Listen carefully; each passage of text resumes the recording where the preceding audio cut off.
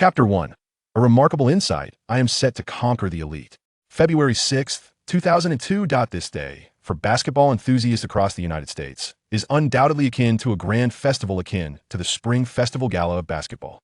The prodigious LeBron James, heralded as the strongest high school player of all time, is set to represent St. Mary High School in a showdown against the equally revered Carmelo Anthony, the paragon of talent, leading Oak Hill Academy. These two nationally recognized superstars, rising celestial beings, are poised to deliver an exhilarating spectacle for the audience this evening. This clash not only epitomizes the collision of talent between Anthony and James, but also signifies a vengeful contest between St. Mary High School and the illustrious Oak Hill Academy. The arena is illuminated as brightly as day. The sidelines are filled with fervent spectators, and even before the match begins, the cheers of the crowd rise in crescendos. An innumerable array of cameras broadcasts this event across the nation. Even the venerable sports media outlet ESPN is participating in this grand live broadcast. Such an overwhelming spectacle is rarely matched, even by the fervor of NCAA's March Madness. It is hard to fathom that this is merely a high school confrontation. Meanwhile, seated on the St. Mary High School bench, Feng appears as an outsider, completely detached from the fervent atmosphere of the game. He seems somewhat bewildered. As Feng gazes around, his eyes suddenly widen in realization. Wait, have I traversed into another world? Then, a rush of memories floods, and it turns out that he has embodied the life of a certain Feng, who ventured across the ocean to pursue the dream of basketball. This former self, after 2 years of relentless effort, finally earned the trust of Coach Damlot of St. Mary High School, securing a coveted spot at the end of the bench. However, this precious position is not without conditions that, if Feng fails to demonstrate his value to the team in the upcoming 10 games, it is abundantly clear that Damlot will expel him from the substitute roster without hesitation. As for the previous 9 games, while Feng's performance has been nothing short of catastrophic, in his 3 minutes on the court, he averaged a dismal 0 points, 1 assist, and 2 turnovers, becoming the team's most reliable waterboy. And today marks Feng's final opportunity to prove himself. A loss would mean expulsion from the team, and his so-called basketball dream would devolve into a mere farce.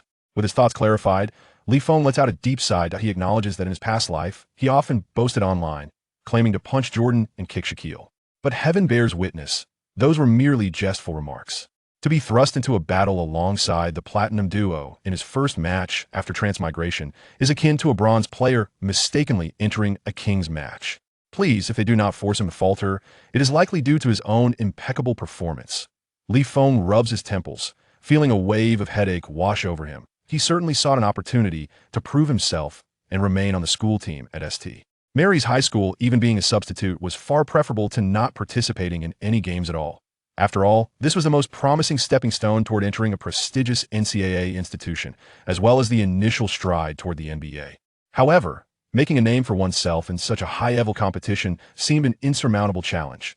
Just as Feng found himself at a loss, a cold mechanical voice suddenly echoed in his ear. Ding! Congratulations, host, on awakening the divine insight system. In the next moment, Feng was taken aback. Had his traveler's Waiga arrived? Divine insight? What did that mean? It felt like some sort of advanced technology system for academic prodigies. He tentatively pondered within his mind. System. Open the attributes panel. Instantly, a vast blue holographic screen appeared before him, displaying his basic attributes. Host. Feng. Age. 18 years. Height. 201 centimeters. Wingspan. 217 centimeters. Insight points. 0. Total skills. 0. There were additional details regarding projection, explosiveness, speed, and strength, but Feng had no time to scrutinize them. Although his static talent was commendable, the system's comprehensive assessment of him yielded a mere B rating. High emotional intelligence. Significant room for improvement. Low emotional intelligence. Lacking. What Feng comprehended most clearly at that moment was the significance of the skills section, as he sensed this might be the key to his resurgence. Though there was no beginner's tutorial, he mused, shouldn't there be a novice gift package or something similar upon awakening the system? Perhaps a magical experience akin to the legendary Michael Jordan. Why did it feel as though he was a traveler without any prestige? Ding!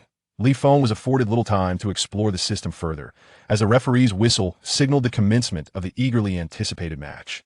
Oak Mountain High School seized the initiative and claimed the opening possession, followed by Anthony stepping forward to receive a pass from his teammate. Although Anthony had only recently transferred to Oak Mountain High School, being a nationally renowned prodigy came with its perks unconditional trust from his teammates. LeBron James advanced, applying pressure in defense, tightly guarding Carmelo Anthony. The two rising stars clashed from the outset, and the cheers from the crowd soared to the heavens. James! James! Melon! Melon! The expansive arena seemed transformed into a stage for their duet. Anthony searched for an opportunity, suddenly breaking through from the right side. Initially, he intended to use his physique to push past James, aiming for a mid-range shot or a layup. However, he soon realized that this individual before him was as robust as a bull, offering no leeway in their confrontation.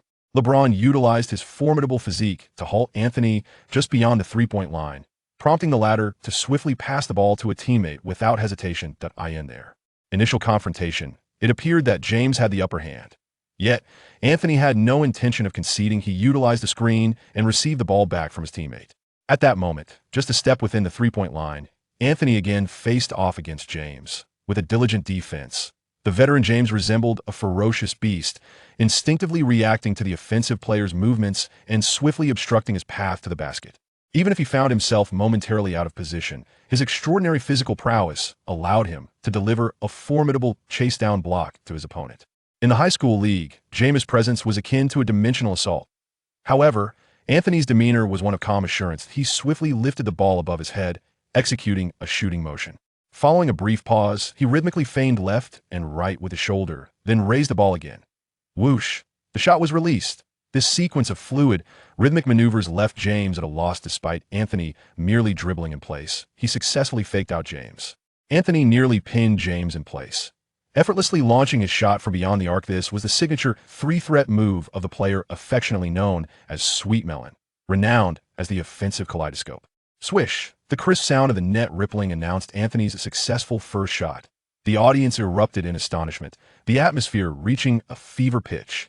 At that moment, Feng widened his eyes in surprise, but not due to the recent basket. Rather, it was the unfamiliar mechanical voice that resonated in his ear once more. Ding! Host has extraordinary insight. Having closely observed Carmelo Anthony's shot, you have comprehended skill A level. Speed variation 3 threats beginner. Chapter 2. James exits, a chance to catch up? Feng was momentarily taken aback, a smile gradually forming on his lips. A warm sensation began to fill his body, subtly altering his innate abilities. Then, in his mind, the understanding of the previous movement became increasingly clear. Every detail of the motion, the coordination of the shoulders, arms, footwork, and gaze while holding the ball, and the rhythm adjustment through reading the defense during the three-threat stance seemed to be skills mastered through Feng's extensive study and training. However, the system's notification sound had yet to cease. Ding! Congratulations, host, for acquiring a skill for the first time. A novice gift package will soon be issued. Insight bonus. Significantly increases the probability of skill comprehension. After comprehending a skill, there is a high chance of discovering its flaws and making improvements. Active until the end of the current match. Ding! The host seems to have identified flaws in the previous movement. After modification by the host, the skill has successfully advanced. Congratulations, host, on mastering the new skill S level. Speed variation 3 threats beginner.Li. Feng stroked his chin, pondering, could it be that I'm truly a genius? If the future Carmelo Anthony is undeniably the textbook of basketball and an offensive kaleidoscope, then the young Melo of today is clearly still in the early stages of his development, his skills yet to be finely honed and somewhat immature. Nonetheless, he is still capable of effortlessly unleashing A-level skills, making him one of the nation's most elite high school players. The fact that the original owner of this body, after years of arduous training, still only garnered a B in the system's comprehensive evaluation speaks volumes about the true value of that rating. A faint smile crept across Feng's face as he dared not imagine how elated he would feel after this game. To comprehend skills, and even to enhance them. In that moment, Feng felt akin to a prodigious talent that one might encounter once in a millennium in a fantastical realm, that he believed that even if he failed to secure his spot on the bench, it would not be of great concern. Seizing the opportunity while the bonus for insight was still in effect, it was far more advantageous to master several advanced skills. This way, even if Feng were to attend a second-tier basketball college in the future, he could still lead his team to the NCAA Elite Eight, much like Stephen Curry did. When the time came for the NBA draft, he might still have a chance at a lucrative lottery pick. In an instant, Feng found himself regarding the system he had previously scorned with newfound appreciation. Anthony, you are formidable, but now you belong to me. With that thought, he could not help but chuckle to himself. Meanwhile, the head coach of St. Mary's High School, Coach Damlot, raised an eyebrow in curiosity. What is this kid so cheerful about? If he recalled correctly, it was the opposing team that had just scored had this young man been bribed by Oak Mountain High School to act as a spy. Damlot scrutinized Li Feng closely, but shook his head slightly. There was no reason to doubt his player. He had witnessed Li Feng's relentless dedication during practice and could sense his genuine passion for basketball equality that could not be feigned. It was precisely for this reason that Damlot held a favorable opinion of this hard-working youth and had granted him an opportunity to shine, that if possible, he still hoped for Li Feng to achieve commendable results. Clearing his throat gently, Coach Damlot said, "Li Feng, be prepared. Today may present you with a chance to showcase your abilities." "Yes, Coach," Li Feng replied, his smile fading as he acknowledged the seriousness of the moment. Coach Damlot's gaze returned to the court. Having provided Li Feng with his final opportunity, whether he seized it was now entirely up to him. The match continued, and ESPN's renowned commentator Mike Dirick exclaimed from the broadcast booth, "Incredible." Anthony executes a difficult contested fadeaway jumper, smoothly sending the ball through the hoop. Despite LeBron's excellent defense, he remained perfectly positioned, yet Anthony still managed to score, with a resounding shout from Dirick, the mechanical voice of the system, echoed once again in Li Feng's ears. Ding! The host's extraordinary comprehension has led to new insights after observing Anthony's 3 threatening movements, earning 100 comprehension points. Ding! The host's extraordinary comprehension, through close observation of Anthony's shooting details, has granted the skill of B-level stable shooting beginner. It appears the host has discerned an issue within the previous actions, and, after modifications, the skill has successfully advanced to a level stable shooting beginner. As the ball changed possession, James immediately responded. With a swift dribble, he maneuvered past Anthony and surged toward the basket. He was like an unstoppable train, ready to obliterate everything in his path. Faced with the towering center guarding the rim at Oak Mountain High School, James fearlessly leaped, delivering a classic tomahawk dunk. Beep! The referee's whistle pierced the air. And one, LeBron James' dominance is among the most formidable in all of history.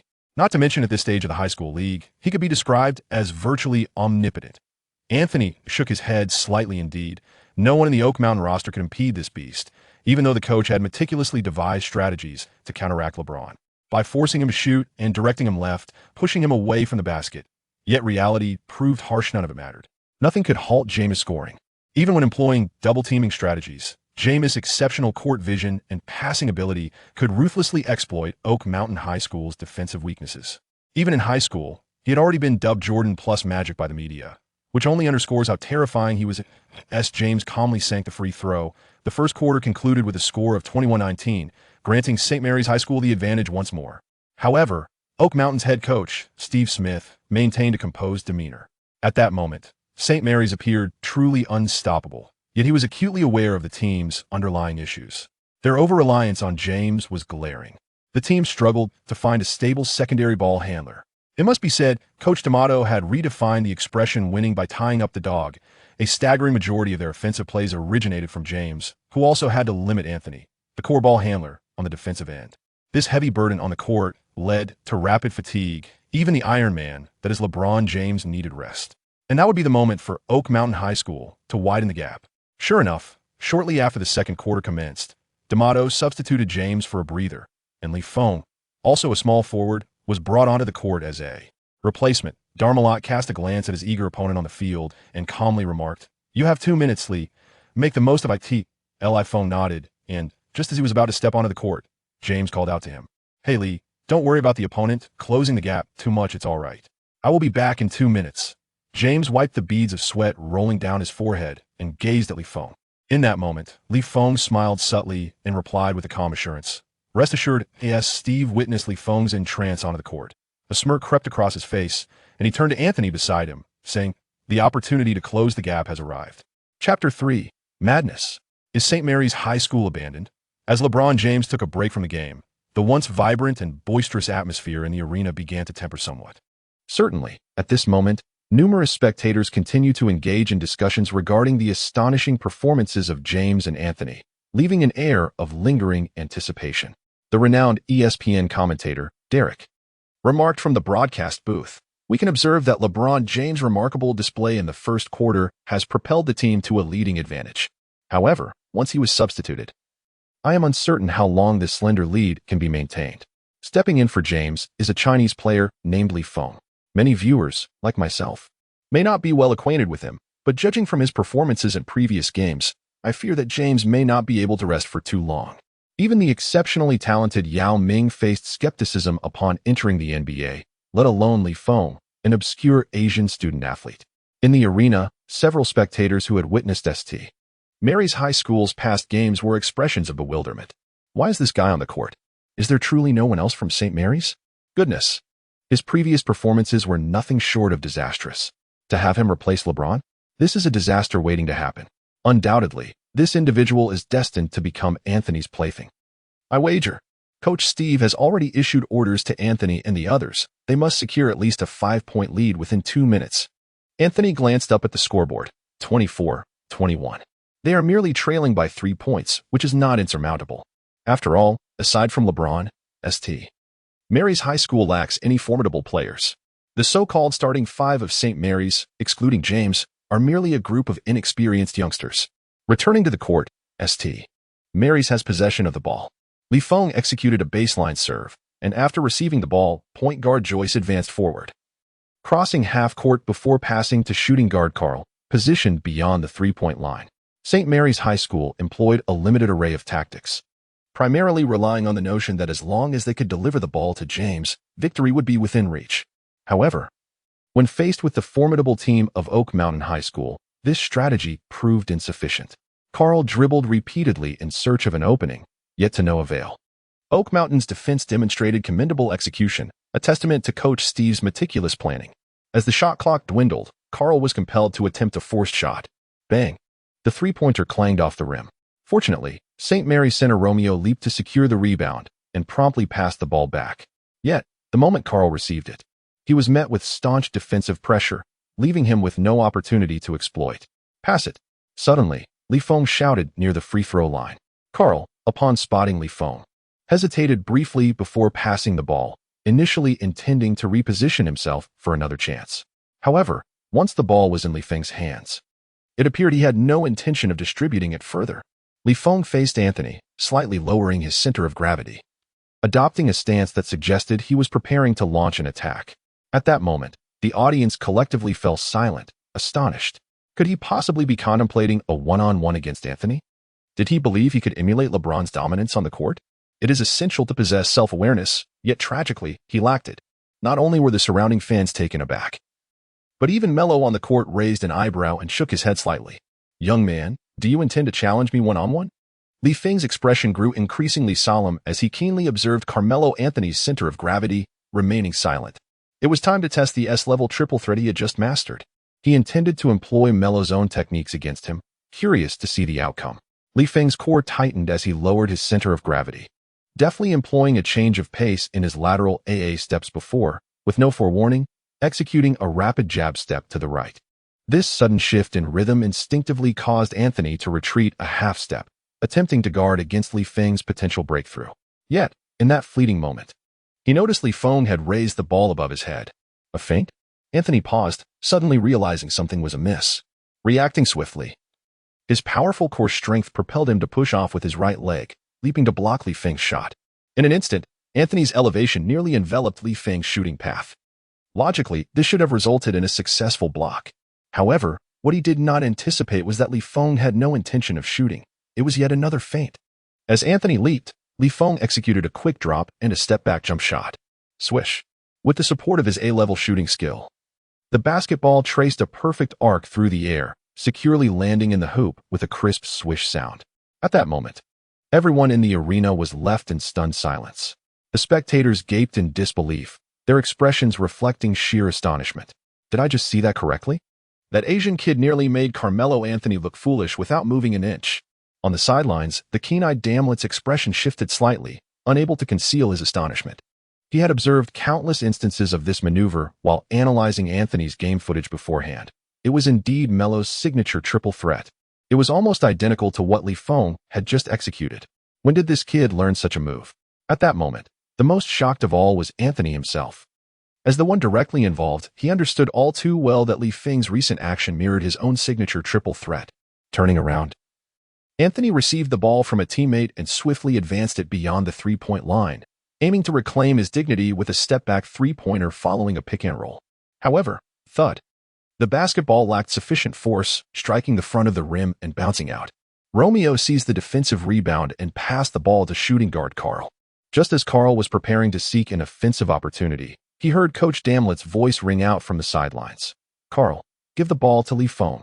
Carl fell silent, grappling with the notion that as a starting point guard, he was to relinquish the ball to a mere water boy. "Are you serious?"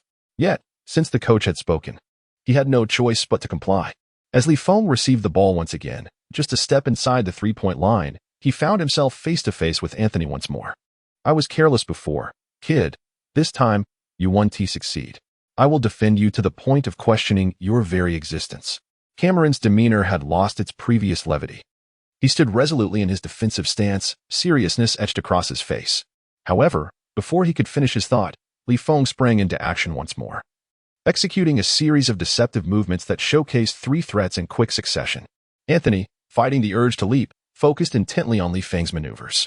Noticing that Anthony remained unperturbed by his feints, Feng suddenly intensified his lateral probing.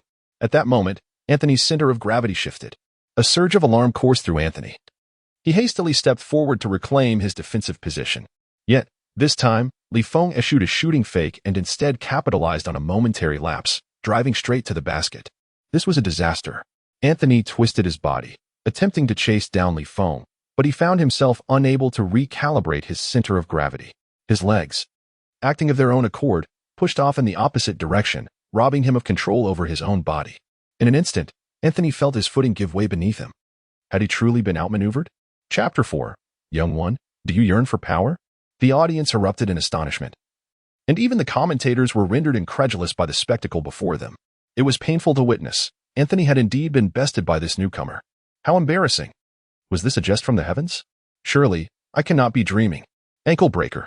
Goodness, this moment was extraordinary enough to be recounted for a lifetime. The players from Norton High stood stunned, momentarily taken aback by Anthony's abrupt fall. Seizing the opportunity, Feng, unimpeded by any defender, swiftly launched a shot at the basket, effortlessly securing another 2 points. As the scoreboard flickered anew, the tally shifted to 28-21. No one had anticipated that. Within less than a minute of LeBron's exit, the point differential would not only fail to diminish as expected, but would instead widen. The unheralded Feng had, astonishingly, scored 4 consecutive points right in front of Norton High's undeniable linchpin, Anthony. Unbelievable. Damlet's expression mirrored his astonishment. He could hardly fathom that Feng, who had struggled in previous games, had suddenly ignited into a remarkable performance. At that moment, just as Anthony rose from the ground, Norton High's head coach, Steve, stood up to signal for a timeout to the referee. The emergence of Feng undoubtedly disrupted their scoring strategy. Currently, the point gap between the two teams has widened to 7. If a timeout is not called at this juncture, it could spell trouble should the opposing team find their rhythm. As both teams returned to the sidelines, the tens of thousands of spectators erupted into a fervor. The roar of applause was deafening, with a synchronized chant of St. Mary High School resonating through the air. Undoubtedly, Feng's unexpected arrival ignited the atmosphere. "Oh, dear God. You truly astonish me. Come here, you rascal." Damlet's smile stretched from ear to ear as he embraced Feng, vigorously patting his back. "I knew you wouldn't let me regret believing in you, would you?" Faced with the fiery enthusiasm of the head coach, Feng coughed lightly and replied with a grin, "Coach, please calm down. You're going to break my back." Damlet chuckled, finally releasing Feng, just as other teammates gathered around to congratulate him with cheerful smiles. Feng's performance during the transitional phase of the match astounded everyone, defying their initial expectations of him. To have the ability to outmaneuver one of the main protagonists of the evening in such a highly publicized event, even compelling the opposing coach to call a timeout. Feng certainly delivered a moment of shock to the audience. It is quite possible that this incident will grace the front pages of various media outlets tonight. Meanwhile, after a brief respite, James nodded in approval of Feng's remarkable display, then turned to Coach Damlet, saying, "Coach, I believe I've rested enough." Observing the eager James, Damlet gently pressed him back onto the bench, patting his shoulder with a slight smile. "There is no rush. I think you can afford to rest a few more minutes." "James, huh?" On the other side, beside the bench of Oak Hill Academy, the players formed a circle, their expressions solemn as they listened to Coach Steve's admonitions. Although Feng's recent performance was indeed surprising, they had to acknowledge that their own attitude during the game had been somewhat complacent. Carmelo Anthony, as the top high school player in the nation, faced no defensive fears on the offensive end. In most scenarios during high school league games, he dominated effortlessly. As a prodigious talent who had risen to fame at a young age, he naturally invested little energy in defense, especially when his opponent shifted from a prodigy like LeBron to an obscure player like Feng. This shift diminished his motivation further. Anthony had not prepared defensively, and with Feng's unpredictable tactics and surprise assaults, losing 4 points to him was merely an unfortunate anomaly. Fortunately, time remained on their side. If St. Mary's High School decided to keep that player named Feng on the court, the directive was clear: target him relentlessly. During the pre-game analysis of St. Mary's players, Steve had only a vague recollection of Feng. Overall, the physical attributes of this Chinese player were unremarkable, presenting weaknesses on both offensive and defensive fronts. Targeting him was undoubtedly a sound strategy. As the timeout concluded, both teams returned to the court. The audience was taken aback to see that St. Mary's small forward was still that yellow-skinned player, rather than James. Did they truly fear that Oak Hill Academy might regroup and focus their efforts on him? As these thoughts raced through the minds of the spectators, Oak Hill Academy prepared for a baseline inbounds play.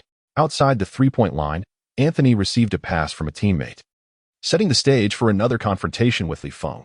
Spread out, Anthony gestured, and his teammates instinctively retreated to the perimeter, creating space for his offensive maneuver. It was evident to all observers that this was a concerted effort to target Feng, though a hint of anxiety flickered in Feng's heart at this moment. For he was acutely aware of the formidable presence of the #1 high school student in the nation, Sweet Melon. Nevertheless, drawing from his past life experience as the king of banter, Feng adhered to the principle of maintaining composure, demonstrating his thoughtfulness by directly inquiring about Anthony's physical condition. "Oh, Anthony, how is your ankle? If it hurts, do not hesitate to seek medical attention. There is no shame in that. Please do not force yourself."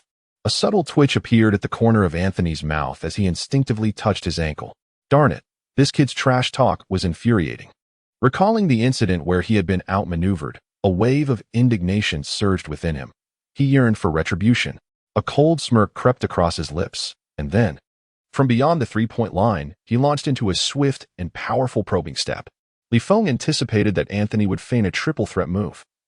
Thus he restrained his instinctive reaction and maintained his center of gravity. When Anthony's initial feint proved ineffective, he suddenly accelerated, executing a more rapid and pronounced probing step to the right. This time, he even shifted his body weight and shoulders in alignment with his footwork, creating the illusion that he was poised to break through. Feng observed Anthony's exaggerated movements and instinctively took a step back.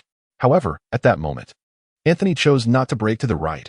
Instead, he executed a swift dribble followed by a rapid pivot, effortlessly evading Feng's defense. He then made an easy mid-range jump shot that swished through the net. Turning his head, Anthony smirked and taunted Feng, saying, "Kid, I can even envision you frantically practicing my signature moves during your training sessions. But face reality, the techniques I possess are beyond your grasp for a lifetime." He believed this remark would effectively counter Feng, shattering his fragile spirit.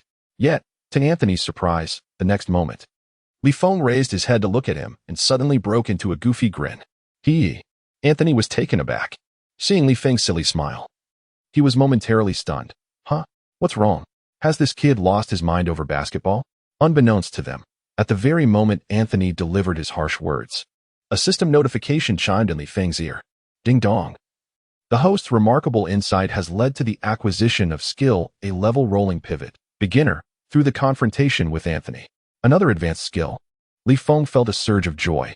Although he had not modified his flaws to enhance his quality, his A-level skills were already formidable. As for the trash talk that Anthony had hurled at him moments ago, it now resonated in Feng's ears as, "Young man, do you yearn for power?" Anthony claimed that he would never exhaust the mastery of his techniques in this lifetime. Feng could only think, is there such a blessing? Observing that his taunts had no effect on Feng, Anthony felt a profound sense of futility, akin to striking a cotton ball. Cursing inwardly at the eccentricity of his opponent, Anthony swiftly resumed his defense. The scouts seated in the audience were captivated by Anthony's performance, nodding in admiration. His offensive prowess was indeed unparalleled. Moreover, his movements were devoid of superfluous actions, simple, efficient, stable, with a flair that defined the essence of Carmelo Anthony. Chris, the scout from Syracuse University, watched in awe as he nodded appreciatively. He recognized that this young man, who had already pledged his future to Syracuse, was destined for greatness. As he observed the game, his pen rhythmically tapped against the thick scouting report, and after a moment, he inscribed a singular line, inimitable. A unique offensive technique. This is the most extraordinary gift bestowed upon him by the divine. Following this offensive play, Derek from ESPN remarked in the broadcast, Carmelo Anthony's offensive maneuvers are utterly unpredictable, defying judgment. I even believe his technical prowess and scoring ability are of NBA caliber. If he enters the NBA draft this year, I'm certain a team would be willing to secure him with a top 10 first-round pick. With his exceptional physical attributes, diverse offensive strategies, and a reliable mid-range shot, he had become the nightmare of every defensive player in high school. Feng was no exception. Defensively, he found it challenging to pose any significant trouble for Anthony, which was a fact. However, on the offensive front, Feng had no concerns about falling silent. This time, Joyce bypassed Karl entirely and passed the ball to Feng, as naturally as he had done when passing to LeBron. Feng positioned himself just inside the three-point line, undeterred by the defense of Carmelo Anthony. He understood that. Like many superstar athletes, Anthony's defensive prowess was not particularly remarkable, even though his newly acquired skills were still in their nascent stage. He believed there would be opportunities to score. Feng once again attempted a similar triple threat maneuver, yet at this moment, Carmelo Anthony displayed a hint of disdain on his face. He acknowledged that he had previously been caught off guard by Feng, but he regarded that as a mere fluke.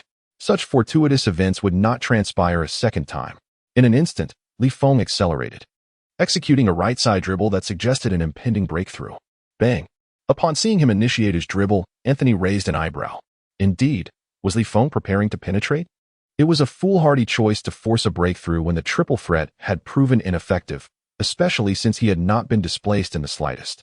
Such an attempt would ultimately squander the offensive opportunity. Anthony retreated a step, positioning his body to obstruct Feng's route to the right. Scoring against him would not be so uncomplicated. However, just as Anthony had completed his positioning, he was taken aback to discover that Feng did not continue his advance as anticipated. Instead, after a single dribble, he executed a swift pivot, completely leaving Anthony behind. Feng's dribbling and swift pivot are executed with remarkable fluidity, akin to the smoothness of melted chocolate. Upon completing his turn, he faces the hoop and releases a shot with precision.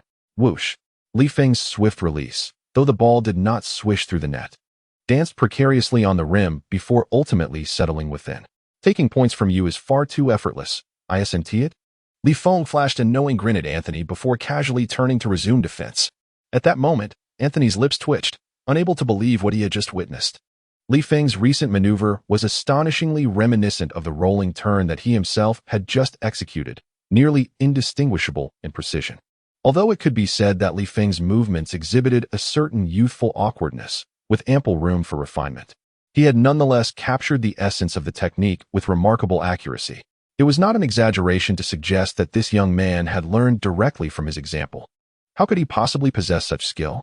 Anthony pondered incredulously, struggling to comprehend the phenomenon before him. Meanwhile, Chris, the scout from Syracuse University, was taken aback, his eyes widening in astonishment. He had previously believed that Anthony was unrivaled in prowess, yet this newcomer exhibited an equally formidable talent. Who was this remarkable player? Following Feng's impressive display, Chris's mind began to race with possibilities. Syracuse University's basketball team, while not particularly renowned within the NCAA, often struggled to attract 4-star and 3-star high school recruits. It was clear that Anthony would soon find himself in need of capable allies. However, this previously obscure player, named Feng, might just be a promising candidate worth pursuing. Although Syracuse University may not be a premier NCAA institution, the availability of full scholarships was not inferior to that of other schools. Given Feng's recent offensive showcases, which nearly rivaled Anthony's comprehensive skill set, he certainly warranted closer attention. Chris nodded slightly, then quietly inscribed Feng's name in his notebook. In the stands, the audience's enthusiasm showed no signs of waning. Feng's consecutive brilliant goals sent the fans of St. Mary's High School into a frenzy. How could such a young lad possess such astounding charm? Initially, they believed that without James in the game, Oak Mountain High would easily catch up or even surpass the score. But what was the reality? A glance at the scoreboard revealed a score of 30-23, a 7-point lead, which was indeed greater than the advantage the team had when James was on the bench. Oh my God, this is utterly insane. I retract my previous assessment of this Asian player. He is nothing short of extraordinary.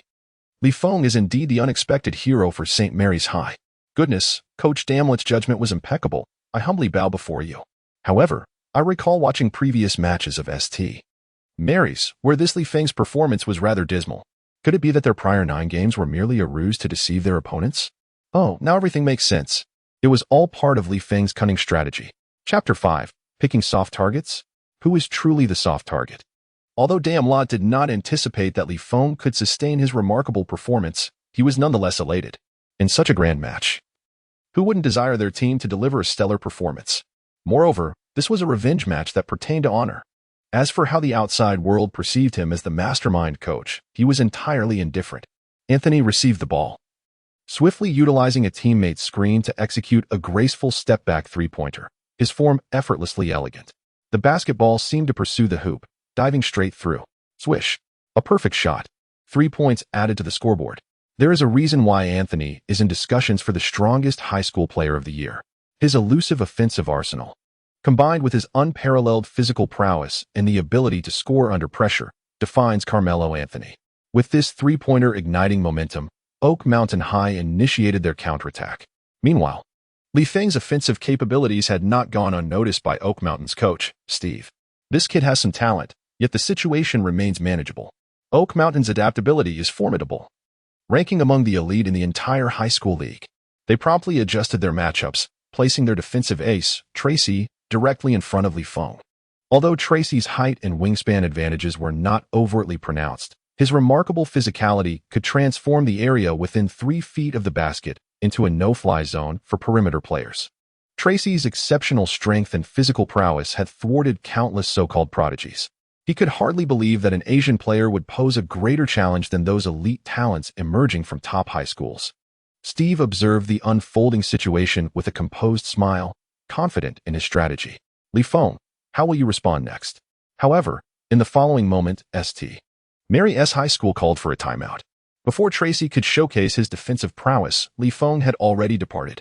In contrast, a fully rested and invigorated LeBron James returned to the game.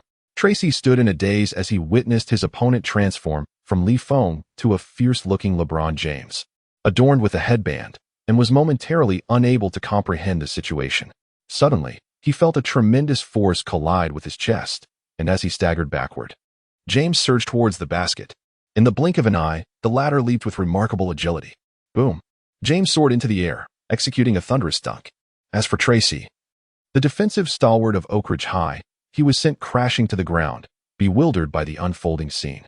Who am I? Where am I? Is this even reasonable? Wasn't the plan to target the soft spots? Am I now the soft spot? On the sidelines, Steve sputtered coffee in disbelief. Is this how we're playing it? He had intended to capitalize on Feng's performance, but to his astonishment, 3 minutes had slipped away unnoticed. LeBron James, having expended minimal energy, was now rejuvenated thanks to Feng's stellar performance, allowing him to rest fully. Now, James was back in top form, ready to dominate. Damn it, he lamented, missing the rare opportunity to close the gap. Steve smacked his thigh and let out a frustrated roar. It's all that kid Feng's fault. Had it not been for his words, Oak Ridge High would have undoubtedly overtaken the score, perhaps even leading by 3 points or more. Yet now, they not only remained at a disadvantage, but also had to contend with the fully charged monster from St. Mary's High School. With a heavy heart, Steve closed his eyes, feeling utterly despondent. Meanwhile, upon returning to the sidelines, Feng was greeted with enthusiastic cheers from his teammates. My God, Feng, you were simply phenomenal. Your performance was outstanding. You truly showed those guys what you're made of. That guy Anthony calls himself a kaleidoscope. I dare say you rival him in every way. I hereby declare you the offensive kaleidoscope of St. Mary's. Amidst the jubilant crowd, Feng smiled serenely, everything exceeding expectations. At that moment, Coach Damlet also wore a contented smile, glancing toward Feng and gesturing for him to come over. Feng navigated through the crowd and approached Coach Damlet. Coach, Feng began. To be honest, Lee, since you joined the team, I have observed every move you make. You are a diligent player, and I truly hope for your success. However, your previous performances have been dismal, exceedingly poor. I find it challenging to convince others to allow you to remain on the team. I had resolved to deliver this harsh news to you after the match. As Damlot uttered these words, he turned to Li Feng, seemingly gauging the shift in his expression. Yet, Li Feng maintained an impassive demeanor, as if he had never harbored any concerns. After a moment, Damlot shifted his tone, abandoning his previous air of mystery, and broke into a broad smile. However, today you have completely transformed my perspective. Well done, young man. I believe there will be a place for you in the future of this team. Now, go take a rest and prepare for your next appearance. Li Feng's recent performance has earned the trust of the coach. He excelled during a critical phase of the team's offense, not only maintaining their advantage, but also significantly widening the score gap. The coach was quite pleased. Li Feng realized that he had likely secured his hard-won position on the bench. Yes, coach, he nodded, before returning to the edge of the substitutes area. On the court, the clash between the two teams escalated into a fierce contest.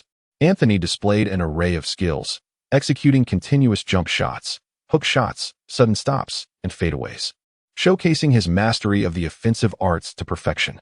Conversely, LeBron, apart from a singular misstep during an offensive play that led to an unjust traveling call by an ill-informed referee, dominated the offensive end, forcefully scoring after penetrating the paint. From the sidelines, Li Feng observed intently, eager not to miss any detail of the game. He felt little desire for victory. Rather, he hoped to make the most of the system's rookie benefits, seizing the opportunity provided by the extra perceptive enhancement to absorb as many advanced skills as possible. However, it remained uncertain whether it was due to Li Feng's distance from the action or the absence of novel skills being employed, as he had yet to receive any notifications regarding the acquisition of new abilities, only a few alerts indicating the earning of insight points. Ding!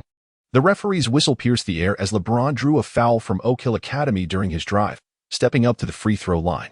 Li Feng rubbed his somewhat dry eyes, and during the brief intermission of the free throw, he opened his system panel. Host, Li Feng, age, 18 years, height, 201 centimeters wingspan, 217 centimeters insight points, 1,400 points total skills, 3 S-class variable speed triple threat, beginner, a 40 probability of deceiving players with a defensive rank of B or lower. The probability decreases against higher-ranked defenders. 0-1-0-0-0. A-class stable shooting. Beginner increases shooting accuracy by 6 for both ball handling and catch-and-shoot situations, and by 12 when in an open state. 0-500. A-class rolling turn. Beginner, a rapid turning maneuver that enhances the host's breakthrough ability by 10. 0-800. Li Feng pondered for a moment and nearly grasped the operational principles of the system. The rarity of skills is of paramount importance, with the highest known skill level being S rank, followed in descending order by a rank, and B rank. It appears that there are no S or A ranks, which seems reasonable as these levels lack a certain prestige. The so-called comprehension points likely refer to experience points that can be allocated at will. Li Feng gazed at the 400 insight points he had just acquired in his system interface, which was sufficient to elevate any of his skills by 1 level. After the upgrade, the effectiveness of the skill would undoubtedly become more formidable. However, his current experience was still limited. Li Feng hesitated slightly, for each of his skills possessed formidable effects, and he was at a loss as to which one to upgrade first to maximize his impact in the forthcoming competition. The S-tier triple threat was undoubtedly the most potent among his current abilities, boasting a staggering 40 evasion probability. Although he had only reached the novice level, he was already able to score frequently from Anthony. However, should he choose to enhance the skill, he would be left with only 400 insight points, rendering him unable to elevate any other abilities. Furthermore, his previous success with the triple threat had made his opponents somewhat wary.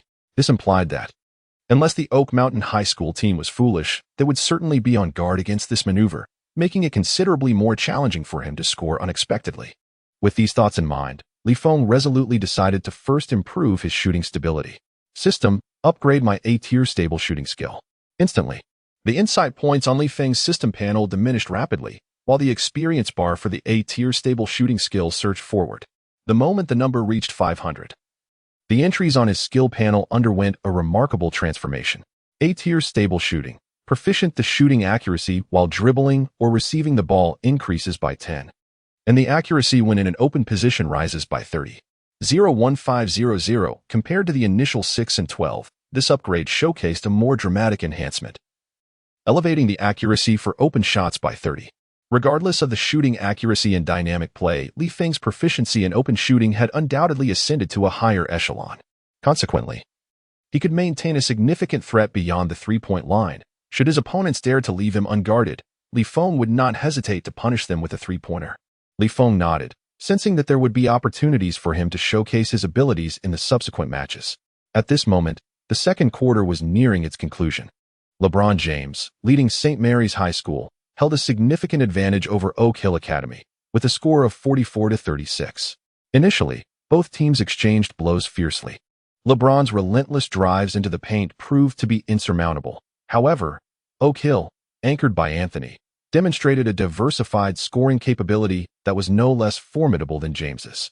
Thanks to Feng's outstanding performance during the transitional phase, the tireless Anthony began to show signs of fatigue. Despite the intensity of the match, Steve had no choice but to substitute Anthony at the end of the second quarter for rest. Once Anthony exited the game, the dynamics shifted. Without his presence, St. Mary's defense faced significantly less pressure. Romeo, stepping up on the perimeter, delivered a resounding block, and shortly thereafter, LeBron executed a vicious chase-down rejection, pinning the ball against the backboard with brutal precision. In a mere span of over a minute, St. Mary's unleashed a 5-0 run, extending their lead. As the half concluded, LeBron James amassed an impressive stat line of 19 points, 4 rebounds, 6 assists, and 1 block, while the audience marveled at his performance, declaring him a future NBA superstar. Both spectators and commentators could not help but focus on the extraordinary Chinese forward, Feng, who had only played for 3 minutes, yet managed to score 6 points on 3 attempts. Had it not been for his sudden emergence, applying immense pressure on Oak Hill's offense and continually wearing down Anthony, the contest would undoubtedly have remained much more competitive. It would not be an exaggeration to say that it was after Feng took the court that the scales of victory began to tilt ever so slightly in favor of St. Mary's. During halftime, the cheers of St. Mary's fans resonated throughout the arena, almost threatening to lift the roof off. Meanwhile, Derek, a renowned ESPN commentator, smiled at the camera and remarked, "In the first half, the performance of St. Mary's players was nothing short of perfection. LeBron James has certainly lived up to the fans' expectations. With his explosive athleticism and exceptional court vision, he rightfully earns the title of the greatest high school player of all time." However, while I anticipated James's stellar display, I was genuinely surprised and delighted by the Asian player named Feng. Each of his offensive moves seemed to challenge Anthony, mirroring his actions. Honestly, I eagerly await how he will continue to match up against Anthony in the upcoming moments of this thrilling game. Dirk's remarks resonated deeply with many spectators. Indeed, Feng was an unexpected delight in this match. The atmosphere at St. Mary's High School was vibrant, with every face glowing in anticipation of a preemptive celebration of victory. However, such bliss was ephemeral. As the third quarter commenced, Coach Steve made tactical adjustments, implementing a 2-3 zone defense specifically designed to curtail LeBron James's formidable drives. It is universally acknowledged that the most effective counter to a zone defense is shooting. If one can score, even the most robust defensive formation can crumble. Yet, at this moment, LeBron James found himself struggling to find the net. Chapter 6. Hello? Is this 911? I've been scammed. Bang. Crash. Thud. On the court, LeBron James's ironclad resolve clashed fiercely with the rim, igniting sparks in the process. He simply could not score truly, he could not. Beyond the three-point arc, LeBron was left completely unguarded, yet this only intensified the psychological pressure he felt. In truth, he had a modicum of proficiency with mid-range shots. He was not like many players who relied solely on physical prowess. However, with three-point shooting, the young LeBron was akin to a lottery shooter. Essentially, he was at the mercy of chance. This predicament is not exclusive to LeBron. Most athletes who possess physical gifts far exceeding their peers often lack a reliable shooting technique. Dwayne Wade, dubbed Flash, had a shooting form in high school that could only be described as catastrophic, as he rarely needed to shoot from beyond 3 feet. No one could impede his relentless drives to the basket. In short, they matured too swiftly and too powerfully, leaving little room for the refinement of shooting skills. In contrast, LeBron's shooting ability could be considered commendable. He once executed a remarkable long-range shot to win a game against Lenny Cook at the ABCD camp in 2001, leading his team to a stunning comeback. Yet, it was evident that luck was not on his side today. After 3 consecutive misses, LeBron recognized his poor shooting touch and wisely refrained from forcing the issue. As a pioneer of brotherhood basketball, he understood the importance of trusting his teammates in such moments. Karl catch.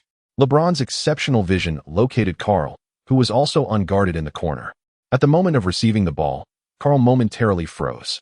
Goodness, only 2 seconds left. The corners of Karl's mouth twitched. Passing the ball was out of the question, as it would result in a violation. With no time to contemplate further, he braced himself and shot. However, perhaps due to the brief adjustment period or the unexpected nature of LeBron's pass, this shot, unsurprisingly, also clanked off the rim. Bang! The sound of the ball striking the rim echoed through the gym, but this time, Romeo failed to secure the rebound. Oak Mountain High School swiftly launched a counterattack. A pass, a fast break, 2 against 1. Anthony shouted as he sprinted to the front court with remarkable speed. In the moment he received the ball, Anthony executed a change of pace Euro step, maneuvering past his opponent, and then delivered a beautifully smooth layup that sent the ball into the basket. Swish. The scoreboard flickered to life again. Within just 2.5 minutes of the third quarter, Oak Mountain High School had narrowed the gap to 46-44, trailing by a mere 2 points. Meanwhile, St. Mary's High School struggled to find their rhythm offensively. Aside from LeBron's powerful drive into the paint, where he scored 2 points despite the triple coverage, they had failed to add any further points. Although LeBron could continue to penetrate the interior and draw fouls, it was impractical to rely on this strategy for every possession, as it would deplete their energy reserves. After all, St. Mary's High School required LeBron to contribute defensively as well, necessitating that he maintain his stamina at optimal levels. Mellow. The cheers from Anthony's fans began to overshadow all other sounds. Coach Damlot sat on the sidelines, visibly pained. His team's power forward and center possessed minimal shooting ability, while LeBron's long-range shooting was also erratic. Karl and Joyce, the team's few outside shooting threats, were both experiencing an off night, consistently missing their attempts. Timeout.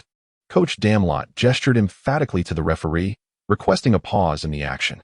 Upon returning to the bench, LeBron's expression was largely inscrutable, although a hint of disappointment lingered. He remained composed. He retained confidence in his abilities, believing that he could leverage his physical advantages to penetrate Oak Mountain's zone defense and draw fouls. However, the allocation of energy was a concern, and unless absolutely necessary, LeBron was reluctant to resort to such tactics. At that moment, Damlot turned to his players and spoke deliberately. "I am not blaming anyone, but I need you to understand one thing. I need you to get that damned ball through the hoop from the perimeter. We cannot allow them to execute their zone defense against LeBron with such impunity. Karl, Joyce, you both must seek every opportunity to score. I cannot bear to see their interior defense standing there with 5 players." The expressions of Joyce and Karl were peculiar, revealing their discomfort. "Coach, it's not that I don't want to. It's just that I truly cannot." The 2 defenders on the perimeter were not entirely neglecting the St. Mary's guard. In fact, as Joyce and Karl prepared to shoot, the players from Oak Hill High School slightly extended their coverage. They did not have completely open opportunities to shoot. And coupled with their subpar shooting performance that evening, it was genuinely challenging for them to score. The team found themselves in a quandary, but at that moment, Feng stepped forward and said, "Coach, how about I give it a try?" The others turned to look at Feng, who had suddenly spoken up, momentarily taken aback. "You?" They hesitated. Even LeBron James displayed a hint of doubt on his face. This was understandable, as Feng had made only 2 out of 10 shots in the previous 9 games, a shooting percentage that was less effective than allowing James to take his chances. However, after a brief hesitation, the coach nodded slightly, saying, "All right, Feng, you've earned this opportunity. I believe you might be able to try at the 4 position. If you can indeed break the deadlock, you will have made a significant contribution, perhaps due to Feng's remarkable performance in the second quarter." His self-recommendation did not raise too much skepticism among the team, and they even held a glimmer of hope.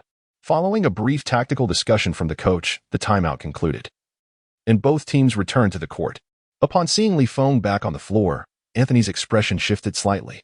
Earlier, Coach Steve had informed them that there were no more than 3 players with shooting capability on the entire St. Mary's roster, and Feng was not among them. Based on their prior research, Feng's shooting accuracy in the preceding games had been dismal. There was no need to defend him. It was utterly unnecessary. After Feng was adjusted to the 4th position in the team, Oak Mountain High School maintained their zone defense, primarily focusing their defensive efforts on Karl and Joyce.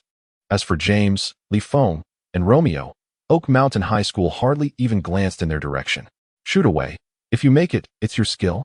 As Oak Mountain High School once again set up their 2-3 zone defense, the audience was left in a state of disbelief. Not again. Have they truly bet on the fact that James can't make a shot? In the third quarter, the shooting touch of St. Mary's High School was frigid, making it extremely challenging for James to perform. What could he do? Would bringing Feng in make a difference? He had played quite well in the second quarter. At that moment, a knowledgeable spectator beside the court mysteriously interjected, "Brother, it's clear you haven't watched St. Mary's previous games." Feng's shooting ability pales in comparison to James's. As far as I remember, he has hardly made any shots. Is it really that exaggerated? Wouldn't that make St. Mary's offensive space even more constricted? This is disastrous. Joy sought opportunities for an open shot from the perimeter, but the chances were slim. He subsequently passed the ball to Carl, who, fearing blame, passed it to James. After a series of dribbles searching for a breakthrough opportunity, James found it equally difficult to advance. With only 3 seconds remaining, he passed the ball to the unguarded Feng on the wing. Anthony, seeing that the final shot was entrusted to Feng, subtly shook his head and turned to his teammates, saying, "Prepare for the rebound." Meanwhile, Feng, observing the vacant defense before him, gradually lifted the ball to his chest, executing a fluid motion with his elbow and wrist. Whoosh! Beyond the three-point line, the basketball arced gracefully through the air. In the next moment, it swished cleanly through the hoop. Swish! A crisp sound of netting echoed throughout the arena, leaving the St. Mary's players momentarily stunned. Wait, did that ball actually go in? The 3 players positioned for the rebound stood in shock. And even Romeo was taken aback that Feng had indeed made the shot. The knowledgeable spectator's expression darkened. What sheer luck is this? How could he possibly make that? Feeling a flush of embarrassment, the spectator cleared his throat and remarked nonchalantly, "Ahem, everyone has their lucky moments. Don't be hasty. He may not be so fortunate again." After Feng scored this basket, the morale of St. Mary High School significantly improved. However, at this moment, most people, including Anthony, still believed that it is customary for every family to enjoy a meal of dumplings during the new year. Feng was merely an inconspicuous bench player, lacking the prowess to influence the outcome of the game. As Anthony, utilizing his teammates' screens, penetrated the lane and executed a deft pivot to score, Feng found himself once again unguarded. "Brother, receive the pass." James swiftly executed a bounce pass, delivering the ball into Feng's hands. The players from Oak Ridge High School had unwavering faith in Coach Steve's strategy. They firmly believed that Feng was incapable of scoring.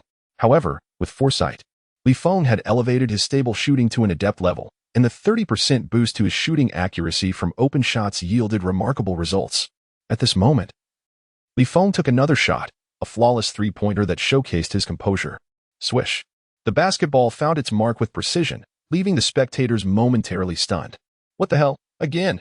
At that instant, the audience member known as Dong Gu was left speechless, sitting in the stands in disbelief. This can't be right. I distinctly remember witnessing him miss previously. It was utterly unfathomable. In the ESPN broadcast booth, Derek's mouth slightly agape, he expressed his astonishment. "Oh my God. This player named Feng has just sunk another three-pointer. He has now attempted 5 shots, hitting every single one for a total of 12 points. I genuinely believe that having such a player on the bench is an egregious waste of talent. He consistently steps up when St. Mary's High School needs him the most. Where can one find such a gem? I believe Coach Dumlett should give this Asian forward more opportunities. He is truly a delightful surprise." On the sidelines, Coach Steve of Oak Ridge High School took a deep breath. Glancing at the analysis report on Feng, he felt an urge to call for help. Was this what they meant by lacking offensive abilities? By lacking shooting capabilities? By lacking analytical value? Was this a cruel joke? Yes, I feel deceived. This Feng is putting on a performance. Regardless of whether Feng was merely fortunate or genuinely skilled, Steve dared not gamble any longer. He shouted onto the court, "Anthony, keep a close watch on this kid. Do not grant him any further shooting opportunities." Damn it. Anthony muttered under his breath but simply nodded heavily. The reality of hitting consecutive three-pointers with nothing but air was indeed tinged with an element of luck, a fact that Feng was acutely aware of. Previously, when faced with defenders who maintained their positions, his shooting percentage hovered around a mere 20%, a truth that could not be denied. He was genuinely lacking. However, the concepts of contested shots and open shots were fundamentally distinct. Feng's proficiency in open three-point shots approached 50%. allowing him to reliably score 2 out of every 4 attempts. Although this 30% increase in shooting accuracy did not elevate his three-point threat to an elite level, it was certainly sufficient to trouble Oak Mountain High School. The consecutive three-pointers disrupted the opposing team's rhythm, causing their three-man perimeter defense to falter, thus shattering their established formation. This provided James with ample room to maneuver. At that moment, the paint seemed like his personal domain, where he effortlessly navigated with his powerful, robust physique. Despite Anthony's relentless efforts to score, nothing could hinder the fully unleashed James from seizing control of the game. Damlot, seated on the sidelines, wore a faint smile, his gaze towards Feng revealing a look of approval. This kid truly delivered. With a resounding slam dunk from James, the game reached its conclusion. The commentator rose, exclaiming, "Incredible! James has capped this match with a signature, rim-rattling dunk." The final score stands at 87-79. Let us congratulate St. Mary's High School on their victory. Before tens of thousands of spectators, countless cameras flashed in a dazzling display of light, undeniably marking this as an extraordinary match. James amassed a remarkable stat line of 36 points, 9 rebounds, 8 assists, 1 steal, and 2 blocks, while Anthony secured an impressive 34 points, 11 rebounds, 4 assists, and 1 block. The two prodigious talents matched each other in individual performances, both equally formidable. Yet, the final scores of the two teams revealed a disparity. At that moment, Anthony placed his hands on his hips, gazing helplessly at the scoreboard above, his expression tinged with melancholy. 8 points. They had fallen short by just 8 points. If it were not for that unassuming player named Feng, victory would have undoubtedly been theirs. What troubled Anthony even more than the loss itself was the presence of Feng. Losing to LeBron James would have been acceptable. Basketball inherently involves both victories and defeats, and succumbing to the chosen one is not disgraceful. Yet, losing to a mere water cooler attendant was a blow to the psyche. Anthony turned his gaze towards the celebrating St. Mary's High School team, vowing that should he encounter Feng again, he would not hesitate to obliterate him. He absolutely would. Chapter 7. The Secret Weapon. Who is this Feng? The long-standing rivalry culminated in a resounding victory for St. Mary's High School, with the thunderous applause of thousands of spectators reverberating throughout the arena.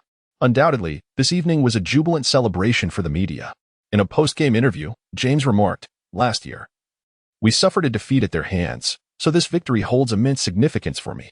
We triumphed, despite the match being exceptionally challenging, yet we emerged victorious in the end." Anthony and his team are formidable adversaries, excelling in both offensive strategies and in-game adjustments. They performed remarkably well. I eagerly anticipate the opportunity to face them once more in the future. At this juncture, my dear brother Feng delivered an impeccable performance today. Without his remarkably efficient contributions during critical moments, our victory would not have been so effortless. Absolutely not. Frankly, I believe he is the true hero behind our success in this match. The reporters were momentarily taken aback, astonished that James attributed the victory to a bench player. As the darling of the media, it is no exaggeration to say that LeBron James was the unequivocal focus of the evening. At this moment, his ability to elevate his teammate to the forefront speaks volumes about his extraordinary emotional intelligence. Although James's remarks may have seemed slightly self-promotional, upon closer examination, the reporters recognized the truth in his words. Both Anthony and James delivered performances worthy of the history books. Yet it was Feng who truly influenced the course of the game.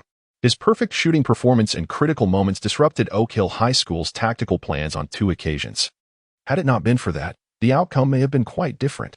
James's good friends, Joyce, Romeo, and others also expressed their surprise and admiration for Feng's outstanding display. In this match, Feng recorded a modest tally of 12 points, 3 assists, and 1 rebound, seemingly unable to be compared with the resplendent statistics of LeBron James and Anthony. However, all who witnessed the contest could not overlook the intrinsic value behind these numbers. After the game, Coach Damlot, when faced with questions from the press, responded with a smile, stating, "Feng is undoubtedly our secret weapon. His performance today is not a fleeting moment. He will undoubtedly excel further in the future and assume a more significant role within the team.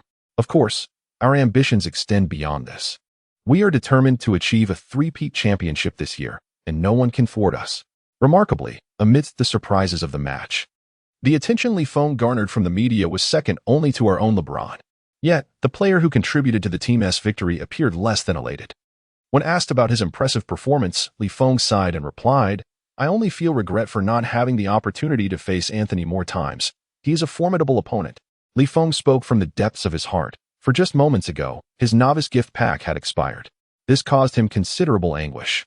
Alas, he had only managed to acquire a mere 3 advanced skills, and the heartache was truly unbearable. Feng's words were heartfelt. He genuinely wished for more opportunities to face off against Anthony, hoping to replicate some of his skills. However, to others, this sentiment sounded quite different. Not enough encounters with Anthony? What could that possibly mean? Do you believe Anthony has not suffered enough at your hands? In their previous encounters, Feng had consistently held the upper hand. Thus, when these words reached the ears of the onlookers, they were tinged with a sense of arrogance. Are you hoping to completely obliterate Anthony's standing in the game by demanding even more matches? On the other hand, when reporters interviewed Anthony, his response was rather blunt. He wrinkled his nose, disdain evident on his face, and declared, "I detest that guy. If I encounter him again, I will not hesitate to annihilate him, absolutely."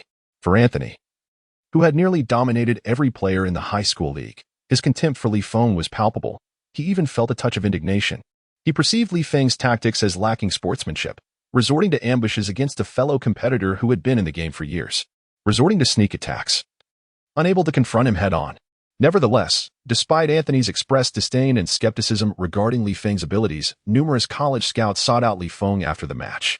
This year marked the final chapter of Feng's high school career, as he prepared to enter the NCAA League next year. Unlike superstars like LeBron James, Anthony, or Amare Stoudemire, who had garnered attention since their freshman or sophomore years, Feng had only recently emerged from obscurity. In essence, courting Feng would prove far easier than enticing those established prodigies. While a single match cannot define a player, given the minimal sample size and significant randomness, Feng's showcased offensive prowess was undeniably impressive, reminiscent of a young Anthony. Even if Feng never becomes a dominant ball handler like Anthony, he certainly possesses the potential to be a reliable sixth man. Such promise is more than enough to attract the interest of college scouts, who would be wise to secure a commitment early on, as there is no harm in ensuring future prospects. Moreover, this is not a final decision. If Feng's subsequent performances falter, retracting an offer would not be too late. Among the scouts eager to recruit Feng was Chris from Syracuse University. As the crowd gradually dispersed, he approached Feng and handed him his business card. "Hello. Allow me to introduce myself. I'm Chris. I just witnessed your performance, and wow, I must say it was impressive. However, I assume you have no intentions of entering the NBA draft this year? In this era, it is permissible for high school students to bypass college and enter the draft, though few players choose such a path. Even the talented Ronnie Cook ultimately failed to secure a spot in the second round. The influence of personality factors is indeed significant, yet it subtly underscores the challenges faced by high school students in the draft process. In the eyes of the management teams across the NBA, regardless of one's prowess, one remains merely a high school student. The transition from high school to NCAA represents a formidable hurdle, as does the leap from NCAA to the NBA. To illustrate, overcoming this threshold is akin to the distinction between the foundational stage and the golden elixir, or the leap from the golden elixir to the primordial infant. From the perspective of a primordial infant master, the foundational stage is simply that, a foundational stage, aspiring to ascend from the foundational to the primordial infant level. While seeking recognition for such an extraordinary feat is a pursuit only achievable by those possessing innate celestial bodies or prodigies that arise once in a century, such as LeBron James during his senior year. After all, even a once-in-a-decade talent like Anthony did not bypass college. Thus, it is entirely reasonable for Chris to assume that he would not enter the draft directly. Furthermore, Feng is acutely aware of his current capabilities. A single stellar performance in a game will not substantially elevate his draft stock. Moreover, his skills, techniques, and physical attributes have yet to reach NBA caliber, and his system's overall evaluation remains at AB. It would be more prudent to replicate additional skills before entering the draft. Indeed, I do plan to play in the NCAA for a year. Upon hearing Feng's response, Chris smiled and remarked, "That is splendid. I wonder if you might be interested in learning about Syracuse University. You may not have heard of us, but I assure you, unlike those who merely engage in empty rhetoric, I come with absolute sincerity."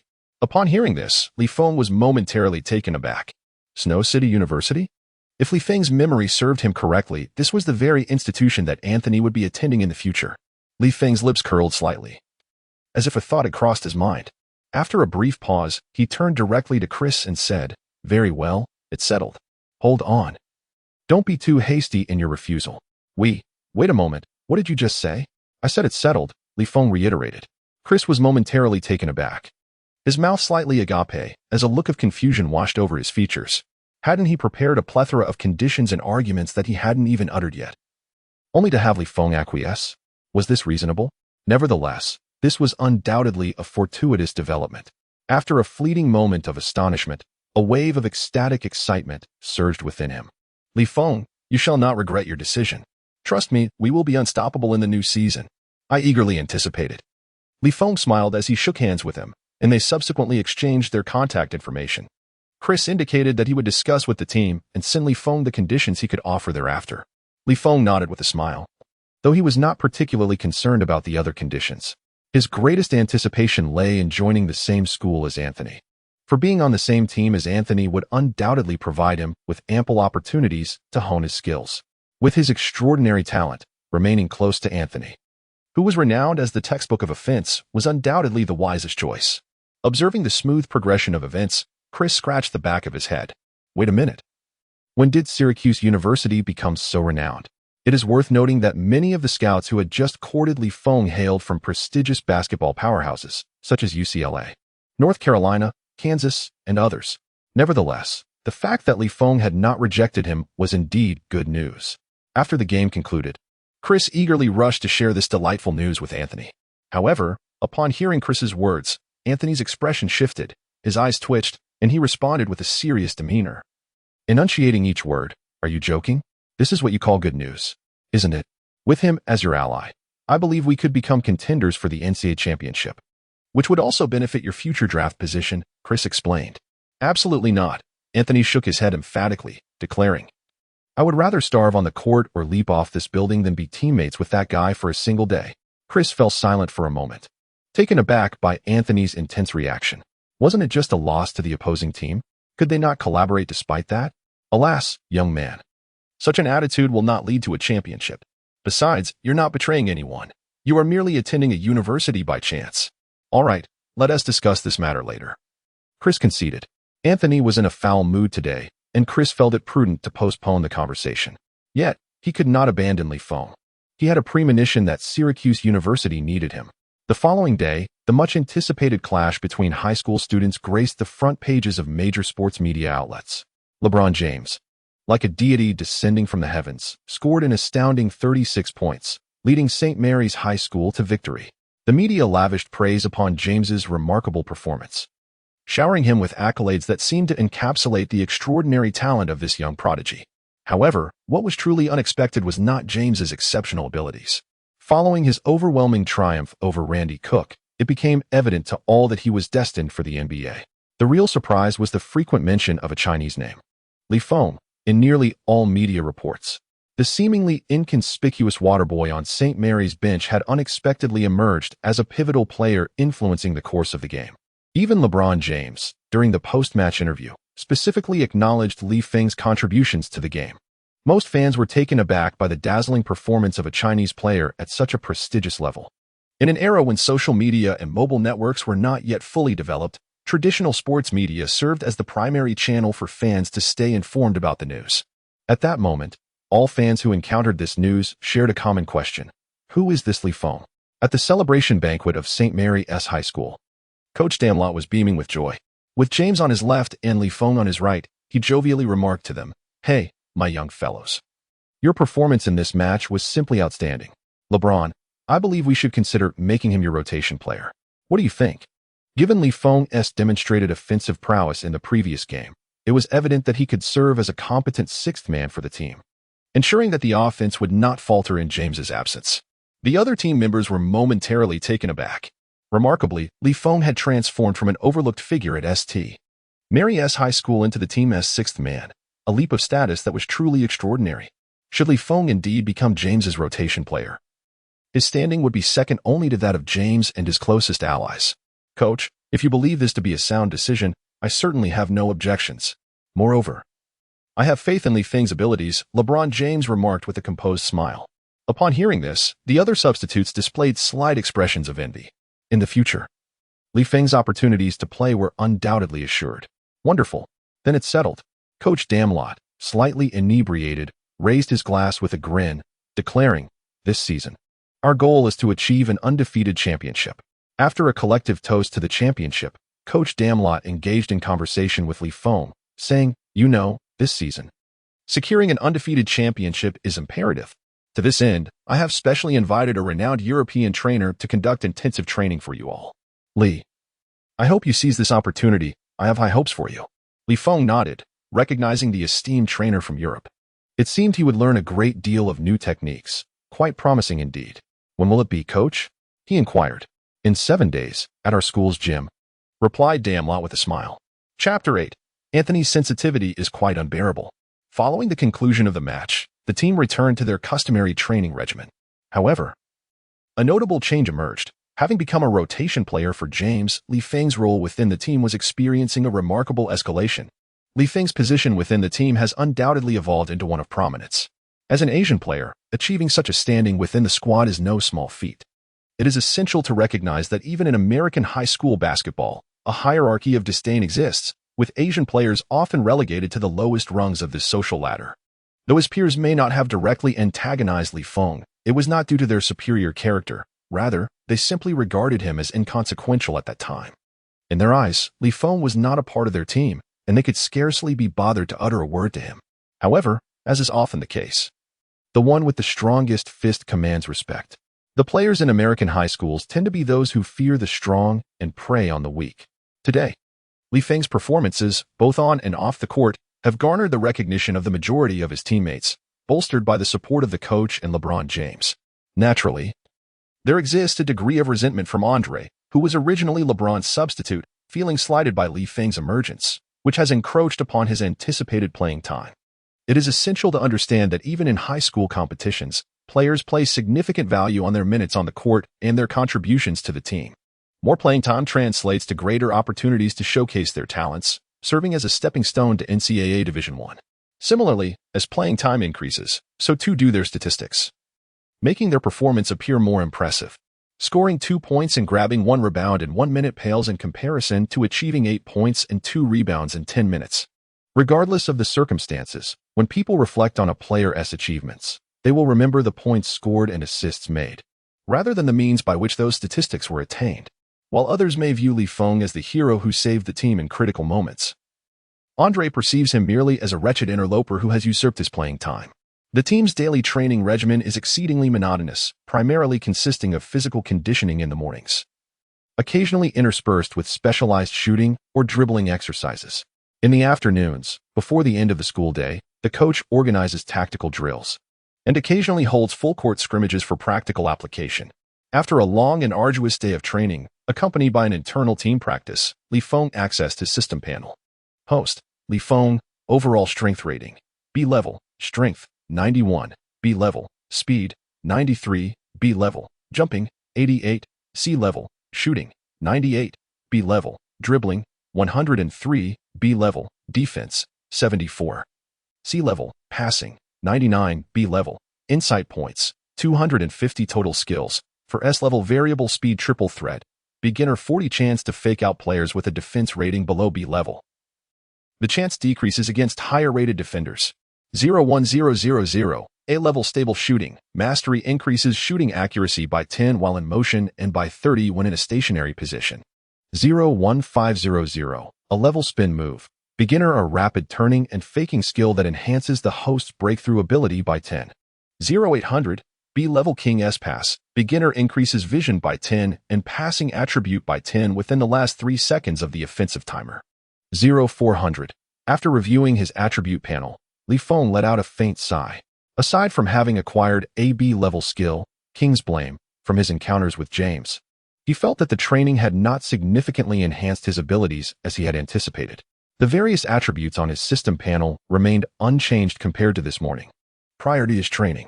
Interestingly, he did not grasp this new skill while engaging in a match against James. Rather, it struck him suddenly while he was seated on the bench, observing the game. The same applies to the newly acquired 150 insight points. Feng found himself somewhat perplexed as to why observing from the sidelines could offer a superior understanding. Could it be that, when immersed in the fray of the competition, A fraction of his focus is inevitably diverted by the myriad elements of the game, preventing him from fully dedicating himself to the analysis and mastery of skills.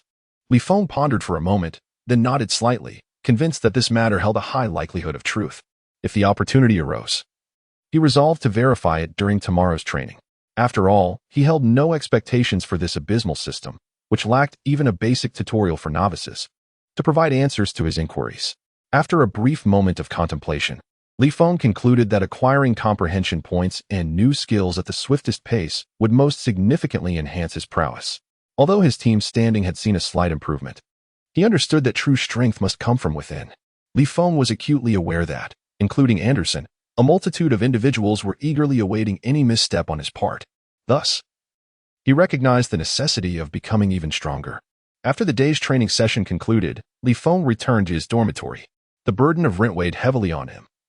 Having just traversed into this realm, his monthly living expenses barely sufficed. Nonetheless, the dormitory was acceptable, as it was conveniently located near the school's training facility. Feng consoled himself while rummaging through his cabinet for a protein bar to consume. To be candid, these protein-laden bars were far from delectable.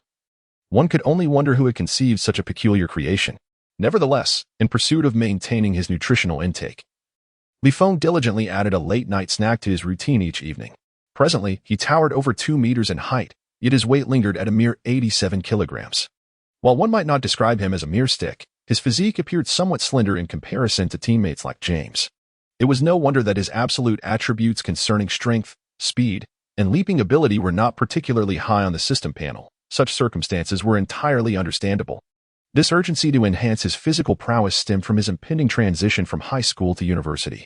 While his physical capabilities sufficed for the current intensity of the league, he pondered the challenges that awaited him in the NCAA, where the competition would undoubtedly be elevated. The last thing Feng desired was to struggle to adapt in the NCAA and find himself cast aside by the team's coach. At that moment, a phone call interrupted his thoughts. Upon answering, he heard Chris's voice on the other end. Feng, I apologize for disturbing your rest. I called to discuss the terms the team has offered you. No problem, what are the terms? Feng inquired.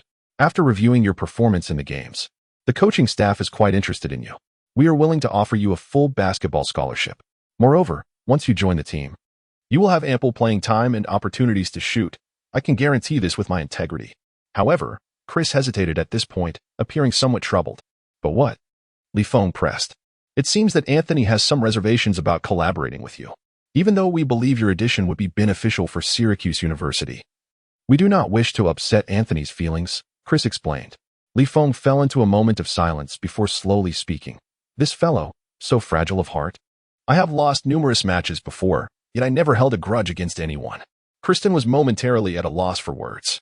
He silently lamented, Brother, do you realize that you humiliated him in a century battle viewed by millions? This is not a typical match.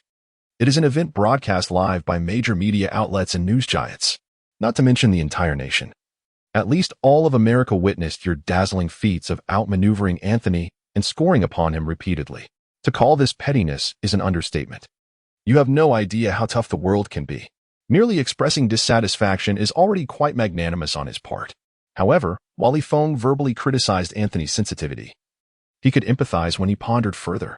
If he were in a position where he was thoroughly outperformed, he would surely wish to reclaim his dignity in a fair manner during the match, rather than hoping the opponent would join his team. Ah well, there is still some time before entering the NCAA.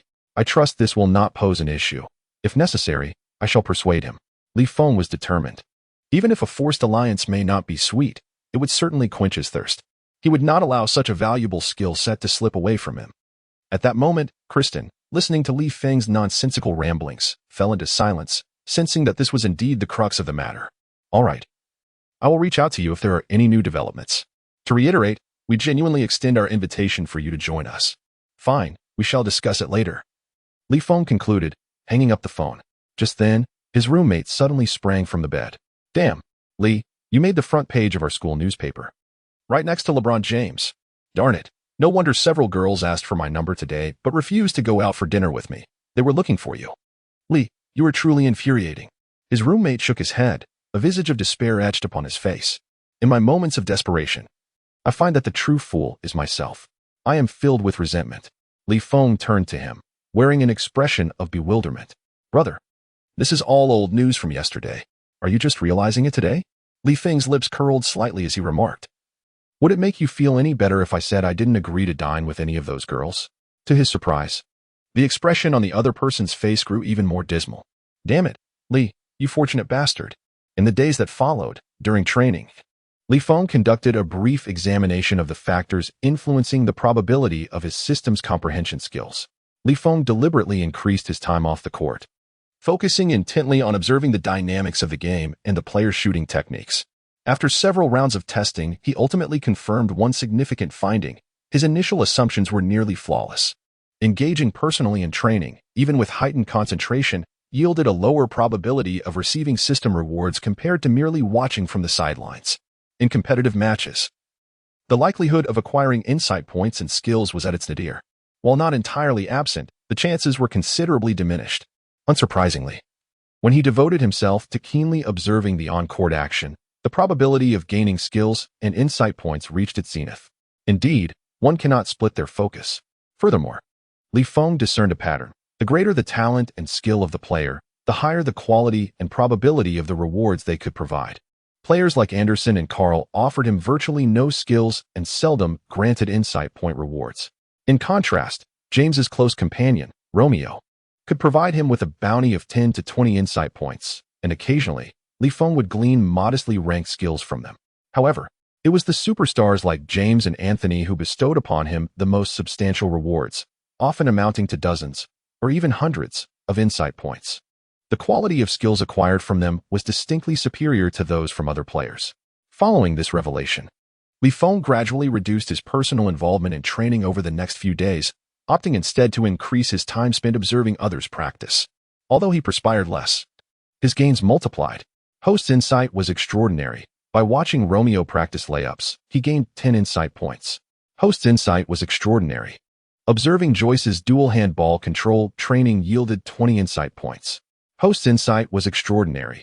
Closely watching James execute a driving layup resulted in a remarkable acquisition of 100 insight points. Li Feng has adeptly seized the opportunities presented by the system, transforming these insights into his immediate combat capabilities. After diligent allocation of his skill points, he has elevated his proficiency beyond the rudimentary level in several skills. Notably, the stable shooting technique, which serves as the cornerstone of Li Feng's game, has been honed through extensive practice, resulting in an ascension to elite status following the allocation of most of his recently acquired insights. Interestingly, although there has been no direct enhancement of his physical attributes, his overall strength evaluation has surged from AB to AB grade. Basketball, being a multifaceted sport, is influenced not only by physical prowess but also by skill, which serves as a crucial metric of performance. This phenomenon mirrors Anthony's ability to compete with LeBron during his rookie season in the NBA despite lacking comparable physical attributes. Chapter 9. Scoring a point is indeed a challenge. So I shall aim for 3 instead. Host, Li Feng, overall strength evaluation. B, attributes, insight points, 10 total skills, 5 S-class change of pace triple threat, proficient 45 chance to deceive players with AB defense rating or lower. The probability decreases against higher-tier defenders. 01800, A-class stable shooting, elite increases shooting accuracy by 12 while dribbling and by 38 when in an open state. 02000, A-class spin move, proficient a swift spinning maneuver that enhances breakthrough capability by 17. 01500, B-class King's Pass, proficient increases field vision by 15 and passing attributes by 15 in the last 3 seconds of offensive time. 0800, C-class close range hook shot, proficient increases the probability of making a hook shot within 3 feet of the basket by 3. 0400 at this moment, Li Feng accessed his system panel, focusing intently on the attributes of his skills. Over the past few days, he has truly exhausted all his insight points, dedicating every last one to enhancing his skill proficiency. The current B-grade assessment of his overall strength is a testament to his tireless efforts and dedication. Li Feng possesses a commendable foundation of physical attributes, with a system evaluation rating of B, which aligns with the average standard of high school leagues. Currently, within the realm of St. Mary's High School, he faces virtually no adversaries on the offensive front. Apart from the extraordinary LeBron James, Li Feng effortlessly punishes any defender matched against him with his exceptional basketball prowess. Were it not for his current defensive shortcomings, he would not hesitate to assert that an A rating would be entirely warranted for his offensive capabilities. On the 5th day following the monumental clash, St. Mary's High School encountered a new opponent, Norton High School. Having triumphed over the prestigious Oak Hill Academy, St. Mary's boasted an impressive streak of 14 consecutive victories. Norton High School, too, held a commendable record of 12 wins and 2 losses, featuring the star interior defender, Johnson, alongside a reliable cadre of perimeter shooters.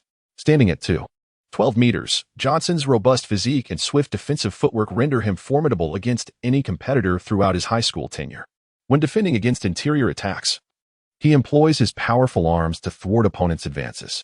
Moreover, when switching to guard perimeter players, his rapid lateral movement and height advantage enable him to effectively lock down adversaries. It is no exaggeration to assert that Johnson's defensive prowess has reached NCAA caliber in the eyes of many. While this particular match may not have garnered the same level of attention as the confrontation with Oak Hill Academy, the gymnasium, packed with 3,000 spectators, resonated with fervent energy. Initially, both the opposing players and their coach perceived St. Mary's as the same team characterized solely by its formidable starting lineup. Thus, they exerted tremendous effort in defending against St. Mary's starting quintet. Yet, despite their diligence, LeBron James's unparalleled first-step explosiveness, coupled with his formidable impact and leaping ability, transformed the paint of Norton High School into a veritable playground. Although Johnson's defense imposed some restrictions, he found himself contending against a player whose strength and speed surpassed his own. Johnson persevered through the first quarter, limiting James to a mere 11 points and 3 rebounds. James is not all that, Johnson scoffed, brimming with confidence. If I can't handle your starters, surely I can manage your bench. How many LeBrons do you have? Although they were unfamiliar with the tale of T.N.G's horse racing, they nonetheless understood the importance of choosing the weak to confront. However, when a player adorned in a St. Mary's High School jersey, with skin the color of honey, stepped onto the court, the resounding cheers from the audience indicated that the situation was far more complex than it initially appeared. In fact, some spectators even chanted the name of young Anthony. Johnson was well aware of the reputation of Carmelo Anthony. One of the 2 games lost by Norton High School was to Oak Hill Academy, led by Anthony. Yet, in an era marked by limited information, who would concern themselves with the prowess of an Asian player unless they were particularly attentive? At this moment, Johnson was still dreaming of a comeback, completely dismissing Feng. You're unfortunate to have crossed paths with me. If you wish to blame someone, blame your own ill fate. With that, Johnson flashed a provocative grin at Feng. However, Feng remained unfazed, responding coolly, unlucky? If my opponent is you, I believe my luck is rather favorable. You're quite arrogant, Johnson retorted, his smile fading. Do you think you can score on me as easily as James does? Johnson positioned himself to guard Feng closely, intending to deliver a resounding block to this audacious upstart. Yet, as Feng received a pass from his teammate, he executed a swift triple threat move, his hesitation morphing into a rapid drive to the basket. Bang! After honing his skills, the 45 shake probability of his triple threat maneuver was no laughing matter. Although Feng's speed was not on par with the absolute quickness of James, the abrupt change in rhythm left Johnson momentarily off balance, nearly causing him to stumble. The players from Norton High School were taken aback. How could Johnson, a player known for his formidable defense, be outmaneuvered by an unknown rookie? Was this even plausible? Johnson's defensive prowess was notorious during practice, often haunting many players. Scoring against him was no easy feat for the team's best scorers. However, after Feng deftly bypassed Johnson, he executed another swift rhythm change and, before the Norton defenders could react, finished with a rapid layup that sailed through the hoop. This spectacle left the coach of Norton High School utterly stunned. He had indeed heard of the remarkable performance by a bench player named Feng in the recent monumental clash, where he emerged as St. Mary's secret weapon. Yet, in his eyes, he regarded him merely as a lucky individual, akin to someone enjoying dumplings during the festive season. The media are inherently drawn to sensationalism, employing exaggerated tactics to capture public attention, a phenomenon the coach of Norton High School has witnessed all too frequently. Consequently, he firmly believes that this individual named Feng will soon fade into obscurity, and that devoting time to concern over him would be better spent formulating strategies against LeBron. However, reality has dealt him a resounding blow.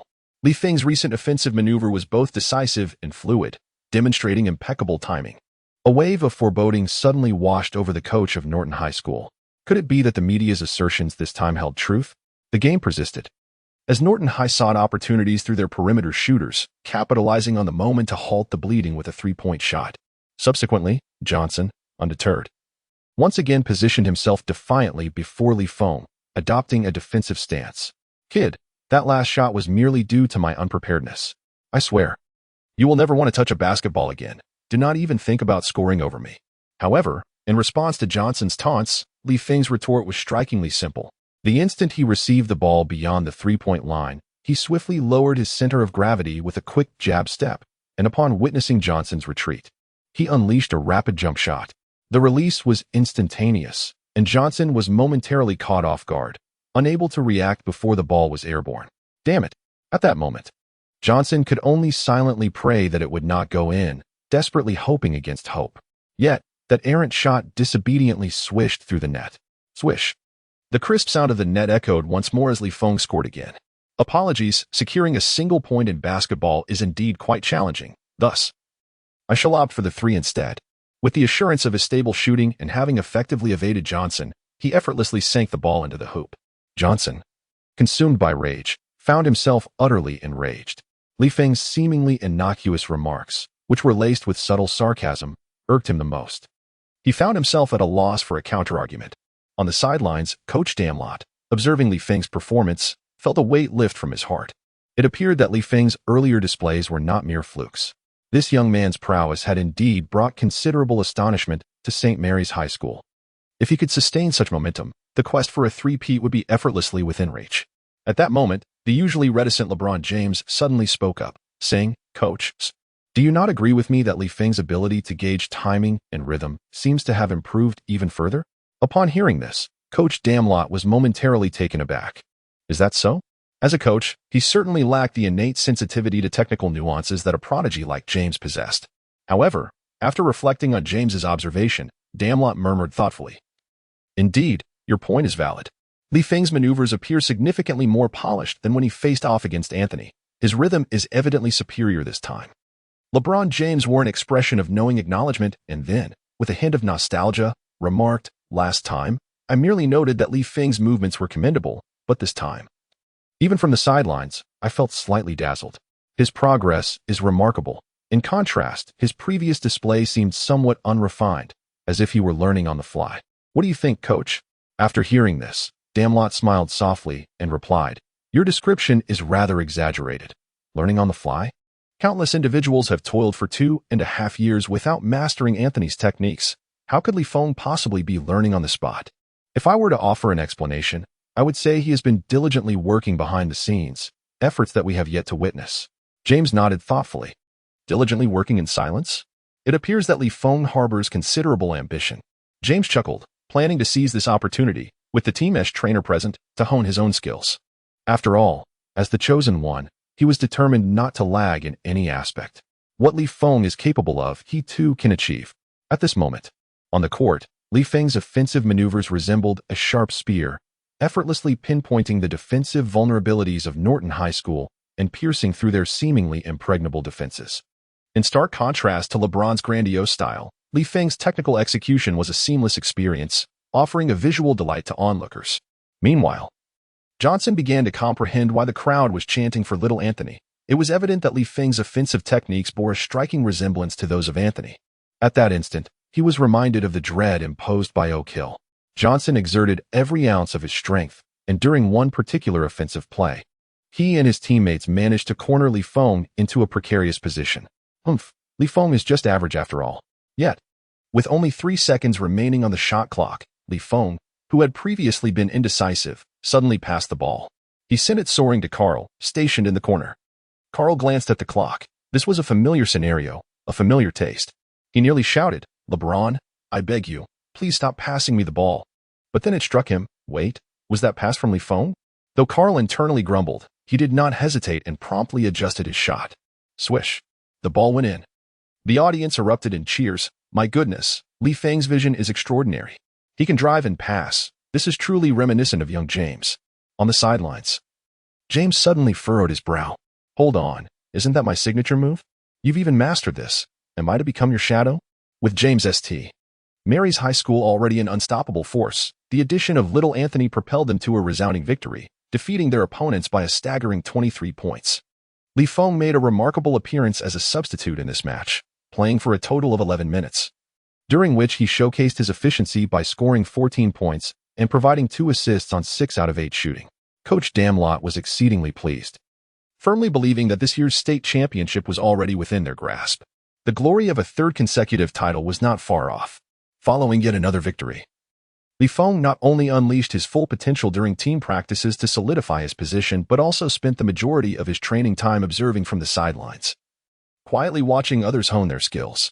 Initially, he had intended to activate his intelligent groin, yet he feared that doing so might diminish his playing time. Ultimately, he opted for the simpler course of merely sitting and watching, resolute in his decision. Meanwhile, Damlot was preparing for the arrival of the renowned trainer, Marco, at the school gym the following day. Known for his exceedingly rigorous training methods and fiery temperament, Damlot had long been aware of Marco's reputation. Consequently, Marco had earned the moniker the Devil Trainer in Europe. There were even rumors that, after witnessing Marco's inhumane training techniques, Pat Riley would nod in approval, exclaiming, "You certainly know how to play the game." Nevertheless, it is said that a strict teacher produces outstanding students, and the quality of Marco's training was beyond question, as he himself had once been the MVP of a European professional league. Thus, Damlot was confident that under Marco's guidance, the team would undergo a remarkable transformation, achieving significant progress. Chapter 10. Skill is paramount. Can physical prowess sustain you until 39? On the morning of February 13th, a flight from Europe gradually descended to the ground. Marco, carrying his personal basketball gear, disembarked from the aircraft. After retrieving his checked luggage, he was greeted at the exit by Damlot, the coach of St. Mary's High School. "Hello, Mr. Marco. It is a pleasure to finally meet you. Welcome to Ohio." "Greetings," Marco replied with a smile, extending his hand. Marco was a tall European forward with a beard. Although retired, his every movement still exhibited the poise of a professional athlete. After exchanging pleasantries, Damlot introduced him to a young African-American student accompanying him. "Mr. Marco, this is our high school's prodigy, LeBron James." "Hello, Mr. Marco. We are eagerly anticipating your arrival." James greeted warmly. Having heard much about the gifted LeBron James, Marco was quite pleased with the young man's enthusiasm. "Please, no need for such formality. I have long heard of a remarkably talented young man from Akron, and that is precisely why I am here. I look forward to witnessing your performance during training. However, I must forewarn you, my training regimen is quite intense. Brace yourself." At this moment, James's reputation has transcended the boundaries of the United States, reaching even the basketball circles of Europe, where the news of such a prodigious talent has made waves. The fact that Marcelo has traveled from afar to be here is largely attributed to James's influence. The driver loaded his luggage into the vehicle and subsequently brought them to a halt before the gymnasium of St. Mary's High School. Upon entering the gym, Coach Damlot slowly addressed the team. "All right, gentlemen, gather around. I have an announcement to make." The players, who had been training within the gym, promptly set aside their basketballs and approached. Once they formed a circle, Coach Damlot introduced the new figure. "Everyone, this is Mr. Marcelo, a renowned trainer from Europe. For the upcoming period, he will be providing us with guidance and advice in our training sessions. I expect your complete cooperation. Do you understand?" The players, including Romeo, nodded in unison, affirming their commitment to comply. At this moment, Feng silently observed the gathering of individuals before him, mentally preparing himself to grasp several skills. After a brief exchange with the others, Macro commenced the day's training. The routine exercises of dribbling, shooting, and footwork, although essential, failed to ignite much enthusiasm among the participants. Noticing their lackluster demeanor, Macro's expression betrayed a hint of displeasure. To him, this group of high school students seemed like eager youngsters who were eager to sprint before they had even learned to walk. Mastering the fundamentals of basketball is paramount, though monotonous. It is undeniably the most meaningful and valuable training. These young rascals appeared utterly oblivious to this reality. "All right, that concludes our foundational training. I merely intended to gauge your current abilities. Now, let us delve into the nuances of basketball techniques. Today, I shall teach you the transitions and variations of footwork beneath the basket." Upon hearing these words, the group exchanged glances and smiled, their spirits lifting slightly. This was more like it. Technical practice was precisely what they had been hoping for. Witnessing the eager anticipation on their faces, Macro couldn't help but smirk inwardly. These youngsters were celebrating far too soon. The devilish trainer was not inclined to fulfill their wishes so readily. His true intention was to thoroughly challenge them. Meanwhile, damn lot. An experienced veteran understood Macros' underlying motives and sighed softly. After all, how could a devilish trainer be so amiable? It seemed these youngsters were in for a rude awakening. Nonetheless, it is often said that pride leads to downfall, and tempering their bravado could be beneficial. At that moment, Macro began to demonstrate various techniques on the court. He executed a series of footwork maneuvers, culminating in deceptive feints, a pivoting hook shot, bank shots with alternating footwork, and a spinning move followed by a feigned shot before converting with a bank shot. Each motion flowed seamlessly, replete with cunning deception. Feng was also watching intently. It must be said that the trainer Mark Luo truly possesses remarkable skills. At that moment, a notification sound resonated in Feng's ear. Ding. The host's innate talent is extraordinary. By observing Mark Luo's teaching up close, he has comprehended the B-level skill multiple footsteps. Beginner level, Feng couldn't help but feel a sense of admiration. Indeed, he was a renowned trainer from Europe. The footwork displayed beneath the basket was undeniably perplexing, and the systematic evaluation had even reached a commendable B grade. The most crucial aspect, however, was that this might not even be his ultimate skill. Feng nodded silently, already beginning to anticipate what further surprises Marco might bring. Before he could indulge in his daydreams, Marco suddenly spoke up. All right, everyone. I trust you have discerned the actions I just demonstrated. Now it is your turn to perform. Upon hearing this, the crowd fell into a momentary stupor. Wait, just once? Are you serious? We couldn't even see it clearly. Another voice chimed in. Even if we did see it, there's no way we could replicate it after just one demonstration. We are not deities. Marco's smile gradually faded, and he spoke slowly. During the foundational training earlier, did you not also grow impatient after a single attempt? I had thought you were all remarkable prodigies, you little rascals. At this point, it was evident to everyone that Marco was irked. The court fell into a heavy silence, broken only by the rhythmic sound of the basketball bouncing against the ground. Marco scrutinized the downcast crowd, refusing to relent.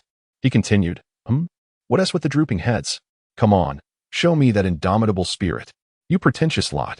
He then commanded, Now, each of you, starting from the starters, step up to demonstrate. Those who can elude me with their footwork and score will pass.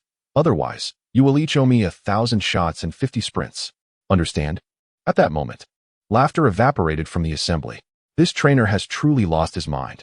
The 5 starters exchanged glances, and finally, the most solid-footed among them, Romeo, stepped forward, ready to give it a go. At this juncture, Romeo was essentially the village's last hope. If he failed the trainer's test, the others would have little chance. On the court, Romeo earnestly recalled the movements he had just witnessed. He initiated a post-up, executing a quick spin and feigning an attack. Just as he prepared to score, Marco delivered a resounding block that sent his shot soaring away. Bang! This left Romeo and the onlookers utterly dumbfounded. What the hell? Is he that ruthless? Not even a shred of mercy. Marco gazed calmly at the bewildered Romeo and slowly said, Go retrieve the ball. I'll give you another chance. Taking a deep breath, Romeo dashed to collect the ball. This was his final opportunity, and he intended to seize it. This time, he planned to leverage his height and wingspan to score with a hook shot off the backboard. However, Marco was quick and decisive. The moment Romeo lifted the ball, Marco executed a clean and swift steal. Bang! Once again, a dull thud echoed through the air.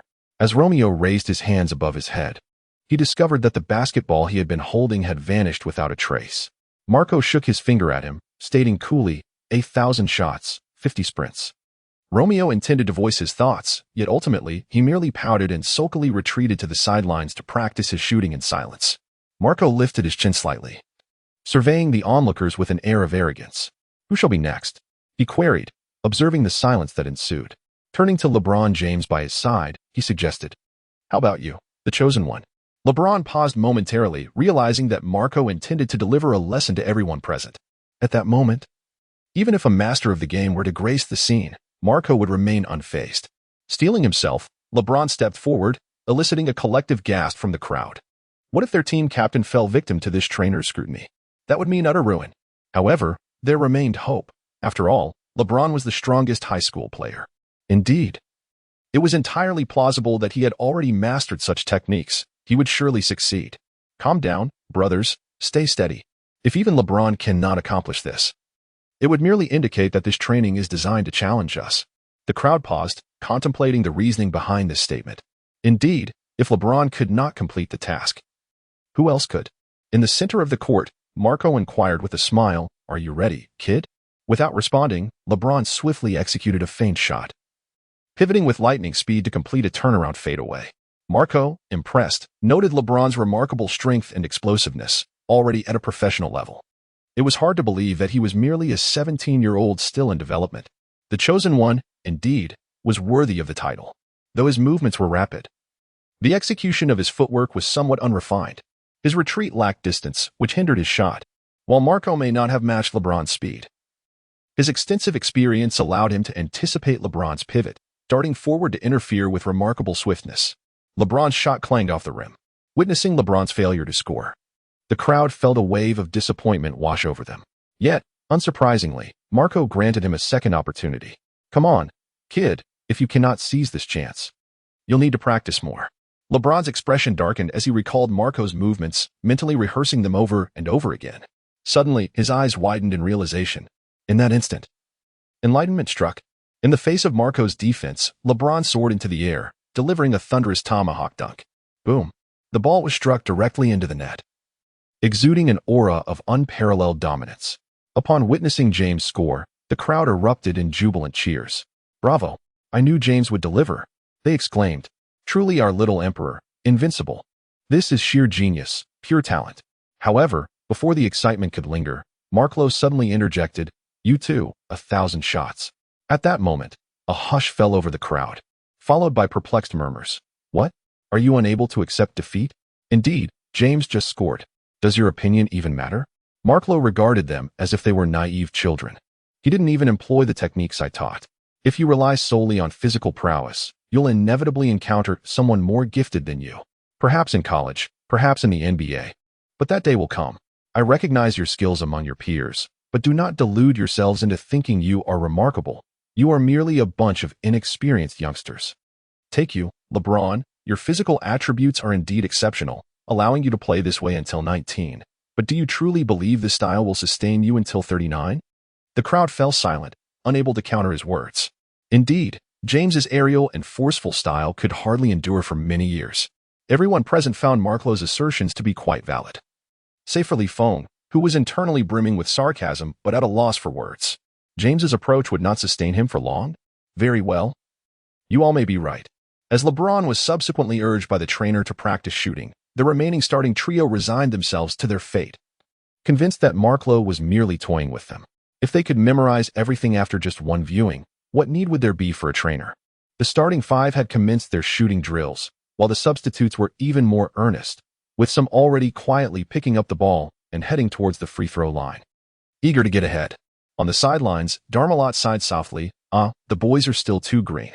It's better they face hardships now rather than later in college." Nevertheless, one must acknowledge Marco's rigor. His footwork and movements could not be mastered without countless hours of practice.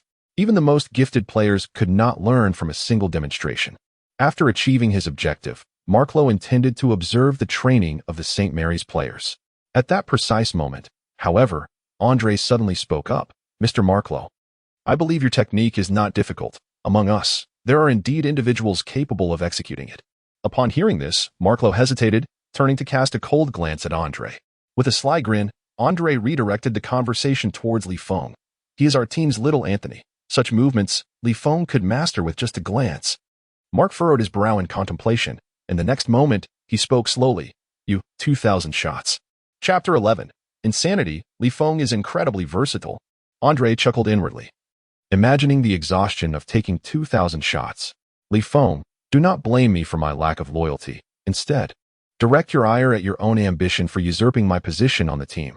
I genuinely feel for you, unless you can promptly demonstrate your skills to Mr. Marco.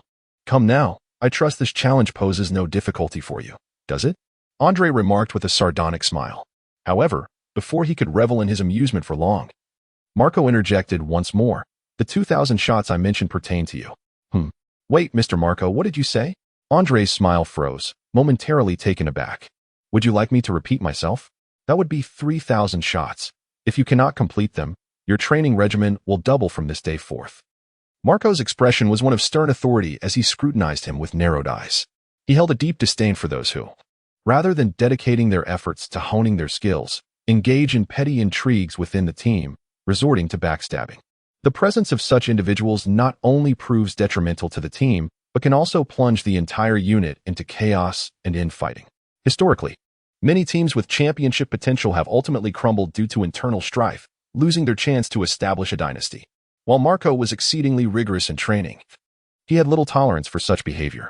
At that moment, Andre stood frozen, perplexed. What? How can this trainer be so astute? 3,000 shots. Does he expect me to perish? Romeo and the others, witnessing this spectacle, nearly burst into laughter. In light of this, perhaps their own requirement of 1,000 shots seemed more palatable. Marco then shifted his attention from Andre to Feng, who stood there in stunned silence. What are you dawdling for? Do not forget that you, too, have 1,000 shots to make. Although he had just expressed discontent towards Andre, that did not mean he would extend any special favors to Feng. As a relentless trainer, Marco was not one to be easily swayed. However, at that moment, Feng suddenly paused and stated, Mr. Marco, if I can master the technique you just displayed, would that absolve me from training? Marco was momentarily taken aback, his previously indifferent demeanor shifting as he reassessed Feng. You mean to say you believe you can score against me? Give it a try, Feng replied nonchalantly. Upon hearing this, the crowd fell silent for a moment, especially Andre, who had just been sentenced to 3,000 shots. A smirk of schadenfreude crept onto his lips. You couldn't handle the earlier challenge, and now you're volunteering for another? How delightful. At this moment, Andre felt that although he had been penalized, witnessing Feng's struggle was somewhat gratifying. Beside him, LeBron James was perplexed by Feng's actions. After all, given Marco's temperament, Feng's behavior seemed akin to courting disaster. The training regimen devised by Coach Marco was notoriously rigorous, clearly intended to instill a sense of intimidation among those present. Meeting his expectations was a near impossibility, not to mention the challenge of replicating Marco's movements after just a single observation, even if one could mimic them. What value would it hold without extensive practice? No one could truly harness the essence of such skills in a real game without significant training. Moreover, attempting to showcase one's abilities in front of this master of technique was a fool's errand, especially when it came to scoring. As the leader of the team, LeBron intended to offer some words of caution to Feng, but at that moment, Marco had already seized the basketball and positioned himself beneath the hoop. He then turned to Feng and said, Come on, kid, let me see if your skills live up to your bravado. Amidst the confusion of onlookers, Feng approached with an air of ease.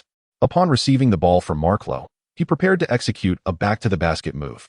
Although he had only just grasped the fundamentals of this skill with a mere entry-level proficiency, Feng found it remarkably effortless to replicate the maneuver flawlessly.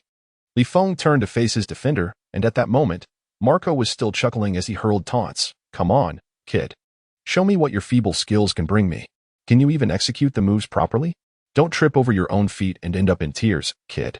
However, before Marco could finish his taunts, Feng swiftly executed a deceptive dribble, complemented by a triple threat stance, and made a rapid drive to the right.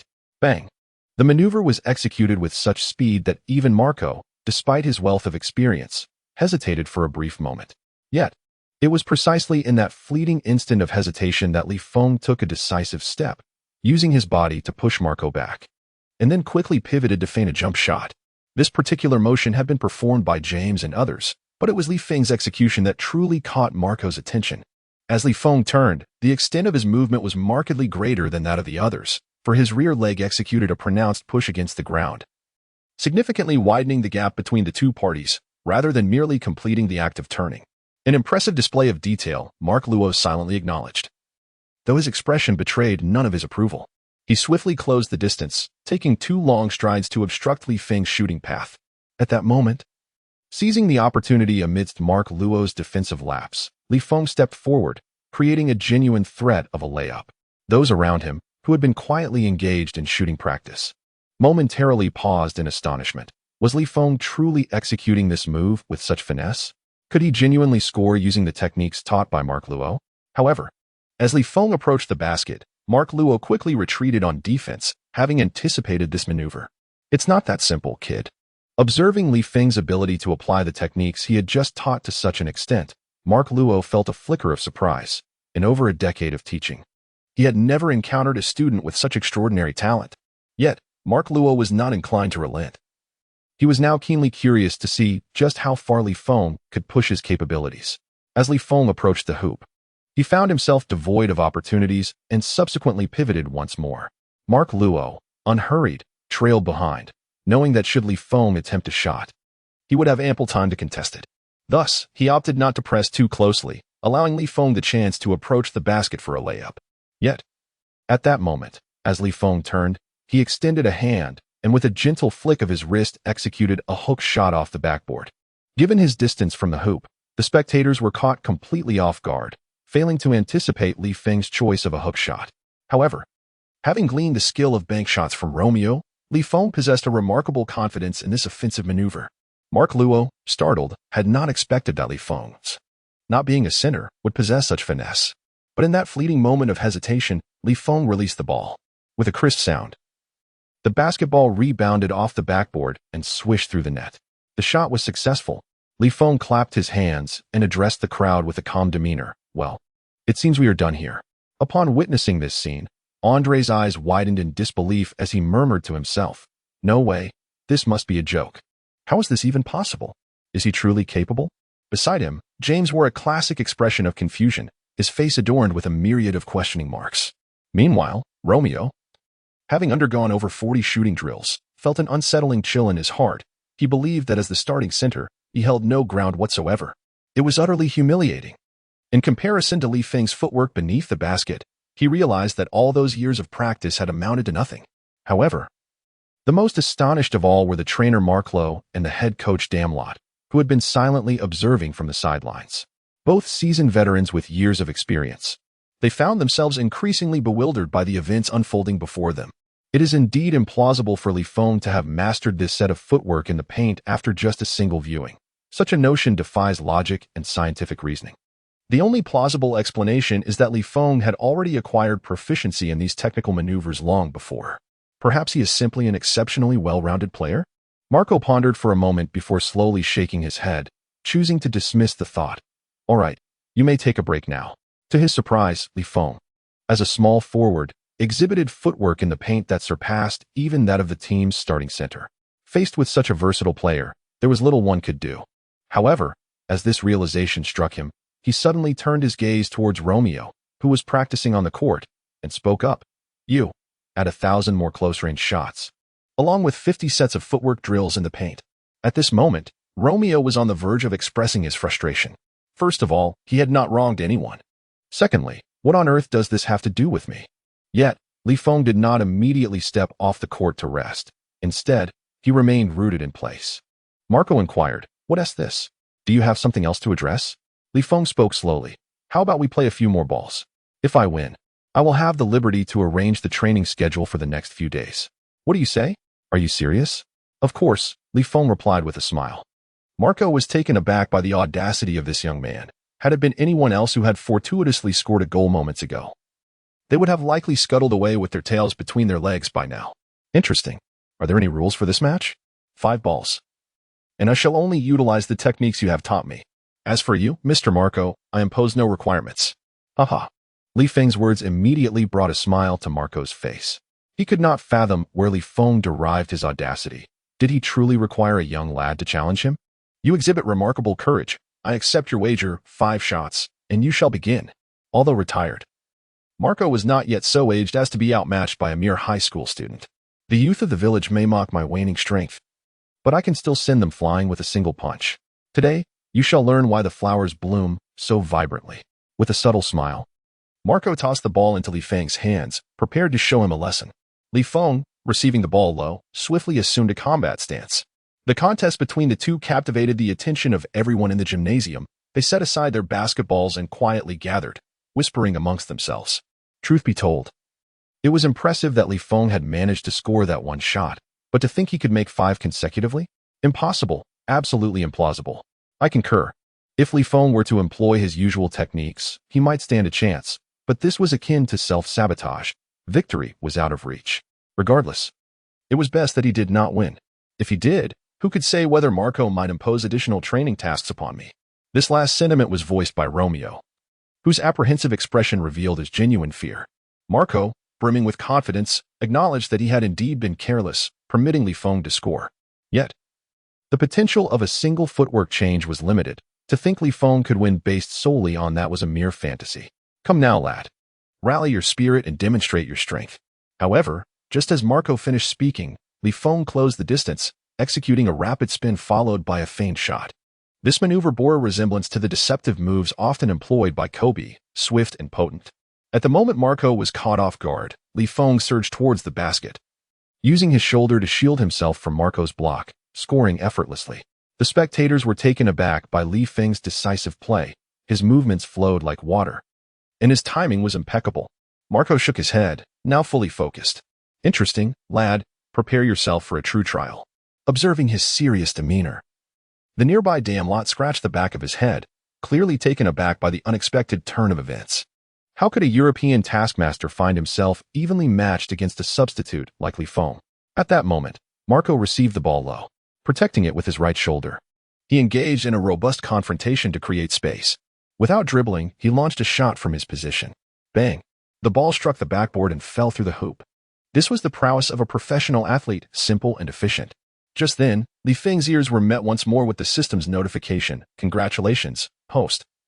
Your exceptional insight has led you to closely observe Marco's shooting technique and acquire the C-level skill quickboard shot beginner level.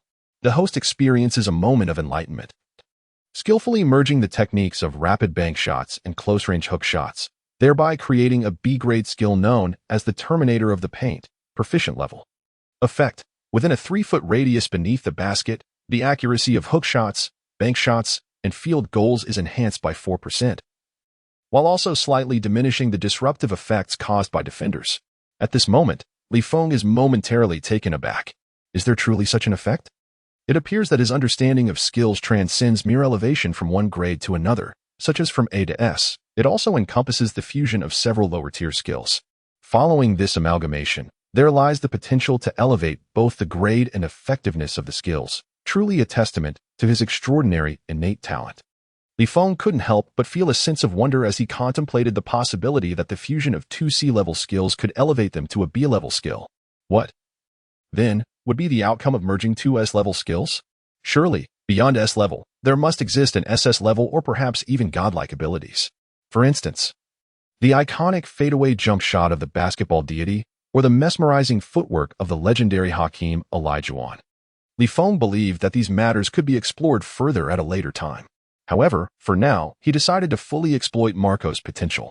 As the crowd marveled at Marco's exceptional skills as a professional player, Li Feng swiftly mirrored his stance and executed a flawless strike. Whoosh! It was executed with precision and elegance. Coming back to his senses, Li Feng slowly smiled and said, "Come, let me see where your limits lie." Chapter 12. Your efforts today are all in service of my becoming stronger. Everyone present was taken aback. Li Feng's arrogant demeanor had become somewhat familiar to them. Yet they remained perplexed by one particular enigma. How could he possess such extraordinary skills? It seemed utterly inconceivable. Was it possible that this technique was also included in Li Feng's repertoire? Even if one were to be exceptionally well-rounded, such breadth of skill was simply unfathomable. Could he truly be adept at everything? Marco, taken aback for a moment, watched as Li Feng employed a technique identical to his own, feeling a sense of bewilderment. Had the boy's earlier remark about using only the moves he had taught him encompassed the techniques utilized in the match? What did this imply? Did he believe he had witnessed every move Marco could execute? Such audacity. Although Marco felt a flicker of surprise within, his expression gradually shifted to one of seriousness. Very well then, let me demonstrate the extent of my abilities, young man. In the ensuing moments, Marco unleashed every underbasket technique he had acquired over a decade of professional training upon this high school student who had yet to step foot into college. This battle was a testament to his pride as a devilish trainer. The spectators were left in awe, dazzled by the myriad of techniques on display. The intricate footwork combined with an array of deft maneuvers and feints captivated the audience, earning their genuine admiration. One could not help but exclaim, "Impressive." Truly. Marco was a devilish trainer from Europe, possessing remarkable prowess. His underbasket skills were solid, comprehensive, and nuanced. Aside from Carmelo Anthony, they had never witnessed a player in high school with such refined offensive techniques. One might speculate that Li Feng, observing this exhibition of skill, would find himself somewhat troubled. The crowd sighed in admiration, yet they were unaware that, amidst the competition, Li Feng was on the verge of laughter. The more, the merrier. As the match progressed, an extraordinary scene unfolded before the spectators. Regardless of the astonishing and commendable techniques Marco employed, they were astounded to discover that Feng could respond in kind. If Marco executed a hook shot, Feng mirrored it. If Marco utilized a bank shot, Feng followed suit. The most striking aspect was that Feng's movements were indistinguishable from Marco's, as if he were deliberately provoking him. In the end, Feng sank a shot with a perfect gold rooster standing on one leg, identical to Marco's. The match concluded. "Mr. Marco, I believe it may be time for me to take a rest?" Feng spoke softly. As a trainer, Marco found himself at a loss for words. To be candid, he had taken the matter quite seriously. Once a distinguished player in the European League, although he had lost the explosive speed of his youth, his skills and experience undoubtedly surpassed those of 99% of basketball players worldwide. Yet, before this young high school student, his once proud techniques seemed utterly worthless. No matter what moves he employed, they remained within the confines of the techniques mastered by Feng.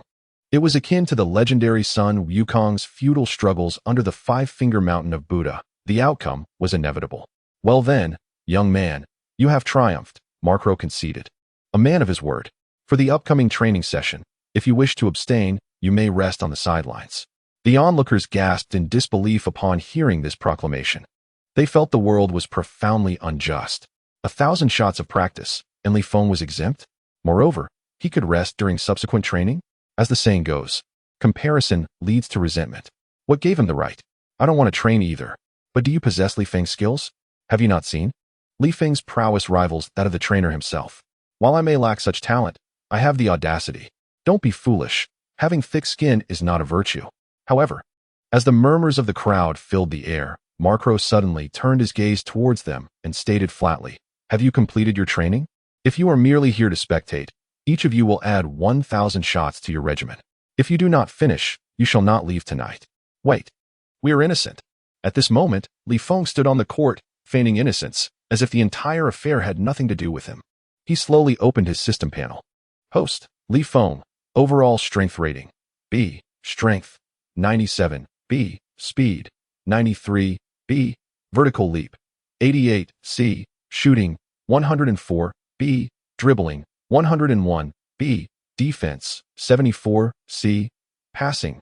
99. B. Insight points. 10 total skills. 6 S-class quick-step triple threat. Proficient 45 chance to shake off B-level defenders, with reduced effectiveness against higher-tier defenders. 01800. A-class stable shooting. Elite increases shooting accuracy by 12 while in motion, and by 38 in open situations. 02000. A-class spin move. Proficient a rapid spinning maneuver that enhances the host's breakthrough ability by 17. 01500. B-level king of the court. Skilled in the final 3 seconds of the offensive period, increases vision by 15, enhancing passing attributes by 15. 0800. B-level paint terminator. Skilled within a 3-foot radius under the basket, the shooting percentage for hooks, bank shots, and jump shots is elevated by 4, while slightly diminishing the interference caused by defenders. 0500. B-level golden rooster stands on one leg. Beginner quick release for shooting, increasing block resistance by 5 but slightly reducing shooting stability by 2. 0300.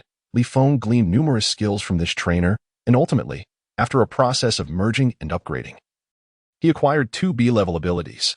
Both of these techniques are executed in proximity to the basket, rendering them exceedingly practical for Feng at this stage. With the reliable shooting skill he possesses, most players are hesitant to leave him unguarded. Furthermore, coupled with the deceptive movements of the triple threat stance, Feng finds himself with ample opportunities to penetrate the paint and score. This timely acquisition of skills has significantly enhanced Feng's finishing efficiency in the restricted area.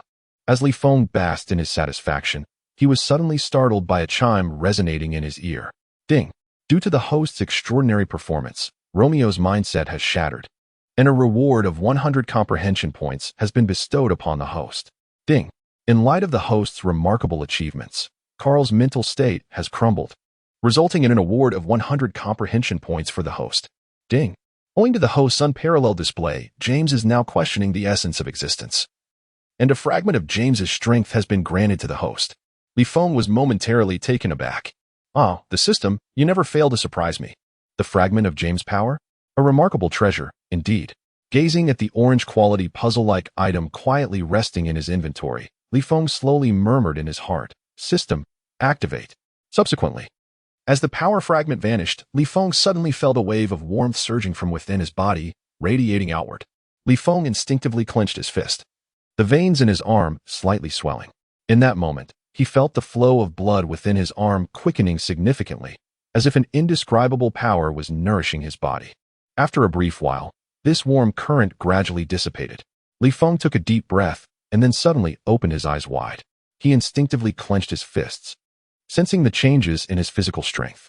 Whether it was an illusion or not, he felt that the muscles in his arms seemed considerably more robust than before. As for other areas of his body, due to the lingering effects of fatigue, he could not ascertain their condition just yet. But he planned to examine them closely later that evening. At this moment, Feng opened his data panel, and to his astonishment, his strength attribute had surged from 97 points to 105 points. The system's rating for his strength attribute had also ascended a level, now achieving AB classification. Was the effect truly this pronounced? It was worth noting that during the past few days of training, he had not witnessed any significant changes in his system panel data. All the figures had remained steadfast, with no breakthroughs. Yet today, merely from a fragment of James's strength, Feng's strength attribute had nearly increased by 10 points, crossing an entire rating tier. Even his jumping ability and speed had experienced a notable enhancement. What could he say? It was simply delightful. This fragment of strength surely did not encompass all of James's power, but the fact that such a partial force could yield such remarkable progress was indeed quite astonishing. Feng meticulously reassessed the efficacy of his system. During the course of observation, he was able to comprehend skills, cultivate them, and the insight he gained could also enhance those skills. Today, Feng discovered that while he showcased his extraordinary understanding, it simultaneously triggered a shift in the mentality of others, commonly referred to as breaking defense, allowing him to receive rewards from the targeted individuals. Romeo and Carl bestowed upon him insight points, while James provided him with shards of power. Perhaps the rarity of these rewards varies according to the strength and potential of the players? This aspect remains to be further examined. Feng stroked his chin, suddenly realizing how effortless it seemed to grow stronger. Perhaps, by the time he entered university, he would no longer require Anthony's basketball textbook, as he would have already graduated in his own right. Admittedly, his current physical prowess was not particularly advantageous, a fact Feng found no inclination to dispute. While his athletic talent might hold some merit domestically, possibly even securing an MVP title in Cuba, this was American high school basketball, where numerous exceptional players abounded. Feng does not belittle himself, yet he is equally devoid of arrogance. He understands that as he hones his skills, he must not confine himself solely to the realm of basketball techniques. For when faced with an opponent whose physical prowess overwhelmingly surpasses his own, all the finesse in the world becomes futile. Such is the principle that sheer strength can shatter myriad methods. Feng's gaze fell upon LeBron James on the court, and he licked his lips slightly. I must devise a way to catch him off guard. It is akin to encountering an enchanting beauty face to face. If one does not seize the moment now, when shall one act? My apologies, James, but I refuse to play the role of a mere spectator. That day, Mark Luo's training regimen utterly exhausted everyone, leaving them in a state of utter fatigue. Even the so-called physical marvel, LeBron James, found himself challenged, as the intensity of the training was nearly 4 to 5 times their usual workload. Completing just that left them utterly drained. As for the unfortunate Romeo and Andrew, they lay motionless on the benches flanking the training hall the next day, their fates uncertain. Yet amidst the crowd, one individual appeared completely at ease, Feng. "Hello, everyone.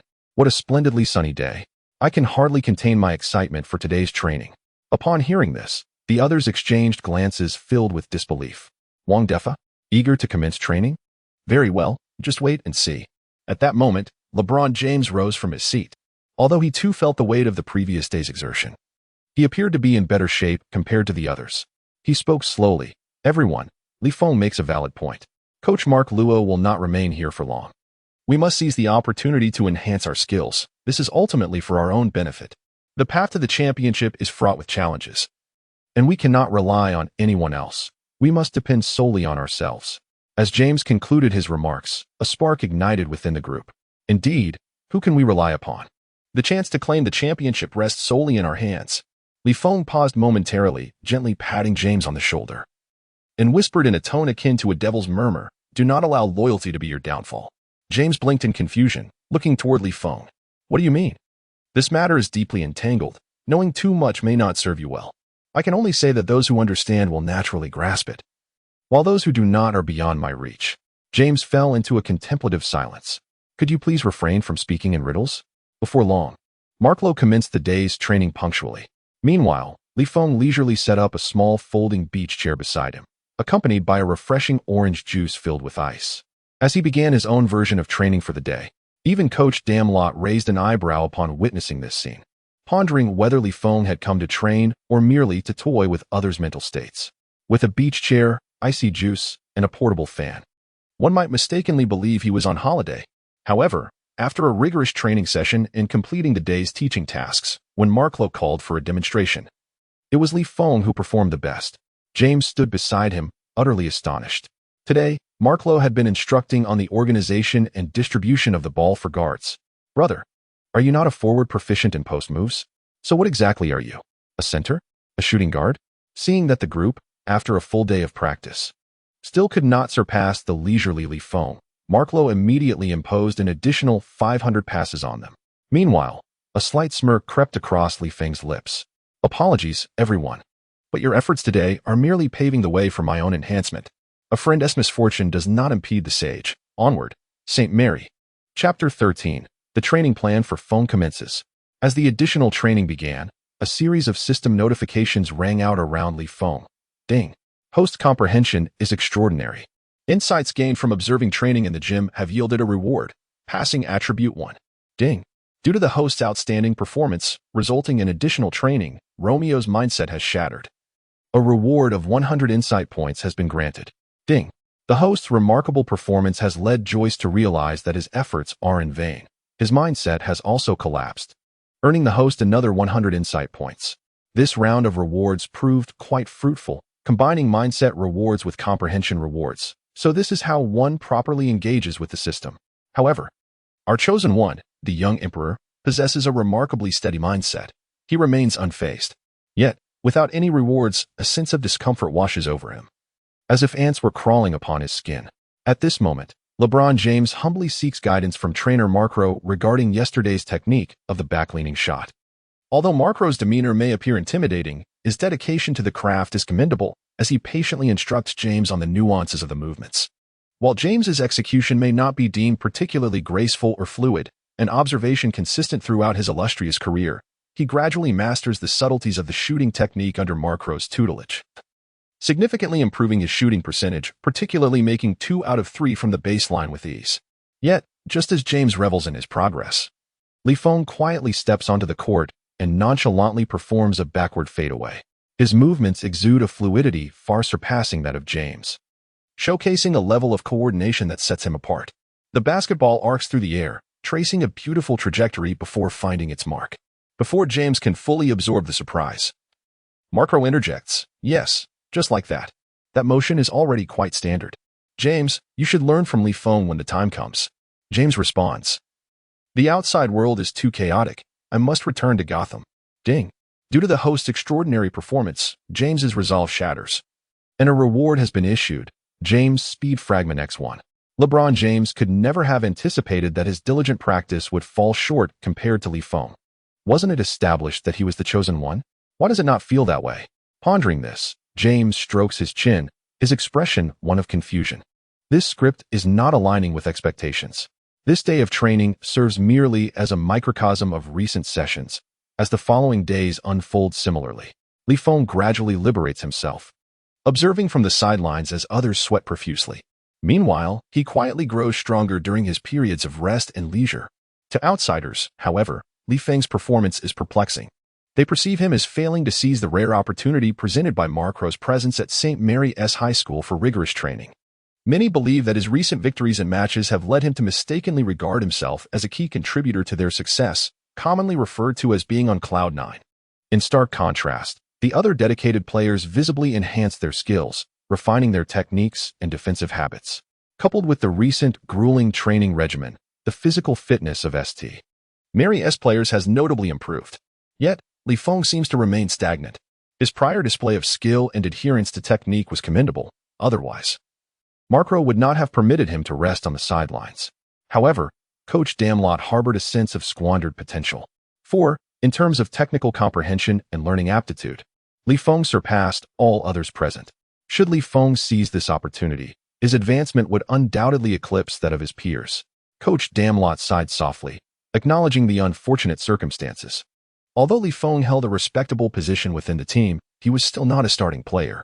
After all, he had only recently become a key rotation member, and his tenure in the team was insufficient to command widespread respect.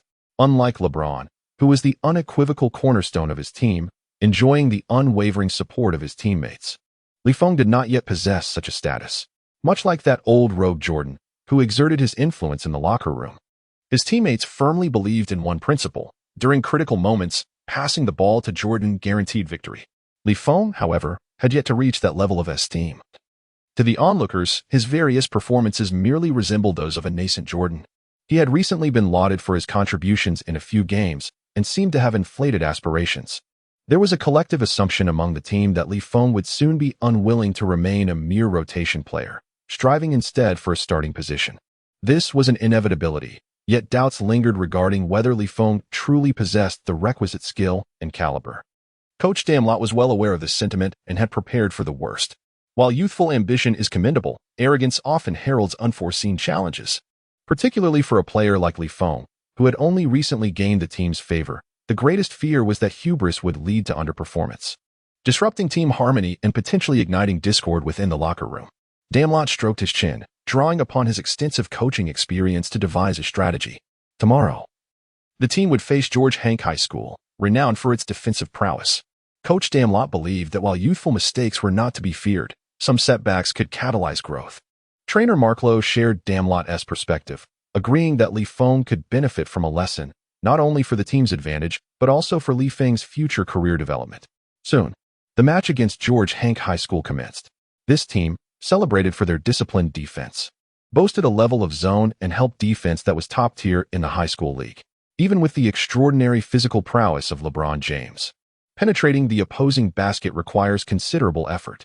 In the first quarter, James led his team to a narrow advantage of 19-17. The relentless defense from the opposing team significantly drained his stamina. Had he not gradually acclimated to the grueling training regimen of late, he would likely have found himself gasping for breath by the end of the quarter. George Hank High School indeed proved to be a formidable adversary, restricting James to a mere 11 points in that segment. While scoring double digits in a quarter is typically commendable, it is somewhat concerning in this case, as he recorded only a solitary assist. In previous instances, when his teammates were able to create opportunities, James was always eager to showcase his vision, often likened to that of a magician. However, due to the offensive struggles faced by players like Carl, James was compelled to take matters into his own hands, which inadvertently acknowledged the effectiveness of George Hank's defense. Recognizing the opportune moment, Coach Damlot substituted in Li Feng along with several bench players. Both he and Mark Luo understood that this lineup lacked the offensive intensity to effectively counter the tenacious defense of George Hank High School, likely resulting in a downturn for St. Mary's offensive efforts. Given the recent excessive praise surrounding Li Feng, it was high time for this young prodigy to encounter some adversity and regain composure. Yet, upon Li Feng's entry onto the court, the unfolding events left them utterly astonished. Li Feng utilized the height and physique of his frontline players to demand the ball in the low post, subsequently wreaking havoc within the paint of George Hank High School. With an Anthony-style triple threat coupled with a smooth spin, he sent his defenders soaring out of the frame. Even when faced with interior help defense, Li Feng executed a poised one-leg shot, skillfully banking the ball in. His prowess in post offense was already formidable, and with the recent mastery of Marcelo's multifaceted footwork, he toyed with George Hank's center, almost extracting the password to his bank card. Moreover, even when the opposition tightened their formation and bolstered their interior defense, Li Feng managed to sink a three-pointer. The defenders from George Hank High were utterly disheartened, nearly on the brink of collapse. First it was LeBron, and now here comes another Anthony? Is St. Mary's a collection of all-stars? How are we supposed to compete against this? Following this series of maneuvers, Li Feng sent the entire arena into a frenzy. Coming off the bench, he achieved an impeccable 5-for-5 shooting performance. As the second quarter commenced, he immediately exploded for 11 points with his astonishing perfect shooting percentage. Li Feng, MVP, MVP. As the cheers of the audience crescendoed, Damlot found himself utterly bewildered. Was this development of the plot reasonable? Wasn't George Hankai's defense supposed to be solid? Yet, here he was allowing Li Feng to achieve a flawless shooting percentage? I didn't bring him on to obliterate you. At that moment, LeBron James was equally perplexed. My goodness, I struggled to secure 11 points in the first quarter. And you come in and tie with me in no time? The kicker is that Li Feng's shooting percentage remains a perfect 100. This is utterly humiliating. After Li Feng left the court, the audience's cheers continued unabated. The members of St. Mary's High School initially believed that Li Feng was unworthy of his position. But upon his return to the sidelines, all the players could no longer contain their overwhelming excitement. Li, you are an absolute genius, they exclaimed.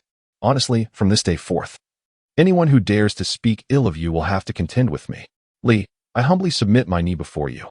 The youthful exuberance of the younger generation shone through. Li Feng's audacity was indeed backed by remarkable talent. If we could casually score a dozen points on the court, we would surpass him in bravado. Who would still dare to claim that Li Feng has become arrogant? With such skill, he remains content to play as a substitute. He is truly the team's greatest benefactor. Following Li Feng's stellar performance, the outcome of the match was essentially sealed. Ultimately, St. Mary's High School maintained their unbeaten streak, achieving a final score of 87-69, furthering their pursuit of an unblemished championship record. As the game concluded, the scouts from various universities found it increasingly difficult to remain composed. One game may be attributed to luck, two could be dismissed as flukes, but this third game, showcasing an extraordinary performance, left them unable to deceive themselves any longer. Li Feng, this rising star, shines with an extraordinary brilliance. Meanwhile, Oak Mountain High School has just concluded a match. Anthony, in merely 3 quarters, amassed an impressive tally of 24 points, 7 rebounds, 4 assists, and 2 blocks, leading his team to a resounding victory by a margin of 11 points. In this game, his mid-range shooting percentage was an astonishing 51, surpassing even some interior players' shooting accuracy beneath the rim. When approached by reporters for an interview, Anthony tilted his head slightly, fully prepared for a barrage of flattering praise. Come forth, tremble before me, mere mortals. This is the prowess of Anthony. However, as the microphone was thrust toward him, the questions posed took him by surprise. What are your thoughts on Li Feng, dubbed Little Anthony, who recently achieved a perfect shooting performance against George Hank High School, going 5 for 5? Who do you believe possesses superior offensive skills, you or him? Do you have any remarks for your competitor? The barrage of questions left Anthony momentarily speechless. Wait, my competitor? Him? Li Feng. At the very least, compare me to someone like LeBron James, who is called the chosen one. What is the meaning of this? Equating a bench player with me? Are you jesting? The fact that this kid shot 100 is surely a joke. Overwhelmed, Anthony found himself at a loss for words. After a brief pause, he simply stated, I believe time will reveal everything. Some individuals may have good fortune, while others are truly deserving of such honors. That is all I wish to convey. Following the conclusion of the match, regardless of other sentiments, Li Feng felt a profound sense of fulfillment. Not only did he notice that the glimmer of sorrow in his coach's eyes had vanished, but more importantly, he earned defensive attribute points after facing George Hank High School. This was precisely what Li Feng needed at this moment. As a forward, while offensive prowess is undeniably crucial, defensive capability must not be overlooked. Unless one is a top-tier scorer like Anthony, any player aspiring to be deemed reliable in the eyes of their coach must begin with defense. Beyond this additional reward, Li Feng recognized the necessity of prioritizing his defensive skills. Unlike Griffin, who is naturally endowed with short arms, Li Feng possesses commendable innate abilities. He believes that with appropriate training, enhancing his defensive skills within a year is certainly attainable. However, a sudden inspiration struck him. While personal practice is essential, it is not imperative to undertake it all alone. Just as Yang Zheng trains for Rui, Li Feng intends to propose a training plan to Coach Marco. Thus, the Training for Feng initiative is set in motion. Chapter 14. Is Li Feng a steady and reliable individual? The following day, the routine training session at St. Mary's High School commenced. Li Feng's training plan, practice for the sake of Feng, has quietly commenced. The atmosphere within the team is remarkably positive. Compared to a few days ago, when many expressed dissatisfaction with Li Feng's arrogant demeanor, they have now largely reconciled with it. Well, he is indeed exceptional. What can one do? Unable to compete with him in skill or charm, they have resigned themselves to this reality. Furthermore, A resounding victory in the recent match has illuminated the prospect of an undefeated championship within their grasp. Indeed, triumph is the simplest and most effective remedy for resolving myriad conflicts within a team. Moreover, there was never any profound discord. Their grievances stemmed solely from Li Feng's preferential treatment. However, following this victory, although unspoken, Li Feng's standing in their hearts has subtly transformed. Li Feng is a composed and admirable individual. The head coach and trainers of the team have expressed their satisfaction with the recent performance of the players, as there has been a noticeable improvement in both skills and teamwork.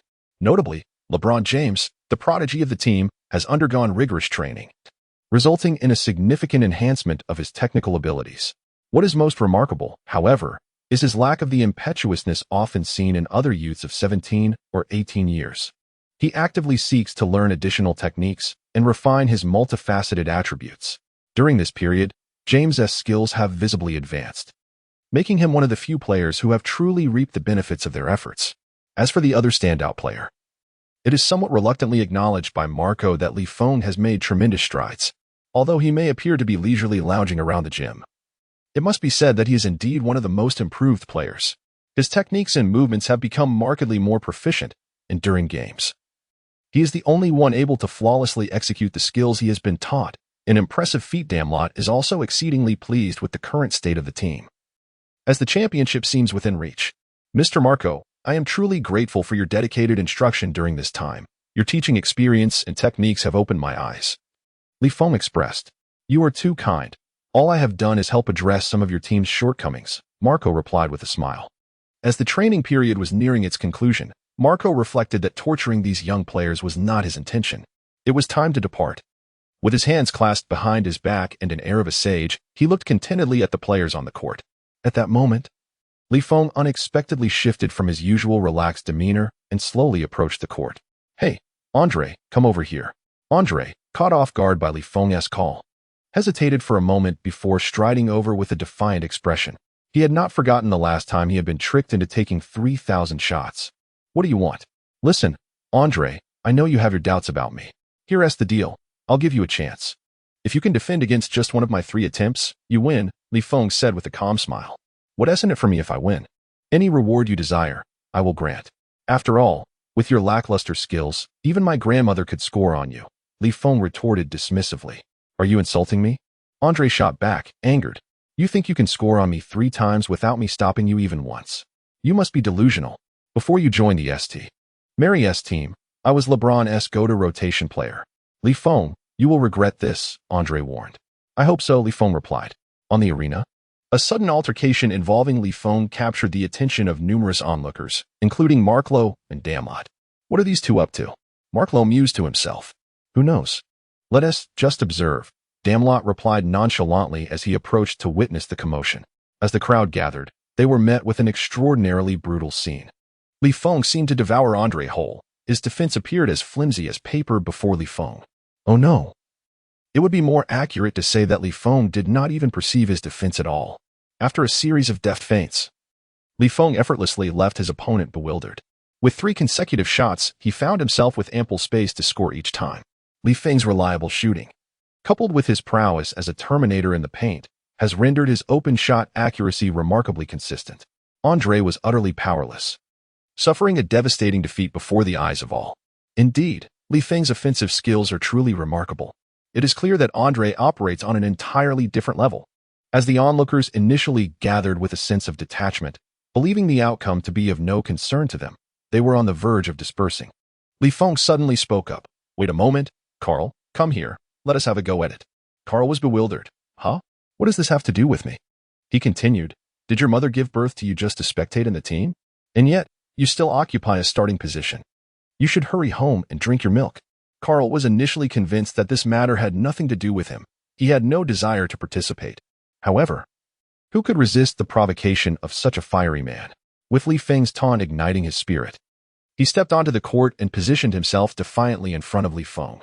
If you can score even a single point over me, I might as well eat dirt. 2 minutes later, Carl reluctantly made his way to the restroom. As the onlookers lamented Carl's unfortunate plight, Li Feng called out once more. Next up, our next victim, Romeo. Romeo, having been previously singled out by Li Feng during practice, was immediately taken aback upon hearing his name. Unsurprisingly, he too fell victim to Li Feng's prowess. At this point, Li Feng had successfully netted 9 consecutive basketballs. His astonishing offensive efficiency and precise execution left everyone in attendance utterly astounded. Yet, after vanquishing Romeo, Li Feng showed no signs of restraint. Instead, he proclaimed to the crowd, "Is that all? I shall take on 10. Before long, with the exception of LeBron James. Every other individual present had been bested by Li Feng. At this moment, he had lost count of how many baskets he had made. His remarkable shooting accuracy left all witnesses in sheer awe. They all felt an unshakable certainty that whenever Li Feng took his shot, it was destined to find its mark. The sensation was akin to witnessing LeBron James charging towards the hoop. Li Feng's offensive tactics rendered them utterly perplexed, leaving the spectators unable to rely on mere chance to defend against him. The faces of all the players vanquished by Li Feng gradually reflected a profound sense of despondency. They were not merely defeated on the court, they had also suffered a comprehensive, soul-crushing psychological blow from him. They had never anticipated that Li Feng's taunts could be so brutally piercing. Each word struck like a dagger to the heart. Initially, they believed that having endured Marco's trash talk recently had fortified their spirits, but they were completely unprepared for the sheer brutality of Li Feng's words, which dwarfed their previous experiences as if a grandson stood before his grandfather. They were blissfully unaware that this was the result of Li Feng's years of honing his skills in online debates on platforms like Hupu and Tieba. The trash talk he wielded, honed over 2 decades, was a devastating blow of an entirely different magnitude. Li Feng had nearly shattered the fragile self-esteem they had just begun to build. The perception of him shifted dramatically once again. Terms like good person and great benefactor were cast aside. To hell with that. This fellow was nothing short of a scoundrel. Meanwhile, Marco and Damlot, who had remained silent, wore expressions of discomfort. They exchanged glances, their faces marked by a hint of embarrassment. After a brief silence, Damlot finally spoke. "I believe our previous assessments may have been excessively optimistic. This group of youngsters has yet to meet our standards, both physically and mentally." Marco nodded in agreement. While it is customary to take money to avert disaster, it was evident that the current state of the team had fallen far short of their expectations. With such a porous defense, having allowed Li Feng to score an uncountable number of points, how did it differ from being made of paper? At that moment, LeBron James approached slowly and addressed Li Feng. "Who asks next? It's my turn now, right?" He stretched his shoulders and wrists before energetically bouncing onto the court. However, Li Feng merely smiled faintly and earnestly remarked, "Ah, James, I'll grant you a modicum of face this time." Subsequently, he turned without a backward glance and walked toward the sidelines, directing his attention to Marco, who was observing the spectacle. "I believe they need to enhance their defensive training. Don't you think? Look at them. At this level of defense, I could easily surpass them while sitting in a wheelchair." Marco's lips twitched in disbelief, rendered speechless. Yet, the next moment, he addressed the crowd. "Each of you will perform 500 lateral drills and practice footwork for 2 hours. Oh my God. A chorus of discontent erupted throughout the venue. Yet, Li Feng bit his lip, stifling the grin that threatened to escape. At that moment, a series of system notifications chimed in his ears, including one from LeBron James as a reward. After all, James had yet to lose but was already burdened with additional training. Anyone in his position would likely experience a mental breakdown. Nevertheless, Li Feng sensed that if this trend continued, defeating James in a one-on-one matchup might not be as unattainable as it once seemed. In fact, this achievement could very well be realized before he even entered college. As the season progressed, St. Mary's High School faced formidable opponents at every turn. Yet, they surged forward, overcoming each challenge with unwavering dominance, gripping their adversaries tightly in their grasp. It was as if they were an insurmountable 5-finger mountain, casting a shadow over the entire high school league. In recent competitions, LeBron James has averaged an impressive 28.1 points, 8.3 rebounds, and 10.5 assists per game, showcasing near triple-double statistics. He undoubtedly stands as the most illustrious superstar in high school basketball. However, the formidable prowess of St. Mary's extends beyond this. In the latest matches, another relatively unfamiliar Asian player, known as Li Feng, has emerged, making his presence known with a remarkable average true shooting percentage of 58, thereby contributing consistent scoring for the team. It is noteworthy that, in this era where three-point shooting is often undervalued, the average true shooting percentage of active NBA players is merely 58. Even our ironclad legend, Kobe, boasts a true shooting percentage of just 55. Li Feng's remarkable performance has undeniably made him the most surprising dark horse in recent media coverage. Once an overlooked and inconspicuous player, Li Feng has now become the focal point of analysis for high school teams aspiring for championship glory. Some teams have even begun to devise specific defensive strategies tailored to counter him. Without a doubt, Li Feng has emerged as the primary scoring asset for the team during LeBron James's absence. In the blink of an eye, St. Mary's High School has achieved an impressive 22-game winning streak, bringing their aspiration for a third consecutive championship within reach. In the eyes of all media and scouts, St. Mary's High School remains an unstoppable force this season. It seems that clinching the championship has become an inevitable outcome for them.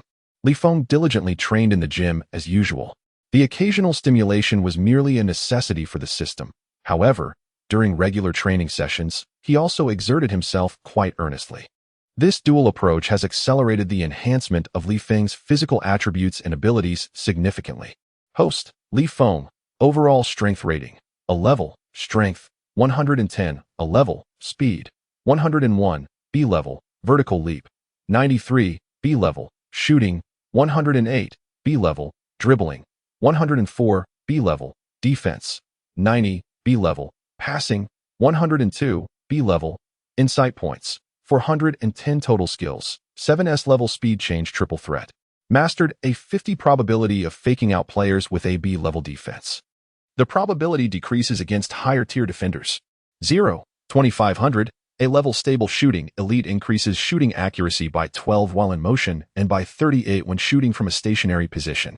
0, 2000, a level rolling turn, mastered a swift turning and faking skill that enhances the host's breakthrough ability by 21.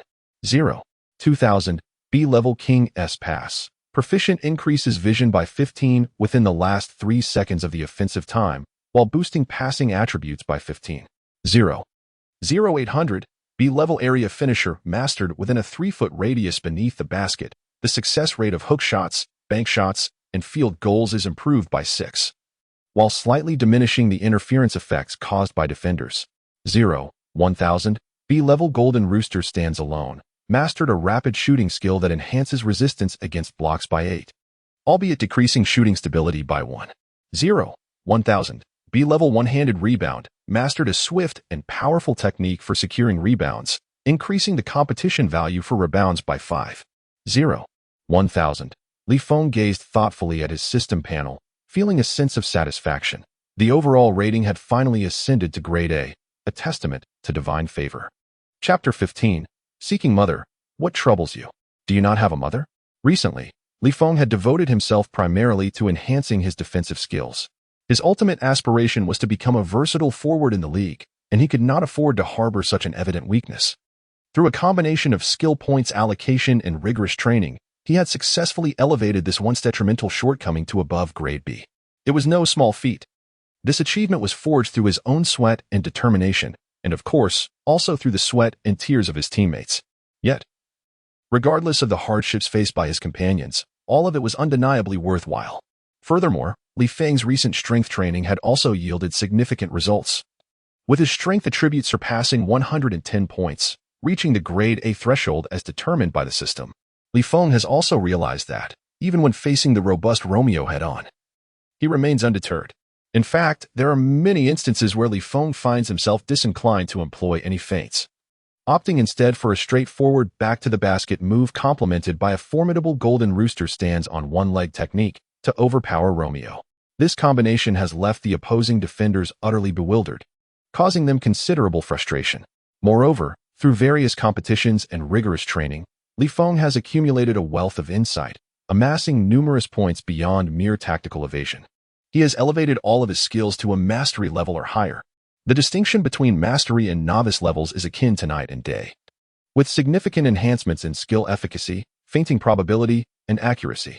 While novice skills might yield a mere element of surprise, mastery skills now possess the capacity to dismantle tactical strategies.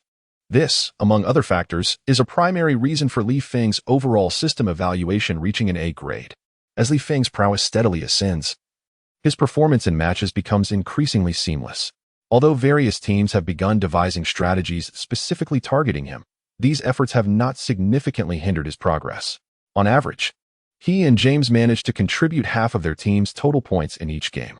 Consequently, bolstered by their exceptional performances, St. Mary's High School has advanced to the finals, with a three-peat championship within their grasp. However, following the team's confirmation of their entry into the championship, a gravely serious issue surfaced. Coach Damlot gathered all the players together, his demeanor strikingly grave, almost ominously drenched in tension. As the team scanned the room, they noted that all players were present except for James, including Andre, who had once been so disheartened by Feng's prowess that he considered abandoning basketball altogether. Yet, none among them were privy to the cause of this gathering. Perhaps sensing the peculiar atmosphere or the weight of the air, everyone wore serious expressions. Their brows furrowed as they turned their attention to Coach Damlot. He surveyed the group before slowly addressing them. Recently, some unfortunate events have transpired that I must discuss with you. Regrettably, LeBron sustained a back injury during the last match and is currently receiving treatment at the hospital. We do not yet know the final results of the examination, but I am certain that he will be absent for our upcoming game against Roger Bacon High School. A profound silence enveloped the room. They found themselves in the critical final moments of vying for the state championship, and LeBron's injury was undoubtedly the worst possible news.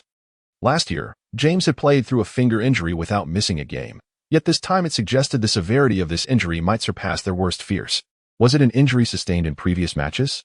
Oh God, what are we to do? The absence of LeBron from St. Mary's is akin to the loss of Sun Wukong's golden staff. Although they have secured a ticket to the state finals, can they truly overcome Roger Bacon High School without LeBron? Damlot's expression evidently reflected a sense of despondency as he slowly began to speak. At present, the media remains unaware of James's injury, but such news cannot remain concealed for long. I believe they will soon learn of this unfortunate event.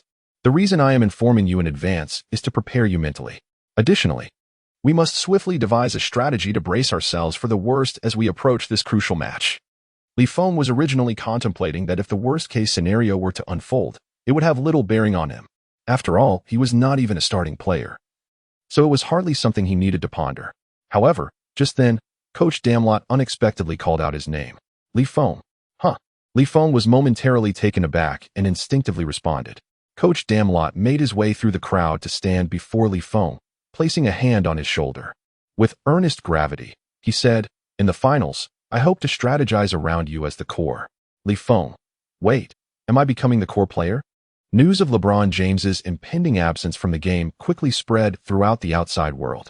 Although St. Mary's High School had done an admirable job of maintaining confidentiality, the truth cannot remain concealed forever. As a future superstar, LeBron is the chosen one, capturing the attention of major media outlets. Every move he makes sends ripples through the press. The news of his injury spread like wildfire, creating a considerable stir within the realm of sports journalism. Initially, the media was optimistic about St. Mary's chances of clinching the championship, but their tones swiftly shifted, turning to skepticism regarding the school's prospects. The once celebrated starting five was now referred to as four wandering soldiers, as if defeat for St. Mary's was already a foregone conclusion. Without LeBron James, the team seemed to lack any semblance of strength. Who could possibly uphold the offensive foundation of the entire team? No one. Meanwhile, at Roger Bacon High School, the news of LeBron James's potential absence from the championship due to injury brought forth joy that illuminated the faces of every player. This was simply the best news of the year. We are on the verge of claiming this year's state championship. Let's crush them. Hurry up, my friends. I can hardly wait to teach them a lesson. They have relied on LeBron's presence to intimidate us, but now it is time to settle the score. Although the head coach of Roger Bacon High, Pamir, was elated, he restrained his excitement and addressed his players. Until the situation is resolved, we must remain vigilant. We will exert every ounce of our strength to obliterate our opponents, leaving them no chance of victory, nor even a glimmer of hope. On the eve of the game at St. Mary's High School, a robust figure entered the training facility with resolute strides. The crowd was momentarily stunned. "LeBron? You're back." Their astonishment quickly transformed into delight, as smiles unconsciously graced each face. LeBron's return signified hope for the upcoming match. However, at that moment, Damlot approached the group to clarify. "It is highly unlikely that LeBron will play in this game, but I specifically invited him back to inspire us. He will be seated on the sidelines until the conclusion of the match." Upon hearing this, the expressions of Romeo and the others gradually hardened, unable to mask their disappointment. Feng let out a soft sigh, not for his own sake, but for James. He He stepped forward and patted James on the shoulder, saying, "Don't worry, my friend. You shall be my substitute, and I will elevate you." James. Damn lot. No, buddy, have you grasped the situation? We are at a significant disadvantage. On the day the finals of the Ohio High School League officially commenced, an influx of media and fans surged into the city center stadium. The media, ever eager for sensationalism, claimed that LeBron James had sustained an injury prior to the game and would miss the state finals. However, neither the St. Mary's High School team nor its coach offered any response to this matter, seemingly validating the rumors of James's injury.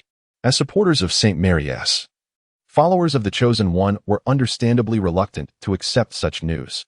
They had achieved an unprecedented record of 26 wins this season. They were merely a step away from a perfect championship. How could they willingly relinquish this honor and allow it to be handed over to others? Yet, when LeBron James emerged from the player tunnel, the crowd erupted in excitement. The media appeared bewildered. "Guys, I told you LeBron was not injured. These are all false reports. Ha ha ha. St. Mary's is invincible. No one can stand against us. We are destined to win. Woo." However, amidst the cheers of the audience, LeBron did not proceed to the court as anticipated. Instead, he quietly sat on the bench, looking utterly indifferent. This unexpected scene left the spectators stunned. James showed no intention of warming up, suggesting that perhaps the rumors of his injury were indeed true. Pamir, the head coach of Roger Bacon High School, felt a pang of apprehension upon seeing James take the field. After all, James' ability to drive to the basket was akin to a fully armored vehicle barreling down the highway at 120 miles per hour. Who could possibly stop him? Tactics are only decisive among players of equal caliber. However, it is reminiscent of a college student facing an elementary school pupil. The former requires no preparation or strategy to overpower the latter's every plan. James, at this juncture, possessed physical prowess that had reached collegiate, if not NBA, standards. Even if a zone defense could pose some challenge to him, his remarkable and awe-inspiring court vision would render their efforts futile. But now, with the enemy's strongest player sidelined, what did we have to fear? The remaining opposition was merely a ragtag group, insignificant and inconsequential. Pamir, adhering to the principle of seizing the moment in adversity, boldly declared, "Our objective in today's match is to crush St. Mary's. I will ensure they understand that we, Roger Bacon, represent an insurmountable obstacle."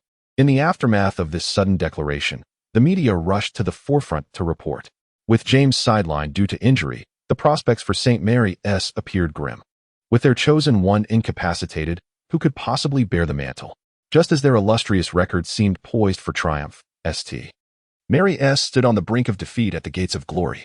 Meanwhile, in the ESPN broadcasting room, Derek expressed his regrets, noting, Cincinnati's Roger Bacon High School boasts their star player, Fox, who has delivered an impressive average of 22.1 points, 6.5 rebounds, and 4 assists this season. As a small forward, his offensive prowess is formidable, with a diverse array of finishing techniques, particularly his signature fadeaway, which haunts all defenders. Furthermore, the formidable front line, consisting of the 2.7-meter-tall power forward Hamilton and the 2.11-meter center Conrad, provides ample protection for the basket. Roger Bacon High School is undeniably powerful. In stark contrast, what of St. Mary's now? Oh, the despair. Without LeBron James, the team has laid bare numerous deficiencies. It is crucial to recognize that James is not merely a natural penetrator, he is the quintessential orchestrator of the team's offense. His extraordinary physical attributes shine through with unmatched dominance on the defensive end. Without James, how can they remedy these shortcomings? How can the team adjust to mask such flaws? Derek's sentiments were clear. St. Mary's is beset by too many issues, rendering unrealistic expectations futile. Without James, defeat is assured. As the warm-up period concluded, the referee instructed both teams to position their starters. Suddenly, many spectators noticed a figure with yellow skin on the court. Was that player named Feng, the one known for his prowess from the bench? Indeed, it was him. Had he become a starter? Alas, it dawned on them. St. Mary's truly had no one left. How could he possibly fill James's shoes? Oh God, we beseech you, save us. At that moment, the star of Roger Bacon High School, Fox, smiled slightly and then waved his finger at Feng. Is it because your teammate, that coward named James, dares not face me that they sent you in? Fear not, lad. I shall send you home to weep for your mother. Feng's lips twitched in exasperation. My friend, the potency of your trash talk is nearly non-existent. Feng let out a faint sigh and then calmly responded. Well, what's wrong with crying for your mother? Don't you have a mother?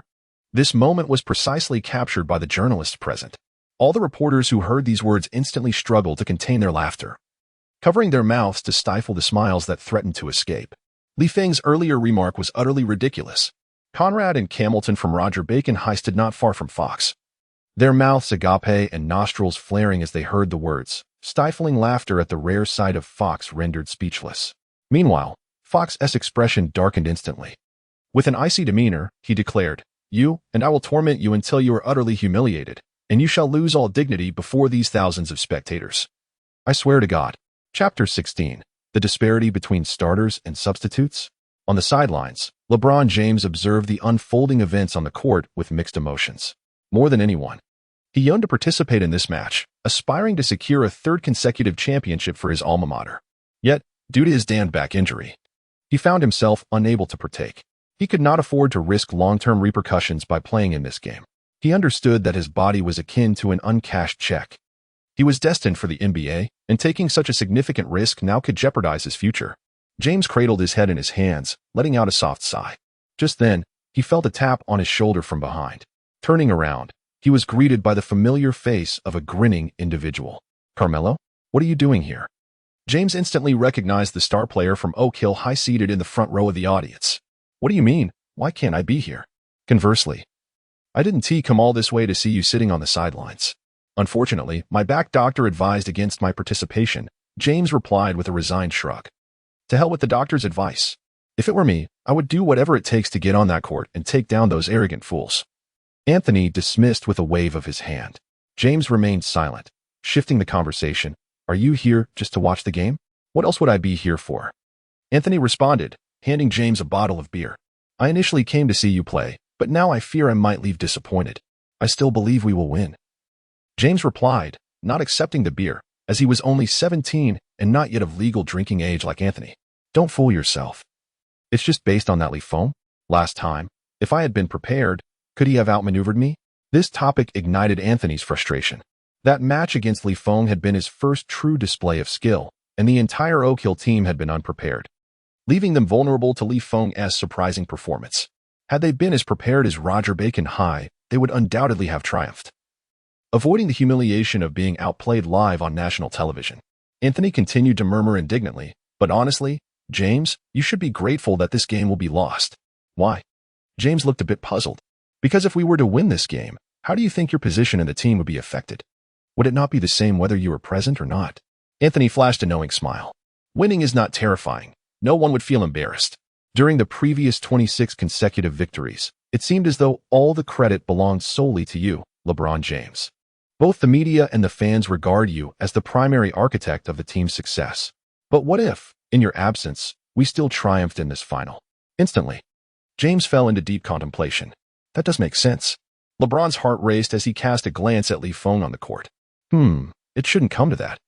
Should it? Meanwhile, Coach Dumlett glanced at Feng, taking a deep breath. This was Feng's first time as a starter, and he was directly facing the opposing team's star player, the true linchpin. He understood that this scenario would undoubtedly place immense pressure on Feng, presenting a formidable challenge whose outcome remained uncertain. Yet, there was no alternative. Dumlett silently urged, "Stay strong under pressure, Feng." On the court, the game had commenced. Romeo faltered during the jump ball, and Roger Bacon High School secured possession first. Camilton passed the ball to Fox, who immediately confronted Feng. "Kid, this is your first start, right? I will show you just how vast the gap is between the bench players and me." Fox held Feng in utter disdain, his eyes fixed on Feng's movements, poised to outmaneuver him effortlessly. Prior to the game, the head coach of Roger Bacon High School, Pamir, had meticulously analyzed every player from St. Mary's High School. Feng indeed possesses remarkable prowess on the offensive end. However, his contributions on defense are virtually non-existent, rendering him a mere figure with height and wingspan. Without LeBron, St. Mary's High School's defense is utterly incapable of containing him. A mere Asian forward, Fox harbors no fear of him. What distinguishes this fellow from a mere filler? With a swift double crossover, Fox accelerated past him. His first step was remarkably quick, allowing him to gain half a step advantage over Feng. Just as anticipated, Feng's defensive capabilities proved inadequate. With renewed confidence, Fox barreled into the paint. Executing a powerful dunk, then using both feet to create space. His signature fadeaway jumper. The execution was exquisite. This is Fox, the star player of the Roger Bacon team. Yet, before the commentators could finish their analysis, Feng soared into the air, leaping from his side to deliver a spectacular block. When Feng made his breakthrough, he had no intention of being pushed out of the restricted area, thus avoiding any close confrontation with his opponent. What he awaited was that final moment of the shot. Bang! A tremendous force resonated with a thunderous sound. In that instant, Fox was momentarily stunned. What on earth was that? However, Feng did not hesitate for a second. As soon as Carl retrieved the loose ball, he shouted, "Fast break." Joyce reacted swiftly, dashing towards the front court at an astonishing speed. Carl executed a long pass, delivering the ball into his hands, resulting in an assist and a score. As the scoreboard flickered, it read 2 o'clock. St. Mary's High School had taken the lead. At that moment, all the spectators were left in shock. What was happening? Had Feng just delivered a resounding block to Fox right at the start? This was no joke. Fox's expression slightly tensed as his instincts sensed that something was amiss. Previously, his coach had analyzed that Feng's defensive capabilities seemed rather weak. Yet, that block was executed with impeccable precision. Although he did not believe there was any flaw in the pre-game information, he realized he ought to take things more seriously. Carmelton stepped in to set a screen for Fox, immediately followed by a rapid cut towards the basket. This was a straightforward cutting strategy, and generally, teams would not allow such a move to go unchecked. However, Carmelton, leveraging his height and strength, powered through the defender to dunk the ball in. Boom. The score was now tied at 2-2. In the next play, after Feng initiated a triple threat drive, he was met with defensive help from the opponent's interior. Yet, he remained unflustered, executing a swift one-legged shot off the backboard for a score. With a crisp sound, the basketball cleanly bounced into the hoop. Feng pointed skyward with one hand, engaging with the audience present, exuding an air of complete comfort and ease. Indeed, one might say he was reveling in the competition. Conrad passed the ball to Fox, who prepared to attempt a one-on-one against Feng once more. The audience grew increasingly restless, eager to witness the audacious performance Fox had displayed in previous matches. "Kid, your luck was good before, but now it's over," they murmured. Fox charged directly into Feng's chest, quickly executing a backward pivot. This time, he ensured that his confrontation with Feng was solid, creating the necessary space for his backward shot. The movement bore a resemblance to the diminutive Kobe. The ball swished smoothly through the hoop, bringing both teams to an equal standing once again. Carmelo Anthony, stroking his chin, smiled slightly and remarked, "Fox's turnaround jumper is quite impressive, both in accuracy and aesthetics. Such skill is indeed rare among forwards." LeBron nodded solemnly, then spoke slowly. "Yes, Fox's physicality seems to have improved significantly compared to last year. He is very astute, understanding that Feng has yet to bulk up, which gives him an advantage in this physical matchup. The next phase of the game hinges on Feng's defense. If he can withstand Fox's assault, there may still be hope." Anthony muttered to himself as the game continued. Fox remained diligent in seeking offensive opportunities. Yet his approach was anything but the effortless and pleasurable endeavor everyone had envisioned. Initially, the goal at Roger Bacon High School was to make Feng the focal point of their offensive strategy, calling upon him repeatedly. However, none could have anticipated that Feng's defense would prove far more formidable than they had imagined. Feng's weight may be somewhat disadvantageous, yet his strength and resilience in confrontation are undeniably commendable. On numerous occasions, Fox narrowly escaped being blocked once more by Feng. Even when he miraculously avoided the rejection, the impact Feng had on him was undeniably significant. Astoundingly, at the conclusion of the first quarter, Fox managed a mere 3 successful shots out of 8 attempts, totaling a meager 7 points. This shooting percentage starkly contrasts with his previous performances, indicating a noticeable decline in form. Conversely, although Feng also scored 7 points in the first quarter, he did so with a commendable 3 out of 4 shooting accuracy. His repertoire included a deceptive layup, a graceful one-legged stance, a banked hook shot, and even a precise assist just before the shot clock expired. When Feng is present, his efficiency is astonishing, showing no signs of discomfort. Even Anthony, after witnessing Feng's performance, raised an eyebrow in disbelief. He turned to James, bewildered, and asked, "Was Feng's skill set this comprehensive last time?" James merely shrugged, responding, "Who am I to answer that?" As the first quarter concluded, the score stood at 18-16. with St. Mary's High School surprisingly leading by 2 points. The spectators and commentators were utterly stunned by this outcome. It was simply unfathomable. Was-T had agreed that Feng was merely a filler? Was-T had said that without James, the game would be a one-sided affair? This was no mere benchwarmer harvesting points. He was even reaping the starters. Coach Premier, with a grim expression, addressed the resting players on the bench. You all need to wake up. What were you doing in the first quarter? You let players slip through defensively and took unreasonable shots on offense. And you, Fox, why couldn't you even breach the defense of that guy named Feng? What's wrong with you? Didn't I tell you not to mess around last night? That will only leave you weak. Fox, feeling helpless, attempted to defend himself. Coach, I swear I really did stop. That guy's defense is genuinely formidable. I couldn't do anything. I'm not interested in your excuses, Coach Premier continued. If we lose to St. Mary's High School without even James, we will be a laughingstock, that is for sure. Upon hearing this, Fox and the other players surveyed the packed arena. It was overflowing with fans, with at least 8,000 spectators present, not counting those watching from home. They had worked tirelessly for an entire year to reach the state finals, not to be mere stepping stones for St. Mary's High School. Fox nodded, saying, Coach, don't worry. I'll show that guy what I'm made of. Coach Premier nodded slightly, speaking sternly. Conrad, K. Merton, you two need to tighten up and lock down the paint. Feng has many tricks near the rim, so do not allow him to approach the basket. Force him outside. If he excels in interior techniques, we must focus on defending against his drives. As long as we push him out, he will have no options left.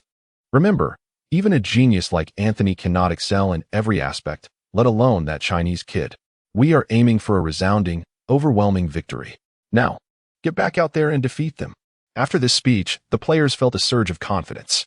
Indeed, they had been somewhat taken aback by Feng's unexpected display. However, this was merely a high school league. How many geniuses could there possibly be?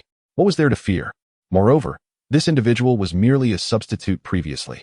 They could not fathom the extent of Feng's capabilities, believing that he could excel in every facet. They simply resolved to act. As the second quarter commenced, Roger Bacon High School gradually established a formidable interior defense. Indeed, they struggled to contain Feng's triple threat, particularly his explosive first step, which left the entire team in disarray. They fortified the paint with unwavering resolve, specifically to counter Feng's drives. However, at this moment, Feng was undergoing a standard rotation, seated on the bench to recuperate, and did not confront Roger Bacon High School's strategy head-on. Across the court, Coach Premier smirked faintly, a hint of disdain flickering at the corner of his mouth. Young man, you possess some skill, yet you remain powerless against the inevitability of fate. The goddess of victory has long since favored us. Beginning in the second quarter, Fox displayed remarkable tenacity. Following a series of contested shots, he seemed to regain the rhythm that had eluded him. Within the span of merely 3 possessions, he successfully equalized the score. Just then, a sudden alert chimed in Feng's ear from the sidelines. Chapter 17. A match may be lost, but Feng must not perish. At this moment, the notification resonated in Feng's ears. Ding. Congratulations, host, for your extraordinary aptitude. Following meticulous study, you have comprehended the B-level skill of fadeaway jumper beginner. Oh, this must be Fox's signature move, indeed. Feng nodded slightly, feeling quite satisfied. After all, he could not compare himself to superstars like James and Anthony. Achieving a B skill level was already an impressive feat. Moreover, this skill filled the gap in Feng's technique for ball handling during offensive plays. The turnaround jumper, following a confrontation, proved to be an exceptionally efficient scoring method in one-on-one situations. The most crucial aspect was that even when faced with elite defenders, the turnaround jumper could still yield a high probability of obtaining shooting space and opportunities.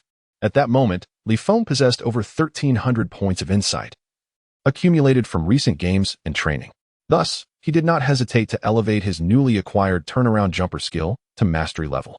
B-level turnaround jumper, mastery resistance to shot blocking increased by 20, and shooting accuracy enhanced by 5.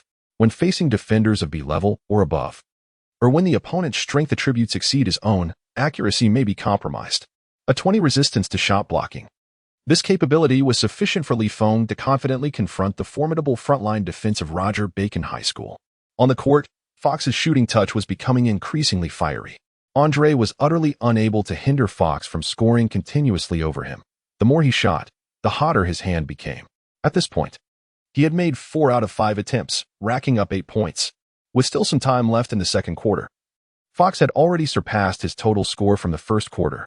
Following yet another turnaround jumper, Andre attempted to chase him down to block the shot with all his might, only to commit a foul instead. Although the shot did not go in, it sent Fox to the free throw line, amid the cheers of the audience. Fox dribbled 3 times before carefully aiming at the basket. With an exquisitely gentle release, swish. 2 consecutive free throws were flawlessly made. With these 2 successful shots, the score reached 33-28, as Roger Bacon High School not only caught up, but even took the lead. It was at this moment that Coach Dumlett requested a substitution from the technical bench. Just before entering the game, Anthony, who was seated not far behind Feng, suddenly called out, "Hey Feng, their interior defense is quite formidable. If you go in, you're bound to get blocked, so pass the ball more, kid." It was then that Feng noticed Mello, who had come to watch the game, sitting behind James. Feng offered him a faint smile before calmly stating, "Rest assured, I shall first unbalance them before making my move, just as I did with you." At that moment, Anthony's lips twitched. Damn it, why did I have to bring that up? I should never have engaged in conversation with this brat. Upon his return to the arena, Feng was met with a smirk from Fox, who quipped, "Oh, you're back? I thought you had retreated into your shell like a timid turtle." He continued with a hint of mockery, "But honestly, I must admit, you only dare to flaunt your bravado in my absence. However, I do concur with your previous statement." "What statement?" Fox inquired, momentarily taken aback. "The one where you enlightened me about the disparity between starters and substitutes," Feng replied nonchalantly, even with a touch of sympathy in his tone. "But fret not. With diligence, you may one day catch up to me, the substitute." Fox, momentarily speechless, felt a surge of frustration but swallowed his retort upon noticing the referee's gaze fixed upon him. He certainly did not wish to incur a technical foul. "You will regret this. I swear, we'll defend you so thoroughly that you won't be able to make a move," Fox coldly declared before striding towards his basket. Pamir, the head coach of Roger Bacon High, furrowed his brow and sighed. How could Fox be so easily swayed by Feng's banter? Typically, he handled confrontations on the court with ease. What exactly did Feng say to him? Ultimately, it seems that youth still possesses a certain naivety. Back on the court, as expected, it was once again Feng commanding the ball for St. Mary's High. Feng initiated 3 threats, yet Fox remained utterly unmoved, steadfastly positioning himself within range to defend against Feng's shot. "If you possess the skill, then break through, young man."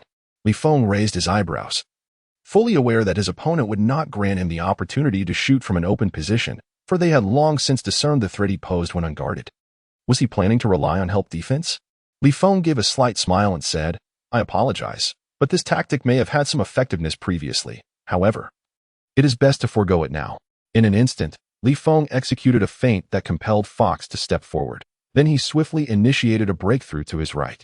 Observing this, Conrad quickly moved in from the right side, positioning his robust physique to obstruct Feng's path to the basket. His formidable build, weighing nearly 100 kilograms, rendered him unfazed by Feng's penetrating force. If Feng could not overpower him and attempted a forced layup, it would not be Carlton's turn to intervene. Instead, Conrad would deliver a resounding rejection. The commentators, after a moment of reflection, remarked, with the targeted defense from Roger Bacon High School's interior, it seems quite challenging for Feng to score on this breakthrough. It is worth noting that in previous game statistics, after enhancing their interior defense, Roger Bacon High School managed to reduce their opponent's attempts at the basket by 20%, significantly lowering their shooting percentage as well. Presently, Feng's best course of action would be to attempt scoring from mid-range or create opportunities for his teammates. Otherwise, the situation could turn dire. On the court, Conrad bore a slight smile, anticipating Feng's advance.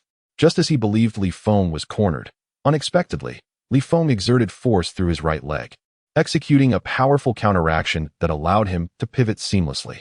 Subsequently, he unleashed a one-legged fadeaway shot. Feng executed his entire movement with seamless fluidity, the swiftness of his actions leaving Conrad utterly unprepared. Whoosh! The sharp sound of the basketball brushing the net resonated in his ears. The ball went in. Conrad was taken aback, a sense of familiarity washing over him. Wait a minute, isn't this the signature move of Fox?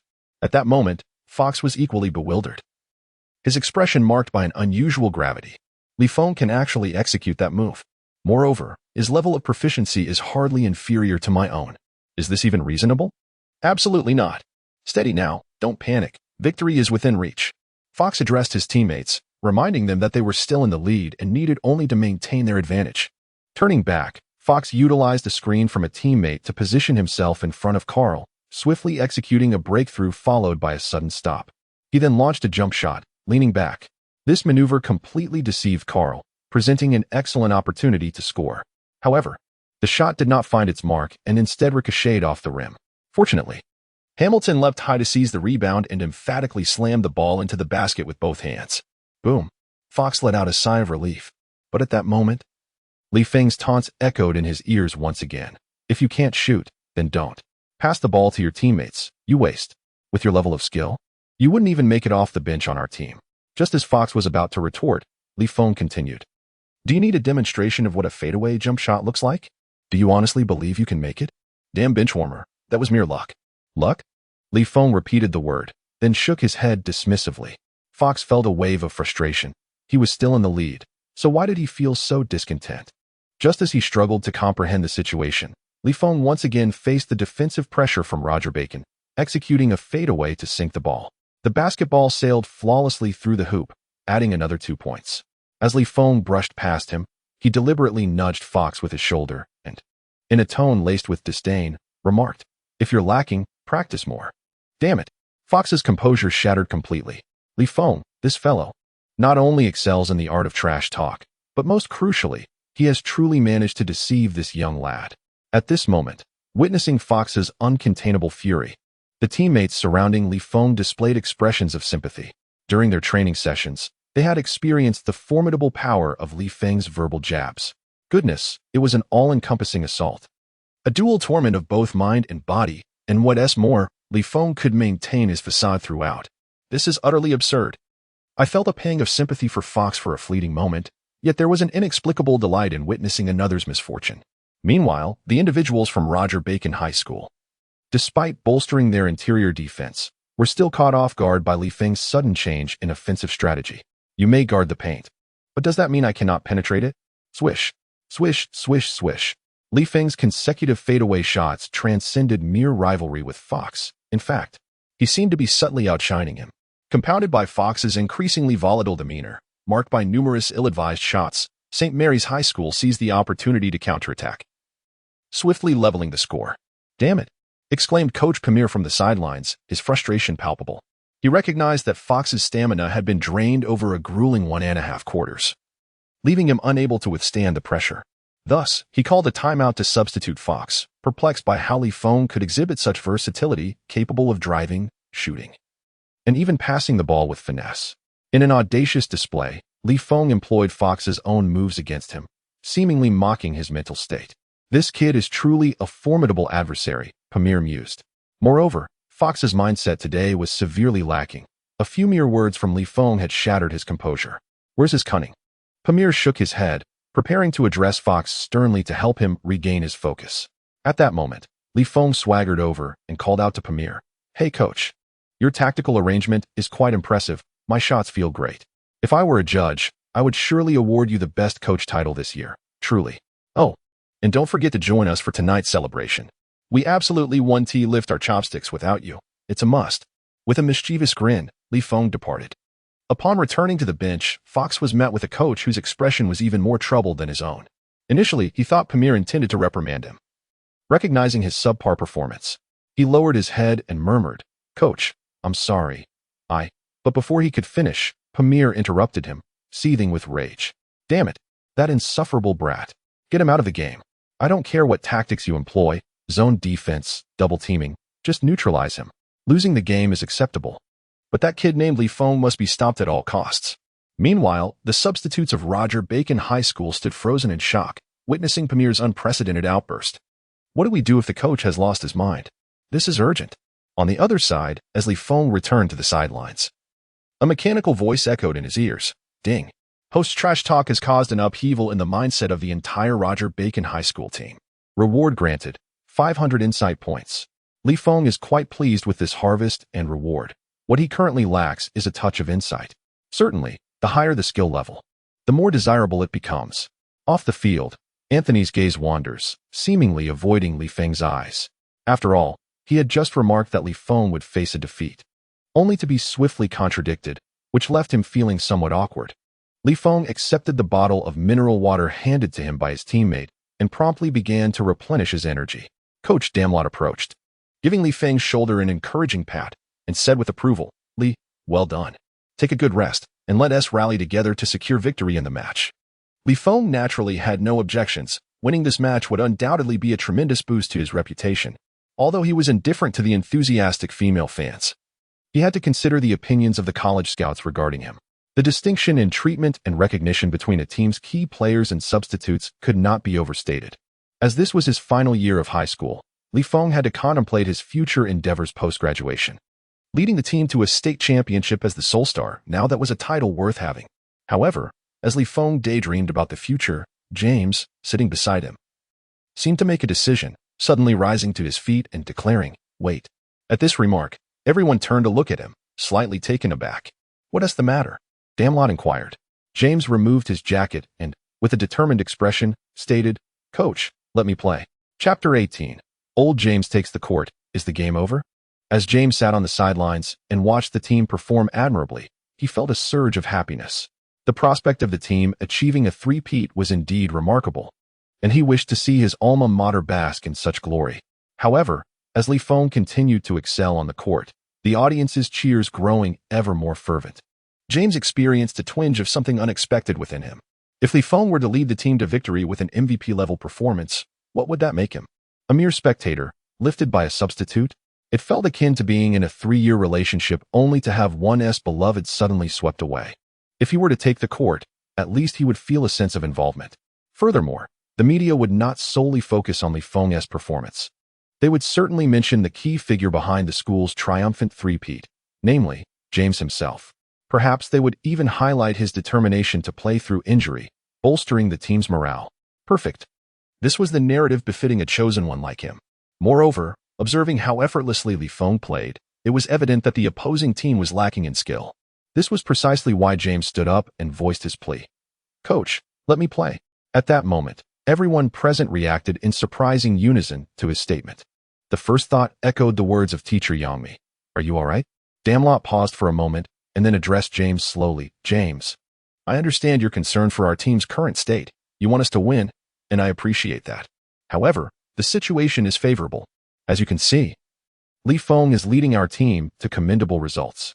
You need not worry excessively. Focus on recovering from your injury and await the victorious outcome." Damlot genuinely wished to prevent any injury to James that could jeopardize his future career.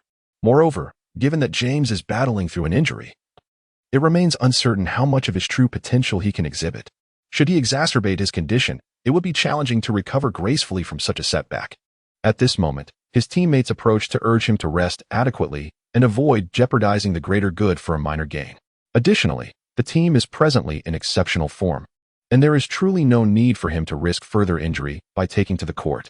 However, upon hearing their concerns, James merely shook his head and resolutely declared, "Rest assured, everyone, I am well aware of my physical condition."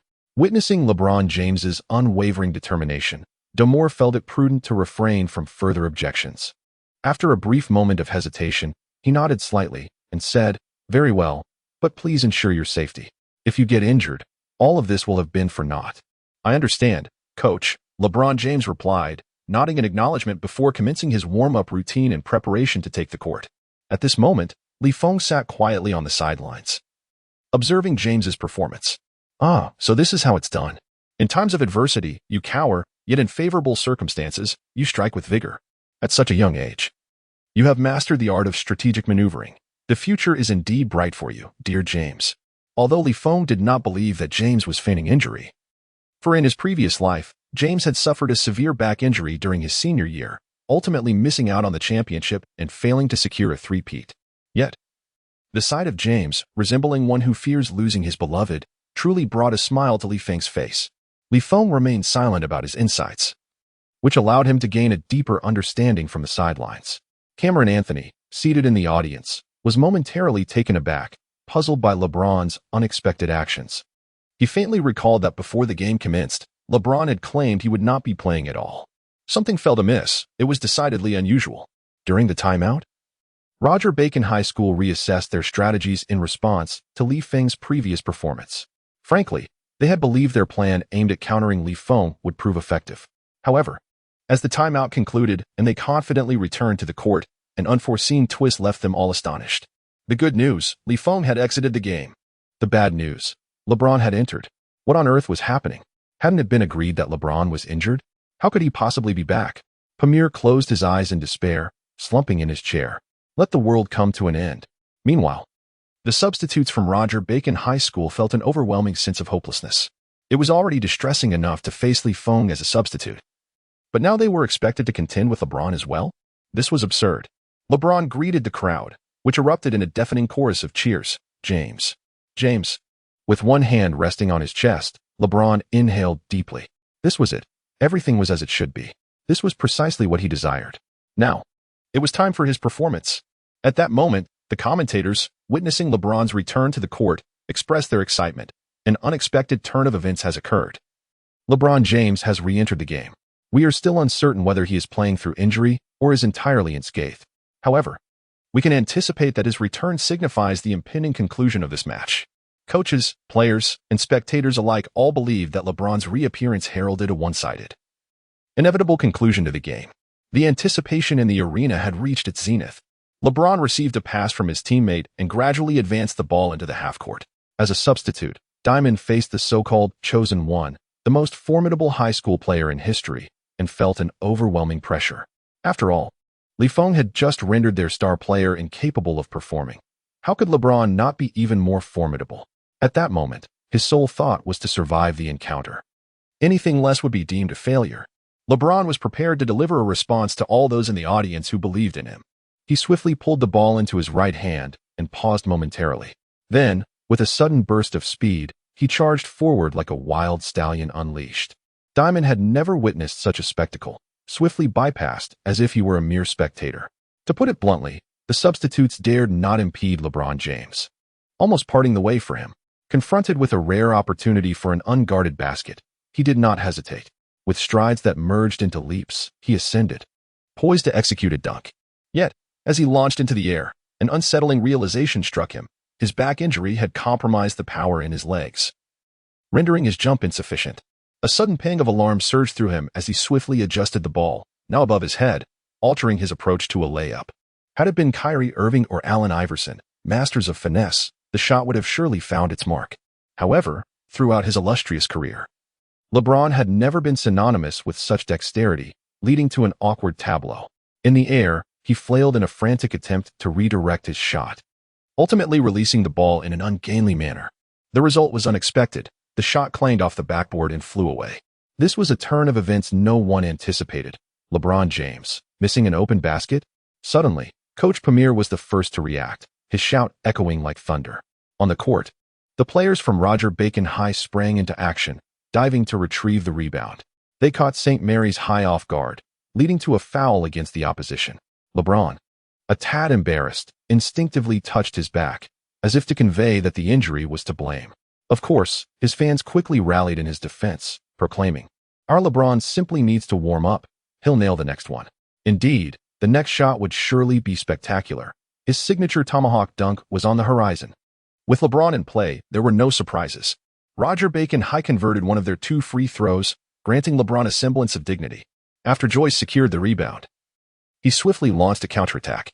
Drawing defenders to the basket, he executed a splendid behind-the-back pass, delivering the ball seamlessly to LeBron beyond the three-point line. The players from Roger Bacon High stood momentarily stunned. How had they neglected to mark James? The crowd erupted with excitement. This was a prime opportunity for an open shot. With a smirk, LeBron thought, finally, it was his moment to shine. His concentration sharpened. He adjusted to his optimal stance and released the ball with swiftness. Whoosh! The basketball arced gracefully through the air before crashing forcefully against the front edge of the rim, resulting in an embarrassing clang. Fortunately, Romeo's tenacity in securing the rebound regained possession for his team, granting them a second chance at offense. At this juncture, they wisely passed the ball once again to the perimeter player, James. With everyone else preoccupied with the rebound, James found himself unguarded. Surely, this time it had to go in. A sense of dread washed over him as he resolutely launched a three-pointer. Yet, whether due to his back injury or psychological factors. His shot was utterly absurd, resulting in a complete air ball that sailed out of bounds. In an instant, the arena fell silent. Even Feng, who had been merely an observer, felt awkward enough to dig his toes into the ground. "Oh, James, what a colossal blunder." The spectators were left in shock, having anticipated a dazzling display from their chosen prodigy, only to witness a monumental fail. Even the commentators were at a loss for words to ease the tension, leading to a brief silence before Roger Bacon High School initiated a baseline inbounds play. They swiftly launched their counterattack, although they were merely substitutes. Their tactical training was indistinguishable from that of the starters. After a series of fluid passes, Diamond seized the opportunity, accelerating past James to execute a layup with surprising ease. Even as the ball swished through the net, Diamond could hardly believe how effortlessly he had scored. As the match progressed, the players from Roger Bacon High School grew increasingly confident, and this group of substitutes began to close the gap against James's team. They even felt as though James was not as formidable as they had once believed. The strategies that had previously thwarted Feng were now proving remarkably effective against James. His shots were off the mark, and he lacked the explosive power when driving to the basket. In comparison to Feng, James's offensive threat seemed significantly diminished. Diamond alone had accumulated 4 points and 2 assists, not to mention the contributions from his teammates. Laughter and joy erupted among them, while Fox, resting on the sidelines, eagerly urged the coach, "Coach, I'm ready to play. Let me on the court." He sensed that this version of James was far easier to contend with than Feng, and he wondered when else he would have the chance to score. Meanwhile, Coach Damlot watched James's performance with rising blood pressure, feeling as if he might need some quick relief. On several occasions, he felt compelled to substitute James out, but various considerations held him back. By the end of the second quarter, James had recorded a dismal stat line of 1 for 5 shooting, with merely 2 points, 1 assist, 1 rebound, and 1 turnover, all while successfully leading Roger Bacon High School to a comeback. Good news, there are no shortcomings. Bad news, everything is rather lacking. At this moment, as James returned to the bench, he was utterly subdued. Gazing at the scoreboard displaying 43-40, he fell silent, rendered speechless. The vibrant spirit and eagerness he had moments ago vanished, replaced by a faltering gait as he gingerly supported his back on his way to the substitute seat. Before the coach could utter a word, he preemptively stated, "Coach, let Feng take the court. My back is not up to par." Upon hearing this, Darmalot let out a sigh of relief. "James, even if you wish to continue, I couldn't bear it. If you played another quarter, the game would truly be over." He then turned to Feng beside him and inquired, "Are you all right?" "Ah, he is the starter, and I'm merely a substitute. I'll follow your lead." Feng replied nonchalantly. Darmalot paused for a moment, sensing a hint of sarcasm in those words. Have you ever seen a starter perform worse than a substitute? However, at this juncture, Darmalot had no inclination to dwell on such matters. What they desperately needed now was for Feng to step onto the court and seize control of the game. "Feng, we're counting on you for the upcoming match," Darmalot said, his eyes glistening with unshed tears. He never imagined that the one tasked with salvaging the team would be this Asian substitute who, merely a month ago, was unable to even step onto the court. Feng nodded slightly, then stood up to stretch his shoulders. As the halftime break came to an end, both teams returned to the court. The Roger Bacon High School team, still clinging to the hope of a comeback, showed no signs of surrender.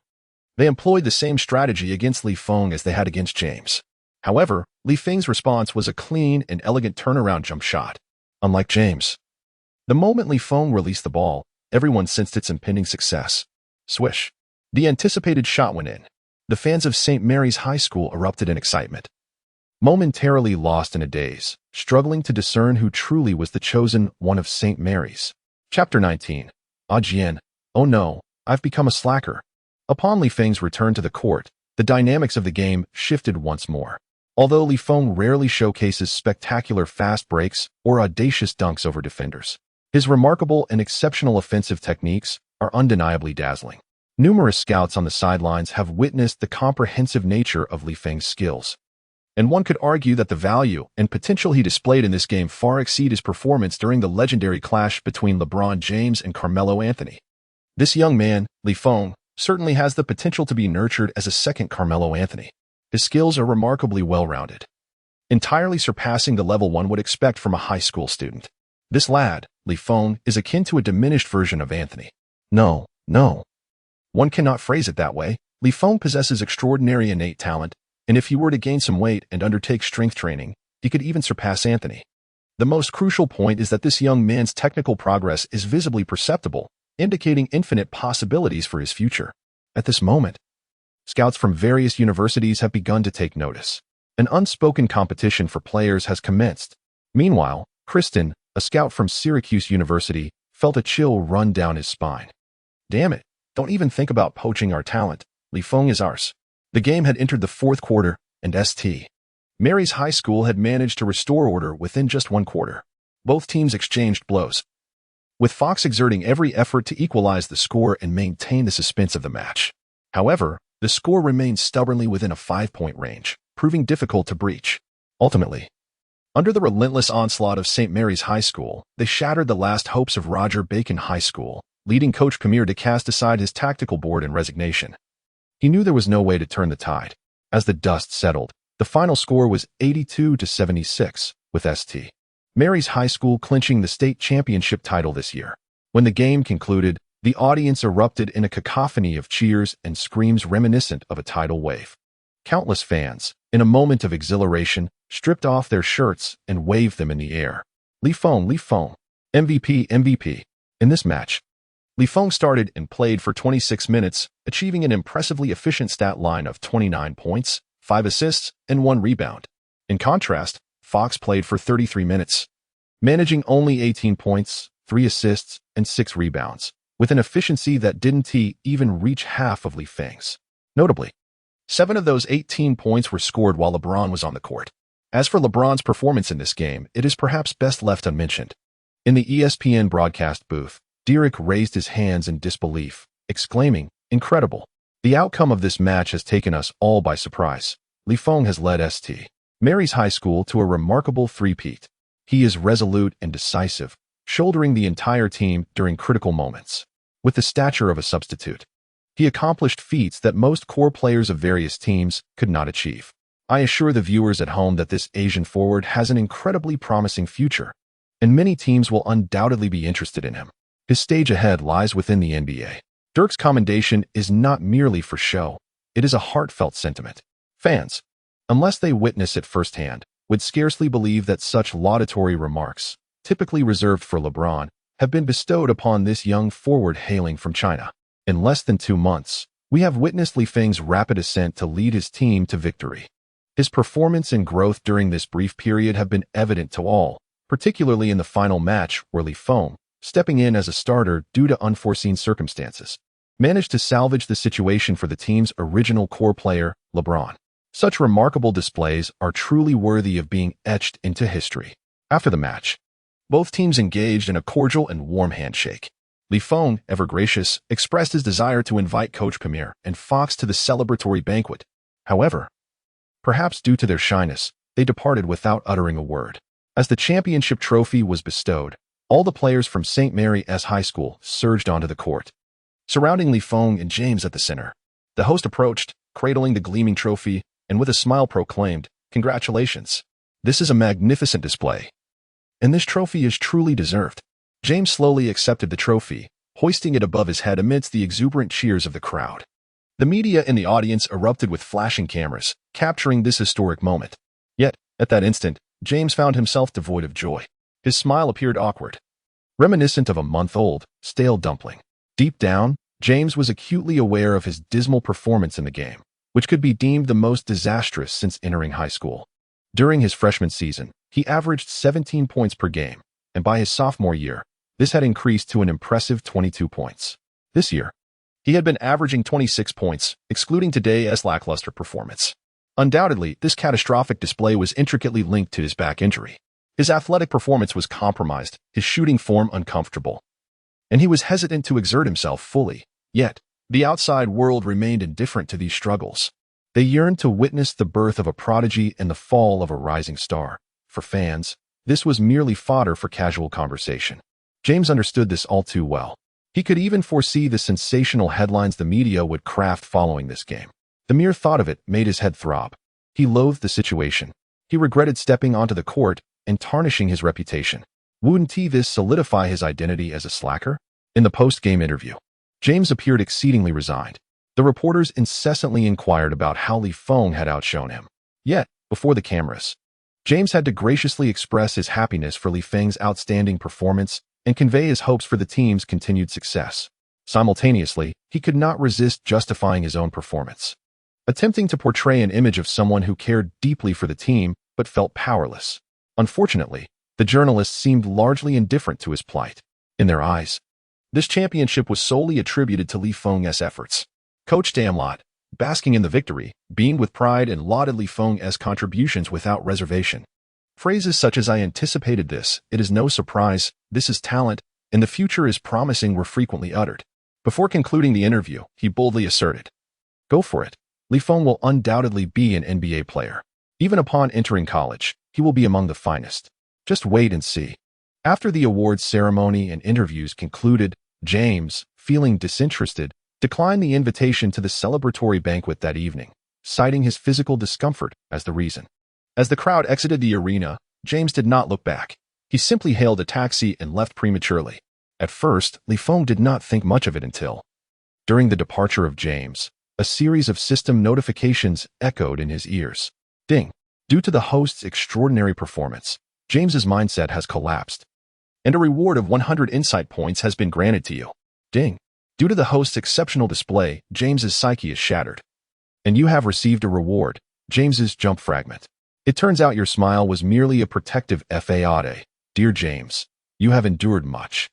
While everyone was still basking in the euphoria of victory, preparing to call for a vehicle to celebrate together, a middle-aged man, appearing to be in his 40s or 50s, approached. He was clad in a gray pinstripe suit and adorned with a luxurious Giorgio Armani tie. As Feng and the other players were still in a daze, Damulot's eyes suddenly lit up, and with a hint of excitement, he exclaimed, "Mr. Vakalo, it's been a while." The middle-aged man named Vakalo smiled faintly in acknowledgement, then turned to face the bewildered Feng among the crowd, extending his arms as he said, "Hey, young man, I just witnessed your performance, and what can I say? It was nothing short of perfect. You truly impressed me." Before Feng could respond, he handed over a business card and continued, "My name is Vakalo. You may not have heard of me, but that is of little consequence. I am here for a singular purpose, to invite you to participate in Adidas's ABCD training camp." Upon hearing this, Feng recalled why the name sounded familiar. Vakalo, known as the godfather of the sneaker industry, had once wagered his own career to facilitate Nike's signing of Michael Jordan, thus creating a commercial legend. Furthermore, after joining Adidas, he successfully aided the company in signing Kobe Bryant.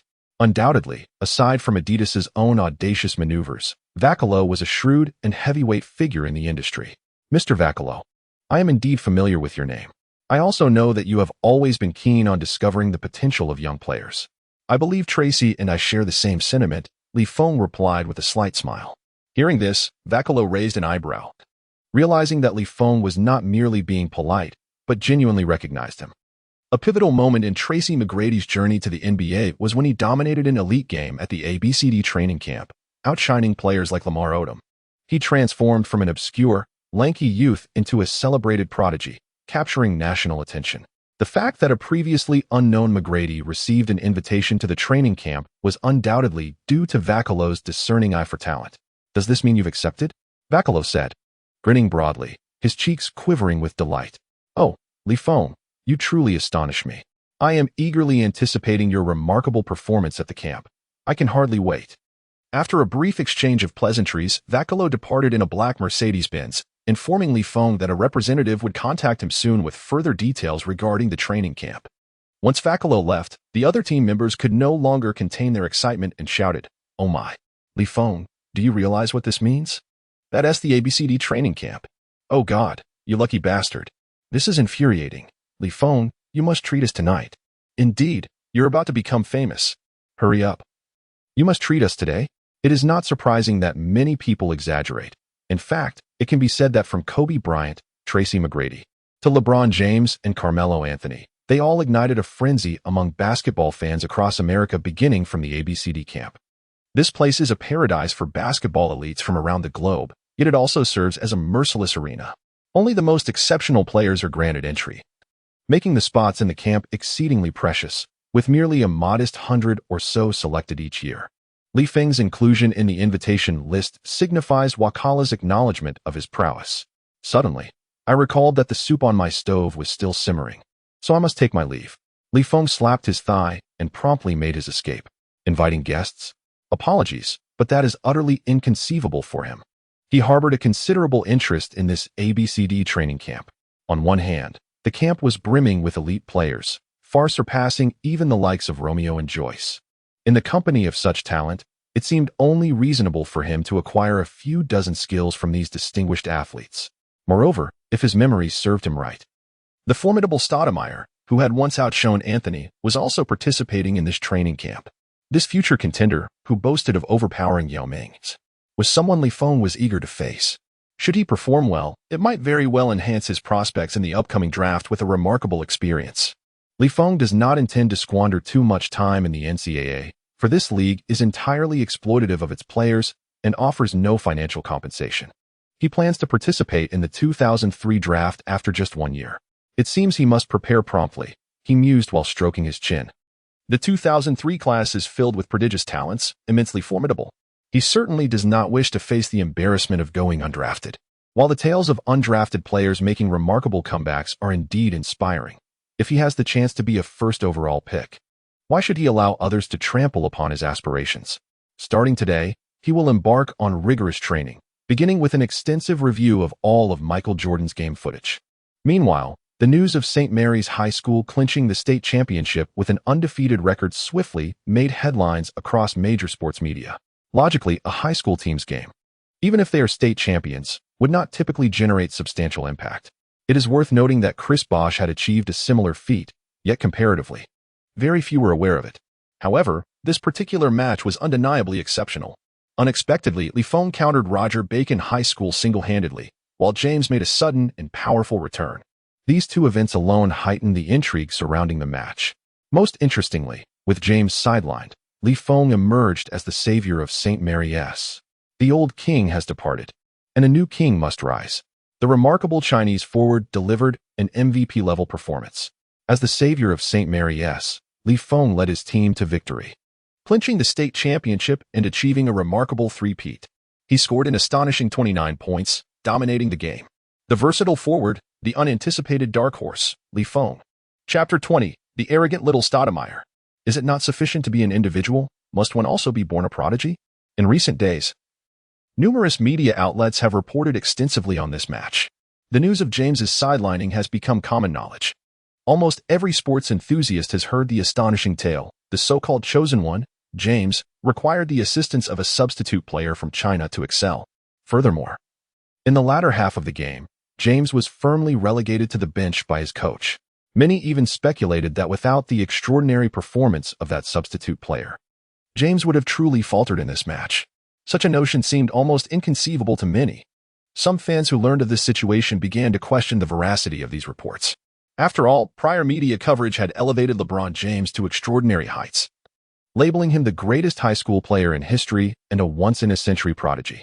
Some NBA teams even proclaimed their intent to tank for the chance to draft this high school star. Yet now, merely in the high school league finals, he faltered, prompting many to mutter in disbelief. Is this it? However, a segment of fans defending James emerged to seek justice. They argued that his underwhelming performance was due to injury, asserting that his condition should have precluded him from participating in the game at all. Had it not been for this injury, they contended, he would have dominated the match. Regardless of the outcome of these debates, an Asian name has gradually entered the public consciousness. Li Feng. Li Feng. In the St. Mary's gymnasium, Coach Damlot suddenly called out. Startled from his engrossed viewing of game footage, Li Feng lifted his head and replied, "What is it, Coach?" Li Feng. "You haven't participated in team training for several days. Are you experiencing any issues?" Damlot asked with genuine concern. After all, during James's recovery, it was not an exaggeration to refer to Li Feng as the undisputed leader of the team. Recently, Li Feng had seldom attended practice, often lost in thought while watching game footage, displaying a troubled expression. He understood well that adolescents are most susceptible to psychological issues. At this moment, it is essential for someone with personal experience to assume the role of a spiritual mentor for Li Feng, guiding him through his challenges.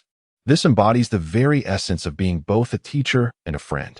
Li Feng gazed at Damlot with a somewhat awkward expression and slowly spoke. It's all right, coach. I am perfectly fine. Damlot, mistaking his demeanor for shyness, pressed on. Well, Li Feng, you need not be polite or embarrassed with me. If there is anything you require, please do not hesitate to express it. I will assist you in resolving it. Is there something I need? Li Feng pondered briefly. Indeed, anything you require. The team will support you, Damlot asserted with conviction.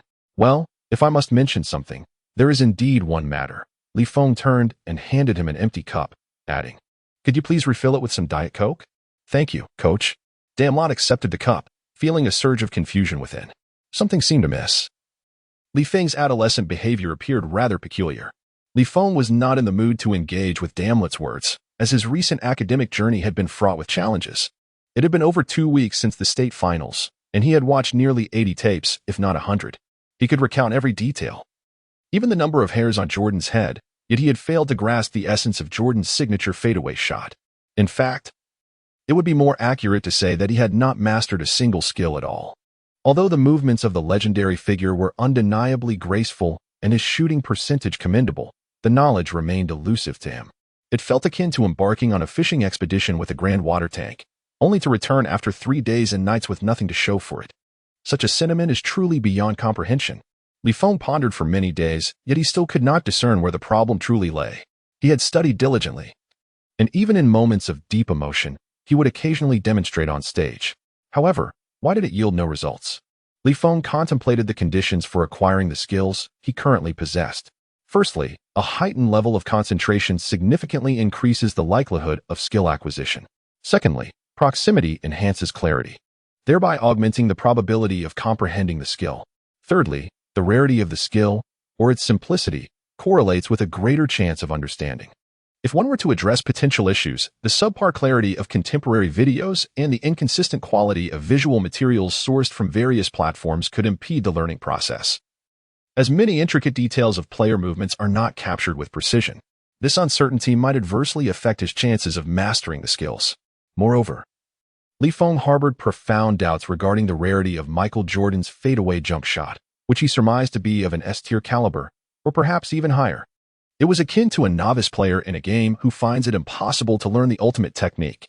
He might not meet certain prerequisites necessary for acquiring this skill, which could explain his inability to grasp the divine weapon.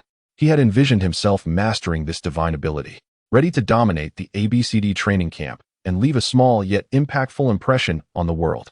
Alas, it seemed he had been overly optimistic. Perhaps seeking one-on-one guidance from Jordan would be a more prudent course of action. At that moment, Li Feng accessed his system panel. Host, Li Feng Comprehensive Strength Rating.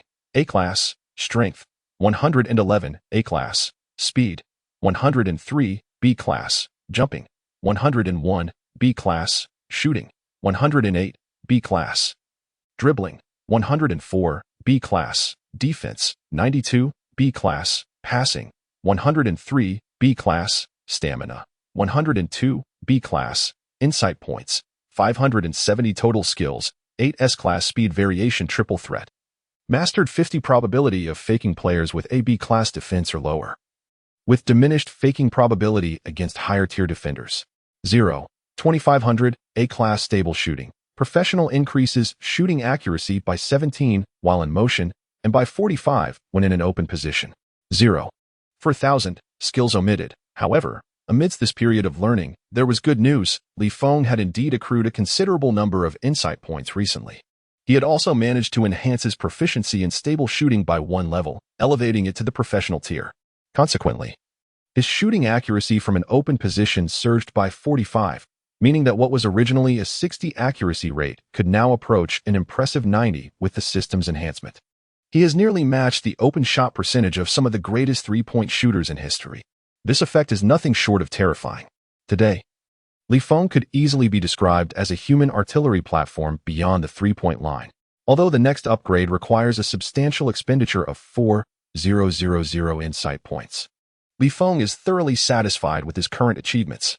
Coupled with his recent enhancements across various attributes, he now possesses almost no physical attributes rated below B. He even senses that he is not far from breaking through to the system's A-level comprehensive evaluation. While he has not yet comprehended the weapon of the divine, Feng has experienced unexpected joys from reviewing game footage. Remarkably, he discovered that within just a few days of watching the recordings, he has grasped the Chicago Bulls triangle offense. Feng felt a sense of helplessness. It appeared that his innate understanding was being applied in ways he had not anticipated. Was he destined to transition into a coaching role? Although having lived 2 lives, Feng's psychological maturity far surpassed that of his peers. Yet, from a physical standpoint, he had only just turned 18. His professional journey was merely at its inception.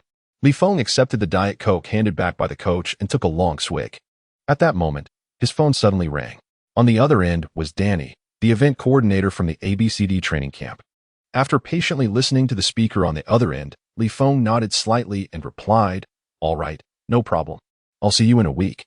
Once he hung up the phone, Feng suddenly realized that a crowd had gathered around him, though he was unaware of when they had arrived. These individuals, having abandoned their practice, formed a circle around Feng, their faces brimming with curiosity as they inquired, "So, how is it? On which day will the match take place?" "Ah, I am so envious. This is the ABCD training camp. Can we go to watch it live? Hey Feng, if you happen to meet those renowned players, could you please get an autograph for me?" Feng fell silent for a moment before replying with a hint of indifference, "Signing autographs is not my forte. After all, they will be seeking my signature once the training camp concludes." The crowd exchanged skeptical glances, clearly unconvinced by Feng's words. After all, this was Stoudemire. He was set to participate in the upcoming NBA draft, with many believing he would be selected in the lottery of the first round. In truth, if it weren't for Stoudemire's ambition to enhance his draft position and generate buzz for himself, he would hardly deign to mingle with a group of high schoolers at such a camp. The disparity between a prospective NBA player and a gathering of teenagers was glaring. And you, my brotherly Feng, should consider it an achievement if you do not get thoroughly outclassed. However, despite this inner dialogue, the onlookers refrained from voicing their thoughts, intimidated by Feng's imposing presence. Meanwhile, on the other side, LeBron James, who was diligently engaged in rehabilitation training, received a call from Danny. "Hello, LeBron. It's been a while. How have you been?"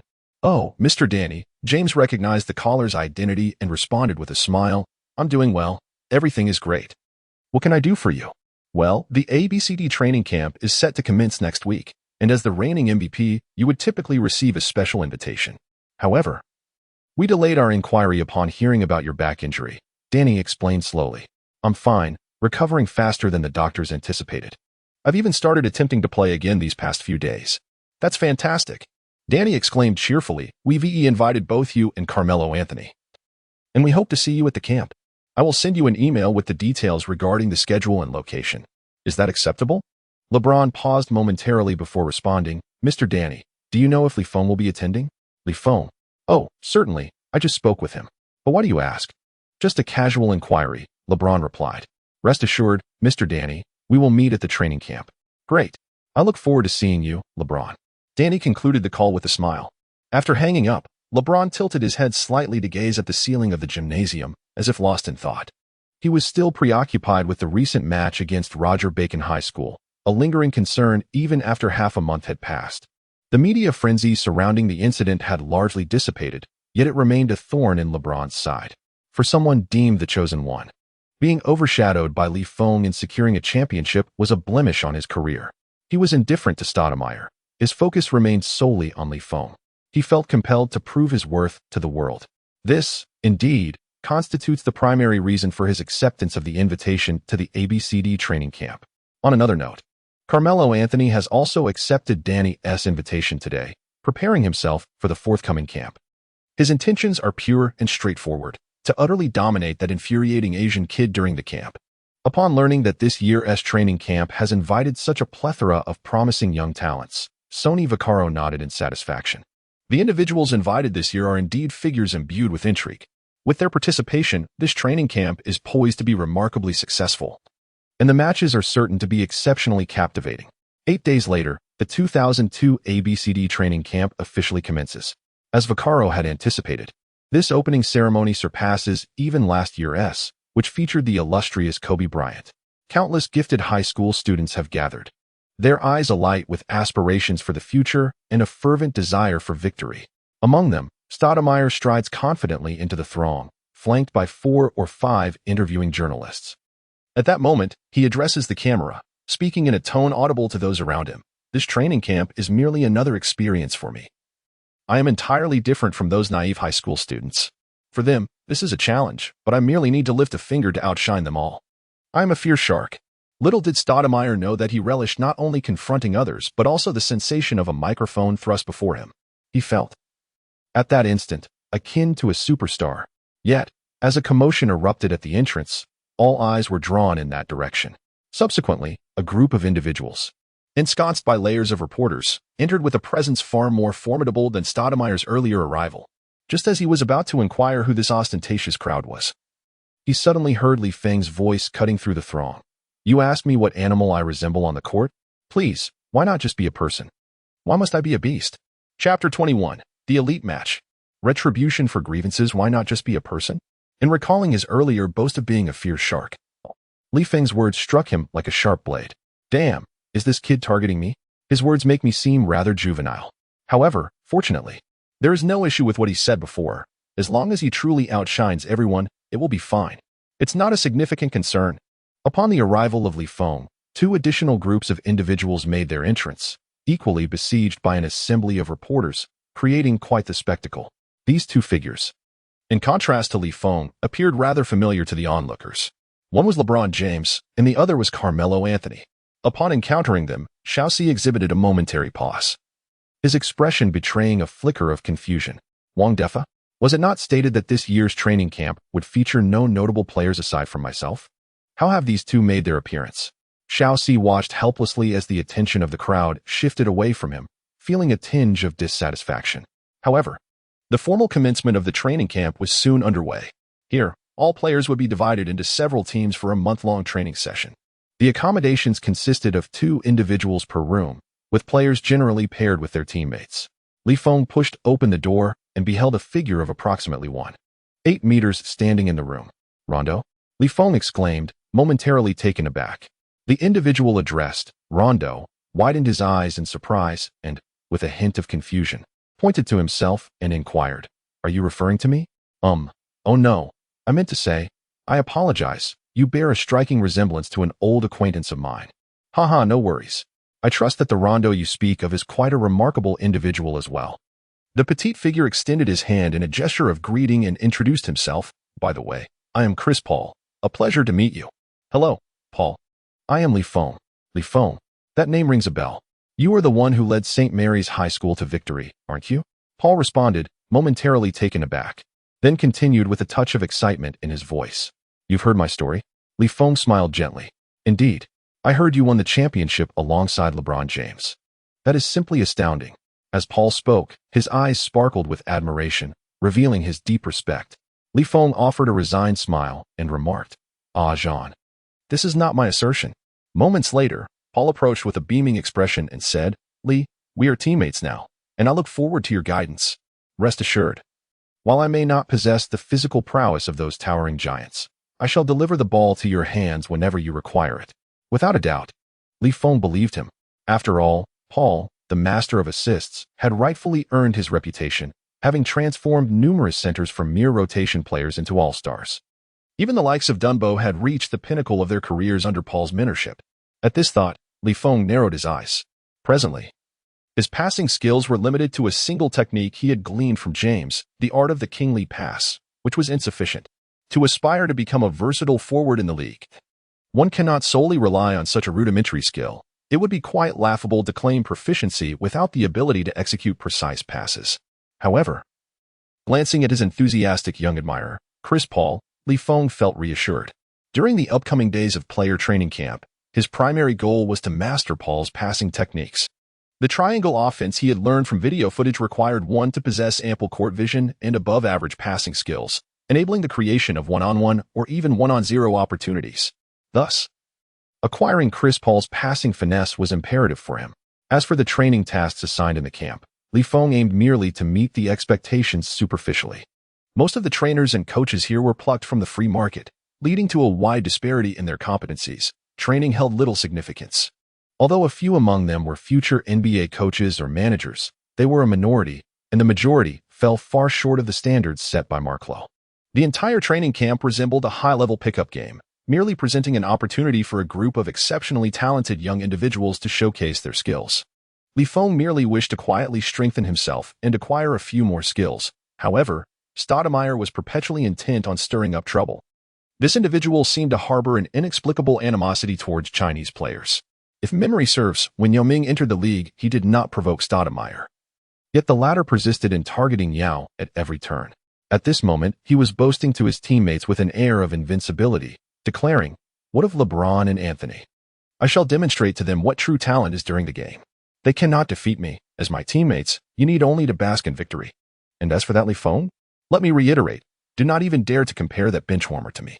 He merely clings to LeBron's coattails and is unworthy of being mentioned in the same breath as I am.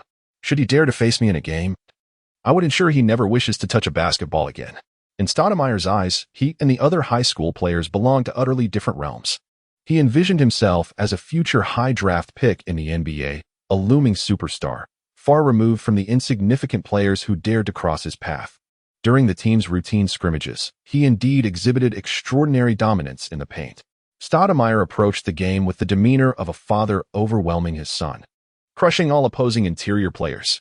With each triumphant dunk came a roar of triumph, and nearly every player matched against him was inundated with his taunts.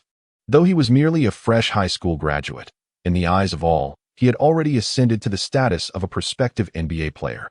His ferocious dunks, robust physicality, and exceptional athletic prowess spoke volumes. Aside from not having yet outperformed Feng, LeBron, and others, he had nearly validated every boast he had made in the scrimmages against his peers. Feng, being in a different group, did not have the opportunity to face off against his rival. Meanwhile, James and Anthony, as special invitees to the training camp, left little chance for Stoudemire to engage in competitive play with them during the regular practice matches. However, Stoudemire remained unperturbed, for he anticipated a showdown before the conclusion of the training camp in the elite competition. The regular training sessions were attended by numerous scouts and media personnel, who observed the players' performances with keen interest. They resembled spectators surrounding a gambling table, clutching substantial amounts of cash, poised to seize a fine piece of jade at any moment. After a month of rigorous training, all scouts compiled their own lists of promising players. This documentation included individuals they deemed to possess potential, and the final roster for the elite competition would take these reports into account. Among the names that appeared most frequently across all lists were Feng and Stoudemire. One dazzled opponents with exquisite offensive techniques, while the other overwhelmed them with raw physical prowess. Regardless, both left an indelible impression on all who witnessed their talents. The elite competition was slated for the penultimate day of the training regimen. On the eve of this momentous day, Feng finally grasped the art of passing as perfected by Chris Paul.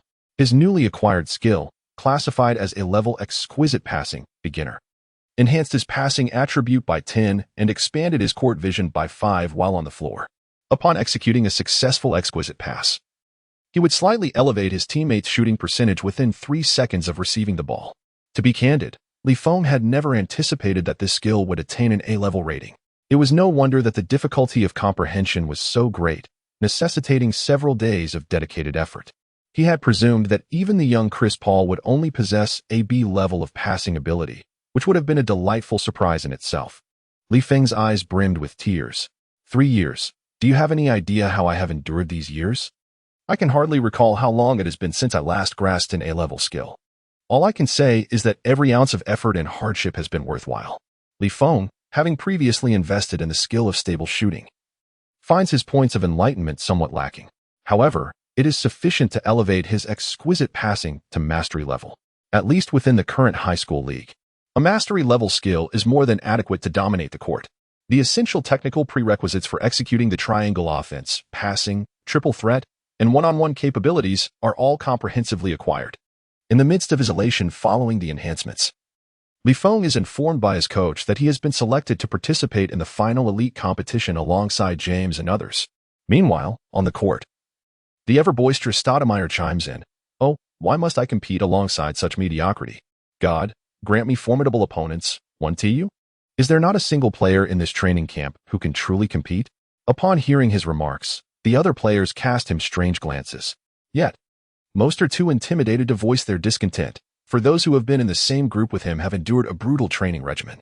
Even if one were to stand up and refute his claims, it would yield little benefit. Nevertheless, Feng remains unfazed. For a gentleman's revenge after a decade is too late. He only seeks to seize the day. Feng turned his head and spoke softly. Paul? Did you hear any animal sounds just now? Animal sounds? Paul replied, slightly taken aback. Yes, it certainly wasn't the voice of a human. I truly wonder how these creatures managed to infiltrate this training camp. Feng calmly stated, his every word resonating clearly and powerfully in the ears of those present. The crowd was momentarily taken aback, astonished by his audacity. Paul stifled a laugh, struggling to contain his amusement. It was truly cathartic. Just a few days prior, Stoudemire had referred to himself as a third-rate cripple, and Feng had delivered a fitting rebuke. Stoudemire, after a prolonged moment of contemplation, finally realized that the insult was directed at him. However, before he could react, Feng and Paul had already retreated to their quarters. Sour radish. Stoudemire roared in impotent fury. Seething, he returned to his room to let his roommate guess what had transpired. Observing the scene with a subtle smile was Sonny Vaccaro, who remarked, I must say, the youth exudes vitality. With such palpable tension among them, tomorrow's match is bound to be thrilling. Beside him, Danny nodded in agreement, adding, indeed. But who do you favor? Do you think Stoudemire will prevail?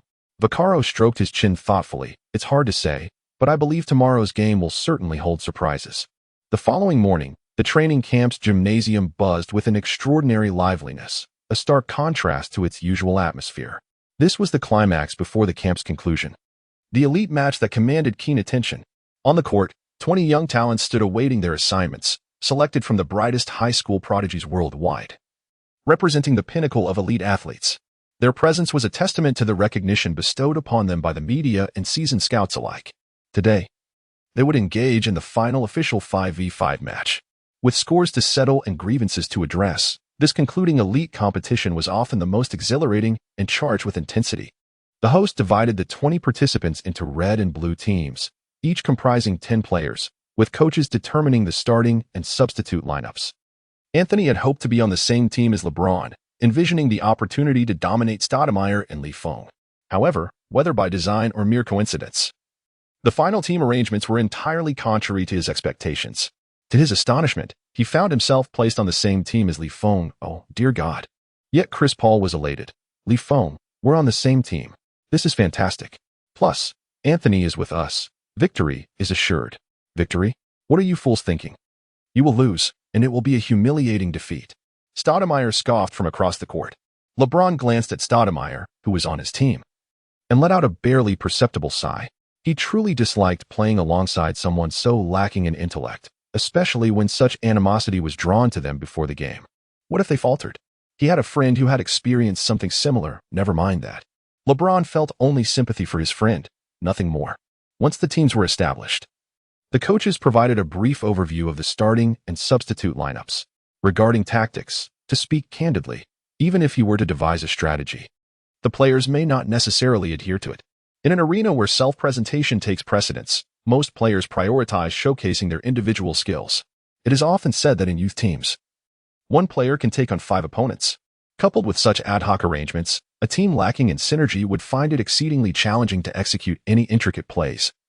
Even with the guidance of the most adept coach, these players would be fortunate to establish some basic pick-and-roll combinations and effectively capitalize on opportunities near the basket. Beyond this, it is merely a matter of individual prowess. To put it bluntly, in such competitions, the coach primarily serves a decorative role. Once the starting 5 from each side are positioned, the grand finale of this training camp is set to commence. There is no doubt that James and Stoudemire will take the starting roles for the red team, while Feng and Anthony will lead the blue team, with Chris Paul stepping in as the backup point guard. Anthony, positioned as the small forward, will directly face off against James. Feng was temporarily assigned to the unfamiliar position forward due to his height. Fortunately, his technical skills were quite well-rounded, so he faced the challenge without trepidation. Under the watchful eyes of numerous scouts and media, Stoudemire took the initiative, leaping high with remarkable athleticism to secure possession of the basketball for the red team. As the red team's point guard prepared to advance, Stoudemire impatiently called out, "Give me the ball, quickly. Let me teach this bunch a lesson." Chapter 22. Finished. The most predictable game in history? Although Stoudemire's demeanor was undeniably brash, the ball eventually found its way into his hands. Some scouts in attendance were bewildered to see him holding the ball beyond the three-point line. Stoudemire's technical abilities were well known, He excelled at cutting and dunking, as well as scoring near the basket. He even possessed post-up skills that surpassed high school levels. Yet, ball handling remained a significant weakness for him. He seemed completely dismissive of his opponents. Stoudemire began backing down his defender from the 45-degree angle at the free throw line, swiftly executing a turn to secure the ball and then emphatically dunking it into the hoop. The thunderous slam resonated with force. Players who had previously faced Stoudemire could only sigh in admiration. His athleticism was simply extraordinary. On the sidelines, Doug Christie instructed his photography team to capture a close-up of Stoudemire. As his agent, Doug had meticulously planned every detail to promote him. The finest photography team and the best sports media coverage. As long as victory was secured, all other matters had already been arranged. He believed that after this game, NBA teams would take a heightened interest in Stoudemire. Perhaps he might even be selected among the top 3 picks. In his eyes, Stoudemire was destined to win, with no room for surprises. When the ball transitioned to the blue team, Anthony sought to command the play and initiate a one-on-one from beyond the three-point line. After showcasing his signature triple threat stance, he detected a slight opening in James's defense and quickly executed a drive. When James obstructed his path, Anthony deftly pulled the ball back between his legs and broke through from the left side. Anthony's ball handling skills were exceptional, and his ability to adapt was remarkable, allowing him to slice through to the basket in just 2 steps. However, just as Anthony surged into the unguarded lane, Stoudemire unexpectedly soared in from behind, delivering a resounding block. The ball flew away with tremendous force, and James quickly retrieved it, transitioning into a fast break that culminated in a powerful dunk. This is James's signature powerful dunk, a display of grace and explosive energy that surpasses even the previous dunk executed by Stoudemire, leaving the audience in awe. With a score of 4-0, the red team, represented by James, has made a formidable statement right from the start. "I am back," James exclaimed with fervor. This marks his triumphant return to the court, showcasing his prowess after recovering from injury.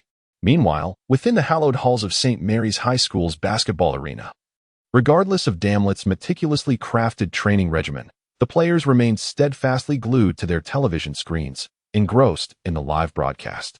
Ultimately, a resigned Damlot conceded to grant them a day off and silently brought in a bench for himself. If one cannot defeat, one must join. As the spectators witnessed James's electrifying return with a stunning dunk, excitement surged among them. Joyce remarked with a hint of nostalgia, "Incredible. This is our LeBron." Carl chimed in, "I've always wondered who would prevail in their prime, James or Feng, haha." Joyce retorted, "Well, obviously, it's James who is superior. The real question is how many points Feng can score against him." Romeo scoffed, "They just got a 4-0 lead on us. If Feng manages to score in double digits, I'll eat my hat."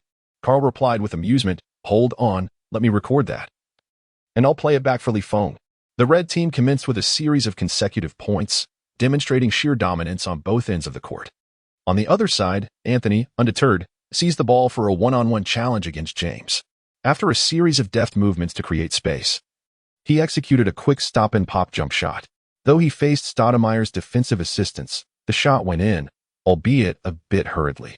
The score now stands at 4-2. As the blue team claws back a point, Feng observed the performance of those around him, nodding silently in approval. Indeed, there was a palpable spirit among them.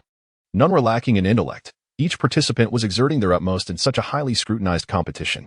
After all, the arena was not only filled with media and reporters, but also numerous scouts.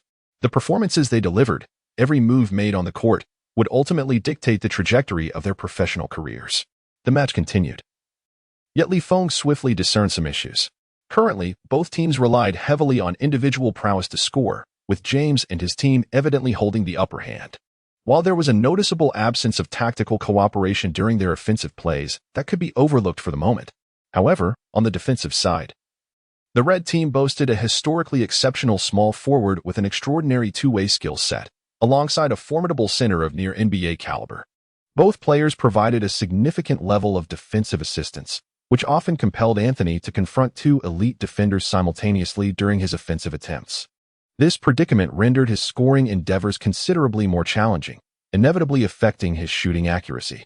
In contrast, our chosen one and the little tyrant were nearly unstoppable in one-on-one situations, boasting an alarmingly high shooting percentage. If this pattern persisted, it was inevitable that the score would swiftly widen between the two teams. Feng's presence here is not solely for the purpose of learning. Rather, it serves as a stepping stone before his entrance into university. His plan is to defeat the formidable Shaoxi, secure victory at the ABCD training camp, and subsequently rise to fame. This script is already pinned, so do not alter it recklessly. Anthony, pass the ball.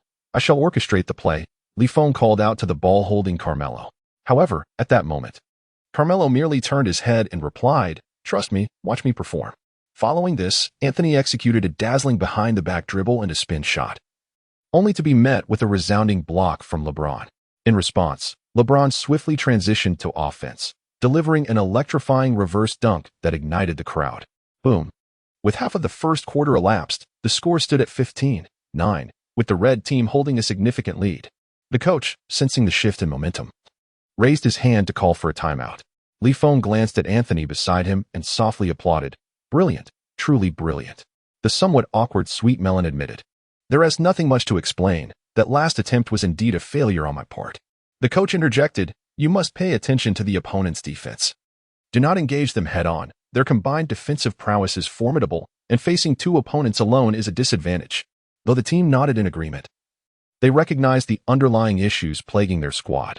However, the presence of problems did not equate to solutions. In the current predicament, what other options did they have besides direct confrontation? In this hastily assembled team, there was little time for tactical training or devising targeted defensive strategies against the opposing players. They had to rely on individual prowess to navigate the situation. As for the generic tactics taught at the training camp, please, they were all under the same mentor. Those strategies were easily countered.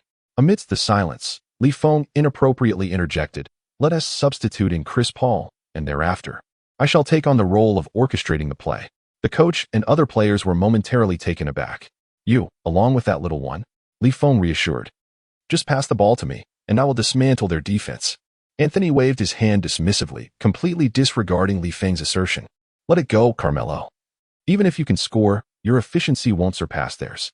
Follow my lead, and I will guide you to victory." Feng's extraordinary confidence left the coach momentarily uncertain. Could it be that this young man truly possesses a remarkable solution? Although Anthony harbored some resentment towards Feng, particularly regarding the previous incident where he was outmaneuvered, there was one aspect on which they all agreed. Relying solely on individual scoring to secure victory was a rather slim prospect. Embracing the notion of treating a dead horse as if it were alive, Anthony and the other players nodded in unison. Feng gazed at the assembly of individuals before him, and with a measured tone, he declared, "Very well, henceforth, everyone shall heed my directives. Our forthcoming offensive strategy will revolve around myself, Anthony, and Chris Paul. We shall implement a particular tactic." The crowd, momentarily taken aback, murmured in confusion, "What is this? A tactic?" The brief intermission swiftly elapsed, leaving little time to instigate any substantial change. On the sidelines, Doug Christie shook his head slightly, pondering. Have they substituted another diminutive player? Does that fellow even stand at 6 feet? It seems they have acknowledged their impending defeat and wish to hasten the conclusion of the match. The expressions of the other scouts mirrored a semblance of perplexity. The primary dilemma faced by the blue team lay in the lack of synergy among their key players.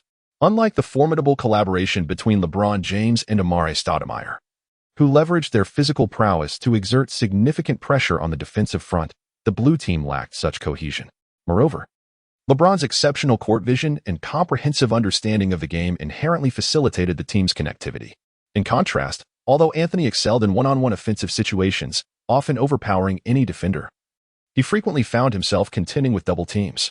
During the previous timeout, observers noted Feng seemingly imparting some insights to his teammates. However, the scouts and trainers present dismissed his influence, doubting that Feng could effect any transformation. Even if the focal point of the offense shifted from Anthony to Feng, the outcome of the game would likely remain unchanged. Despite Feng's formidable individual skills, breaching the combined defenses of LeBron and Stoudemire would prove exceedingly challenging. Though the game was still in its early stages, it became apparent to all that the lineup distribution was flawed, with the red team holding a significant advantage. Even if an NBA-caliber coach were to direct the proceedings, it would be arduous to orchestrate a turnaround. This scenario seemed destined to become one of the most predictable elite matches in the history of the ABCD training camp. As the game resumed, the blue team prepared to inbound the ball. This time, upon receiving the pass, Anthony refrained from attempting a solo play. Instead, He advanced beyond half-court and lofted the ball to leave Feng at the top of the arc. A pass? It appears they have indeed altered their primary ball handler. Perhaps we can anticipate an impressive offensive display from Feng, who had performed admirably in the training sessions. Yet, what significance does this hold? The crucial issue remains unresolved, did you not notice? The instant Feng caught the ball, both LeBron and Stoudemire redirected their focus toward him. Let us observe. Perhaps they have devised a counter-strategy. Feng, upon reaching the three-point line, did not hastily dribble the ball. Instead, he executed a swift penetration move reminiscent of Anthony's initial play, creating an immediate threat. Simultaneously, his gaze remained fixed on his teammates on the court. Chris Paul positioned himself on one side of the three-point wing, while Anthony occupied the weak side's low post. As Feng began to dribble, his continuous changes in direction captivated the attention of the defenders.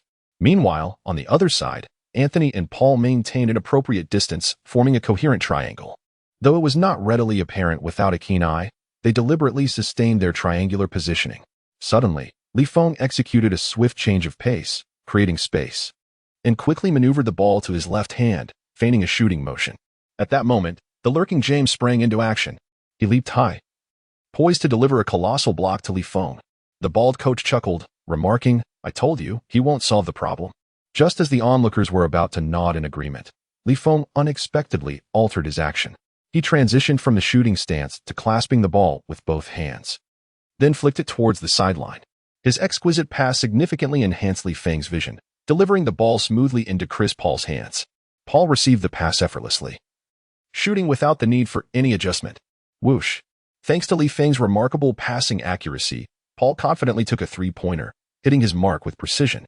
Although Paul's forte in the NBA typically lay in exploiting pick-and-roll situations to punish opposing forwards with mid-range shots from the free-throw line, his three-point attempts were less frequent. This was primarily due to the NBA's three-point line being half a meter farther back. In a standard court setting, Paul's three-point shooting percentage remained commendable. After all, a player of shorter stature must possess a reliable shooting ability to thrive in the NBA. The spectators were taken aback, astonished that the seemingly unassuming player had entered the game and immediately sunk a three-pointer. Impressive indeed. With Paul's three-pointer staunching the bleeding, the blue team initiated their counterattack. In the subsequent possession, Feng again held the ball and drew the defense. This time, the red team focused intently on the perimeter threat posed by Paul, attempting to sever their connection.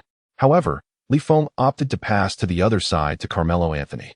Although it wasn't an open shot, Anthony, upon receiving the ball near the corner, deftly utilized his footwork to spin past his defender and score effortlessly. In a one-on-one scenario, Anthony's offensive prowess was nearly insurmountable. After several exchanges, even the most oblivious onlookers began to realize that since the timeout, after Feng gestured and communicated something, the blue team's offense had inexplicably become much more fluid. Many players spectating wore expressions of bewilderment, pondering what Feng had actually done.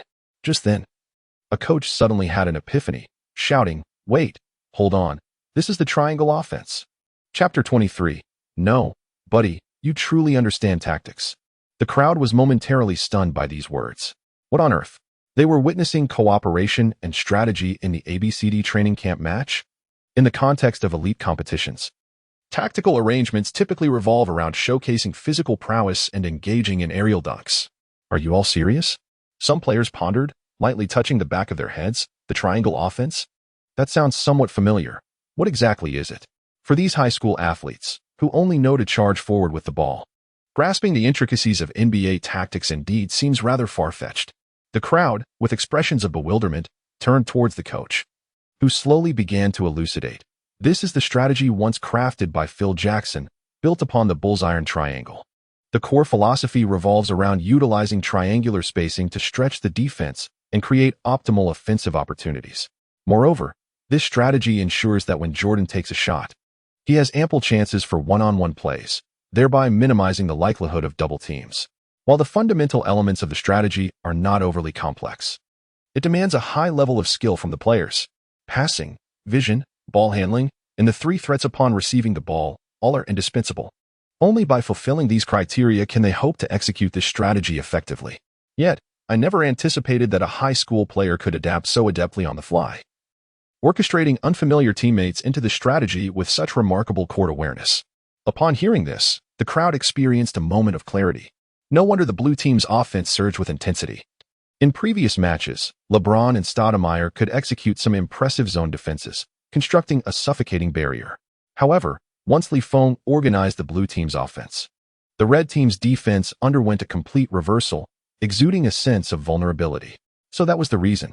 Meanwhile, in the St. Mary's High School gymnasium, Coach Damlot stared at the broadcast in slight astonishment, having recognized the strategy Feng had implemented for his team.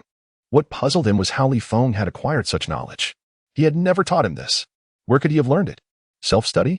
Suddenly, Damlot recalled that Feng had spent a considerable amount of time reviewing game footage of the Bulls. He had assumed the boy was merely experiencing typical adolescent restlessness.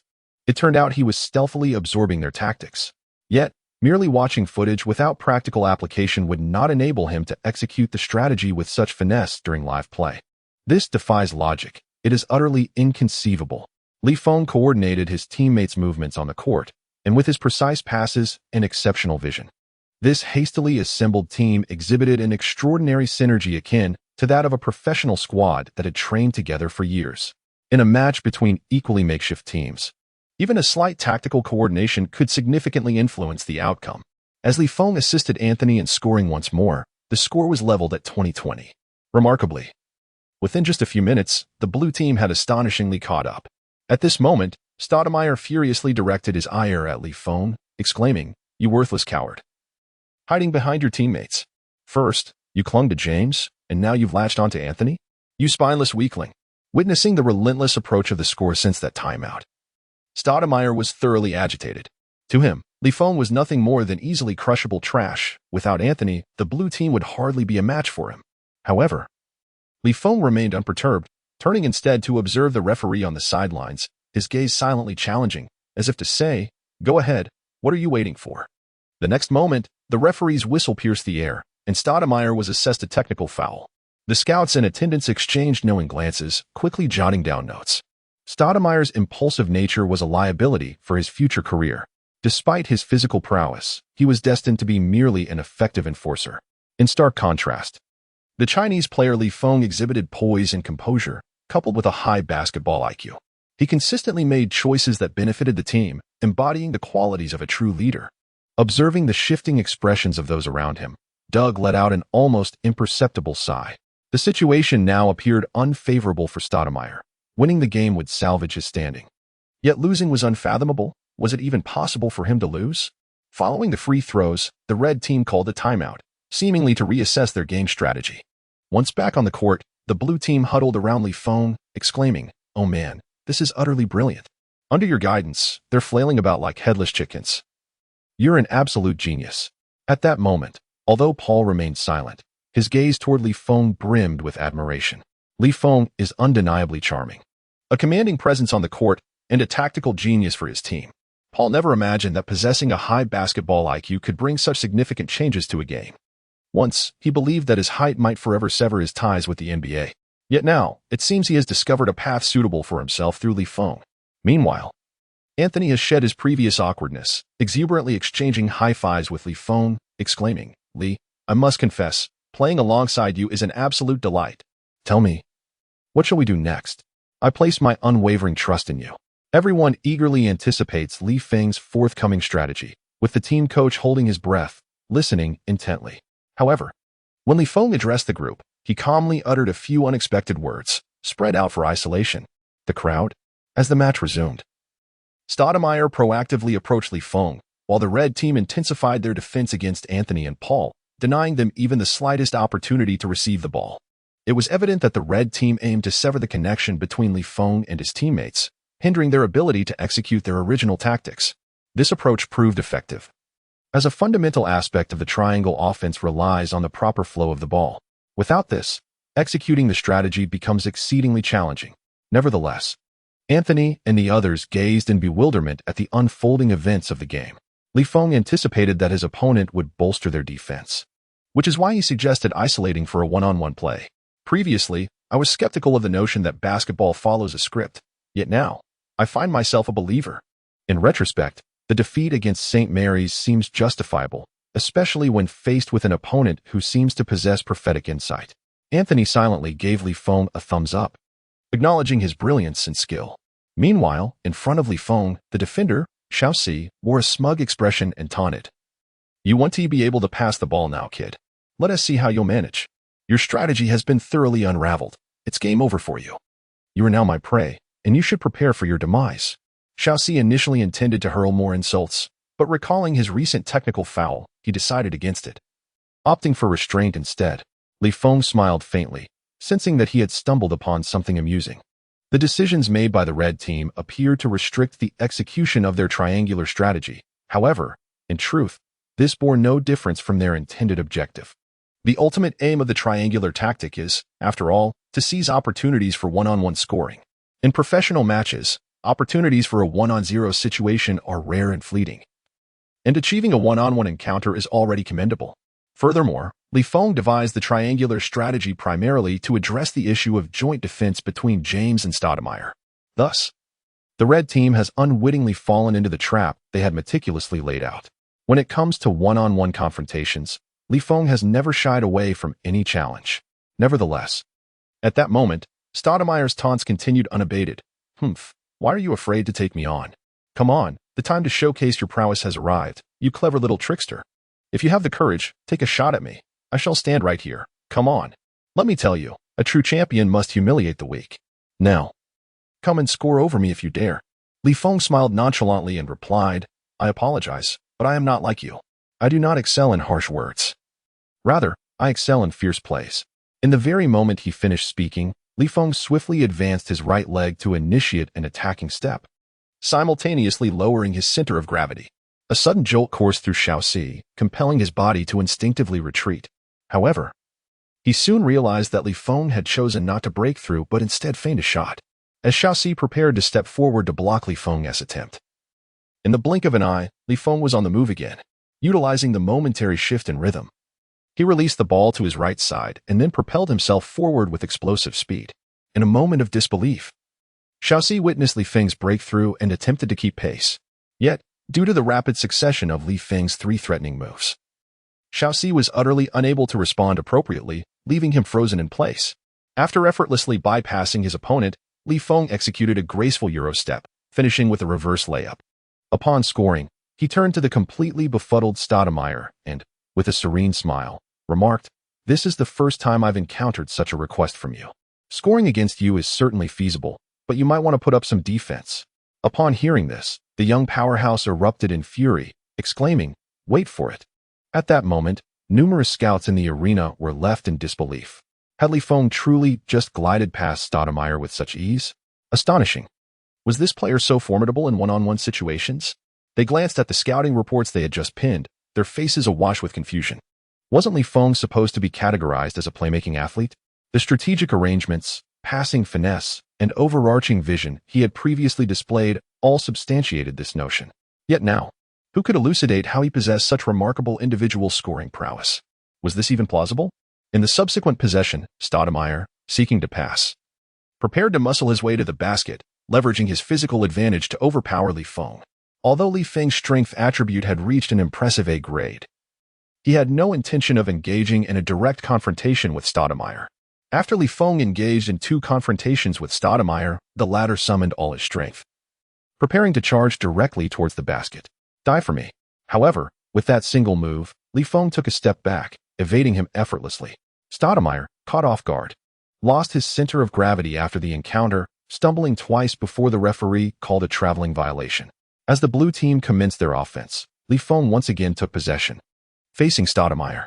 After a series of deft fakes, he skillfully created a half-step advantage. Stoudemire, desperate to regain his defensive position, sprinted after Li Feng with utmost haste, intending to deliver a block as he approached the basket. Yet, as Li Feng neared the hoop, he executed a rondo-style fake before laying the ball up. Whoosh! In that moment, Li Feng noticed a perplexed expression on the face of a towering opponent soaring over him.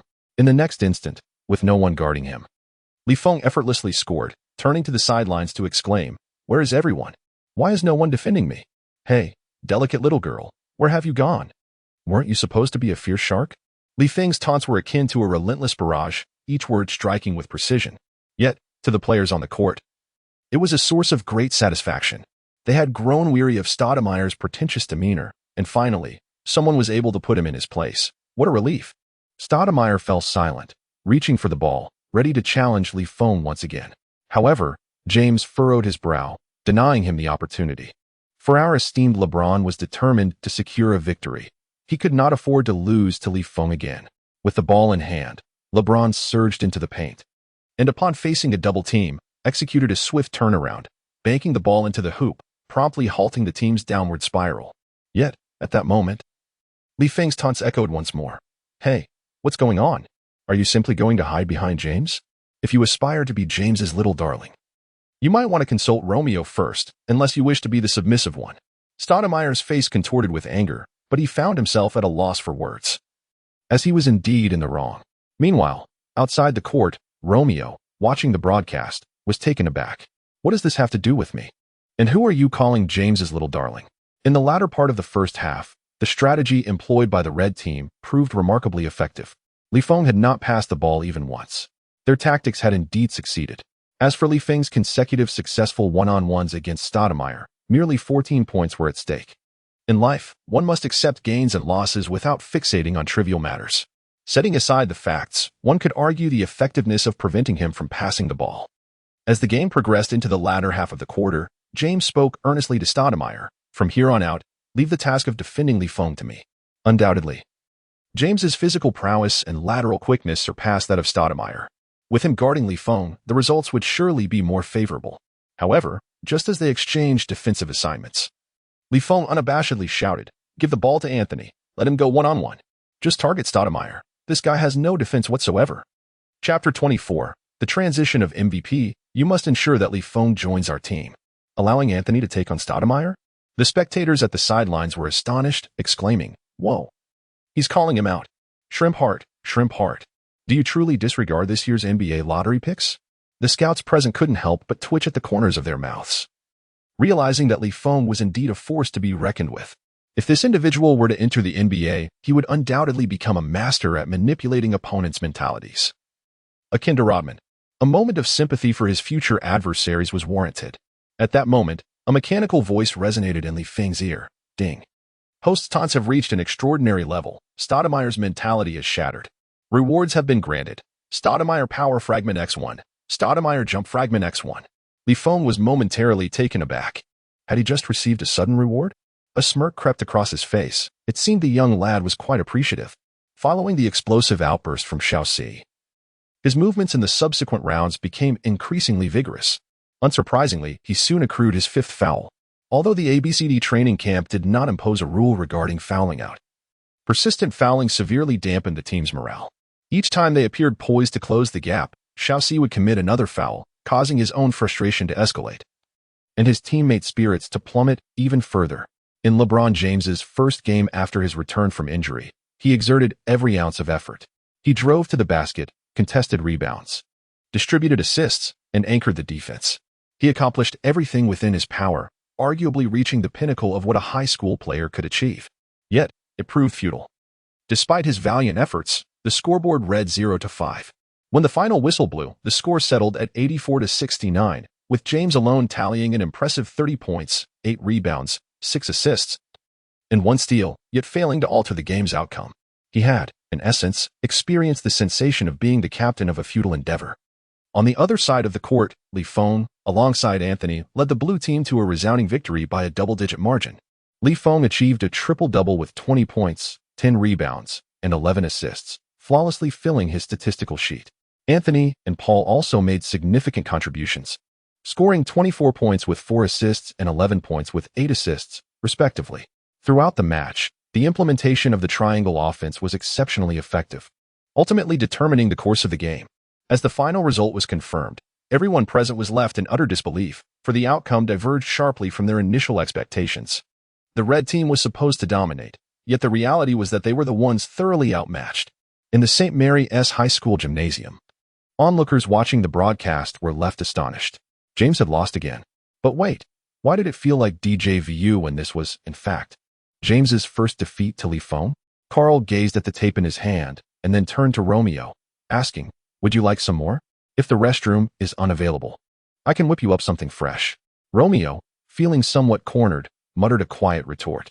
As a close friend of James, he naturally hoped and believed in his ability to secure victory. After all, he was already a champion before Li Feng arrived. Yet, life is perpetually filled with surprises and shocks. He could never have imagined that the team overflowing with talent would ultimately succumb to Li Feng. And by such a significant margin. This was simply unacceptable. It felt as though Li Feng had unlocked some hidden prowess. Romeo exclaimed, "This is the only reasonable explanation." Yet, the crowd merely cast him a disdainful glance, as if to say, "Are you playing a video game?" In an attempt to evade a loss, he truly would say anything. After the match, Anthony excitedly dashed to the center of the court, grasping Li Feng's hand. He then raised it high above his head, calling out to everyone present, "Hey, let's award the MVP trophy to him. This guy truly deserves this honor." Li Feng is most deserving. In high spirits, Anthony reflected on the match. Since entering high school, he had never played such an affluent game. Although his personal statistics were not as dazzling as during his solo performances, the game itself was exceedingly pleasant, so comfortable. The passes from that diminutive player named Paul, coupled with Li Feng's contributions, allowed his offense to flow seamlessly, as if everything fell into place perfectly. To be honest, he had even come to cherish the sensation of playing alongside Li Feng. The event staff hurriedly brought forth the MVP trophy, which had been prepared in advance, and handed it to the host. Clearing his throat, the host cheerfully announced, "Ladies and gentlemen, let us congratulate the blue team for their victory in this match. They have provided us with a spectacular visual feast. We are now about to present the MVP trophy." Without a doubt, this match's MVP is none other than the sole player from China, Li Feng. Originally, the plan was for the previous ABCD training camp MVP to present the award. However, as the prior recipient, aka LeBron James, took hold of the gleaming trophy, he felt an inexplicable discomfort. Hadn't he intended to decisively prove to the world who the true leader of this team was by overpowering Li Feng? Now, he found himself in the position of awarding the trophy to him. Wasn't that solidifying his own identity as a slacker? Yet, with so many eyes upon him, he felt reluctant to back down, fearing it would make him appear petty. Scratching his head, he steeled himself and approached the stage to accept the trophy from the host. Forcing a smile, affecting a magnanimous demeanor, he embraced Li Feng and slowly remarked, "Li Feng, my good brother, this is yours." Applause erupted from the sidelines as Li Feng received his well-deserved trophy from the hands of the previous MVP, James. This moment was impeccably captured by the numerous cameras of the media present. To receive the trophy from the chosen one. What an evocative scene indeed. From their professional perspective, this scene is poised to become a sensational news story, without a doubt. This elite competition represents the pinnacle of the entire ABCD training camp. And the significance of this match far exceeds that of ordinary events. The viewership for the broadcast has also reached a recent peak. In the corner of the crowd, the once formidable Stoudemire now resembles a defeated leopard, his eyes ablaze with a fierce crimson hue as he languidly tends to his wounds. If even LeBron, whose personal statistics remain commendable, feels a sense of discomfort, then the young player, with a mere 9 points, 10 rebounds, and 2 assists, has had his morale thoroughly shattered. Moreover, the most critical aspect is that the statistics fail to encapsulate just how dismal his performance on the court truly was. In the latter half of the match, Li Feng and Anthony relentlessly pursued him, making it fair to say that it felt like an endless training session. His defensive prowess is certainly not the weakest on the team. In all fairness, he might very well be the second-best rim protector in the squad, surpassed only by James. Yet, he could not escape the fate of being singled out. By the end of the game, fans unfamiliar with Stoudemire would likely conclude that his defense was abysmally poor. The overwhelming sentiment among spectators was that he was thoroughly outplayed by that unnamed Chinese high school student. Stoudemire initially aimed to enhance his draft stock, but alas, he has effectively diminished his prospects. Stoudemire was devastated, and Doug was in tears. As his agent, Doug had hoped to elevate Stoudemire's draft potential through this game. But what transpired? Before the match, he had been brash, talking more trash than anyone else. Yet afterward, Stoudemire fell utterly silent. "Buddy, I feel your embarrassment." Doug pulled out his phone and called the sports media outlets he had previously arranged for front-page coverage, requesting the cancellation of tonight's reports. To his surprise, they readily agreed to refund him. Initially thinking it was an act of conscience, Doug was taken aback when he inquired about the reason. "Oh, your slot just opened up. So we can cover today's game now."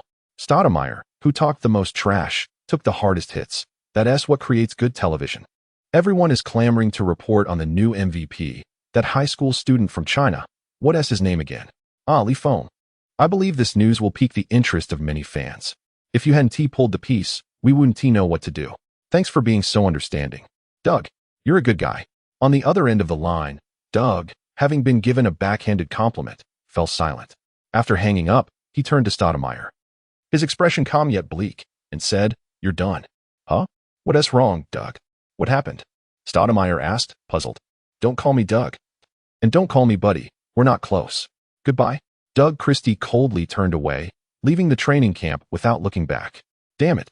If he drops from the lottery to undrafted status, don't let anyone think it was my doing. That would ruin my career as an agent. May you find your own way, Stoudemire.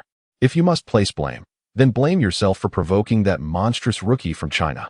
The ABCD training camp holds significant weight during this period, even more captivating than the contemporaneous Nike event. Similarly, the results of this competition swiftly circulated through the media. Remarkably, even in this age of limited information, basketball enthusiasts across the ocean in China learned of a player with black hair and yellow skin making a name for himself in the United States. The initial reaction of many Chinese fans hearing this news for the first time was one of astonishment. They had never encountered this name before. Li Feng? Overpowering last year's and this year's top high school teams in America to secure a decisive victory? Doesn't this sound somewhat surreal? Do not spread rumors. Do not believe them. However, when domestic sports channels broadcasted footage of Li Feng's post-match interview, everyone was left dumbfounded. Incredible. This was indeed true. And he even won the MVP award? Could it be that the basketball renaissance we have long awaited in China is finally upon us? Who do you think will make it to the NBA first, he or Yao Ming? I support Yao Ming. He has solidified his position as the foremost player in the country. His performance is undeniable. He is unbeatable. But is there a possibility that this Li Feng has just outperformed America's two-time strongest high school players? Enough of the debate, with basketball reaching such heights. How far can the national football team be from rising? In my lifetime, I am certain the national football team will qualify for the World Cup. We all have a bright future ahead. After the conclusion of the training camp competition, Li Feng truly became a sensation. Due to the extensive media coverage, he captured an overwhelming amount of attention. Numerous outlets highlighted the photograph of LeBron James presenting the trophy to Li Feng, accompanied by captions and titles such as, "Has the Little Emperor conceded? The crown passes a new MVP."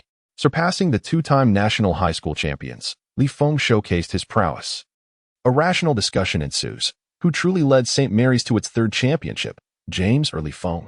In the years 2001 to 2002, anyone who paid even slight attention to sports media could not have overlooked the name LeBron James. He emerged like a comet, advancing steadily and is now universally recognized as a prodigious talent. Now, Li Feng's name is frequently mentioned alongside James in the media, making it difficult for many to remain unaware of him. Li Feng's performance has increasingly caught the attention of numerous college scouts, and in their eyes, his value and significance have grown substantially. Having completed his senior season, Li Feng now faces a pivotal choice. If he opts not to enter the NBA draft directly, he will undoubtedly pursue a place in the NCAA. Many impatient universities have already extended their olive branches to him, offering attractive propositions, including several prestigious NCAA Division I institutions. Meanwhile, Chris from Syracuse University is feeling anxious. He has long recognized Li Feng's potential and wished to recruit him for his team. Given Li Feng's recent outstanding performances, Chris is not the slightest bit surprised. However, considering Anthony's previous stance, he finds himself in a difficult position. Unable to bear the thought of such a talented player slipping away, Chris takes out his phone and dials Anthony's number. "Anthony, it's me. I have something to discuss regarding our previous intention to recruit Li Feng for our team. Please don't be hasty in your rejection. Hear me out. I know your relationship with him isn't." Just as Chris prepares to present his carefully crafted arguments to persuade Anthony, he is abruptly interrupted by an even more excited voice on the other end. "Oh, I forgot to mention. Listen to me, Chris. You must bring Li Feng to our team. I absolutely adore this guy." Chris is taken aback. Is that an acceptance? This isn't what you previously indicated. Indeed, men are notoriously fickle creatures. How frustrating. Chapter 25, An Unstoppable Skill. After concluding the training camp, Li Feng opened the panel displaying his physical attributes. The recent enhancements in his abilities are undeniably evident, and he is quite pleased with the progress he has made. Host, Li Feng, Strength Comprehensive Evaluation A level, Strength, 114, A level, Speed, 103, B level, Jump, 107 B-level projection, 109 B-level dribbling, 104 B-level defense, 92 B-level passing, 106 B-level stamina, 102 B-level insight points, 260 total number of skills, 9 omitted. Although the quality of the attribute fragments obtained from s is inferior to that of James, they still possess a purple quality. They provide Feng with an additional 3 points in strength and 5 points in jumping ability.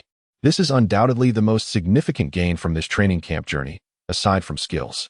Had it been someone else, achieving such noticeable improvement would have taken at least 2.5 years of personal practice. Furthermore, Feng has also grasped an A-level passing skill from Paul, making this experience exceptionally fruitful. Since the awakening of the system in February, the acceleration of Feng's personal strength can only be described as meteoric. Alongside his technical enhancement, his physical attributes are undergoing comprehensive evolution. Currently, Feng's athletic talent alone places him among the top 3 in the entire St. Mary's High School. He is undoubtedly on a trajectory to evolve into a multifaceted warrior. Upon returning to the team during this period, the expressions of all players, including the coaches, have noticeably changed when they regard Feng. They were aware of his strength, but did not anticipate it to be this formidable. The speed at which this individual is improving is nothing short of terrifying. While everyone else is laboring through their training, they feel as though Feng is pulling further ahead each day. Now, even LeBron James has faced defeat at Feng's hands on 2 consecutive occasions. The title of the Chosen One is at stake. Moreover, a recent source of great frustration for Damlot has been the overwhelming influx of enthusiastic, fervent 17-year-old girls who have been crowding the entrance of the training facility. The reason is simple. Feng has recently garnered immense attention, establishing himself as the most sensational superstar at St. Mary's High School. Furthermore, his ruggedly handsome appearance and muscular physique have made him exceptionally appealing to the hearts of adolescent girls, rendering him a veritable magnet for attention. These exuberant female fans, clad in revealing attire and cheerfully chanting, have caused quite a disruption during the team's regular training sessions. For instance, Romeo and his companions find themselves utterly distracted, with their focus far from the game of basketball. To this end, Coach Damlot had no choice but to secure the gymnasium's doors during team practices, strictly prohibiting any unauthorized individuals from entering. Meanwhile, Feng's roommate had been enduring considerable tribulation lately. Countless girls, thwarted in their attempts to approach Feng, began to gravitate towards his roommate, hoping to forge a connection that might lead them closer to Feng. Consequently, after engaging in heartfelt conversations for 3 consecutive days and nights, Feng's roommate ultimately realized on the day of his confession that, well, let us not discuss it further. As long as Jiang is happy, that suffices. The recent transformations within the team had not escaped James's notice. He observed them keenly, committing them to memory, though he maintained a facade of indifference. Appearing unconcerned and detached, inwardly he felt a twinge of envy and jealousy. After all, when he clinched 2 state championships for the team in the previous years, he did not elicit such fervor among the female populace at school. In the restroom, James stood before the mirror, tousling his own unruly hair while pondering what seems to be the issue. Feng doesn't he even possess a hairstyle as striking as mine? Why is he so immensely popular? I am not inferior to him. Nonetheless, James was able to maintain his composure at that moment. After all, Feng's appeal lay solely in the adoration of those who lacked understanding. What did it matter if these girls fancied him? Endurance is key. Perseverance will lead to victory. On a typical training day morning, Coach Damlot routinely locked the gym's doors to evade the enthusiastic fans. However, it wasn't long before a series of knocks echoed from outside. Hello, could you please open the door? I am Devin from the University of North Carolina. We spoke on the phone. Upon opening the door, Coach Damlot found a man clad in a suit, clutching a black briefcase, standing before him. Recognizing the man as the scout from North Carolina with whom he had conversed recently, Damlot acknowledged that this was also a familiar face to James, as Devin had previously reached out to him, hoping that he would consider the University of North Carolina as a primary option for his future. Devin had even assured him that should he wish to participate in the NCAA League, the doors of North Carolina would always be open to him. Initially, James had presumed that Devin's visit was for him. Given that professional scouts differ greatly from those superficial admirers, they possess a genuine understanding of the game. However, he was surprised when Devin greeted Coach Damlot with enthusiasm, saying, "Hello, Coach Damlot. It's a pleasure to see you." I am here today to discuss in detail what we talked about over the phone regarding Feng. Upon turning around, Devin's gaze met James's, and he paused momentarily, exclaiming, "Oh, you're here too, James." In a casual manner, German nodded, signifying a greeting. Subsequently, he proceeded directly across the court, engaging in no further conversation with our chosen one, and entered the team office alongside Coach Damlot and Feng. James glanced at them, then at himself, and suddenly felt somewhat superfluous. Ever since he triumphed over Lanakuk at the ABCD training camp during his sophomore season, LeBron had become the center of attention wherever he went. He had never experienced such neglect before. Nevertheless, James remained composed, recognizing that such occurrences were not a daily affair. The recent fervor surrounding Feng shall soon wane, will it not? However, it has become evident that James has perhaps overestimated the situation. The scouts from the University of North Carolina are merely the beginning. In the days that follow, the doors of the team's training facility will nearly be trampled by an influx of these scouts. Upon entering, they greet the training James with a casual, "Oh, you're here too, James?" before promptly bypassing him. Their faces adorned with broad smiles as they enthusiastically accompany Feng and Coach Damlot into the office. James, feeling a sense of desolation, wonders who can truly understand this feeling of being overlooked, dear family. Nevertheless, it is not entirely fair to blame these scouts for their lack of discernment. Logically speaking, LeBron James is merely a high school senior at this point. He still has an entire year of high school basketball ahead of him, and thus no immediate urgency to select a collegiate team.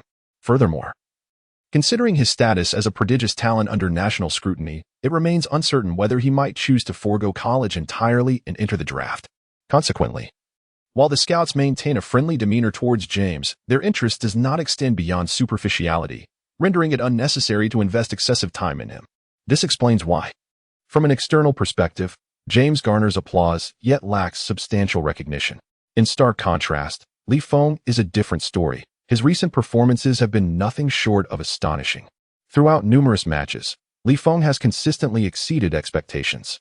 His skills are comprehensive, his mindset is mature, and his resilience is commendable. This is the prevailing sentiment regarding Feng at present. Feng not only dazzled Anthony during the highly publicized match against Oak Hill Academy, but also triumphed over a team of two-time genius high school players at the ABCD camp.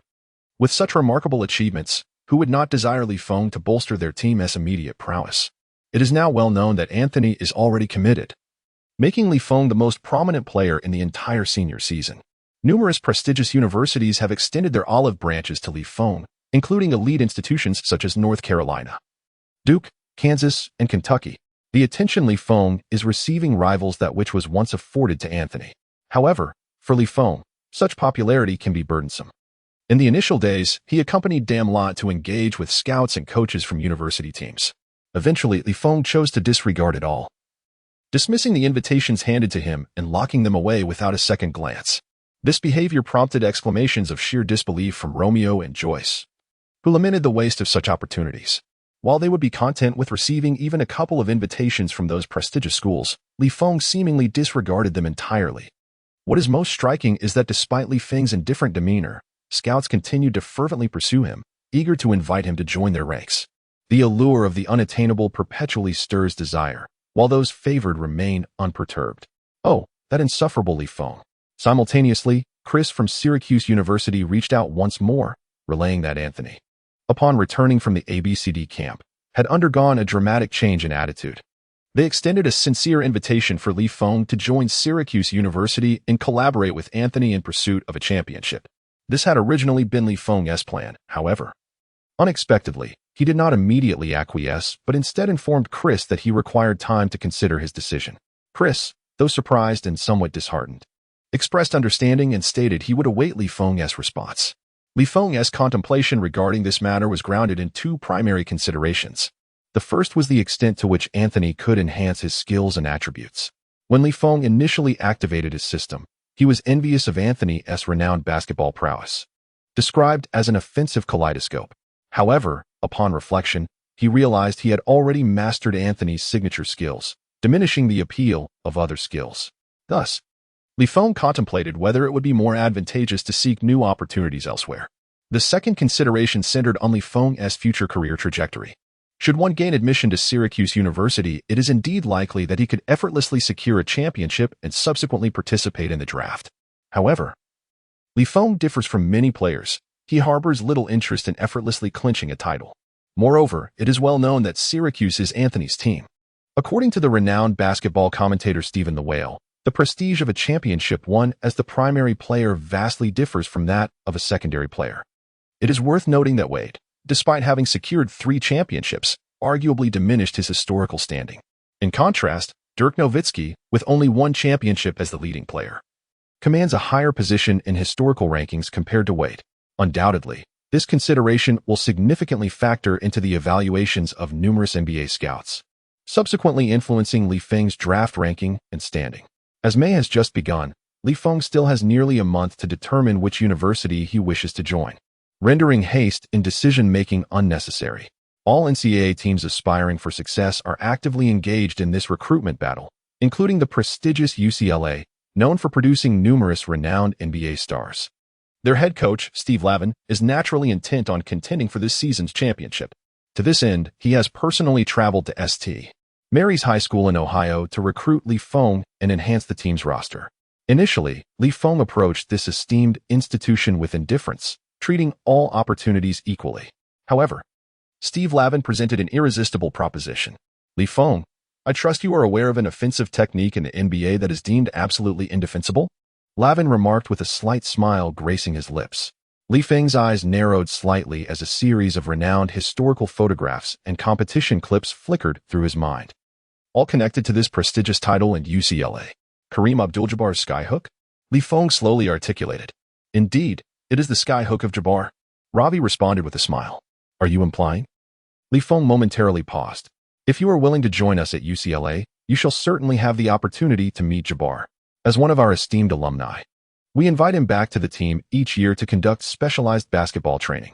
This year's session is scheduled for July 30th. Upon hearing Ravi's words, Damlet's lips curled slightly in a smirk, his mind quietly scoffing. Such specialized training is merely a formality. A mere day or 2 of practice holds little significance. Could one truly expect to grasp the essence of Jabbar's skyhook just by observing Feng? If this training were genuinely beneficial, wouldn't you have produced a second Jabbar by now? It's absurd. Such claims are merely a gimmick, and a shrewd individual like Feng would not fall for it. Nevertheless, at that moment, Ravi remained unfazed.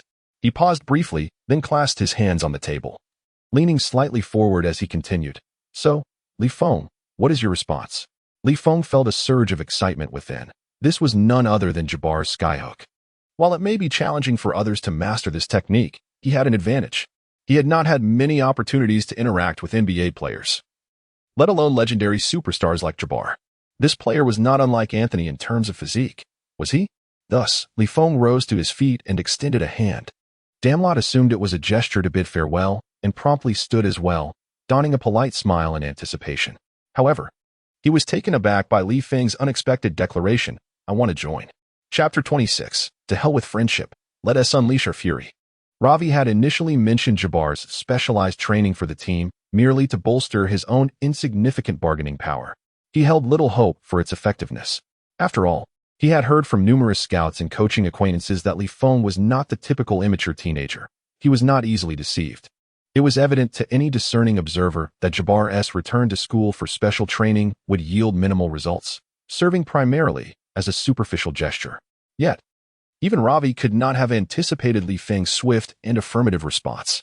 Steve Ravi was overjoyed, eagerly extending his hand for a firm shake as he proclaimed, it's a deal. Meanwhile, Damlot smacked his forehead, pondering whether Feng was experiencing a lapse in judgment today. This was uncharacteristic of him. The naive lad. Was he not walking into a trap? Wait a moment. Wasn't UCLA a prestigious powerhouse university, with a full scholarship and guaranteed playing time? Why did he feel as though Feng had drawn the short straw? Something was amiss. Perhaps it was he who was not thinking clearly. When other teams learned that Feng had joined UCLA, they were filled with regret. Not only were they losing a promising talent, but they were also gaining a formidable rival in the future. On the other hand, Anthony felt a pang of disappointment upon discovering that Feng had not chosen to join Syracuse University. Why do people only learn to cherish what they have after losing it? Anthony was consumed with remorse. Blaming himself, he should not have been silent when he needed to speak up, nor should he have faltered when he needed to be brave. Alas, it was unfortunate that there were no do-overs. Li Feng's destination has been determined, and with the fervor of the recent competition gradually subsiding, the atmosphere within the arena has also calmed significantly. The athletes have returned to their customary training regimens, preparing diligently for the upcoming season. During this period, Li Feng has not been idle. Despite the impending graduation, he is making thorough preparations for the competitions that await him in university. He dedicated over 20 days to engage in practical exercises, meticulously honing the skills he has acquired and enhancing his rapidly developing physical attributes. After this period of consolidation, Li Feng has discovered that his strength attribute has reached an impressive 114 points, grade A, and his vertical leap stands at 107 points, grade B. He can now execute a one-handed windmill dunk with relative ease. While he may not yet rival the extraordinary athletes of the NBA, who effortlessly perform windmill dunks in practice, he certainly ranks among the elite of his soon-to-be collegiate peers. Li Feng estimated that even after entering university, his athletic prowess, rated at an A level, would likely reach at least the average standard of the NCAA Division I league. After all, such extraordinary talent, capable of seemingly defying gravity, is not a common sight among American college students. Most of them are merely role players executing specific tasks or specialists in unique skills. Time flew, and soon it was time for Li Feng to graduate. Under the leadership of LeBron James, his teammates bid him farewell. As he observed Li Feng's departing silhouette, James felt an inexplicable sense of relief wash over him. He was reluctant to admit that he felt threatened by Li Feng, yet it seemed that the reality was undeniable. UCLA commenced its academic year on July 15th, with Kareem Abdul-Jabbar's training scheduled for July 30th. During this interim before enrollment, the NBA draft for the class of 2002 approached. Historically, the quality of this draft class could hardly be regarded as impressive.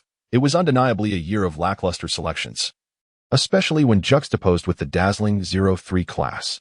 Nonetheless, the presence of Yao Ming in this draft garnered significant attention, resulting in a viewership that did not wane but rather increased. This year, the Houston Rockets fortuitously secured the first overall pick with a mere 10% chance, selecting Yao Ming. Watching the broadcast, Li Feng couldn't help but exclaim about the extraordinary luck involved in obtaining the top pick. Although Yao's subsequent injuries were closely tied to the Rockets' management strategies, one could not dismiss the possibility that these events played a role in his smooth progression in the NBA. Perhaps this was indeed the best choice. Who could say for certain? However, this year's draft was not entirely devoid of familiarity with the previous one. Li Feng noted that Amare Stoudemire, originally projected to be selected 9th overall by the Phoenix Suns, was instead plummeted to the 18th pick, where he was finally chosen by the Orlando Magic. To this, Li Feng thought, "This does not concern me." When Stoudemire took the stage, his expression was as somber as the clouds before a storm, devoid of any joy at being selected. Originally aiming for a top 5 or even top 3 selection, Stoudemire's draft stock plummeted after his defeat against Li Feng at the ABCD camp. Many scouts began to view him as a problematic player, casting doubt on his ability to adapt to the NBA system. Had the talent pool of this draft class not been so shallow, it would not have been surprising if Stoudemire had fallen to the second round. As he watched Yao Ming, the newly crowned first overall pick, Stoudemire recalled Li Feng's taunting remarks directed at him. Back on the sidelines, he clenched his fists and silently vowed, "Damn it, I will make you all pay for this. You will realize the grave error of your decision." The draft unfolded largely as anticipated. Once the television was switched off, this was the sole reflection of Li Feng. In the ensuing days, he continued to assimilate the skills and rewards he had recently acquired. Before long, July 15th arrived, the day he was to enter UCLA. Ravi warmly guided Li Feng through the campus, familiarizing him with the surroundings and the training facilities of the arena. He advised Li Feng to return and rest well, as the following day he would introduce him to the other members of the team. After Li Feng departed, Jason Capono approached the coach and inquired, "Is he the rookie we've so painstakingly acquired this year?" "Indeed," Steve Lavin nodded affirmatively. "He appears as meek as a little lamb. Can he truly perform?" Jason expressed his skepticism. At that moment, Lavin revealed a knowing smile and replied, "You shall find out." The following day, Li Feng arrived at the gym as promised. Coach Steve Lavin introduced him to the team's key players. Jason Capono, a towering 6 feet 7 inches sharpshooter, was the most formidable perimeter threat from UCLA, renowned for his exquisite shooting skills that dismantled opponents, serving as the team's scoring linchpin. Then there was Dijon Thompson, a 6 feet 7 inches shooting guard, the team's second in command. adept at penetrating defenses and possessing a reliable mid-range scoring ability. Alongside them were TJ Cummings and Andrew Patterson, both pivotal members of the squad.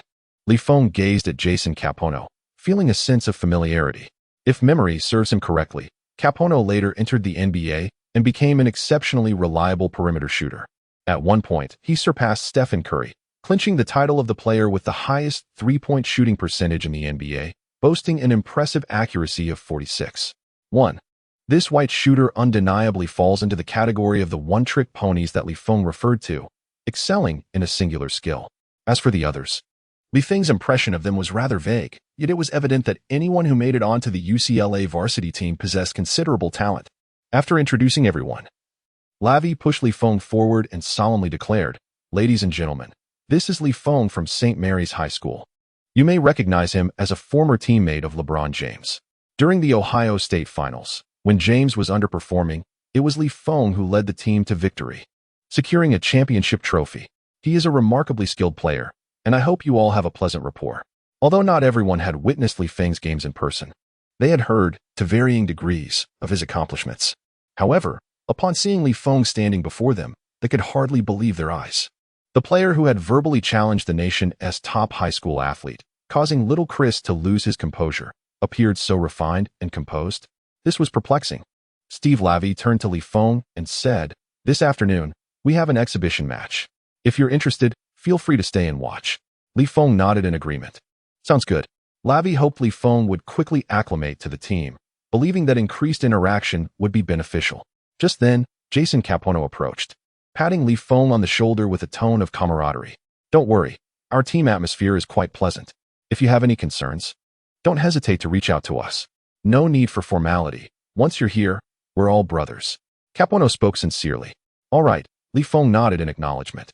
After completing a brief physical assessment in the morning, Feng wandered around the campus, taking the opportunity to familiarize himself with the surroundings. While exploring, he suddenly spotted a group of tall players dressed in white jerseys, carrying basketball bags. The most striking detail was that the names emblazoned on their jerseys were not UCLA, but Arizona. As Feng observed this intriguing sight, a voice suddenly called out to him, "Hey, isn't that Feng?" Feng turned his head and soon found himself gazing at a middle-aged man clad in a black polo shirt, who stood with his hands on his hips, scrutinizing him intently. In an instant, he recognized this individual as Coach Olson of the University of Arizona, for he had once declined Olson's invitation. An expression of disappointment that would forever be etched in Feng's memory. At that moment, Olson had approached, accompanied by a group of players trailing behind him. He sized up Feng and then shook his head slightly, saying, "Feng, you are mistaken. If you had chosen Marquette University, where Wade plays, or Syracuse University, where Anthony is, I would have had no objections. But why did you opt for UCLA?" "Because I have my reasons." "What?" Olson was taken aback, perplexed by Feng's response. "Never mind, you wouldn't comprehend." Feng waved his hand dismissively. "Feng, you will regret joining this team. Out of goodwill, I advise you to refrain from playing in the match. We will show no mercy," Olson stated calmly, his tone imbued with unwavering confidence. It dawned on Feng that the opponent in UCLA's warm-up match was, in fact, the University of Arizona. He nodded slightly and replied, Mr. Olson, you truly underestimate me. I pride myself on my rebellious spirit." Feng concluded his words without awaiting a response from the other party, subsequently turning on his heel to depart. Olson, on the other hand, observed Feng's retreating figure and shook his head slightly. The youth was indeed excessively arrogant. However, he would soon come to understand the stark differences between the NCAA and high school leagues. Reality has a way of imparting lessons to every overconfident young individual about the harshness of the world. In the afternoon, all the key players from UCLA were on standby in the arena, preparing for the commencement of the exhibition match. Feng held a bucket of popcorn, seated in the audience, keenly observing the arena. The original system, activate. With a click, the clock on the wall turned to 1 o'clock in the afternoon. Subsequently, the doors of the gymnasium slowly swung open. Olson, accompanied by a group of players clad in white jerseys, made their entrance into the training hall. Ravi exchanged a brief pleasantry with him, but soon, his expression soured as he glanced at the players Olson had brought along. Jason Gardner, Channing Frye, Andre Iguodala, Luke Walton. Most of the key players from the University of Arizona were notably absent. The individuals present could hardly be considered anything more than the second string of the Arizona team. "Olsen, where are your main players?" Ravi inquired. "Oh, you mean Channing and the others? They're on a break, so they couldn't make it. But rest assured, these young men are equally capable of winning the match." Olsen replied dismissively. Ravi fell silent. This group was utterly arrogant. To challenge us with a rotation squad and claim victory was nothing short of an insult. What on earth was that old Olsen thinking? Yet, Olsen seemed unfazed, as if his actions were entirely reasonable. He turned his gaze towards Feng, munching on popcorn at the sidelines, and with a hint of amusement, remarked, "Young man, declining our invitation will be the gravest mistake of your life. Here, you shall never attain a championship." Upon hearing this, the UCLA players were filled with indignation. Arrogance, pure arrogance. Despite UCLA's poor performance last year, finishing 6th in the Pacific 10 Conference, they had still qualified for the NCAA championship. How dare he bring a bunch of substitutes to face us, thinking he could belittle us? At that moment, Ravi understood why Olsen was acting so brazenly. It was a result of his displeasure from being rejected when he initially invited Feng to join the team, cursing us to never achieve a championship. Such a petty-minded individual. Even before the game had commenced, Ravi issued a stern order to his team. To hell with friendship. In this warm-up match, they were determined to crush the University of Arizona. Chapter 27. Just a freshman rookie. Do you even matter? The players of UCLA were all harboring a fierce determination. Each one was fully committed, ready to triumph on their home turf. This included Jason Capono, Dijon Thompson, and TJ Cummins, all of whom had once been ranked among the top 100 talents in the nation. Even though they were not at their peak now, they were by no means soft targets to be bullied. Life and death were trivial matters. If they were challenged, they would respond fiercely. "You may not have your main players, but we shall show you why the flowers bloom so vividly." However, contrary to expectations, despite the absence of several key players, the University of Arizona managed to conclude the first quarter with a score of 20-17. Not only were they not overwhelmed, but they also firmly established dominance over UCLA. On the sidelines, Ravi's face turned pale at this sight. Last year, the team lost key players Matt and Dan, who both departed for the NBA. It is worth noting that the current roster is even less formidable than that of the previous year. This has inevitably led to a decline in the team's frontline strength and perimeter threat. Although their core shooter, Jason Capono, remains with the team, he is not the type of player who can create scoring opportunities through ball handling. More often than not, he serves as a catch-and-shoot specialist. Thus, under the relentless defense of the University of Arizona, Jason found himself with scant opportunities to shoot, rendering his celebrated shooting skills ineffective. Consequently, UCLA failed to showcase their prowess in the first quarter and instead found themselves at a disadvantage. After making some tactical adjustments, Ravi entered the second quarter, attempting to create shooting opportunities for Jason through screens. However, Arizona's players were well aware of his three-point threat, showing no signs of defensive laxity. After finally sinking a three-pointer, Jason cast a fleeting glance towards Feng, who was seated on the sidelines. He then rallied his teammates, declaring, "This is our first game of the new season. We cannot afford to embarrass ourselves in front of the newcomers. Let us put in the effort and overpower them.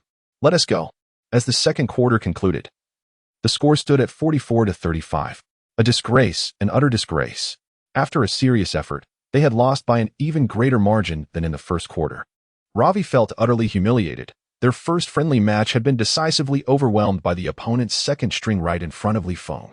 How could he possibly maintain an imposing presence after this? During halftime, Olsen approached the despondent Ravi and slowly remarked, "I told you, Ravi, you must face the reality. Your lineup simply lacks strength and offensive capability. How do you expect to compete? Are you really counting on a freshman to lead the team forward? Keep your composure.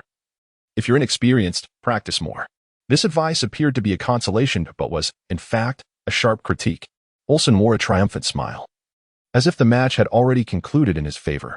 Meanwhile, Feng suddenly set down his bucket of popcorn, stretched, and stood up, saying, "Coach, let me play." Ravi looked at Feng, momentarily taken aback.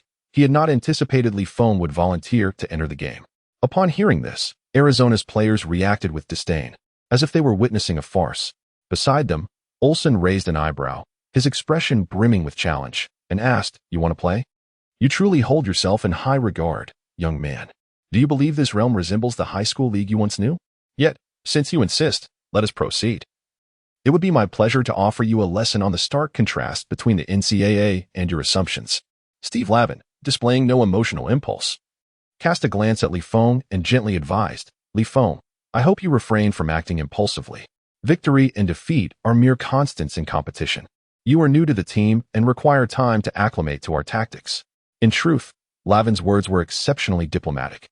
The adjustments Feng needed to make extended far beyond mere tactics. The intensity and defensive prowess at the NCAA level diverged vastly from those of high school. Especially considering Feng had not even warmed up before being thrust into the fray, he was likely to be thoroughly overwhelmed. Frankly, he was concerned about the potential blow to Feng's self-esteem. Nonetheless, Feng remained unfazed and replied, Rest assured, Coach, I have observed enough already. The opposing team's strength is rather mediocre, merely a disorganized collective. Upon hearing this, Olsen exhibited a look of astonishment, soon erupting into laughter. Huh. A mere rookie dares to utter such words. I admire your audacity. But you will come to regret it, Feng, you truly will. Seeing Olsen's demeanor, Lavin felt a chill run down his spine. He understood that Olsen was genuinely intent on imparting a lesson to Feng. Yet, Feng continued to act nonchalantly. Casting a brief glance at Olsen before silently stepping onto the court, he was not entirely incorrect. If this match could equip him with any valuable skills, he would certainly observe quietly from the sidelines. However, after surveying the situation for a while, Feng concluded that the opposition was woefully inadequate, lacking in any intriguing aspects worth noting. He figured it would be more beneficial to take the court and disrupt the opposing team's mentality, perhaps gaining some insight in the process. Jason Capono, watching Feng beside him, could not comprehend why this seemingly timid youth displayed such bravado. After all, he himself had been among the top 10 high school players in the nation, and during his own entry into college, he had not possessed such audacity. Despite Olsen and his peers claiming indifference, they had clearly prepared strategically. Otherwise, UCLA would not be struggling so. On the sidelines, Olsen appeared relaxed, entirely unconcerned about the impact Feng might have on the team's performance. As the game progressed into the third quarter, Feng boldly reached out to his teammates for the ball. After Jason Capono passed it to him, Feng positioned himself on the wing, surveying the unfolding events on the court. However, the opposition was evidently unwilling to grant him the opportunity to read their defense. They immediately closed in on him, relentlessly applying pressure and creating physical contact. Feng turned around and skillfully protected the basketball. He then tilted his head slightly to observe the defense, followed by a swift pivot that transitioned into an offensive stance. It was this momentary shift in rhythm that caused the defender to lose balance and retreat a step. At that instant, Feng dribbled the ball to his right hand and executed a clean and decisive stop-in pop-jump shot. Swish. The ball sailed smoothly through the hoop. Olsen's expression instantly grew serious, and he was about to exclaim, Damn, can't you even defend that? However, before he could utter a word, Feng on the court interjected. Damn, you didn't even shake him off? At this, the crowd fell silent. Seriously, is a mere step past insufficient, and do you still wish to bewilder your opponent? Yet, Feng was not boasting. He genuinely felt a tinge of regret. Based on his past experiences, that change in rhythm should have been enough to leave the defender stumbling. However, he could only acknowledge that the defensive prowess of NCAA players had indeed improved compared to those in high school leagues, perhaps rating at a solid B or even higher. Alas, what a pity. On the sidelines, Olsen commanded his team, Focus, execute the tactics. Bring that kid down. The players from the University of Arizona promptly began to adhere to their practice strategies in search of offensive opportunities. It was evident that they had rehearsed this arrangement countless times, even though this was merely the second unit. Each player was acutely aware of their roles and executed their strategies with precision. Soon, the ball found its way to their shooting guard, who finished with a wide-open shot from the corner. The basketball swished through the net. This exemplifies the distinction between college and high school play: streamlined, intelligent, efficient, and disciplined. In high school level games, one might rely on physical prowess to maneuver freely within the opponent's paint. Yet, in the NCAA, the challenge of scoring without tactical support escalates significantly. Even when some collegiate teams allow their star players to unleash their full potential, such freedom is executed within a meticulously crafted framework of roster combinations and tactical movements. Following their offensive play, the Arizona team swiftly transitioned into a defensive posture. The player tasked with guarding Feng opted for tight defense, but wary of Feng's triple threat, refrained from applying pressure. Instead, he maintained his defensive stance, striving to disrupt Li Feng's shot. At this moment, Li Feng initiated a rapid triple-threat maneuver, executing a feint shot that slightly misled the defender's center of gravity before accelerating. However, the opponent tracked him closely, losing only a fraction of positioning before quickly keeping pace with Li Feng's drive. Olsen smiled slightly. That's how you defend. Well done. Show this kid a thing or two. However, before the words had fully escaped his lips, Li Feng skillfully maneuvered the ball, creating space through a direct confrontation. Li Feng boasts an impressive strength attribute of 115 points, enabling him to actively seek confrontation. Subsequently, he utilizes the force of reaction to execute a backward shot. With a resounding swish, the basketball strikes the backboard and gracefully arcs into the net. Due to his recent deepening of skills, Li Feng has now attained a remarkable proficiency in seamlessly integrating various techniques. Although his offensive maneuvers may appear familiar, the efficiency of his finishing has undeniably improved significantly. Li Feng swiftly amassed 4 consecutive points, seemingly unfazed by any pressure. Olsen was momentarily taken aback. He had anticipated that Li Feng would adapt quickly to the collegiate level of competition, yet he had not foreseen such rapid success. Did this young man truly possess no rookie wall? At that moment, Li Feng cast a glance towards the Arizona University players and remarked, "Hey, could you contribute a bit more? Is this the level of defense you intend to bring to a senior league match?" The players, stung by his words, fell silent but rallied their spirits, focusing intently on the forthcoming offensive play. Arizona University executed a series of seamless passes, subsequently seizing an opportunity on the wing and scoring once more. When the ball returned to UCLA's side, it was evident that the defense Li Feng faced was considerably tighter than before. The opposing team had recognized his formidable offensive capabilities, naturally drawing more defensive attention towards him. Li Feng once again initiated his formidable 3-threat stance, yet the opposing players demonstrated a resolute demeanor. Rather than allowing him to penetrate, they preferred to concede a shot. No matter how much he feinted, they remained steadfast, unyielding in their defense. Faced with their unwavering response, Li Feng showed no hesitation, executing a powerful right-hand drive. After a couple of intense encounters, he leapt towards the basket. At this juncture, he had penetrated deep into enemy territory, consequently attracting a double team from the defenders beneath the hoop. Oh no, he was about to be blocked. Lavin on the sidelines observed the unfolding situation with growing concern. Rick Anderson, poised to intercept, aimed to swat the ball away the moment Li Feng launched into his jump, even if it meant committing a foul. Just as Li Feng ascended, Anderson and his teammate lunged forward, ready to close in on him. However, to their astonishment, the court was filled not with the resounding sound of a block, but rather the distinct clap of 2 hands coming together. The onlookers paused, glancing at the court, only to discover that the 2 defenders from the University of Arizona had inadvertently clapped their hands together in an attempt to block Li Feng, but the ball had vanished. "Outside, outside. What the hell are you doing?" Olsen shouted. It was at this moment that the players on the court realized Li Feng had somehow passed the ball to the 3-point line without anyone noticing. The reception was flawless, neither too high nor too low, requiring minimal adjustment. Jason Capono, upon receiving the ball, wasted no time and shot with impeccable form. Swish, a seamless 3-pointer, courtesy of Li Feng's assist. Jason celebrated by raising 3 fingers to the sky, stealing a glance at Li Feng and nodding in acknowledgement. This gesture signified Jason Capono's recognition of Li Feng's performance, which exceeded all expectations. Olsen pondered in silence for a moment, questioning the extraordinary vision Li Feng possessed for passing. How could someone so newly arrived at the team find his teammates with such precision? Something felt amiss. The game continued, and the University of Arizona launched a counterattack. They maintained a fluid ball movement, utilizing screens and cuts to create open opportunities. Their tactics flowed seamlessly, mesmerizing to behold. Once again, a chance arose in the corner. Shooting guard Salim elevated his hand and swiftly released a 3-pointer. Olsen nodded slightly, proud of the player he had personally trained. The execution was flawless. However, before he could relish the moment, Li Feng emerged from an unexpected angle. As Salim took his shot, Li Feng dashed in from the side, leaping high into the air. With a resounding slap, he sent the ball soaring away. He then casually shook his right hand and remarked, "Are you all just playing house? Running around with the same few tactics is rather dull. Can we not come up with something fresh?" Upon hearing these words, the players from the University of Arizona were utterly incensed. How could one inadvertently cover up a shot? The next play, if you can manage to swat it away, then you truly are exceptional. Salim, who had just been blocked, remarked coldly. The University of Arizona resumed their offensive, and this time, Feng indeed did not deflect the ball. Chapter 28. Do you think you are Jordan? Soon, you will be even more extraordinary than Jordan. After another tactical maneuver, the center moved up to set a screen, then cut in to distribute the ball to Salim at the wing.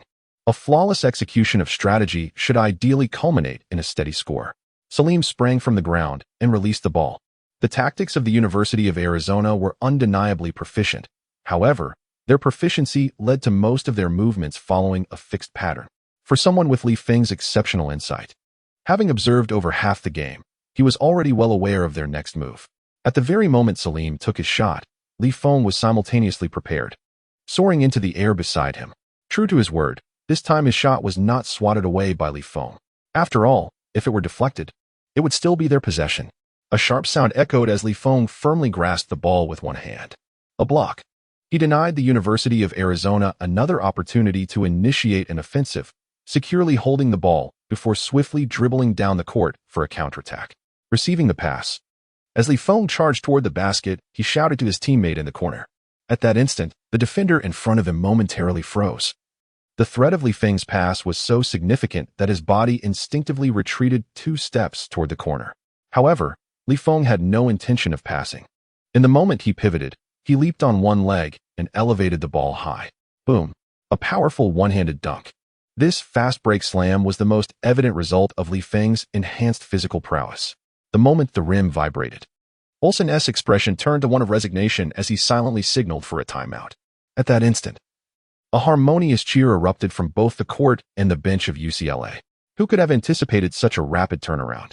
Upon Feng's entry onto the court, his impeccable performance on both offensive and defensive fronts, as well as his ability to seamlessly connect the team, left an indelible mark. He directly compelled the University of Arizona to call a timeout. A barely suppressed smile of astonishment graced Lavin's face. What player can match Feng's remarkable adaptability? Stepping in without any adjustment period? It is not Feng who is acclimating to the NCAA. Rather, it is the NCAA that must adapt to Feng. It is noteworthy that even the legendary Michael Jordan, often hailed as the god of basketball, averaged only 13.5 points during his freshman year. Similarly, the so-called big fundamental, Tim Duncan, managed merely 9.8 points in his inaugural NCAA season, failing to even reach double digits. Yet, in the brief span of 5 minutes on the court, Feng erupted for 6 points, 2 blocks, and 1 assist. A phenomenon, this young man Feng is undoubtedly extraordinary. Having observed merely half a quarter from the sidelines, he swiftly familiarized himself with both teams' tactical frameworks. What heights might he reach if given more time to develop? It is unfathomable. As Olsen watched the game unfold with Feng rapidly closing in, an ominous premonition of impending disaster washed over him. Could it be that this player is overestimating his capabilities? In response to Feng's unpredictable prowess, he made strategic adjustments on the defensive end and increased the frequency of isolation plays. Olsen astutely discerned that this young man had thoroughly understood their tactics. Although the means by which Feng accomplished this remains a mystery, the reality is undeniable. Each time their team executed an offensive play, Feng would impeccably position himself near the finishing point. This is no mere coincidence. Therefore, in order to mitigate Feng's interference with their offense, Olsen allocated more offensive opportunities to Salim for isolation plays. However, UCLA is not a team easily pierced by opponents. Salim could only be considered the third option on the team, lacking significant individual offensive prowess. Feng even felt that this player paled in comparison to Anthony. To be honest, he might only be half an Anthony in terms of capability, which is hardly impressive. With Feng on the court, UCLA truly unleashed their authentic firepower. Feng's relentless assaults on the paint, utilizing his footwork and an array of finishing techniques, resulted in frequent scoring. Coupled with his ability to draw attention, Jason on the perimeter unleashed a barrage of 3-pointers, sealing the victory for the team. Following this series of plays, the warm-up match flowed increasingly smoothly, culminating in UCLA's triumph with a score of 77-67. A 10-point margin in the slower-paced realm of NCAA basketball constitutes a significant advantage, especially considering UCLA had initially trailed by 9 points at halftime. In the second half, Feng revitalized the team's offense, maintaining pressure on the University of Arizona throughout the game. Coach Olsen's expressions transitioned from initial pride and provocation, exuding confidence in victory, to confusion, astonishment, bewilderment, and ultimately, impotent fury. The myriad of human emotions was vividly reflected on his face. As this was merely a friendly match, Feng approached his opponents with a warm smile, engaging in post-game conversation. "Brother, your defense is impressive, reminiscent of my great-grandfather's faltering steps back in China. Your offense brings back fond memories of playing with my 3-year-old nephew. Thank you. You are a good person." Before departing, he turned to their coach Olsen, saying, "Thank you for enlightening me on the disparity between NCAA and high school basketball." "No need for formalities, Coach Olsen." Aware of Feng's veiled jabs, Olsen could only swallow his indignation in silence. However, this was not the end. When they returned, they would bring their full roster to reclaim their honor. Observing the forlorn figures of the University of Arizona as they left, Feng nodded slightly. "Your humiliating defeat holds value. Depart with peace. Congratulations to the host for demonstrating unparalleled dominance. Salim's mindset has fluctuated, and you have been awarded 100 insight points. Congratulations to the host for exhibiting extraordinary dominance. Rick's mindset has collapsed, and you have been awarded 100 insight points. Congratulations to the host for showcasing remarkable dominance. Olsen is questioning his life choices, and you have been awarded 130 insight points." After the match, Coach Lavin praised Feng's performance and, in front of everyone, announced, "From now on, Feng will be our starting small forward. Does anyone have any objections?" No one voiced any dissent. Instead, the room erupted with heartfelt applause. The players seated at the end of the bench looked at Feng with envy. Having spent over a year on the sidelines absorbing the team's tactics and synergy since joining the squad, this reflects the true reality for most players. A path that many must traverse. Numerous individuals, even by their sophomore year, find themselves still devoid of playing time, enduring the monotony of repetitive training day in and day out. Those who manage to secure a starting position in their freshman year are invariably extraordinary prodigies who command attention. As for Feng, who secured a starting spot in less than a day after joining the team, one can only describe him as remarkable. After witnessing the entire match, Jason Capono completely redefined his perception of Feng. This was far from the image of a meek lamb. The gentle and harmless facade was merely a ruse. In truth, he was a wolf in sheep's clothing, a predator that devours without leaving a trace. Nevertheless, despite the jest, it must be acknowledged that Feng is indeed an excellent teammate. UCLA has undeniably strengthened with his presence. Originally, with the departure of key players Matt and Dan, the overall strength of UCLA had diminished on paper, casting doubt on their chances of qualifying for the NCAA championship this year. However, after observing Feng's performance, Jason inexplicably found himself optimistic about a rookie who had just joined the team. Perhaps this year, UCLA is poised to reclaim its former glory. On the night following the match, Jabbar received a phone call. "Hello? Is this Mr. Jabbar? I am Coach Steve Lavin from UCLA. We spoke on the phone previously." "Oh, I know you. What can I do for you?" Jabbar replied, recalling their earlier conversation. "Regarding our planned team training on July 30th. I would like you to pay special attention to a newcomer." "A newcomer?" Jabbar was slightly taken aback. "What rookie needs my particular attention?" At this moment, Lavin spoke with utmost seriousness. He is a young man from St. Mary's High School, and his potential displayed in games is astounding. If you see him, I believe you will be equally astonished. "Are you referring to that kid named LeBron from St. Mary's?" Jabbar asked, having watched James play on television and being quite impressed. No. This young man's name is Feng," Lavin clarified. As he finished speaking, a hearty laugh erupted from Jabbar on the other end of the line. "Aha. Are you serious?"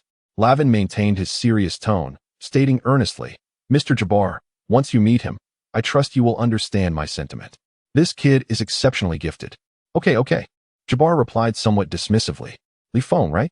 I will remember that. I will keep an eye on him and see how this young man manages to astonish me." After hanging up the phone, Jabbar's expression remained amused by the events that had just transpired. Having traversed the NBA for numerous years, he had encountered countless prodigies blessed by the heavens. Discussing talent in his presence? Please, such remarks seemed rather juvenile. In truth, had Ravi been referring to LeBron James, he might have paid a modicum of attention. After all, the explosive physical prowess of that high schooler, coupled with his exceptional court vision, was indeed impressive. James is formidable and exceptionally versatile. Upon entering the NBA, he may very well experience even greater development. However, the player named Feng, seemingly a Chinese athlete, was unfamiliar to him. Jabbar held little interest in the happenings of high school leagues, whether good or bad. To him, it was merely children engaged in make-believe. It is essential to recognize that those who play in the NBA are the top 500 players in the world. Having witnessed so many talents, it was not a matter of having lofty standards, but rather a reflection of the sheer brilliance he had observed. The surprise that Ravi spoke of might, in Jabbar's eyes, be nothing more than an ordinary player. The NCAA regular season commences in November, with the top team in each league securing a direct qualification for the tournament, commonly referred to as the ticket to the exhilarating March Madness. Feng and his peers from UCLA and the University of Arizona belong to the same league, which implies that their future roles will inevitably position them as rivals. It is no wonder that even before the competition commenced, the air was thick with tension. Steve Lavin assigned the team a series of training tasks to kick off the new semester, to assist everyone in regaining their competitive edge. The training regimen primarily focused on foundational physical conditioning. Although Feng was eager to quickly learn Kareem Abdul-Jabbar's signature skyhook, some matters cannot be rushed. Moreover, Feng had already sensed during the previous warm-up matches that, upon entering the NCAA, the significance of physical prowess had become more pronounced than ever. Frequently, after creating a half-step advantage over his opponents, he found himself unable to fully exploit his speed to break away. It is indeed evident that athletic capability undergoes qualitative changes with age. Thus, it is hardly surprising that after reaching a certain age, dominating U18 matches becomes a feasible feat. Wouldn't you agree, Wang Zhiling? Through day-to-day training, Feng diligently adhered to the team's regimen, methodically enhancing his physical attributes. After several days of acclimatization, he had successfully integrated with his teammates, particularly forging strong bonds with core players like Jason Capono and TJ Cummings, with whom there was no sense of competition. Feng's ability to grasp the team's tactics was extraordinarily swift, astonishing not only his peers in the third year, but even the fourth-year players, leaving them in a state of disbelief. Feng's remarkable insight and comprehension abilities are truly extraordinary. Essentially, he can swiftly grasp and apply the tactics articulated by the coach in actual games. At this rate, Ravi believes that within a month, Feng will seamlessly integrate into the team's tactical framework. At this moment, Ravi even begins to anticipate how much Feng might learn from the legendary Jabbar.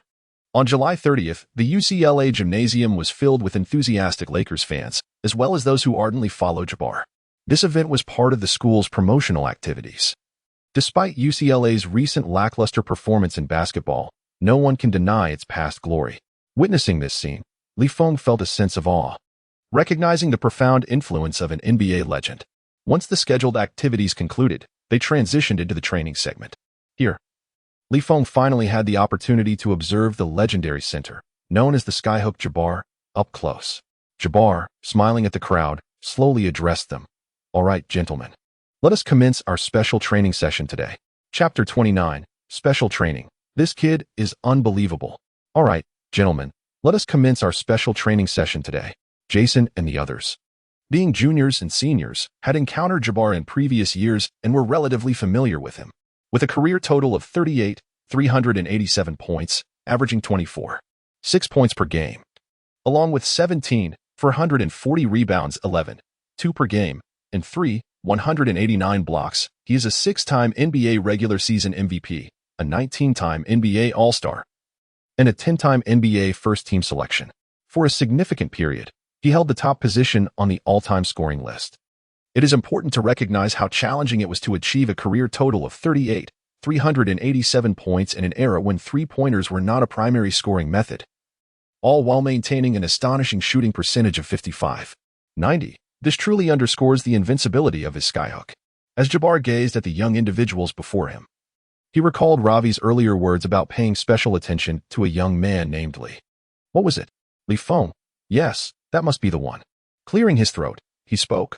"All right, gentlemen, before we begin training, why don't you introduce yourselves?" One by one, the individuals shared their names, familiar positions, playing styles, and roles within the team. When it was Feng's turn, he stepped forward and calmly stated, "My name is Feng, a freshman at UCLA. Well, I do not have a fixed position." Upon hearing this, everyone paused momentarily. "What do you mean you have no fixed position? Aren't you a small forward?" Yet, from these words, Jabbar discerned a deeper meaning, suggesting that one could occupy any position on the court. Even the legendary Elvin Johnson would not have dared to utter such a statement, would he? How intriguing, indeed, such audacity. This display of bravado reminded him of an old rival, the white forward clad in the green jersey. Jabbar flashed a grin, revealing his pearly whites, and cast a more scrutinizing glance at Feng before declaring, "All right, gentlemen, let us invigorate ourselves as we commence today's training session." Ravi observed Jabbar's heightened enthusiasm today, which seemed remarkably greater than usual. This was indeed a positive sign. He eagerly hoped that this NBA giant would invest more effort and impart genuine skills. Jabbar instructed the group to begin with a simple warm-up, then took possession of the basketball. Although he was now 55 years old, his physical condition remained impressive, unlike many other stars who had succumbed to weight gain post-retirement. "Young men, pay close attention, for I shall impart the basketball techniques I have honed over my years in the NBA. Watch carefully and learn well."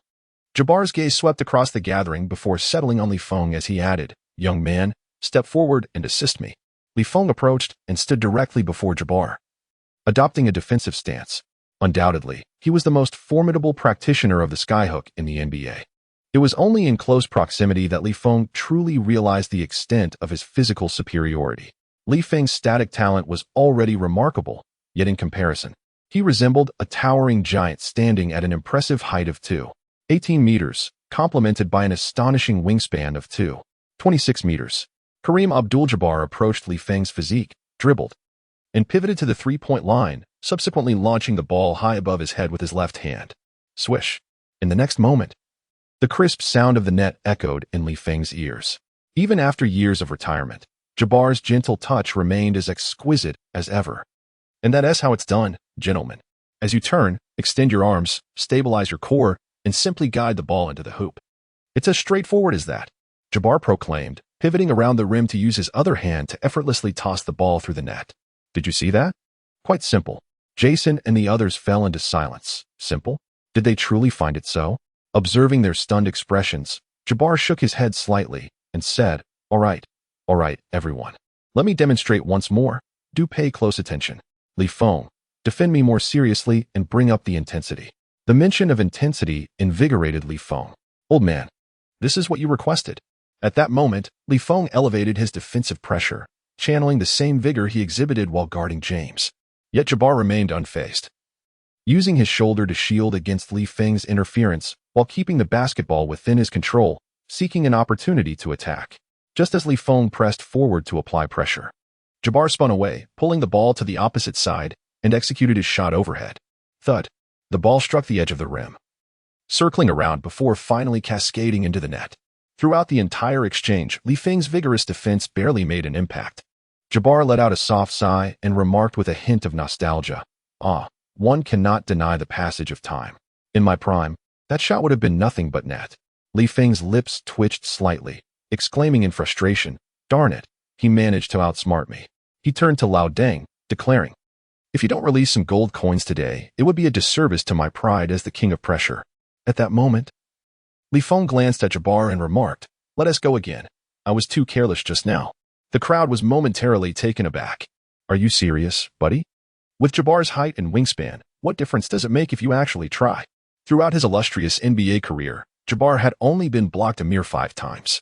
In a league like the NBA, he hardly faced a block even once a year. What are you thinking? Isn't this self-inflicted humiliation? At this juncture, Jabbar, with an amused demeanor, advised, "Young man, do not let your enthusiasm cloud your judgment." To which Feng retorted nonchalantly, "Isn't being young synonymous with enthusiasm?" Jabbar regarded Feng, subtly nodding in acknowledgement. It seemed that Ravi was indeed correct. This young man possessed a certain charm. As Jabbar received the basketball, he lowered his center of gravity slightly, preparing to engage this young man in some NBA-level competition. With a resounding thud, he demonstrated that although he had aged and slowed since his prime, he was still more than capable of handling a group of college players. After the initial confrontation, Jabbar elevated his hand high from the side of his body and, with an exceptionally gentle touch, effortlessly placed the ball into the hoop.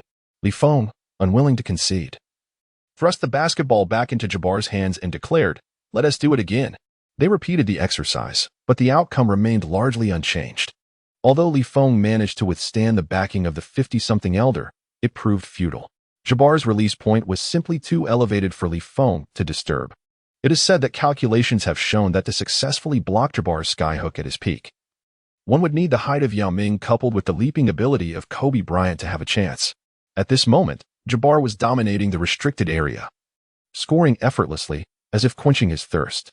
He even took the time to elucidate the nuances and intricacies of the skyhook to those gathered, including how to adapt the technique to various situations. Meanwhile, Feng, like a moth drawn to a flame, tirelessly positioned himself before Jabbar. Although everyone understood the futility of Feng's efforts, no one could muster a laugh. They recognized that even if they attempted to contest Jabbar's shots, they too would be utterly powerless to impede him. The skyhook was not merely about height. Its essence lay in Jabbar's ability to select the perfect moment to release the shot, effortlessly evading any attempt at a block. Jabbar had successfully scored 6 consecutive shots, yet Feng showed no signs of surrender. At that moment, he realized that by listening to Jabbar's instruction and closely defending him, he was gradually beginning to grasp the essence of the skyhook. It felt as though he was merely separated from the mastery of that skill by a thin veil. Feng was overwhelmed with excitement, his attention fully captivated by every movement of Jabbar during his offensive play. The pivot, the reset of his footwork, the lowering of his shoulders, the protection of the ball all unfolded before him. Suddenly, everything appeared to slow down like a scene from a film in slow motion. It was akin to Neo's inaugural experience of bullet time in The Matrix. The sensation was nothing short of extraordinary. Feng was even able to anticipate the precise moment when Jabbar would make his move. Perhaps, in terms of sheer height, Feng could not pose any interference. However, when one extends the ball behind their head, there is inevitably a process involved, is there not? In that fleeting instant, having predicted both the timing and trajectory of Jabbar's shot, Feng swiftly pivoted to the side and extended his right hand. In an instant, he executed a powerful downward swipe. With a resounding slap, Jabbar felt an overwhelming force surge through the basketball in his grasp. Despite his strong grip with both hands, he momentarily lost control and the ball slipped away. This transpired in the blink of an eye, as he hurriedly lunged to retrieve the airborne basketball for another attempt. His rhythm was utterly disrupted. This time, his signature skyhook resulted in an embarrassing airball. When the basketball landed out of bounds, an eerie silence enveloped the arena. Ravi, utterly astonished, found himself at a loss for words, his eyes wide in disbelief as he gazed at the seemingly innocent young man before him. Did Feng just block Jabbar's skyhook? Nearby, Jason Capono and others were equally astonished, unable to comprehend the scene unfolding before their eyes. Perhaps Jabbar had diminished in prowess over time, but he certainly was not weaker than us. Was Feng merely acting out of spite? Yet, he truly managed to block the shot. The entire arena fell into a stunned silence. Kareem Abdul-Jabbar, too, stood momentarily frozen, gazing at the hoop. After a brief pause, he snapped back to reality and turned to Feng, exclaiming, "Well done, young man. It seems I have indeed grown old." At that moment, Feng, the subject of the exchange, offered no response. For just moments prior, the familiar mechanical voice echoed in his ears once more. Ding. Host comprehension is extraordinary. Under Abdul-Jabbar's tutelage, you have grasped the S-level skill, the skyhook, beginner level. Effect: increases block resistance by 30 and interference resistance by 30 when shooting. Within 3 feet of the basket, increases hit rate by 10. The hit rate significantly diminishes as the distance from the basket increases. Feng's heart surged with excitement. He understood that acquiring this skill would be no simple feat, and its level would undoubtedly be quite high. Thus, he had mentally prepared himself for the possibility of being unable to master or comprehend the skill. However, he never anticipated that everything would unfold so seamlessly. An S-level skill, this marked the first time he had acquired such a rare technique. It is noteworthy that even Carmelo Anthony's signature triple threat was merely rated at A, which only reached S-level after his system compensated for technical deficiencies. The effects of this skill were nothing short of extraordinary. A 30 increase in block resistance and a 30 increase in interference resistance. This was merely the beginner-level effect. Nonetheless, the requirement to advance to the next level demanded an outrageous 2,000 comprehension points. His S-level speed variation triple threat only required 1,000 comprehension points to upgrade at the beginner level. Furthermore, the A-level spin move only needed 2,000 comprehension points to progress from proficient to elite level. Clearly, the gap between each level above S was far greater than he had imagined. On the court, Abdul-Jabbar had already retrieved the basketball. He then addressed the group with a measured tone, You have all observed the demonstration sufficiently. Now, it is time for you to engage in real combat. Come on. Strive to score in front of me, young man. Ravi and the senior players present were momentarily taken aback by his words. Wasn't this typically the role of an assistant coach? Why was he personally stepping in today? Perhaps he was provoked by Li Feng's earlier performance and sought to reclaim his pride? Observing Abdul-Jabbar's eager demeanor, the others nodded in agreement. It seemed quite plausible. In the clash of titans, the minnows would inevitably suffer. How could these players possibly grasp the essence of Abdul-Jabbar's movements, let alone score against him? Faced with the overwhelming prowess of Jabbar, everyone found themselves utterly incapable of even grazing the rim, thwarted by his relentless blocks. Otherwise, they would merely launch an absurd shot that would miss entirely.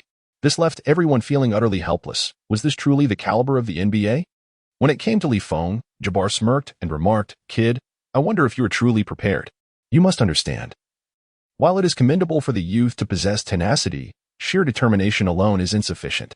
His expression bore a semblance of amusement, as if he were poised to impart a lesson to Li Feng, reclaiming some of the dignity befitting his status as an NBA veteran. However, upon receiving the ball, Li Feng remained silent. He took a moment to deeply absorb the nuances of his movements, a peculiar sense of familiarity blossoming in his mind. Then, without hesitation, he executed a powerful drive, tightening his core as he pivoted and withdrew. Seizing the opportunity while Jabbar was momentarily off balance, he launched the ball high into the air towards the hoop. Swish. Chapter 30. Unable to secure even the top spot? Perhaps we should just disband. In that fleeting moment of release, all eyes were drawn to Li Feng, where they discerned the unmistakable shadow of the skyhook. His movements and posture mirrored those of a master, as if sculpted from the same mold. Jabbar himself was momentarily taken aback, a flicker of surprise crossing his gaze. He had not eased up in this contest. In fact, it could be said that he had not engaged so earnestly with a young contender since his retirement. Yet, this shot was simply beyond his reach. In the moment that Li Feng confronted the space, he swiftly withdrew in the direction of his own body's front due to the reaction force, employing his protective hand during the hook shot. It can be said that he noticed nearly all the details that required attention, and it would not be an exaggeration to assert that he had already mastered his skyhook technique. How could he possibly block a shot under such circumstances? There was simply no opportunity. If he were to be blessed with an additional 20 years of youth, perhaps he could leverage his height advantage to execute a block. However, in his present state, one might plead for mercy for this nearly 60-year-old veteran. The unfazed Jabbar shook his head slightly, then resignedly remarked, "Never mind, never mind. It's no longer enjoyable." He then set the basketball down and walked toward the sidelines. Lavin, witnessing this, mistakenly assumed Jabbar had withdrawn into himself and hurried over to express his concern. "Mr. Jabbar, are you going somewhere? If you have any issues, you can talk to me." No. Jabbar gently waved his hand and stated, "I am simply pleased that Li Feng has already learned. If you have any questions moving forward, feel free to ask him directly." "You mean Li Feng has already learned?" Lavin suddenly paused, as if he had heard something extraordinary. Jabbar's expression remained calm, even somewhat gratified as he remarked, "Indeed, I mean to say that Li Feng has completely grasped this technique. He may still be a bit inexperienced, but that is inconsequential." At that moment, the expressions of those present all tightened slightly. Just moments ago, they had noted how Li Feng's movements bore a striking resemblance to Jabbar's skyhook, but they had not anticipated that he had genuinely mastered it. What about Copy Ninja Kakashi? Remarkably, this had only taken a short span of 10 minutes. Why is it that, despite everyone suffering from lumbar disc issues, he stands out so prominently? However, Li Feng was acutely aware that what he had executed was far from a complete skyhook. One might even say it could only be classified as a rudimentary version. Firstly, Jabbar was not in his prime, and thus the movements and techniques he demonstrated could not unleash the full potential of the complete version. In Li Feng's understanding, the systematic rating of this technique could easily be deemed SS level. On the other hand, his own mastery of the technique was still in its nascent stages, with proficiency at a mere introductory level, rendering it impossible to be effectively blocked. If given the chance, Li Feng felt it necessary to enhance his skills proficiency and, ideally, seek one-on-one guidance from Jabbar. Subsequently, Jabbar completely withdrew from participation in the training. The role of guiding the Team South movements on the court had now shifted to Li Feng. Observing this surreal scene, UCLA's head coach Lavin and team manager Jesse exchanged glances. "Lavin, did you already know this kid possessed such talent? What do you think?" Robbie's expression was one of complexity. He had previously remarked on Li Feng's extraordinary talent, suggesting that it might yield some surprises. But this was no longer merely a surprise. It was, in fact, a shock. The team's manager, Jesse, wore a similarly intricate expression. After a moment of contemplation, he slowly articulated, "I believe we should reconsider our objectives for this year's team." "Please elaborate." Ravi responded. "Last year, after the departure of the two key players to the NBA, the only core player left at UCLA was Jason Capono, alongside a rather unremarkable second-in-command, TJ Cummings. While the team had several role players, their overall strength was lacking. Their initial goal was to match last year's performance, which would qualify them for the NCAA championship. However, now Jesse, brimming with newfound courage, boldly declared, "I believe we can aim for a top 3 finish in the group stage this year." Ravi retorted, "Last year, we only secured 6th place. You genuinely believe that a rookie who has just joined the team can have such a monumental impact? What a splendid daydream." Silently, Ravi turned and walked towards the court, then gently placed a hand on Li Feng's shoulder and inquired, "Li Feng, in this year's group league, where do you think we will place?" Ravi intended to extinguish Jesse's unrealistic fantasies and allow him to truly consider the perspectives of those directly involved. Li Feng set aside the basketball in his hands and tilted his head in inquiry, "What rank does the University of Arizona hold?" It was evident that they were the strongest seed in this year's Pac-12 conference. Even their second-string lineup possessed a caliber that could easily place them among the top 5 teams. Ravi responded. After a moment of contemplation, Li Feng nodded slightly and calmly remarked, "With his level of skill, a place in the top 5? If we cannot secure first place, we might as well disband." Ravi nodded in agreement and turned to Jesse, saying, "Did you hear that? At this level, claiming first? Really? Indeed." Li Feng innocently nodded and then glanced at Jabbar beside him, asking, "Do you think I am right?" "Yes, it's merely the NCAA Division I group stage. If we can't even secure first, what is the point? We might as well forget about the NBA and seek out punishment," Jabbar, the legendary center, stated with an air of nonchalance. At that moment, the team manager, Jesse, also raised his thumb in approval and nodded affirmatively.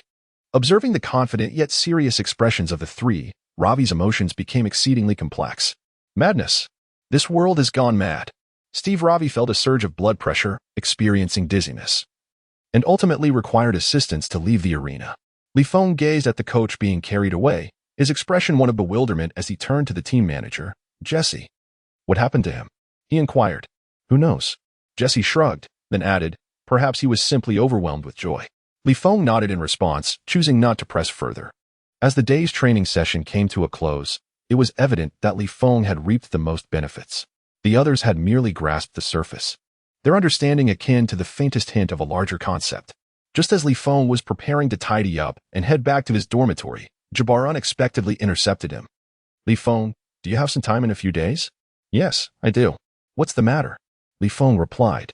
"I wish to invite you to a private gathering. I hope you can showcase your skills splendidly at the event. Unleash your skyhook and amaze them." Jabbar conveyed with a knowing glance. "A gathering?" Li Feng asked, slightly puzzled. "Indeed. I trust you have heard of the name Magic Johnson," Jabbar smiled. "Magic Johnson? Of course. Goodness. Have you agreed to this?" Li Feng's curiosity piqued. "To be honest, I've longed for a chance to teach him a lesson. He has ridiculed me for years, claiming that my signature move has no successors. Today, I finally have the opportunity to strike back and prove him wrong." As he spoke, a triumphant smile spread across Jabbar's face, embodying the essence of a victor. Li Feng remained silent, yet he was acutely aware of the situation. Although Jabbar claimed he intended to give Johnson a stern lesson, it was evident that the two were once close friends, having collaborated for many years on the Lakers. Their private concern for one another could hardly be lacking. It was akin to a son addressing his father in a university dormitory setting. Previously, he had often pondered how he might seize an opportunity to engage with NBA-level players and glean some insights from them. Now, a splendid opportunity had presented itself. The chance to interact closely with the youngest finals MVP in history, a legendary point guard dubbed Magic, standing at an impressive height of 6 feet 6 inches, was simply exhilarating. Moreover, Johnson shared many similarities with Li Feng. For instance, both possessed the stature of over 2 meters, yet their playing styles and positions were not confined. One might say they were adept in various roles on the court. Versatile players, hexagonal warriors. In truth, Johnson represented the closest template to Li Feng at this moment. Naturally, Li Feng would not let such an opportunity slip away. When the time comes, Please inform me. I am eager to participate. However, there's a caveat. My skyhook is still rather unrefined. I can only claim to have grasped the basics. If my performance falters, wouldn't that reflect poorly on you? Feng spoke earnestly, his words flowing with sincerity. Jabbar stroked his chin, contemplating the validity of Feng's assertions. Very well, if I have some free time recently, I shall give you a call. At that time, you can come to my place, and I will provide you with individualized training. It's a promise. Feng chuckled. Jabbar nodded, yet Feng's smile left him with a lingering sensation of being exploited. After a day of specialized training, everyone had made considerable progress in mastering the hook shot. Undoubtedly, this technique would be forgotten by them by the next day. To have grasped it even somewhat in such a short time could be considered a remarkable gift. Although the motion may appear uncomplicated, the distinction between an amateur's observation and a professional's insight lies in the details. A slight miscalculation can result in a world of difference. Is the act of blocking and dismantling simple? Yes, as straightforward as standing beside the defender. Yet, our astute Wiseman struggled to grasp it even after several seasons with the Warriors, while Looney had already perfected it, all the while maintaining his consistent performance. This exemplifies the disparity. Thus, the other player's inability to master Jabbar's skyhook does not stem from a lack of comprehension, but rather from Feng's extraordinary prowess. After concluding this day's training, Jabbar returned home, reluctantly acknowledging that Ravi's words were indeed accurate. The lad named Feng possessed remarkable talent and left a profound impression on him. Even amidst the assembly of monsters in the NBA, Feng's capacity for learning and comprehension was unparalleled. Perhaps at the next gathering, he could truly astonish that young Elvin. Rubbing his palms together, Jabbar felt a surge of anticipation. However, he could not wait long. That very evening, he dialed Elvin Johnson's number. Hello, still alive, are you? Hey, listen. I have news for you. The skyhook you've mocked has been rendered obsolete by players.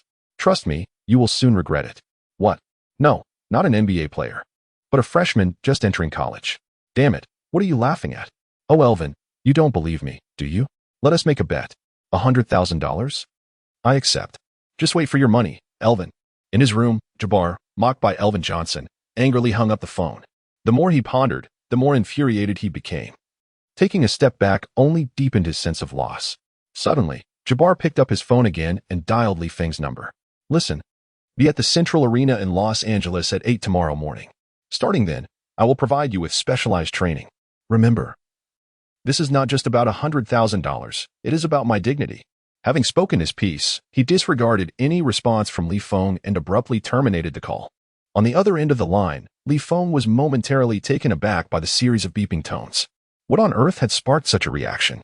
What was this talk of $100,000 in matters of dignity? Feng found himself somewhat perplexed. However, the silver lining was that specialized training would commence tomorrow. At this moment, Feng accessed his system panel. Host, Feng, overall strength rating, A strength, 114, A speed, 103, B jumping, 107, B shooting, 109, B dribbling, 104, B defense, 92, B passing, 106, B stamina, 102, B insight points, 660 total skills, 10 max, S-level skyhook, beginner increases block resistance by 30 upon release. Enhances interference resistance by 30. When shooting within 3 feet of the basket, the accuracy increases by 10. The success rate significantly diminishes as the distance from the hoop increases. 12,000. S-level change of pace triple threat. Mastery a 50 chance to deceive players with AB defense rating or lower. The probability of deception decreases against higher tier defenders.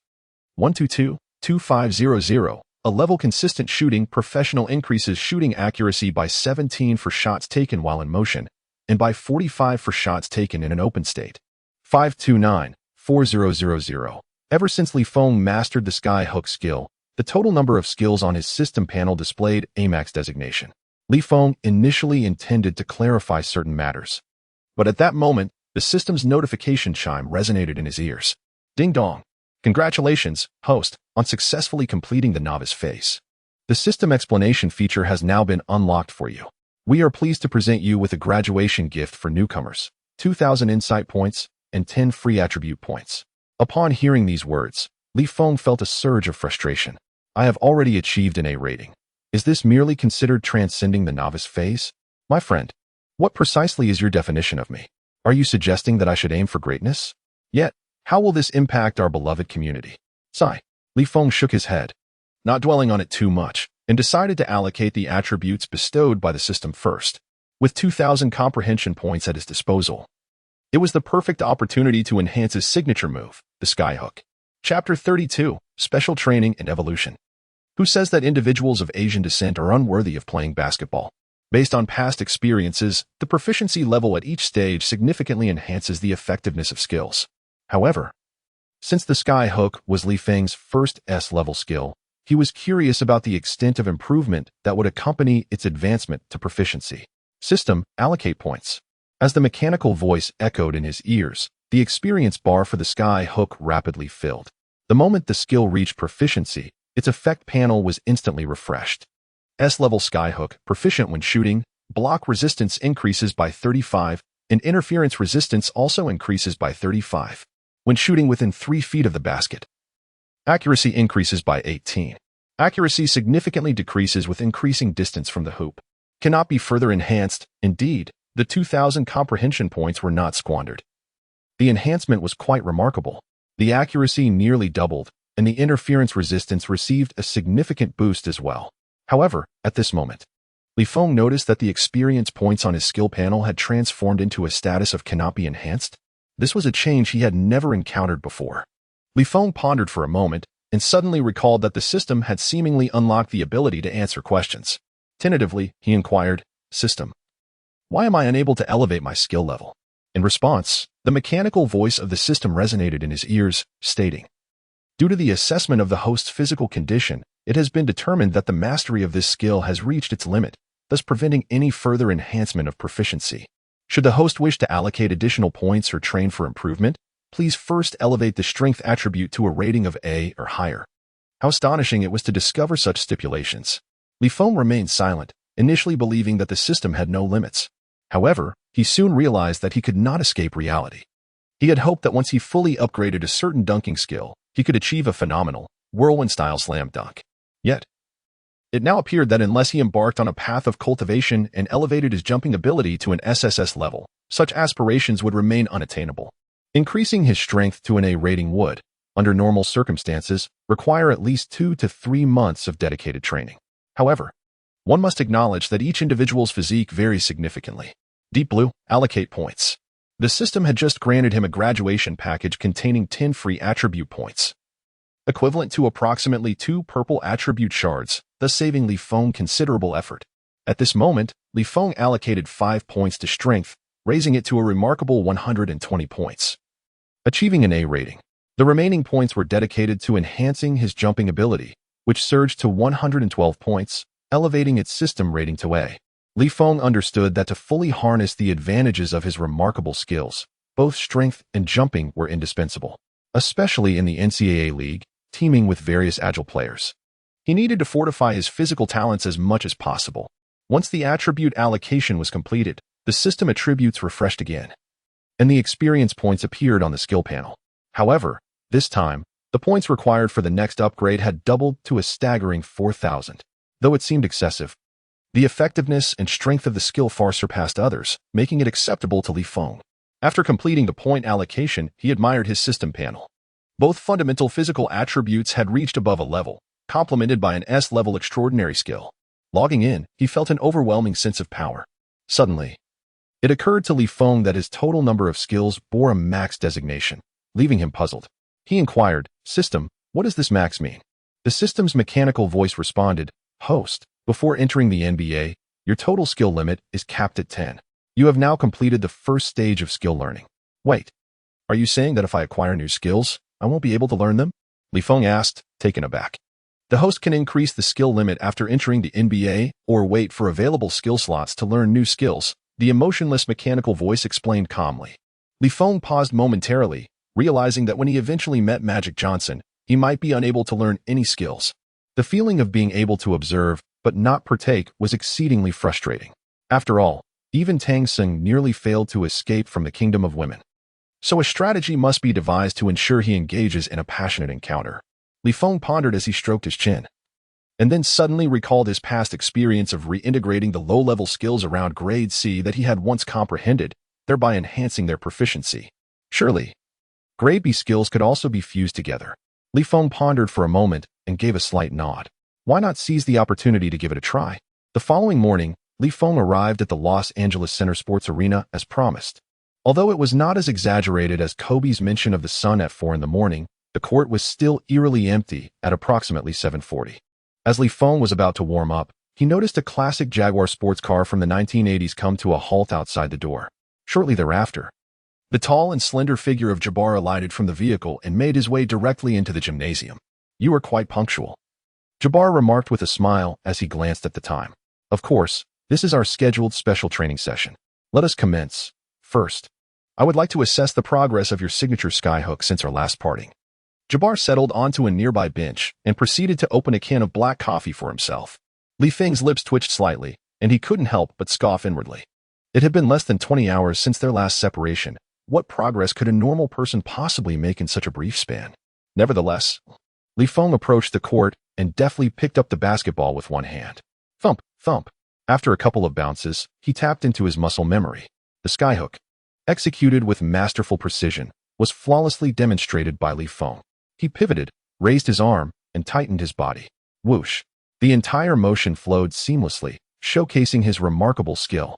Within the confines of the white circle beneath the hoop, Feng effortlessly sank the ball into the basket with both hands, even minimizing unnecessary movements. Compared to the previous day's actions, his technique appeared far more streamlined and efficient. Cough, cough, cough. Observing this, Jabbar was momentarily taken aback, choking on his coffee. After a fit of coughing, he regarded Feng with a peculiar expression. "Kid, have you been practicing secretly?" "What nonsense! Why would I practice in secret?" Feng retorted. "Then what about this?" Jabbar stammered, at a loss for words. His initial intention was merely to assess Feng's progress as a formality. After all, he understood that one day was hardly sufficient for any significant improvement. He merely aimed to identify any lingering awkwardness in Feng's movements and assist in refining his technique and shooting speed. To his astonishment, Feng had evidently put in considerable effort. Both the proficiency and precision of his movements had surpassed those of the previous day, giving the impression that he had been clandestinely practicing for months. This unexpected advancement disrupted Jabbar's training plan entirely. Unreasonable. Could it be that our perception of time differs? At that moment, Jabbar stroked his chin, contemplating what to teach next.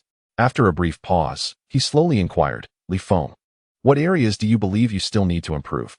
Upon hearing this, Feng's eyes lit up as he eagerly responded, "Speaking of which, Mr. Jabbar, do you think it is possible for me to slightly extend the range of my skyhook, perhaps to cover the entire restricted area?" Feng primarily contemplates the integration of his hook shot skill into his arsenal of finishing techniques within the paint. Should he truly succeed in this endeavor, it would free up a skill slot for the magician. After analyzing Feng's statement, Kareem Abdul-Jabbar thoughtfully remarked, "What you propose is not beyond the realm of possibility. In the latter part of my career, I indeed endeavored to extend the range of my skyhook beyond 3 feet from the basket, and I successfully executed long-range game-winning skyhooks, which represented the pinnacle of my skill. However, to be candid, it has been many years since I attempted such feats. Yet, if you are earnest in your desire to learn, I can impart my knowledge to you, though I must forewarn you that it will be an arduous journey." Abdul-Jabbar's words ring true. The execution of a long-distance skyhook is indeed a testament to his mastery. However, this pinnacle was attained only after countless hours of practice, reflection, and tens of thousands of shots. He believes that even with Feng's seemingly unorthodox ability to learn, mastering this skill within a short time frame while ensuring a reliable success rate is an exceedingly challenging task. But does Feng fear adversity? The greater the storm, the more precious the fish. "Rest assured, Mr. Abdul-Jabbar, I am a player of finesse," he exclaimed with enthusiasm. Abdul-Jabbar chuckled heartily. "I find myself increasingly fond of you. Young man, let us commence."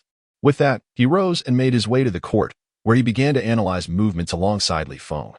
Feng endeavored to merge his B-level skill, the restricted area terminator, with his S-level skill, the skyhook. Logically, one would presume that these two skills would complement each other. However, Feng was compelled to exert himself in an attempt to expand his repertoire of skills.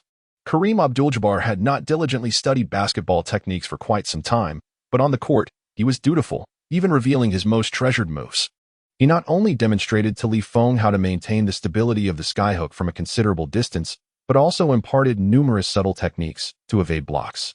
What gratified Abdul-Jabbar the most was that while many others might require weeks to comprehend certain concepts, Li Feng grasped them almost entirely after merely 1 or 2 repetitions.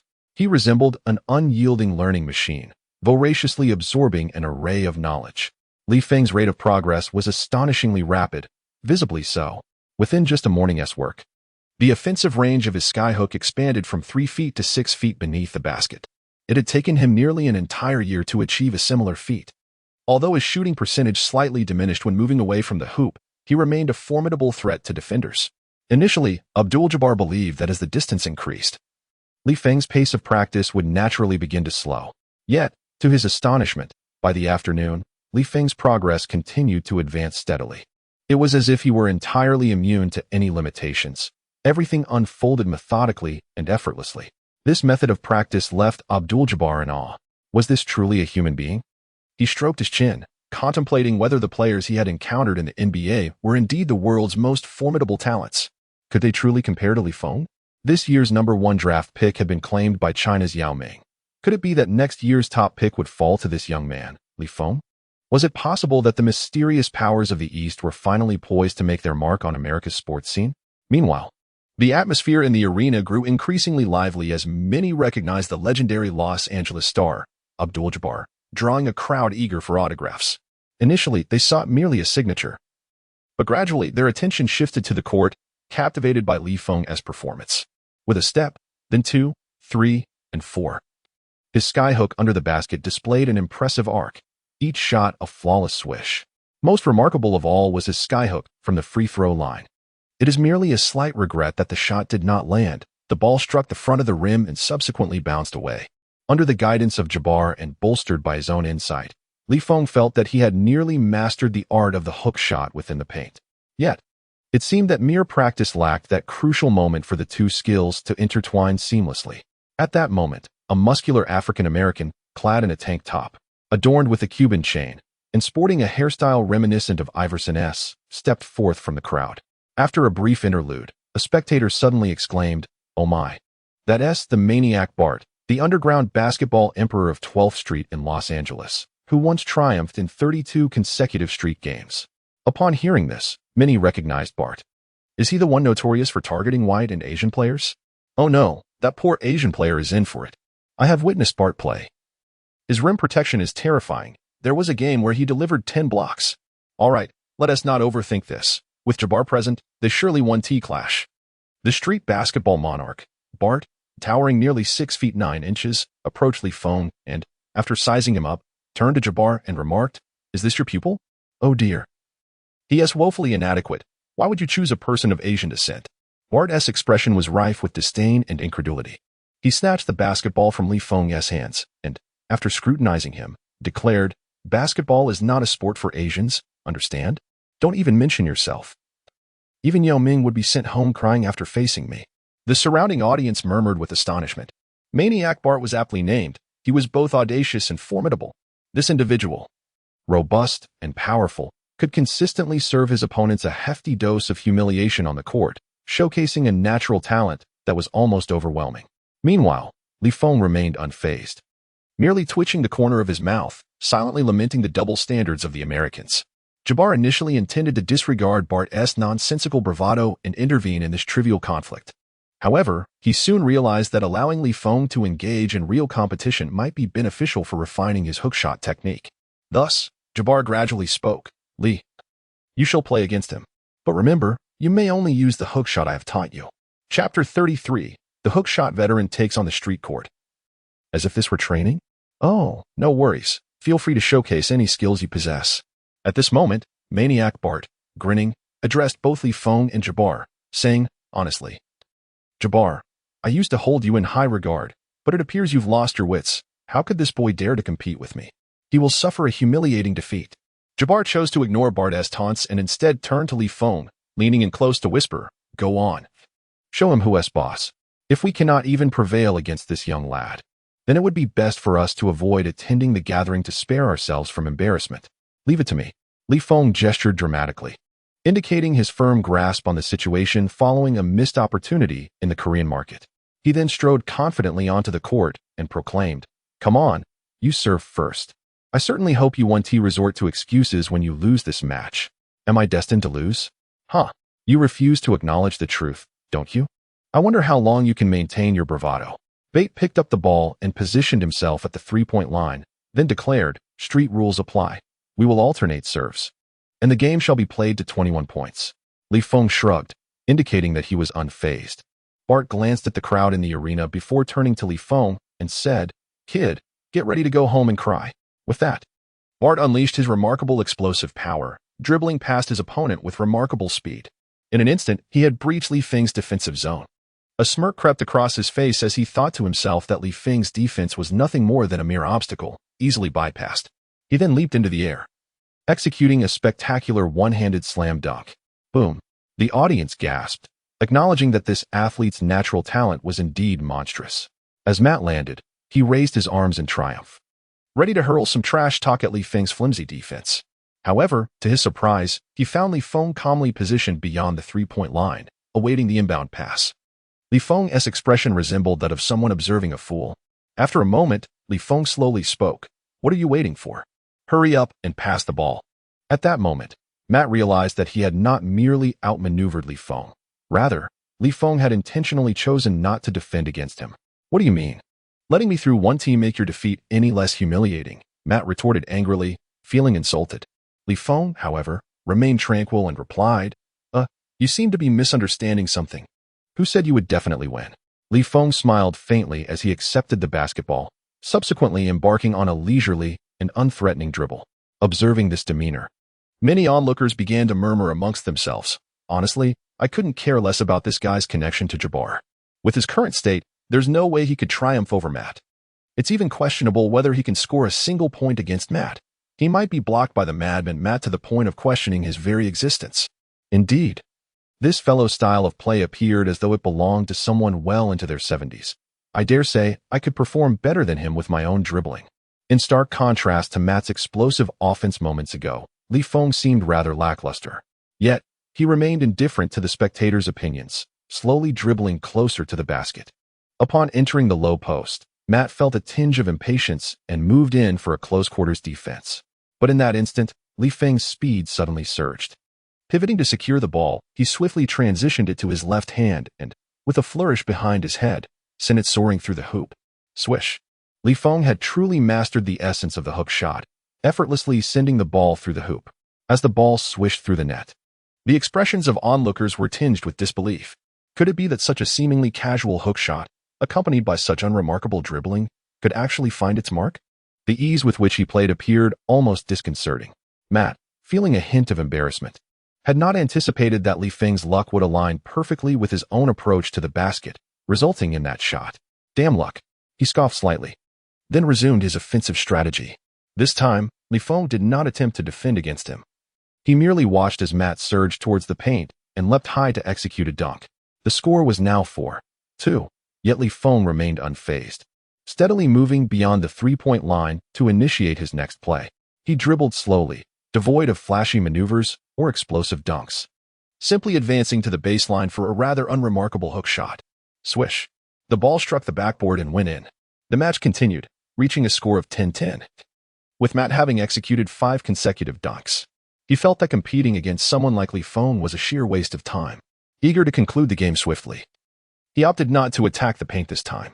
As he received the ball beyond the three-point line, Matt launched a direct shot. His shooting form was far from conventional, resembling more of a haphazard fling, yet the trajectory of the ball was inexplicably precise. Swish. The three-pointer found its mark, bringing the score to 13-10 as Matt widened the gap. At this juncture, his taunts resurfaced. "Kid, my patience is wearing thin. I'm going to finish this game quickly." Yet, Feng remained unperturbed, continuing to dribble with his back to the basket, clearly disregarding Matt's provocations. Sensing the disdain in Feng's demeanor, Matt, the underground streetball king of Los Angeles, could not tolerate being looked down upon by an Asian player. "You're asking for it." This time, he would not allow Feng to easily penetrate the paint, advancing to apply pressure in close proximity to Matt.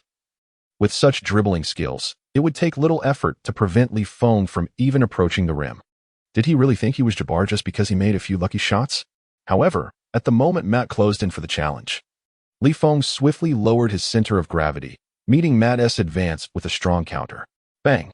Feng's a level of strength in confrontation caused even a burly man, who towered half a head above him, to stagger back a step. Seizing this moment, Feng executed a swift turn, pressing his body against the man, while raising his right hand high. At that instant, the audience gasped as they beheld Feng's right hand soaring a full 30 to 40 centimeters above the rim. Is he going to dunk? The spectators felt a flutter of surprise. However, just as Feng approached the hoop, he gently flicked his wrist. With a remarkably soft hook shot, he sent the ball gracefully into the basket. The surrounding crowd was momentarily stunned. Goodness, you soared above the rim, yet chose not to dunk. Aren't you even a little tempted? Have you sworn off such displays? Feng merely turned his head calmly, muttering to himself, I almost forgot. I promised to practice the skyhook. Upon hearing this, the previously bewildered audience was left even more dumbfounded. Goodness, are you treating this match as practice? Chapter 34. You dare to shoot? What a ridiculous shot. At that moment, Matt smirked slightly, though it was not a smile of joy, but rather a cold, enraged sneer. You little rascal, how dare you humiliate me? From this moment forth, you shall score not a single point. I will defend you to the point of existential doubt. Matt, once again beyond the three-point line, launched a shot. Though it was a wild attempt, fortune smiled upon him as the ball found its mark. He forcefully tossed the ball to Feng, initiating an all-out defensive mode, declaring, Come on, you won't even breach the paint. Beside the court, Jabbar, who had remained silent, finally adopted a serious expression, directing his gaze toward the center of the court where Feng stood. The distinction between practice and real competition lies in the fact that, during a match, opponents never grant you the luxury of preparation time, nor the comfortable shooting space, nor the favorite shooting zones. This is akin to the puzzlement many feel when observing NBA players, who command contracts worth millions, yet frequently miss shots in games. When watching, fans often harbor the illusion that they could easily replicate the feats of players who struggle to achieve shooting percentages of 10 out of 2 or 10 out of 3. In reality, even outside the NBA, it is a considerable challenge for an ordinary person to shoot without being blocked by a CBA starter, let alone to successfully land the ball in the basket. Thus, even if Feng's skyhook ensures a respectable shooting percentage, what does it matter if his opponents maintain relentless defense, preventing him from entering the paint? That is the true test of a professional athlete. Jabbar's gaze shifted slightly.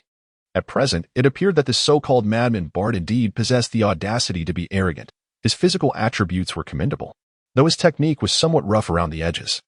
Exuding a raw, untamed quality, in terms of athletic prowess alone, he would certainly rank among the elite in the NCAA. As Feng, a novice freshly graduated from high school, faced such a formidable opponent, it undoubtedly posed a tremendous challenge for him. Jabbar slightly straightened his posture, gazing towards the court. Let me see what you can do, he mused. At that moment, Feng, confronted by Matt's relentless defense, exhibited no signs of panic. Instead, he wore a subtle smile.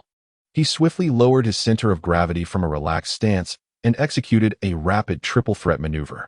Matt, unaccustomed to such a display, found his footwork disrupted. Seizing the opportunity, Feng accelerated down the right flank, charging towards the basket. However, Matt adjusted his speed with surprising quickness, leveraging his towering height of 2 meters to establish himself in Feng's path. Under normal circumstances, Feng would have sought a contested fadeaway shot. Yet, in pursuit of perfecting the skyhook, he opted for a 2-footed jump to seek space. Matt was prepared, bracing himself against Feng's challenge, refusing to yield an inch. The audience was left in stunned silence. How had Feng suddenly become so aggressive? My God, they murmured.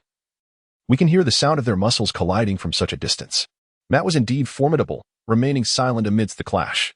It appeared that this Asian player would be unable to penetrate the paint or dribble effectively. It seemed all hope was lost. Yet, despite Matt's notorious temperament, his prowess was undeniable.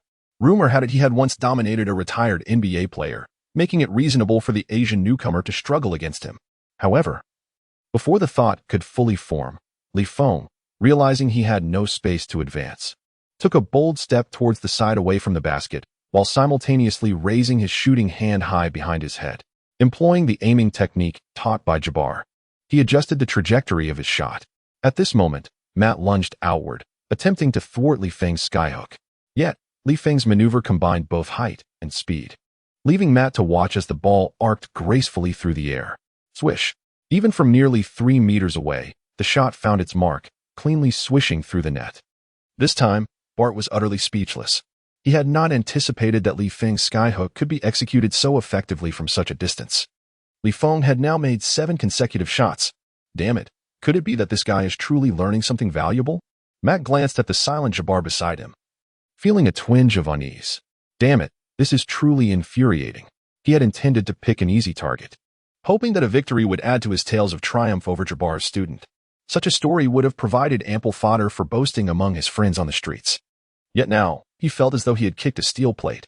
Matt was acutely aware that he still held the lead, 16-14, with just one more three-pointer. A mere 2-point shot would secure his victory. He remained composed, taking a moment to steady himself before adjusting his stance. With a swift motion, he released the ball. Whoosh! Bang! The basketball clanged against the rim and soared away. Li Feng cast a sidelong glance at him. Then, with a resigned sigh, slowly began to speak. Well, I suppose losing a couple is tolerable, but why can't one understand when to walk away while ahead? I am not gambling. Matt retorted angrily. You are not gambling? Then am I? You. Li Feng disregarded him and raised his hand to attempt a three-pointer. Naturally, Matt would not allow it. In an instant, he lunged forward. However, Li Feng did not take the shot. Instead, with a burst of speed to the right, he maneuvered beneath the basket and effortlessly executed a hook shot, scoring. The score was now 16-16, a tie. Observing Li Feng level the score, Matt felt a pang of urgency within. He resolved to attempt another three-pointer to regain momentum. Yet, it is essential to remember that shooting accuracy averages out. After successfully sinking 2 shots earlier, it was not surprising that he might miss this time. Thud. The basketball soared once again. Witnessing this scene, the audience grew restless. If Li Feng were to score on this possession, he would surpass Matt. Matt was acutely aware of this reality. He was now defending with unprecedented intensity. Every step he took was a challenge to Li Feng, employing nearly all his skills. Nevertheless, Li Feng remained composed. After steadily advancing a few steps, he pivoted outward, positioning himself further away than before.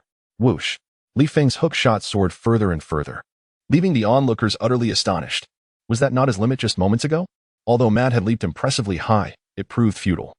As Li Feng consistently launched his shots from greater distances, effortlessly surpassing his formidable defensive barrier. As the score reached 20-20, Li Feng astonishingly stepped only partially onto the free throw line before pivoting and executing a skyhook.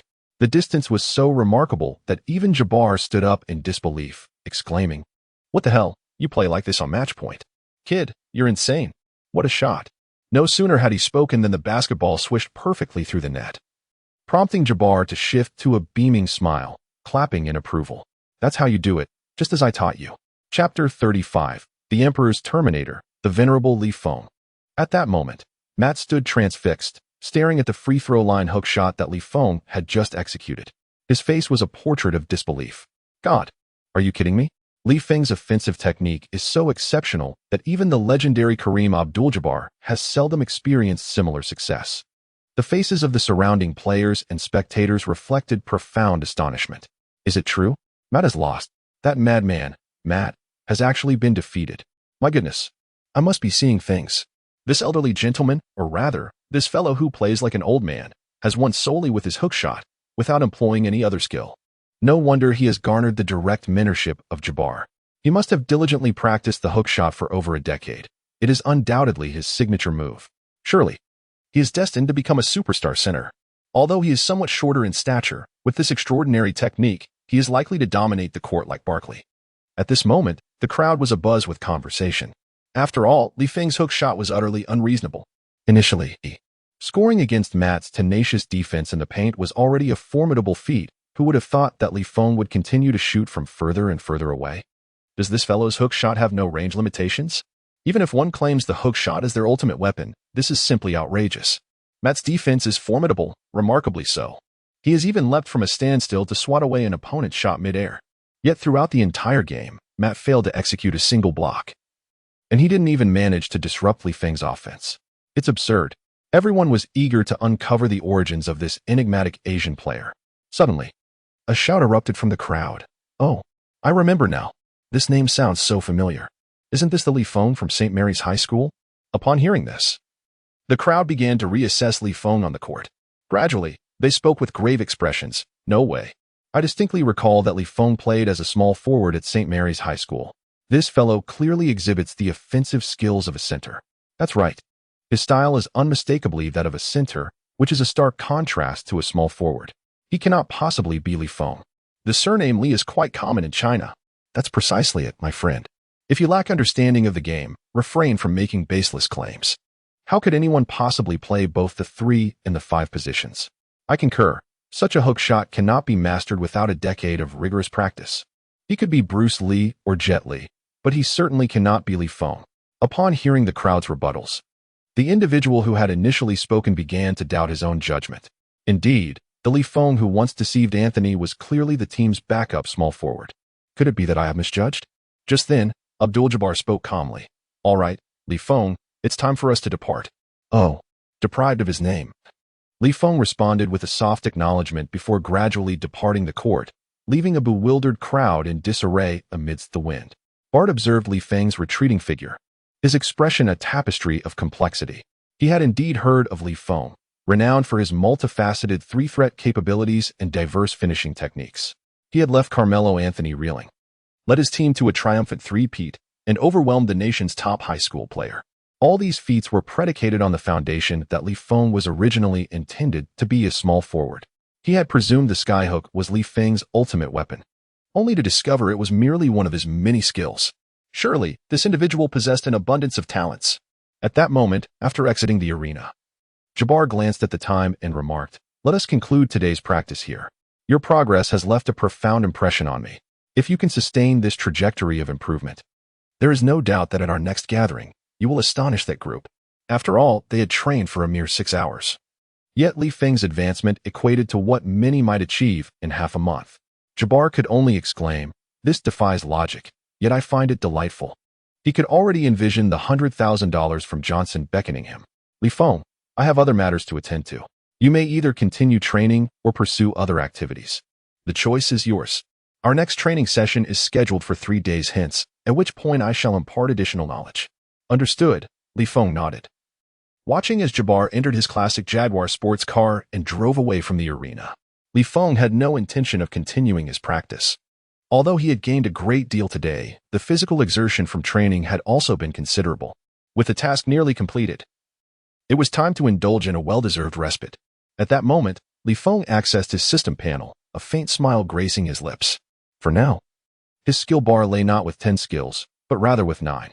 Under the guidance of Jabbar, Li Feng successfully amalgamated his B-level rim protector skill with the S-grade skyhook. What astonished Li Feng the most was the elevation of the skyhook's skill level, soaring from its original S-grade to an astonishing SS grade. SS-grade skyhook, proficient when executing a shot, block resistance increases by 36, and interference resistance also rises by 36. When shooting within a 3-foot radius of the basket, the accuracy increases by 21. Within the restricted area, the shooting accuracy diminishes in accordance with the distance from the hoop. The enhancement of interference resistance and the slight improvement in shooting accuracy were within Li Feng's expectations. However, the skill's upgrade to SS grade utterly surpassed his anticipations. Could this be deemed a divine-level skill? Li Feng felt a profound sense of satisfaction. His skyhook skill had transcended the confines of the 3-foot radius beneath the basket. As long as he entered the paint, his hook shot posed a significant threat. Unlike Kareem Abdul-Jabbar, whose height afforded him an undeniable advantage, Li Feng found it less advantageous to challenge opposing centers too closely to the rim. However, by expanding his shooting range and distance, he achieved a qualitative leap in his overall skill set. This was the complete manifestation that a peak skyhook should embody. Presently, it seemed that even if Li Feng wished to rely solely on this singular skill, it would not pose a considerable challenge. Moreover, he surmised that even within the NCAA, finding defenders who could match the prowess of that recent opponent, Matt, would prove to be a daunting task. After all, that fellow's height, wingspan, and athleticism were undeniable. With this secret weapon in his repertoire, Li Feng felt an amplified confidence in his pursuit of the NCAA championship. Furthermore, with a vacant spot in his skill bar, he could now look forward to the surprises that awaited him upon encountering the legendary Magic Johnson. In the following 2 days, Feng did not allow himself to become complacent. Instead, he dedicated time each day to train the stability of his hook shot, adhering to the teachings imparted by Abdul-Jabbar. His diligent practice over these 2 days yielded nearly 300 experience points for his skyhook. In a phase where insight points were scarce, this was indeed a considerable achievement. On the designated training day with Abdul-Jabbar, Feng arrived at the gym as promised.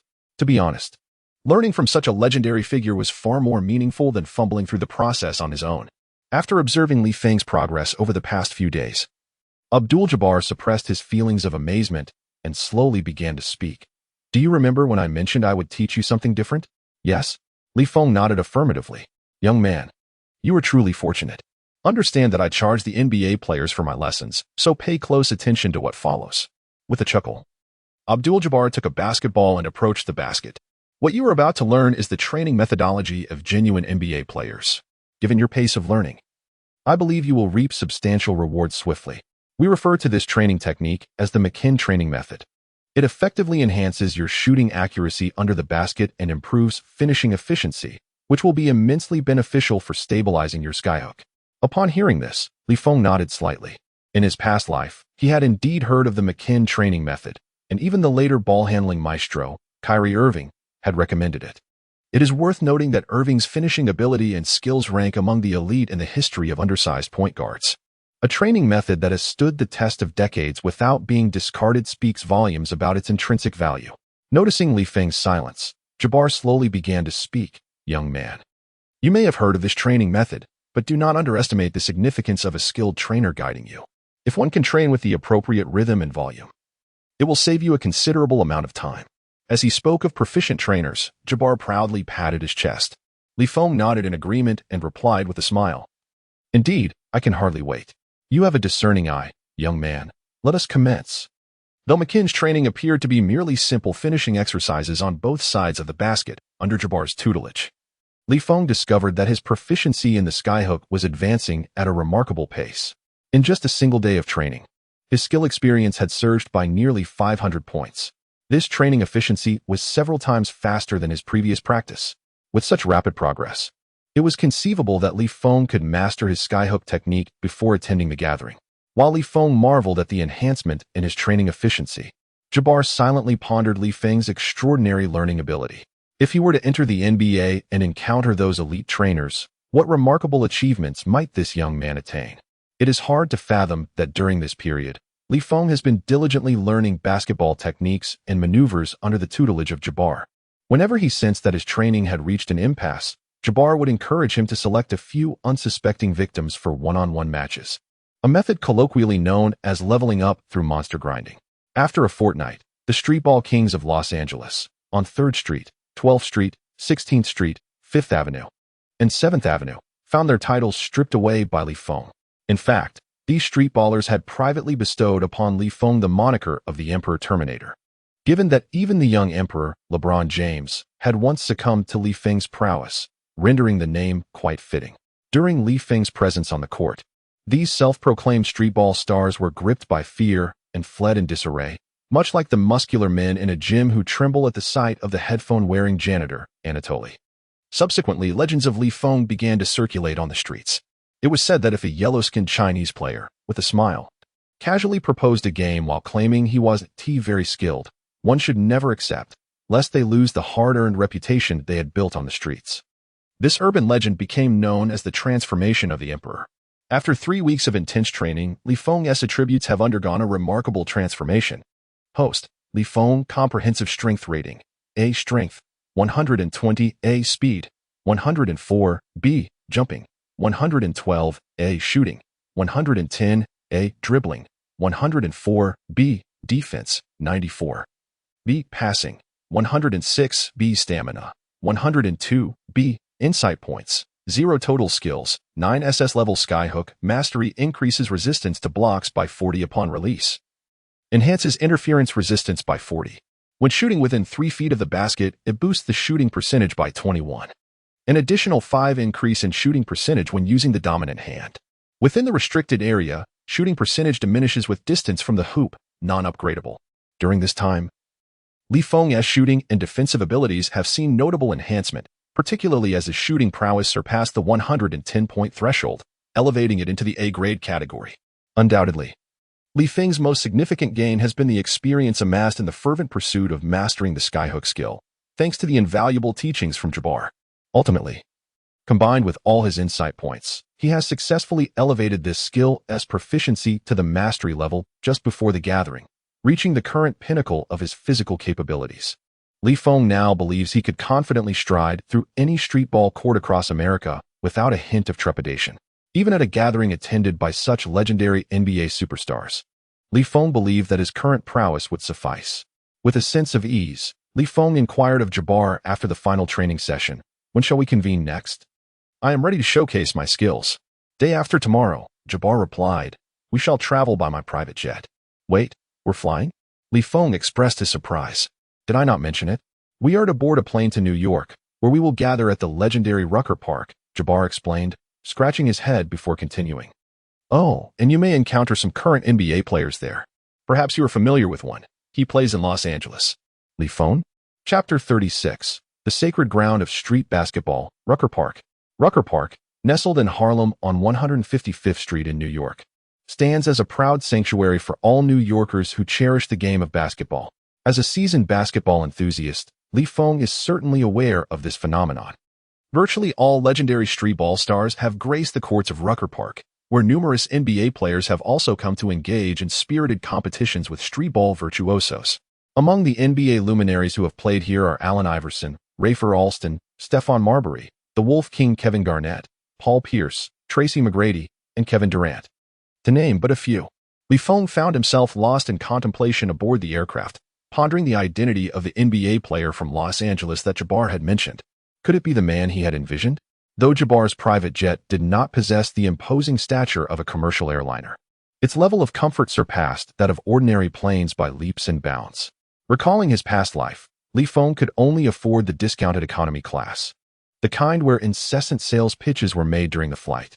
The disparity between individuals can be utterly disheartening. In contrast, Jabbar's private jet was replete with gourmet delicacies, an unlimited supply of champagne, and the attentive service of beautiful flight attendants. What could Li Feng possibly say? Let the music play on and the dance continue. Soon, Li Feng and Jabbar arrived in New York. After a night of rest in a luxurious suite of a five-star hotel, Li Feng finally grasped the true essence of the nefarious wealthy. The level of service was indeed excessive. Previously, Li Feng had been preoccupied with thoughts of basketball, but now, upon this revelation, he realized it was time to incorporate financial pursuits into his plans. Relying solely on the meager earnings from an NBA rookie contract offered little promise. After sampling a rather lackluster breakfast featuring lobster claws, king crab legs, and sliced foie gras toast, Li Feng prepared to head to the court with Jabbar. On the way, he observed that New York's basketball culture was quite vibrant. Several outdoor courts he passed were already bustling with individuals practicing their shots or engaging in matches. As their vehicle entered the Harlem area on 155th Street, the atmosphere intensified dramatically. Countless fans gathered, eagerly awaiting the commencement of the basketball game. The spectators and players donned distinctly street-style attire, adorned in flashy jerseys and dazzling chains, creating an impenetrable crowd surrounding the court. The fervor surpassed even that of the legendary showdown led by LeBron between St. Mary's High School and Oak Hill Academy. At this moment, Jabbar turned to Li Feng and said, "Li, there are a few things I must advise you on. First and foremost, you must always remain humble here. Otherwise, these street ball players will not treat you kindly. Secondly, if you wish to gain respect, winning is the only way. These guys, who have grown up on the streets, do not care who you are. Do you understand?" Li Feng nodded and slowly spoke. "I understand. Rest assured, having taught me for such a long time, I will repay your trust by defeating them all." "Ah." Jabbar waved his hand, saying, "What talk of gratitude? Just don't mention that you know me when you get overwhelmed." Li Feng was speechless. Jabbar chuckled, clearly amused. To be honest, he had great faith in Li Feng's abilities. Otherwise, he would not have chosen to bring him along. Although facing NBA players would inevitably be a challenge, among these street ball players, few could gain an advantage over Li Feng. He remained quite optimistic about the outcome of the match. While the two conversed, a tall player with a buzz cut, dressed in a suit, approached them. "Jabbar, old buddy." "Oh, Johnson, have you prepared my $100,000? Haha, you are quite confident you will win." The buzz-cut Johnson embraced Jabbar and then smiled slightly. "So, Who is this young man with the skyhook you mentioned? Right here, Feng, Jabbar called over his shoulder. As Feng walked up, Johnson paused slightly. Where are you from, China? Yes. Impressive. I rarely see Chinese players competing in the NCAA. When Jabbar first mentioned you, I thought he was exaggerating. You're the one exaggerating, kid. Jabbar teased. Their dialogue revealed a strong camaraderie despite their age difference. Then, Magic Johnson introduced to Feng. The upcoming match consists of 2 segments. Initially, many of the nation's most skilled streetball players will compete in one-on-one challenges. The top 5 will form a team to face the special celebrity team in a 5v5 showdown. I'm sure you've heard about my wager with Jabbar. Let us simplify things. If you can land a skyhook to reach the finals, the bet will count as a victory for you. What do you say? Magic Johnson finished with a smile, and Feng nodded, responding casually, it's a deal. Turning to Jabbar, he whispered, cough, helping you show off is one thing. But how about splitting the winnings? Jabbar's mouth twitched.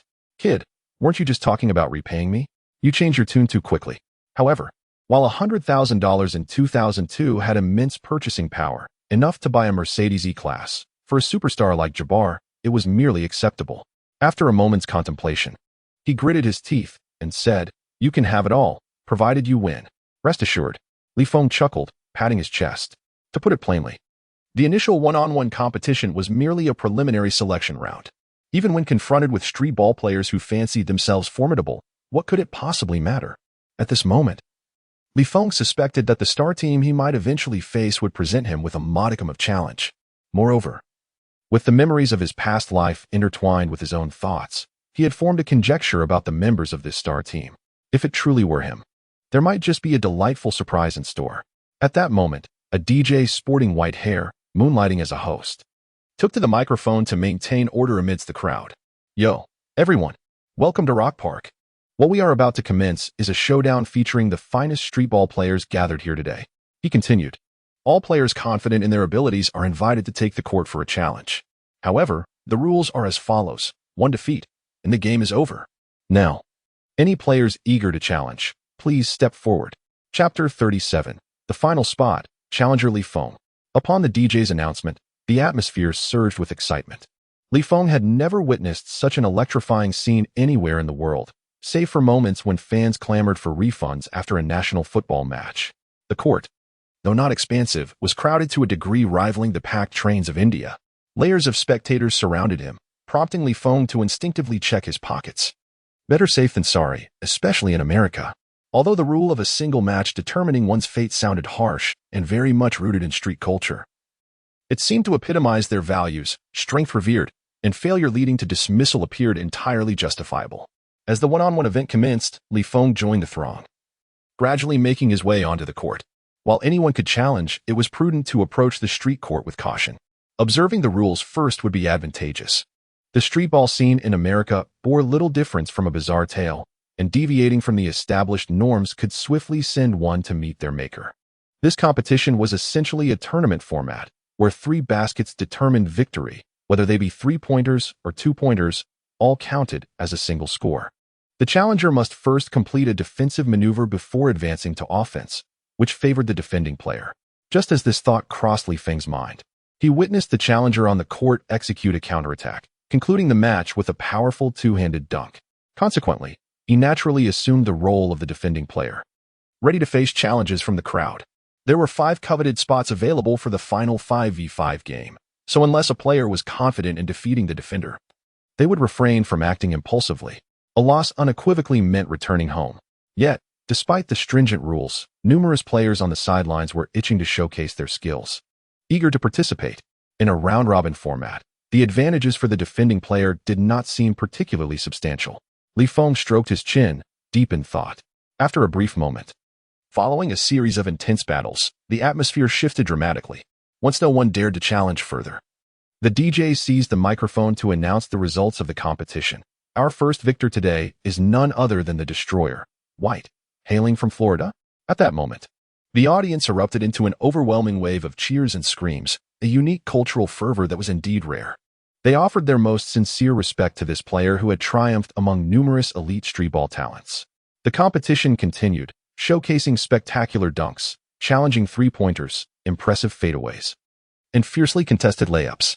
A myriad of astonishing maneuvers unfolded on the court, captivating the fans who watched with fervent enthusiasm. Setting aside commercial interest and media hype, here resided the purest essence of basketball. Even the championship prize was merely a symbolic sum of $1,000. Yet it attracted countless renowned streetball players from across the nation to participate. As the matches progressed with remarkable intensity, soon the second, third, and fourth qualifiers emerged, each showcasing their formidable and flashy playing styles to overpower their opponents and win over the audience. Meanwhile, the one-on-one showdown entered its final phase, where they would determine the last coveted spot among a multitude of distinguished players. Many skilled competitors eyed this final place with keen interest, ready to prove their mettle. Suddenly, a familiar figure slowly came into Li Feng's view, a towering man, 210 centimeters tall, with distinctive cornrowed hair. Upon his arrival, several players who had previously been eager to challenge shook their heads, letting out soft sighs, abandoning their aspirations. It was the madman Matt. He had arrived all the way from Los Angeles. If it were him, few would dare to take up the challenge. Indeed, Matt's physical advantage was formidable. He seemed fully capable of competing in the NBA. While there were a few players earlier who could have potentially defeated him, most had either qualified or been eliminated by now. With Matt's entrance, it seemed the final spot was undoubtedly his. Conversations erupted among the spectators, with many players joining in the discussion, as they had no intention of challenging him. Instead, they opted to engage in casual banter, finding a sense of participation in the atmosphere. At that moment, noticing the dwindling enthusiasm among the crowd, the DJ turned to the audience and spoke. "Well, everyone, summon your spirit and courage. Seize this final opportunity and spot. On this court, only the ball speaks. Now, is there anyone willing to step up and challenge our madman?" Matt stood at the center of the court, relishing the sensation of being the focal point of attention. For a time, he had been somewhat withdrawn, feeling the weight of Li Feng's unanswerable hook shots, even avoiding the central court in Los Angeles. He had found himself glancing around during games, anxiously checking for Li Feng's presence, as if he were a thief caught in the act. However, now he found himself in New York, a place where he gradually reclaimed his confidence. My prowess remains unparalleled, indeed. Moments later, a few players, emboldened by the notion of transforming a bicycle into a motorcycle, approached to challenge the wild Matt. Without question, Matt toyed with his challengers. With a forceful drive to the basket, he executed an outrageous dunk over his opponent. In the final moments of the game, he even deliberately let his guard down, setting up his adversary for a monumental block. Boom. As he slammed the ball into the hoop, Matt celebrated his fourth consecutive triumph, a resounding 3-0 victory, leaving his opponent psychologically shattered. "Oh, you pitiful, weeping softy. You think you can challenge me? Go home and practice," Matt taunted, basking in the cheers of the victorious crowd. It seemed unlikely that anyone would dare to challenge him again. Meanwhile, the DJ observed the reactions of the renowned players present and began to gauge the atmosphere. Ahem. If no one else steps up, then the last slot in the challenge goes to the wild one, he thought, grasping the microphone, ready to announce the final victor. Suddenly, a yellow-skinned player in a tank top emerged from the crowd. Matt, who had been smiling, suddenly paused, sensing something amiss. This familiar figure couldn't possibly be Li Feng. After all, this was not Los Angeles. Surely, he was imagining things. It couldn't be him, no way. The DJ inquired. "All right, challenger, please tell us your name." At that moment, Li Feng stepped forward from the crowd, stretched lazily, and replied, "Li Feng. Chapter 38. Am I being regarded as a soft target again?" A mysterious guest for the 5v5. The audience erupted in even more fervent cheers than before. They had presumed no one would dare to continue challenging, yet unexpectedly, another Li Feng appeared. This meant that the thrilling contest would continue for another round, much to the delight of the spectators. However, for the local streetball players in New York, confusion lingered. An Asian player, presumably of Chinese descent from his name, was daring to participate in a one-on-one challenge at Rucker Park. Was this some sort of jest? For over a decade on the court, they had scarcely encountered a few Asians who excelled at basketball. It was evident that this individual, named Li Feng, would not pose a challenge to Matt. Thus, for these long-established streetball legends, the outcome of the match between Li Feng and Matt was crystal clear, rendering it devoid of any interest. At this moment, they simply wished for the game to conclude swiftly, nothing more. Beside them, Johnson smiled faintly as Li Feng stepped onto the court and turned to Jabber, saying, "He has finally taken the stage. I find myself somewhat eager for this match." If it were me, I would not anticipate this game, Jabber replied. Why? Johnson inquired, puzzled. Because this match is destined to be exceedingly dull. Trust me, it will be quite tedious. Jabber stifled a laugh, nearly overwhelmed by amusement. He never imagined that the world could be so small, allowing him to encounter this eccentric once more. My sympathy for you is fleeting. However, on the court, the most bewildered and distressed individual was undoubtedly Matt, who had traveled from afar to New York to play, with his hands clasped atop his head. He stared at Feng as though he were a harbinger of doom, his voice trembling slightly as he exclaimed, "Why is it you again?" Subtitles, how old are you? Witnessing Matt's dismay, Feng struggled to contain his laughter. He pressed his lips together, stifling a smile before slowly responding, "Long time no see." Matt, you need not be so thrilled to see me, right? Thrilled? I am anything but, Matt exclaimed, cursing under his breath before turning away. I'm done. Give me the ball. I want to go home. Then, under the gaze of the crowd, he forcefully pushed through the throng, fleeing the court in utter disgrace. DJ? Audience? Johnson? In that moment, everyone present wore a bewildered expression, turning to one another in search of answers. Weren't they assured that Matt would triumph effortlessly? They had even prepared themselves for a spectacle, only to be met with this anticlimactic turn. Clearly, only Feng, Jabber, and Matt understood the true nature of the situation. Johnson glanced at Jabber, his face reflecting disbelief. Jabber merely shrugged, offering a look that seemed to say, I told you so. DJ, evidently unaccustomed to such a narrative twist, was perplexed. Just moments ago, Matt had been dominating the game with audacity. How could he now abandon the match upon the arrival of this newcomer? To retreat without contest against an opponent seemingly inferior was nothing short of unprecedented in history. Meanwhile, those skilled players eliminated by Matt erupted in protest, refusing to accept the emergence of this unknown Asian player and demanding a rematch. If Feng can serve as the defending champion, then what justification do they have for not being able to do so? At this moment, DJ finds himself in a quandary, feeling that Feng's victory is somewhat unjust, even inexplicably so. However, as the host, he must adhere to the principle that rules are rules in order to maintain order at the venue. The eliminated players are not permitted to continue competing. This is the regulation. Yet, those who have not yet participated are still allowed to challenge. Upon hearing this, the recently eliminated skilled players expressed their grievances, feeling as though they had been wronged. Meanwhile, some less proficient players, who had lacked the courage to step forward and compete, found this news to be quite delightful. Feng, this fellow, lacks the prowess of Matt Gao and the stature of Matt Zhuang, and he hardly appears to be a formidable character. Perhaps they might have a chance to snatch a coveted spot. Instantly, the ambience of the venue became electrified. Moments ago, no one dared to engage, yet now, everyone was ready for battle. All had begun to perceive Feng as a mere soft target, a fortunate soul who merely capitalized on opportunities. At this juncture, the DJ glanced at the dwindling time remaining as per the agenda, then surveyed the heightened enthusiasm of the crowd. Goodness, this disparity is rather stark. How refreshingly pragmatic you all are. Thus, the DJ picked up the microphone and, with a tinge of resignation, announced, We shall now draw the final 5 individuals to challenge. Once the challenges conclude, we will transition to the next segment. So everyone, please make the most of your time. Upon hearing this, the atmosphere surged with even greater fervor, as the crowd yearned to secure that last precious position from Feng. Meanwhile, Feng remained unfazed, fully aware of what indiscriminate strikes entailed. As the defender, Feng faced his first challenger. The opponent slowly walked onto the arena, a smile radiating from his face as he addressed Feng. I apologize, my friend. But in this arena, prowess reigns supreme. Even if you were to lose this match, you could only blame your own lack of skill. His words conveyed an air of confidence, as if he had already secured victory. Feng offered no verbal response, yet his body was already in motion. Thud. The basketball struck the ground and bounced back into his hands. In stark contrast to Matt's explosive playing style, Feng commenced his languid dribbling. Observing Feng's demeanor, his opponents, though harboring disdain in their hearts, resolved to grant him no opportunity. They advanced to pressure him, intent on thwarting his progress. However, in that fleeting moment, Feng executed a swift dribble and pivot. Just in time, he evaded their interception and smoothly maneuvered into the unguarded paint. In the next instant, Feng leaped slightly and effortlessly executed a hook shot, sending the ball through the hoop.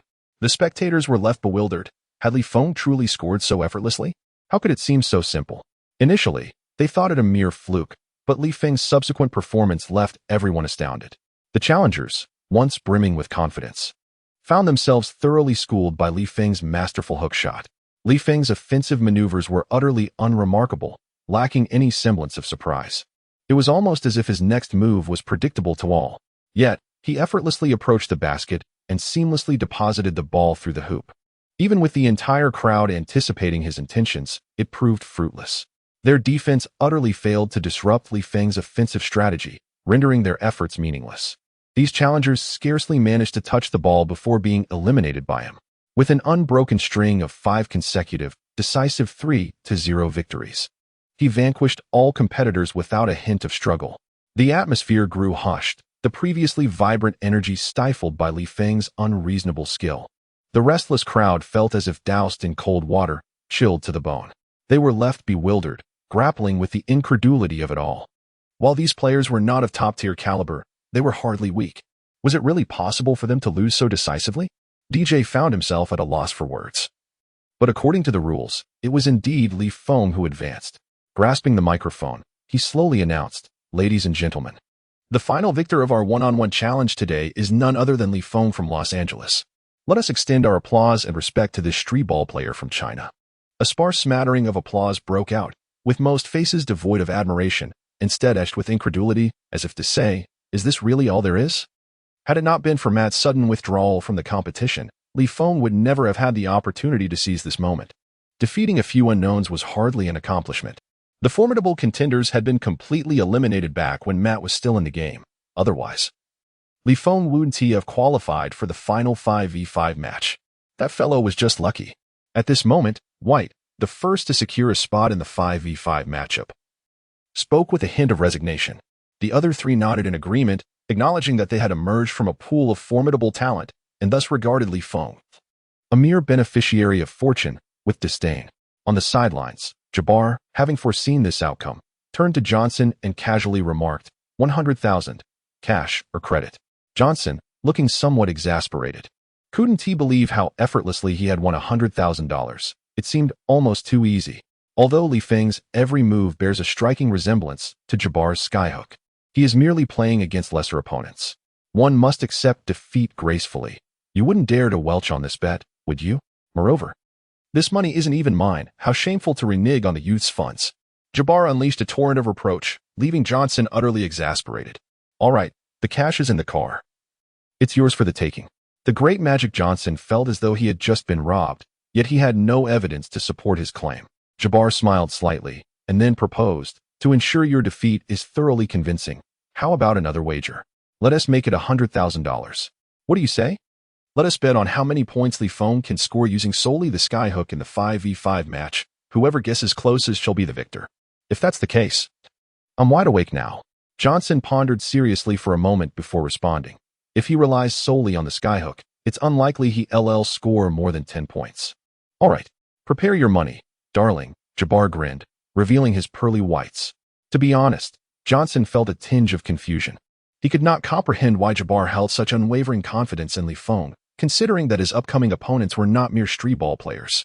At that moment, though the skill levels of Li Feng's competitors varied greatly, they had not demonstrated any prowess that could convince the audience. Nevertheless, according to the rules, Li Feng successfully advanced to the final 5v5 match against the star team from Rucker Park. DJ maintained order at the venue and then slowly announced, "We are about to enter the final showdown. Let us extend the warmest applause to welcome our star team." As his words fell, the onlookers parted to create a pathway. 5 players clad in Rucker Park's signature white jerseys gradually made their entrance.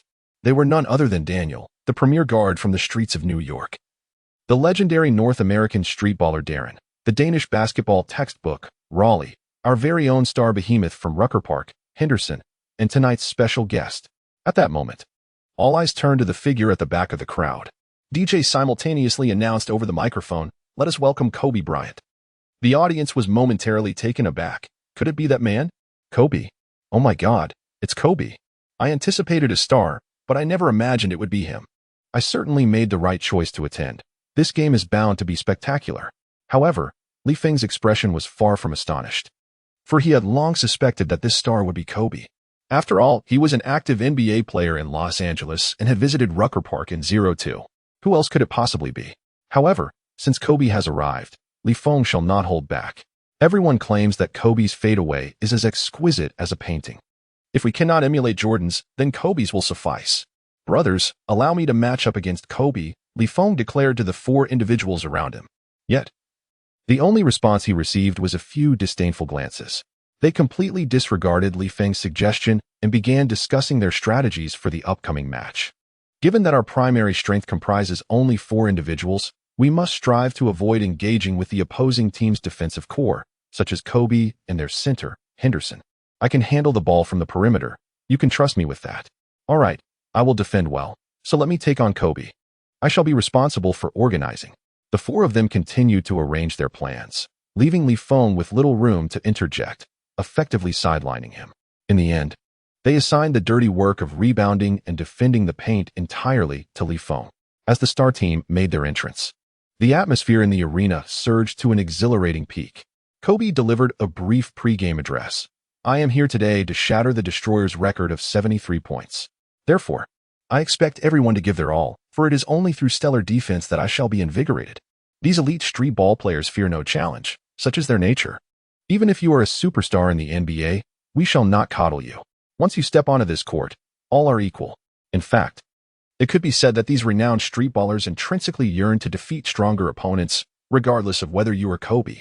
Before the match commenced, Jabbar called Feng aside and whispered, "The game, the skyhook, a 10-point lead, $100,000. Do you understand what I mean?" Understood. Completely. Feng nodded with a smile and returned to the court. It is merely about winning by 10 points with the skyhook. Let us get to it. I, Feng. Play to excel. Chapter 39. The hope of the entire village? Kobe, I will guard him. Feng had not given a moment's thought to the wager of merely securing a paltry 10 points with a skyhook. He deemed the condition far too simplistic, wholly unworthy of a bet as substantial as $100,000. 10 points, when calculated, amounted to no more than 5 attempts, a feat that, for Feng at this juncture, was as effortless as a mere flick of the wrist. In contrast, achieving a 10-point lead over his opponent presented a slight challenge. In a moment, both teams found themselves on the court, greeted by an overwhelming tide of cheers, a genuine and fervent tribute to the players. This, of course, did not extend to Feng, who had breezed through to the finals with little effort. Although the match was officially a 5v5 format, it was widely believed that the ultimate outcome would rest upon the shoulders of 9 players. This indicated a significant advantage for the star team. As the host slowly made his way to the center of the arena and lofted the ball high into the air, the match commenced.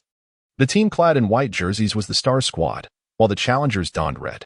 This contest adhered to street ball rules: no free throws, no referees. The game unfolded over 4 quarters, each lasting 10 minutes. From a regulatory standpoint, street ball does not encourage scoring in the same manner as the NBA. Rather, it champions defense and physicality, thereby heightening the difficulty of offensive maneuvers. This is precisely why the record of 73 points set by a superstar at Rucker Park remains unbroken to this day. Even the illustrious Kevin Durant, renowned across the United States, fell short during his attempt to eclipse this record at Rucker Park, managing a mere 66 points in the end, a valiant yet futile effort. On this court, apart from malicious fouls, players would exert every ounce of their ability to thwart your scoring attempts, showing no deference simply because one is an NBA star. Thus, the ability to maintain consistent scoring during the game became pivotal for victory. In the moment of the tip-off, local Rucker Park star Henderson propelled himself upwards with both legs, swiftly securing possession for his team. Following this, Kobe received the ball from a teammate and advanced it across half-court. After executing 2 rhythmical dribbles, Kobe unleashed a penetrating drive into the heart of the opposing defense at an almost unstoppable pace. Regrettably, the street ball player who had earlier boasted of his defensive prowess was effortlessly bypassed.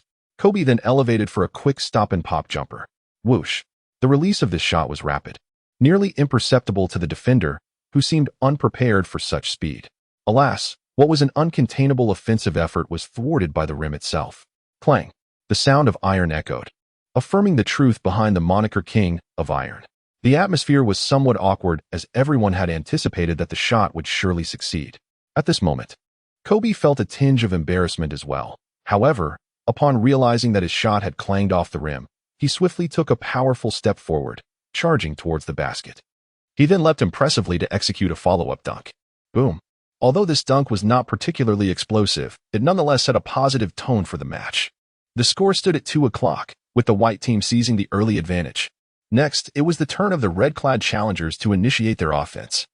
Following their pregame strategy, the four players engaged in a straightforward yet effective collaboration, primarily isolating for one-on-one plays.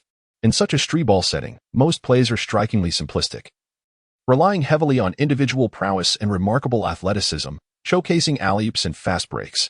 When it comes to half-court situations, they typically resort to isolating plays to resolve their challenges. At this juncture, White attempted to replicate his previous one-on-one success by driving for a layup. Yet, the defense from the star team was evidently of a superior caliber compared to the players from the earlier open selection games. Coupled with Kobe's defense, which is undoubtedly of elite status even among NBA guards, the fact that he was exerting only 70% of his strength rendered him an unyielding defensive fortress.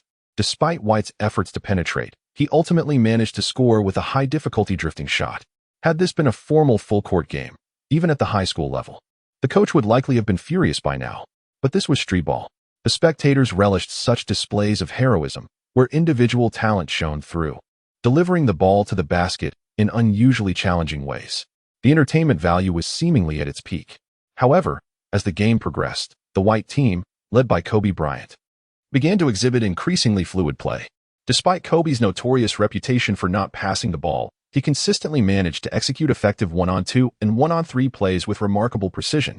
His jump shot accuracy is astonishing, with Kobe Bryant having scored consecutively 4 times following his initial miss, delivering the ball effortlessly through the net. In contrast, the red team, led by Feng, struggles with scoring despite their individual talents. Such difficult and miraculous shots may find success once or twice, but as attempts accumulate, the inconsistency of their offense becomes glaringly evident. A series of missed shots plunged the red team into a scoring drought during the first quarter. Furthermore, Henderson from the white team dominates the paint with the ferocity of a beast, nearly wreaking havoc under the basket. Meanwhile, Feng, almost invisible on the court, had scant opportunities to handle the ball. As the first quarter concluded, he had only managed to retrieve a single rebound and execute a solitary open mid-range shot. That was the extent of his contribution. The score stood at 17-10, with the star team enjoying a comfortable lead. Kobe Bryant alone exhibited an exceptional scoring efficiency, converting 6 of 8 attempts for a total of 12 points, rendering him virtually unstoppable. On the sidelines, Magic Johnson observed this spectacle with a hint of admiration. This young man truly possesses remarkable talent. The narrative that Kobe merely latched onto Shaquille's coattails does not hold water. His offensive decisiveness and all-around play mark him as a formidable character. At this moment, Kobe had just secured a three-peat for the Los Angeles Lakers. And even during the off-season, he relentlessly pursued training, indulging in rigorous self-discipline. Johnson naturally harbored a fondness for this outstanding protege of the Lakers. From the brief display witnessed earlier, it was evident that this individual was in peak form. Undeniably, Kobe ranks among the finest perimeter players in recent years, a sentiment echoed by Kareem Abdul-Jabbar with an approving nod.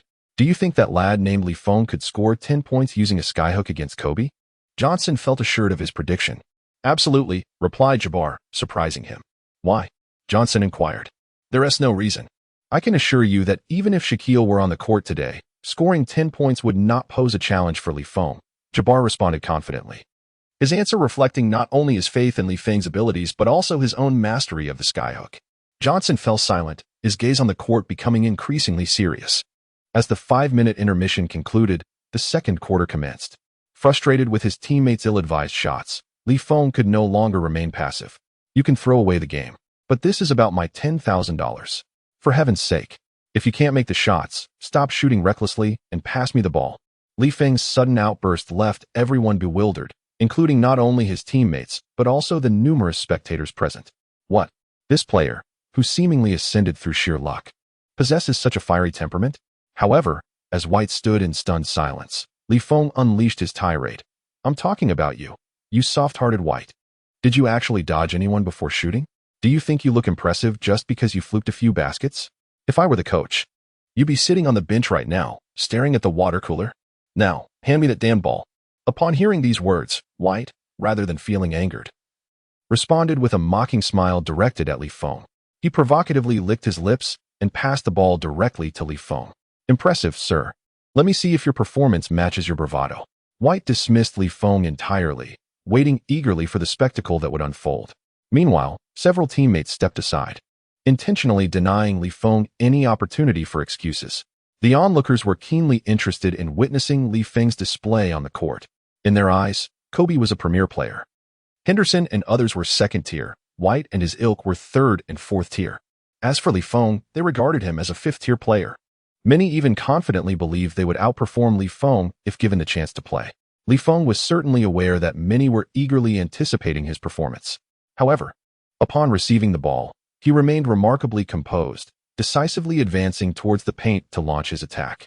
The spectators, having witnessed Li Feng's repertoire of moves and techniques numerous times, believed that such skills would suffice against ordinary opponents.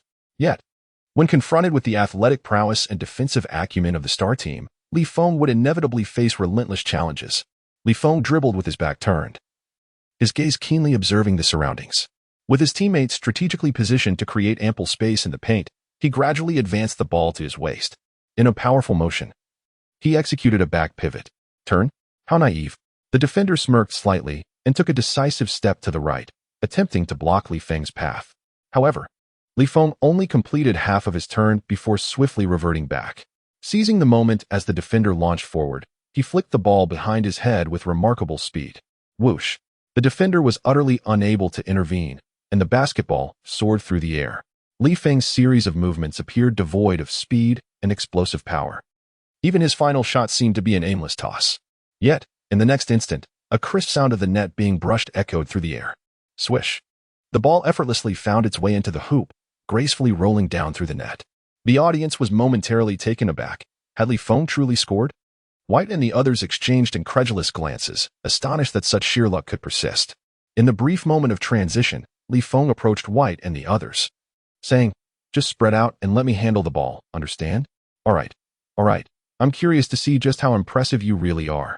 White retorted, a smirk playing on his lips. Li Feng remained remarkably composed, as if he had not comprehended the situation, and remarked, "Oh, then pay close attention and learn well." Following this, Kobe initiated a solo drive, executing a graceful turnaround jumper to return the favor, once again securing 2 points.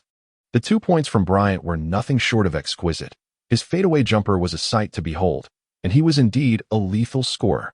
DJ, microphone in hand, expressed his awe to the audience, though his words were hardly an exaggeration.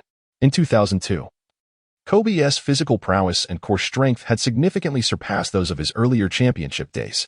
Therefore, once he found his shooting rhythm, his accuracy and consistency were astonishingly high. Meanwhile, Li Feng maintained his old-school playing style. After steadily advancing the ball into the paint, he either executed a direct confrontation with a hook shot or performed a deceptive feint before switching sides for another hook to finish. What left the audience in disbelief was the eerie reliability of Li Feng's hook shot. Once or twice could be attributed to luck, but what explanation could there be thereafter? Initially, White and his companions awaited Li Feng's impending embarrassment, anticipating that this supposedly unskilled player would soon be schooled by Kobe and the others. Yet, as the second quarter unfolded and Li Feng began to shoulder the offensive load, the score began to inexplicably close the gap. No matter how stable Kobe's fadeaway was, he was bound to miss a few. Yet Li Feng, as long as he penetrated the paint, his skyhook was utterly unassailable. When defenders realized Li Feng's shooting percentage was alarmingly high, they intensified their defensive efforts, attempting to leap and block him. However, unbeknownst to them, Li Feng leapt as well, and they consistently fell just short, unable to make the block. This sensation was profoundly frustrating. They felt Li Feng was not formidable, yet he effortlessly scored over them, which was immensely aggravating. Swish!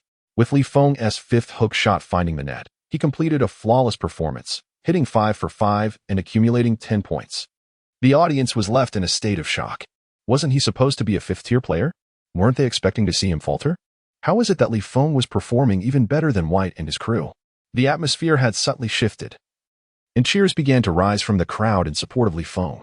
The score had now reached 25-22, with the challengers nearly leveling the playing field, and the audience sensed a glimmer of hope for a comeback. Li Feng, keep going.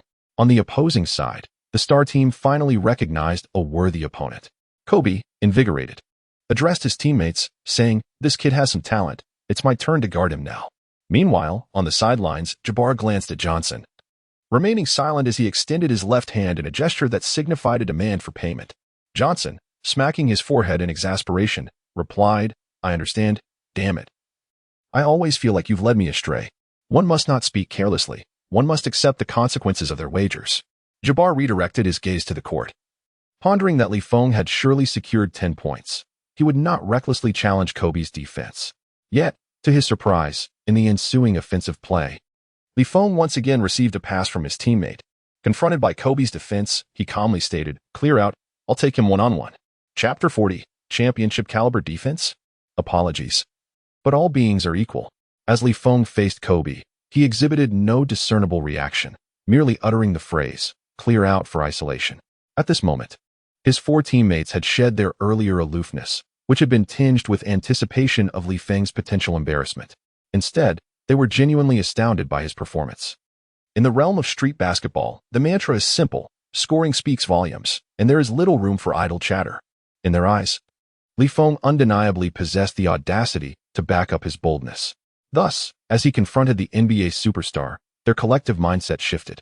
They truly hoped Feng would challenge this titan of the game. "Brother, rest assured, we will create space for you.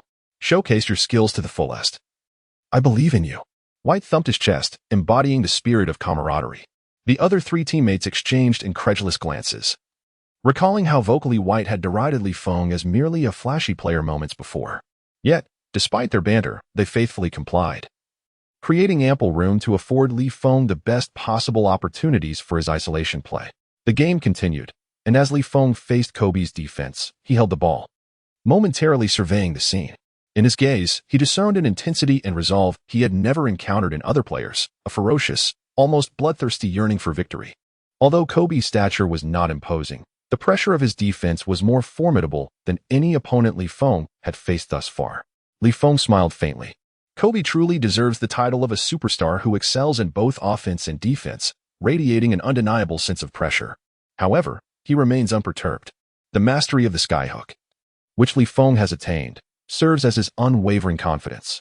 Feng turned once more, commencing a slow dribble. However, Kobe did not afford him the same space as others. Instead, he opted for an immediate and aggressive approach, pressuring Feng and forcing him into a mistake. In the process of attempting to steal the ball, Kobe also engaged in considerable physical confrontation. With each instance of contact, Feng felt a powerful force emanating from his side. Although the rules dictate that defenders must refrain from excessive force, the distinction between proficient defense and a foul is a delicate one. Kobe's fiercely aggressive defense effectively prevented Feng from penetrating the paint. It seemed that this strategy was futile in the face of Kobe's prowess. I had forewarned that this individual could not compete at an elite level. He could only manage against lesser-known players. Nevertheless, this was, after all, championship-caliber defense in the NBA, making it unsurprising that he struggled to score. The spectators exchanged comments, clearly pessimistic about the current situation. Meanwhile, Kareem remained quietly contemplative on the sidelines. Feng, this foolish child, is so stubborn. Just as Jabbar was about to sigh, he witnessed Feng on the court suddenly unleash a burst of energy. In an instant, he shifted from a casual dribble to a low center of gravity, accompanied by fierce resistance. Bang! Amidst the collision of muscles, Kobe was momentarily taken aback.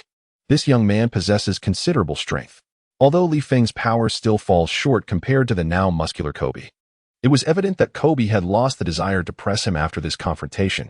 Seizing the opportunity, Feng gradually edged closer to the paint through a series of ball-handling spins. Then, from a distance of 4 body lengths from the hoop, he unleashed a sudden shot. Whoosh!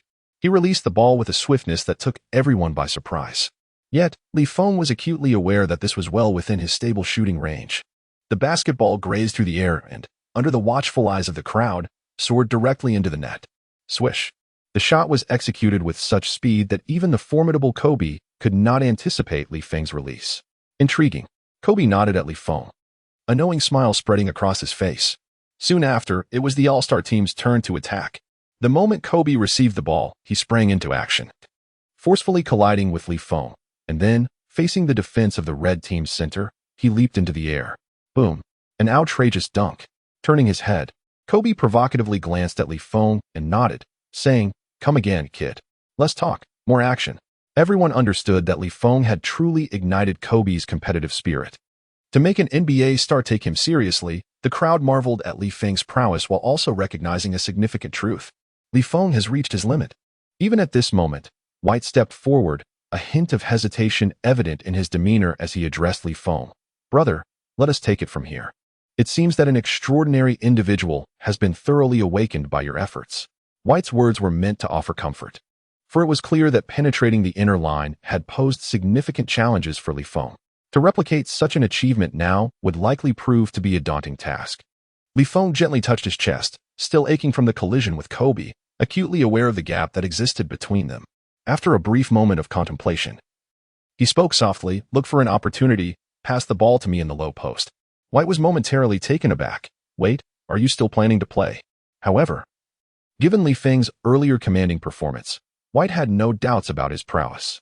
After a moment's reflection, he nodded in agreement. "All right, leave it to me." As the offense commenced, White dribbled, seeking an opening. This time, Li Feng chose not to position himself for an outside shot. The audience assumed he had learned to temper his ambitions, opting to step back from the spotlight. Kobe, leaning in close to Li Feng, chuckled, "What's wrong, kid? Are you scared?" "But that's wise. Knowing when to retreat is a commendable trait. No need to rush." Li Feng gestured for silence. At that moment, after drawing the defense in, White swiftly passed the ball to Li Feng. In that instant of receiving the pass, both Kobe and Li Feng sprang into action simultaneously. With a swift movement, Li Feng executed a powerful spin, driving toward the basket with an explosive force. Although Kobe anticipated his maneuvers and positioned himself to apply pressure defensively, he hesitated for just a moment during Li Feng's feint, failing to obstruct his path in time. Nevertheless, Kobe maintained his stance, resolutely staying beside Li Feng and compelling him to steer away from the hoop. It was astonishing how Kobe's lateral speed allowed him to remain so tightly matched. He truly embodied an extraordinary talent. It dawned on me that the first quarter was merely a warm-up for him, a prelude to the prowess he possessed. The might of an NBA elite is indeed formidable. Just as the spectators were marveling at the unfolding drama, Li Feng had already maneuvered to face the basket. Although Kobe remained at his side, he was effectively pinned, unable to challenge Li Feng's next move. With grace, Li Feng unleashed his signature skyhook, swoosh. Observing this, Kobe matched his intensity, summoning immense power to leap into the air. He soared high and swiftly, almost instantaneously elevating himself. Yet, the ball brushed past his fingertips, followed by the unmistakable sound of the basketball kissing the net. Swish. The ball found its mark once more. Chapter 41. In Our Place. Dominating the NBA for the next 2 decades. On the court, Li Feng resembled the legendary Kareem Abdul-Jabbar making his triumphant return.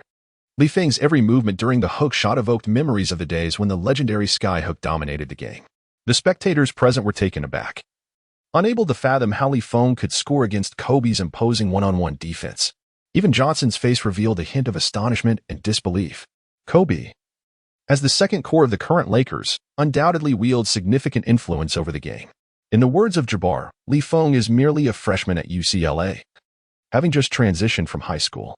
Yet, the extraordinary performance he displayed was truly remarkable. As Li Feng gradually exerted his full strength, his movements became increasingly fluid and graceful. Each of Li Feng's offensive and defensive maneuvers was executed with unparalleled intensity, momentarily evoking in Magic Johnson the vivid memory of his former comrade, Kareem Abdul-Jabbar, with whom he once shared the court. "I am thoroughly impressed," Johnson mused, exhaling a deep sigh, acknowledging, "You have truly discovered a remarkable talent." "What are you saying?" "It is undoubtedly my adept guidance," Jabbar chuckled. Yet, despite his words, Jabbar was acutely aware of the astonishing pace of Li Feng's progress over the past month. Rather than attributing it solely to his own mentorship, he recognized that the greater portion of credit lay with Li Feng's innate brilliance. Perhaps in the future, he could see this young man donning the Lakers jersey?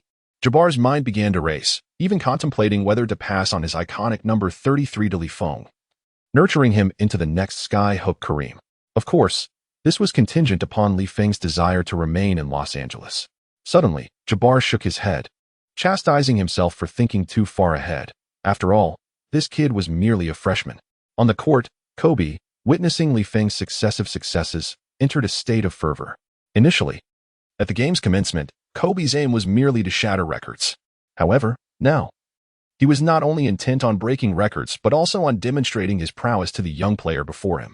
In the ensuing match, Kobe unleashed a barrage of relentless one-on-one shots. Even against the red team's defensive strategy, he remained undeterred. After executing a swift crossover, he relied on his unparalleled drive to the basket for layups. Even when confronted with blocks, he adeptly resolved the situation with his signature fadeaway jump shot. On the defensive end, Kobe showcased playoff-caliber tenacity, preventing Feng from receiving the ball easily in the low post, employing aggressive fronting defense to disrupt the red team's offense.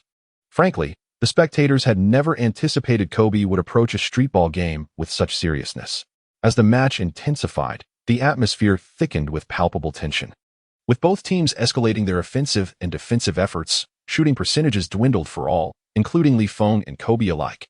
By the conclusion of the second quarter, the score stood at 46-42, with the star team holding a slender 4-point lead. This outcome had clearly exceeded everyone's expectations. During halftime, Kobe seized the water bottle handed to him by a teammate, quenching his thirst after an exhausting bout. Glancing at the current score, he turned his gaze toward Feng, grinning with the predatory glint in his eyes as he slowly declared, "In the next quarter, this lead will expand to double digits, kid. I will dominate you." At this moment, Feng lifted his gaze to glance at Kobe and calmly responded, "I am waiting." This charged atmosphere did not escape the notice of the audience present. It was then that the spectators comprehended why the once manic Matt had seemingly lost his fervor. This individual was far from a coward, evidently. Matt was unwilling to embarrass himself like others. He had long been aware of Feng's formidable prowess. Such cunningness was remarkable, and the audience's perception of Matt was thus shaped. While he may have appeared wild, he was certainly not foolish. The crowd began to eagerly anticipate the second half of the match, pondering who would ultimately prevail. Would this unexpected dark horse create a miracle? The 10-minute halftime swiftly passed. However, at that moment, the sky began to darken, thick clouds overshadowing the heavens, casting a shadow over the world.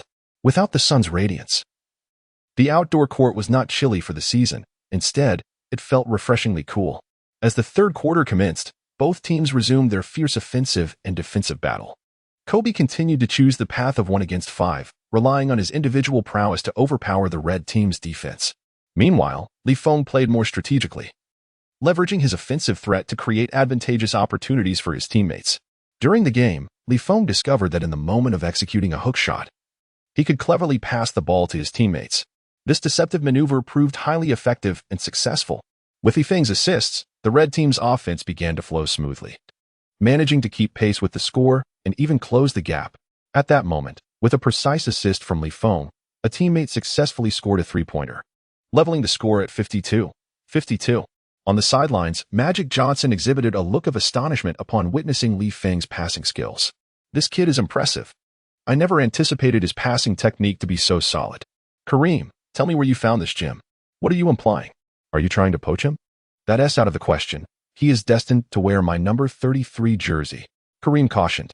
"What nonsense is this? Besides, hasn't your jersey been retired for ages? What good is it now?" Johnson retorted, then continued, "I believe this young man is highly trainable. When the time comes, perhaps we could ask him if he would be interested in learning my passing techniques." "Absolutely not. He is my heir to the skyhook. How could he learn your passing?" "Hold on before you dismiss the idea. Consider this.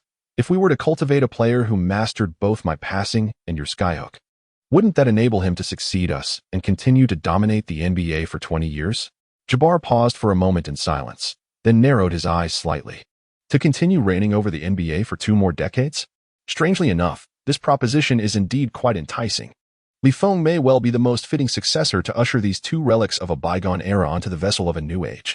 Moreover, he might indeed possess the requisite potential.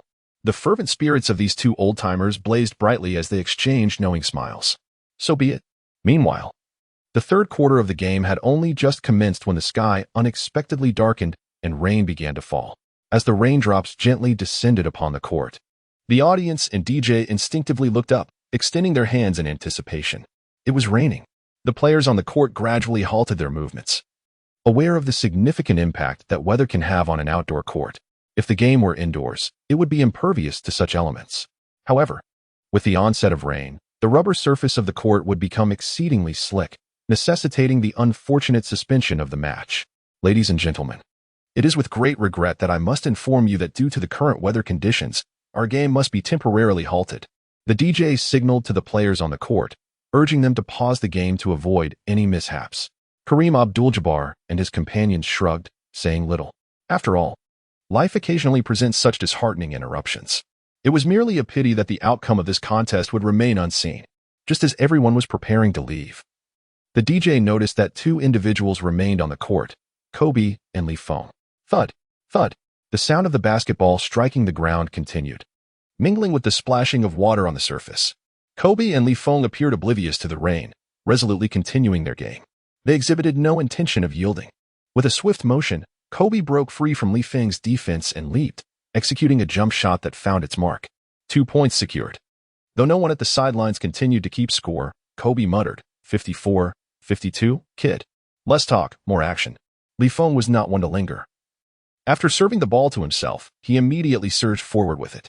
Unlike Kobe, who favored advancing towards the basket with a face-up drive, Feng preferred to employ a back-to-basket maneuver coupled with a swift turn, effectively reducing the likelihood of a steal. Ultimately, leveraging his height and wingspan, he executed a graceful turnaround hook shot, using the backboard to guide the ball into the hoop. 54, 54, Feng remarked nonchalantly. Impressive, Kobe replied with a subtle smile, allowing the rain to drench his jersey. At that moment, the audience was left in awe. Were these two truly intent on continuing their contest? If it were Kobe, one could easily comprehend his determination. His competitive spirit had been evident since he first stepped into the NBA, a hallmark of his persona, a narrative he shared with the world. Yet, Feng had no such obligation. He had already proved his prowess. He could have gracefully concluded the game, basking in the admiration and accolades from this visit to Rucker Park. However, Feng chose a different path. He was, without a doubt, a true warrior. The renowned street ball players of New York, witnessing this display, could not help but reflect on the scene. Meanwhile, the intense back and forth between the two on the court piqued the interest of those who were preparing to leave, drawing their attention back to the action. At that moment, Kareem Abdul-Jabbar and Magic Johnson also paused, their expressions shifting. They had not anticipated such a fierce competitive spirit and tenacity from Feng. After a brief moment, both men arrived at the same conclusion. This young man was destined for greatness. On the court, Feng was resolute in his intent to continue the game. After all, there was a wager of 100,000 at stake. With the game only halfway through, how could he so easily relinquish this imminent fortune? Moreover, after dedicating so much time to the game, he had yet to replicate Kobe's signature fadeaway jumper. In essence, he could not let such a splendid opportunity slip away. He was determined to see it through to the end. The competition between the two did not wane as the sky began to let loose its rain. Rather, as the game transitioned into a one-on-one format, both competitors intensified their efforts. Kobe, with his superior stamina, strength, speed, and explosiveness, gradually began to seize the advantage in the contest. Although Feng's ball-handling skills are commendable, they pale in comparison to those of the NBA superstars. Most of the time, Feng had to rely on his physicality to thwart Kobe's attempts to steal the ball, thus making it significantly more challenging for him to bring the ball past the halfway line compared to Kobe. He played with great difficulty, yet he persevered with unwavering determination. Just as the third quarter was nearing its conclusion, the sound of the system's notification finally resonated in Feng's ear. Ding! Congratulations to the host for exhibiting extraordinary insight. Through careful observation of Kobe's post-up techniques during their one-on-one duel, he has successfully comprehended the S-level skill of deceptive speed changes in the post.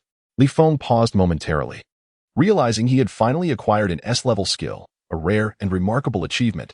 Although it was not the signature fadeaway of Kobe, one must learn to appreciate the gains one has made. An S-level skill is not something to be taken lightly. It is indeed a fortuitous acquisition. As the match progressed, Feng decided to put this newfound ability to the test. While dribbling past half-court, he executed a swift spin move, feigning a direction change, and simultaneously performed a rapid hand switch to accelerate through the defense. In that instant, he felt a remarkable transformation in his dribbling rhythm. The transition was seamless, allowing him to break through effortlessly. Boom. At that moment, even the formidable Kobe was momentarily taken aback. Feng had never utilized such a back-to-the-basket feint before, and it was strikingly similar to Kobe's own signature moves. Could it be that Li Feng had somehow mastered his signature maneuver? Kobe found it hard to believe that any player could adapt to his techniques on the fly. This left him with only one plausible conclusion: Li Feng must still have some hidden cards up his sleeve. Intriguing, young man, you have indeed surprised me more than once. Regaining his composure, Kobe retaliated with the very same technique against Li Feng. Boom. At this juncture, Kobe was in a frenzy, fixated on one singular objective: to score. Relentlessly, he pursued the basket. Although Li Feng had mastered the art of the deceptive spin move, his proficiency remained at a rudimentary level. In the face of Kobe's relentless prowess, his attempt felt somewhat misplaced. Fortunately, Li Feng managed to integrate this skill with his signature hook shot, yielding commendable results. Within the arena, the sporadic drizzle evolved into a torrential downpour. By the conclusion of the fiercely contested fourth quarter, both Li Feng and Kobe were thoroughly drenched, their clothes clinging to their bodies as if molded by the rain. The final score had faded from the memories of the spectators, who were no longer concerned with the numbers. What they witnessed was the unwavering passion of two basketball enthusiasts battling against the elements until the very last moment. What could be more meaningful than that? After the game, Kobe extended his hand to Li Feng, slowly articulating, "I acknowledge you as a formidable adversary. I thoroughly enjoyed our match today, Li. However, when we meet next, I shall undoubtedly outplay you." Li Feng similarly extended his hand, then smiled as he replied, "Without a scoreboard, who can say who truly won? If you remain unconvinced, I shall simply defeat you again when I reach the NBA." "Are you serious?" Kobe grinned. "I always keep my word," Li Feng responded with a light smile. Kobe's eyes narrowed slightly, as if he wished to engrave this opponent in his memory. "I'll be waiting for you in the NBA, kid." As Li Feng descended from the court, no one regarded him as a weakling as they had before the match. Nor did anyone perceive him as a mere loser of the contest. Li Feng's astonishing basketball skills on the court and his unwavering sportsmanship until the very end captivated all the players present. The resounding cheers that greeted him were more fervent than ever before. Li Feng, Li Feng. This marked the first time in over 40 years since the establishment of Rucker Park that the name of an Asian athlete echoed through this court. Kareem Abdul-Jabbar, witnessing this moment, couldn't help but reflect. "Li, you have become a star. From this day forth, legends of your prowess will be recounted in this arena." However, Li Feng felt a twinge of regret regarding the matter of the 100,000. "What do you care about?" His companion replied. "Cheer up, kid. Do you realize you just won yourself 200,000? "I know. Wait a minute, 200,000? Li Feng was momentarily taken aback. The figures simply did not align. Indeed, securing 10 points with a hook shot and a reward of $100,000, hadn't you known that all along? In the end, you exceeded your mission. Displaying true grit, young man." After uttering these words, Jabbar nodded in admiration. Johnson, standing nearby, also expressed a subtle sense of appreciation, acknowledging Li Feng's earlier performance. To battle until the very end against an NBA titan like Kobe, truly a man of strength. Li Feng scratched his head, falling into a moment of contemplative silence. Ultimately, it suffices that the outcome is favorable. This battle has also illuminated the extent of his current prowess. When confronted with players whose height and wingspan do not surpass his own, Li Feng's scoring efficiency during low-post attacks is astonishingly formidable. This holds true even against guards of NBA caliber. Even taller opponents with broader defensive ranges find it exceedingly challenging to restrict his hook shot. Presently, Li Feng harbors no illusions regarding his competition within the NCAA. At least offensively, he fears no one.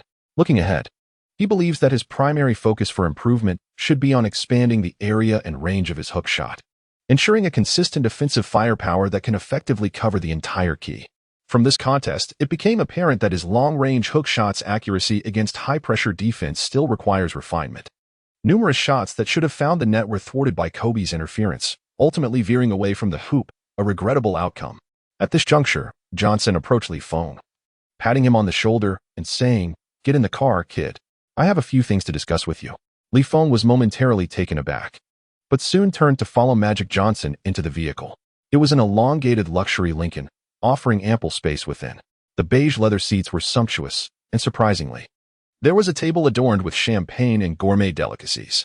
Furthermore, the height of the ceiling was significantly greater than it appeared from the outside. Even towering athletes like them, standing at 2 meters, found it comfortable rather than cramped. Once inside, Li Feng settled into the back seat, facing both Jabbar and Johnson. After the three had taken their seats, Magic Johnson was the first to break the silence. Young man, what are your thoughts on your future career? For instance, do you aspire to join the NBA? Without hesitation, Feng replied, absolutely. Johnson continued, have you contemplated your future position or perhaps a player archetype? Without a second thought, Feng responded, I do not have a fixed position. I wish to play from the 1 to the 5. Feng's words sounded quite audacious, however. Both Johnson and Jabbar responded with a satisfied smile. What a spirited young man. At this moment, the illustrious Magic Johnson slowly spoke. Young man, would you be willing to learn from me? I shall impart to you all that I have mastered. TSK, is this the standard you set for testing your leaders? Which leader can withstand such a trial? Feng resolutely replied, of course, I am most willing. Feng had never anticipated that events would unfold so favorably. After all, he had initially prepared himself to persistently pursue the magician, yet unexpectedly, the latter presented himself willingly. Who would refuse such a fortuitous turn of events? Johnson nodded in satisfaction and then turned to Jabbar, saying, honestly, I truly admire this young man. Though I must emphasize, I am his first mentor. All right. No need to be so tense. I'm merely jesting. Johnson raised his hands innocently, yet subtly cast a glance at Feng, mouthing the words, ignore him.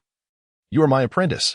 As a celebrated figure of the Los Angeles Lakers, Johnson possessed his own villa and real estate in the area.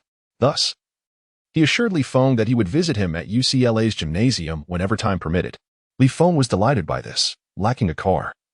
It would have been quite a hassle for him to travel independently. Therefore, this arrangement was perfectly suitable. All right, my boy, let us prepare to attend the party. I must take the opportunity to boast about my newly acquired apprentice. Johnson beamed with joy, clearly elated. Just as the vehicle was about to depart, an individual suddenly halted beside the car and tapped on the window. That person then handed Feng a note, claiming it contained a message from Kobe. Feng unfolded the note, revealing a string of numbers, 88, 73. Upon seeing these figures, a smile spread across his face. Indeed, Kobe was still Kobe. The game had concluded, the score was of no concern, and everyone was in high spirits.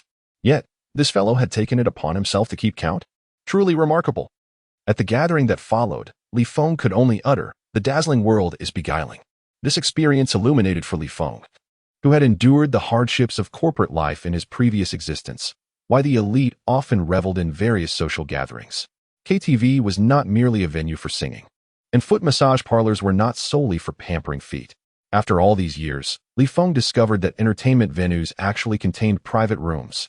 However, he had little affinity for such a lifestyle, truly. With no thoughts of women clouding his mind, he played basketball with unbridled passion. If it were possible, he would even decline the morally corrupting sum of $200,000. Yet, he had a friend. Well, the following day, Feng returned to UCLA. After more than a month, the coach expressed great satisfaction with the team's progress. Upon Feng's return, Coach Steve immediately addressed him. Come, Feng, your timing is perfect. Step up and show everyone what you've got. Let us see the progress the team has made recently. Chapter 43. Have you really played against NBA players? The players at UCLA, having endured the trials and tribulations of the opening match, were invigorated and motivated. It was akin to a shark being introduced into a fish hold. All the fish would become frantic and lively in response to the predator's presence. This exemplifies the essence of crisis awareness.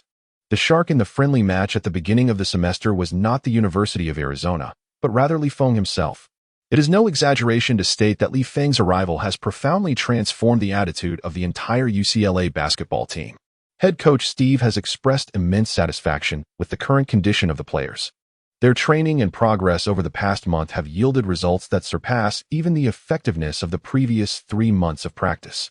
After all, no player wishes to be outperformed by a freshman newcomer, regardless of how formidable Feng may be. Furthermore, the team's aspirations have shifted from merely qualifying for the tournament to contending for the top position in the conference.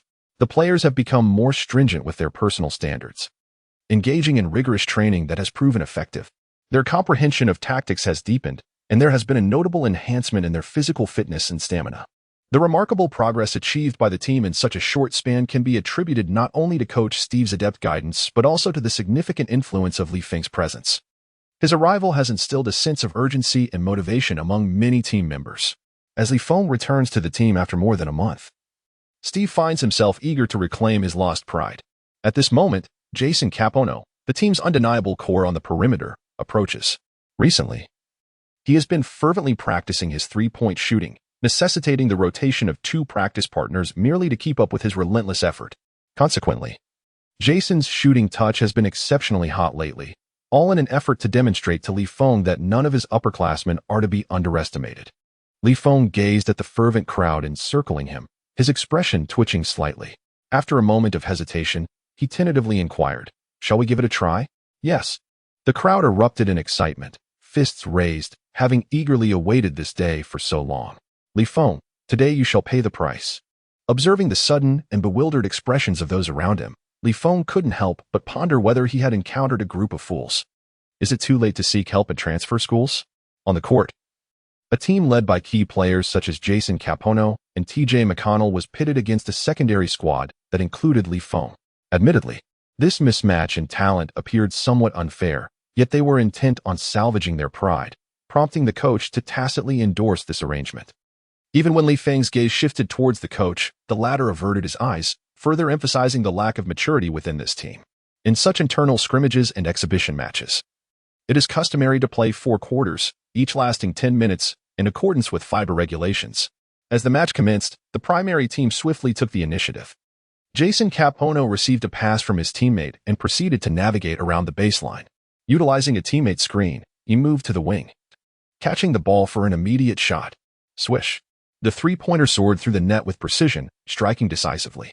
It must be noted that, in this era where interior dominance reigns supreme, mere three-point shooters are not highly coveted in the eyes of coaches. Jason Capono possesses numerous shortcomings. His ability to drive, dunk, and execute second-chance opportunities is lacking, and he is heavily reliant on his teammates for assists.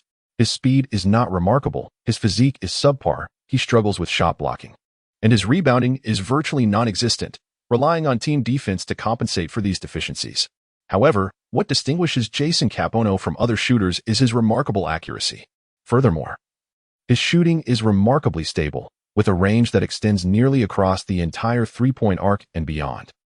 Feng was acutely aware of the formidable outside threat posed by the future NBA three-point champion. When given a moment of space, scoring for him was as effortless as sipping water. This prompted the implementation of several new strategies for Capono, and Feng nodded to himself in approval. However, during the subsequent offensive plays, he could sense the palpable malice directed towards him by his team. On offense, Capono frequently capitalized on his teammates' screens and assists to score with ease. On the defensive end, it was evident that the team had imposed special restrictions to counter his playing style. One defender shadowed him closely, while another positioned himself within 3 meters, ever ready to provide assistance. Clearly, they were wary of his lethal step-back jumper following a dribble, necessitating constant vigilance against him. Had this been a month prior, when Feng had just entered UCLA, he might have truly felt the pressure of defensive interference. Due to the limitations of his stable shooting skills at that time, his shooting percentage from a standstill was significantly lower than that from an open shot. Consequently, in situations where defenders maintained their positions, Feng often opted to attack the basket, where his chances of success were considerably higher. However, now, he was ready to unleash his post-up game.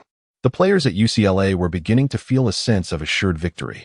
Their new strategies had proven remarkably successful, and everyone executed them well.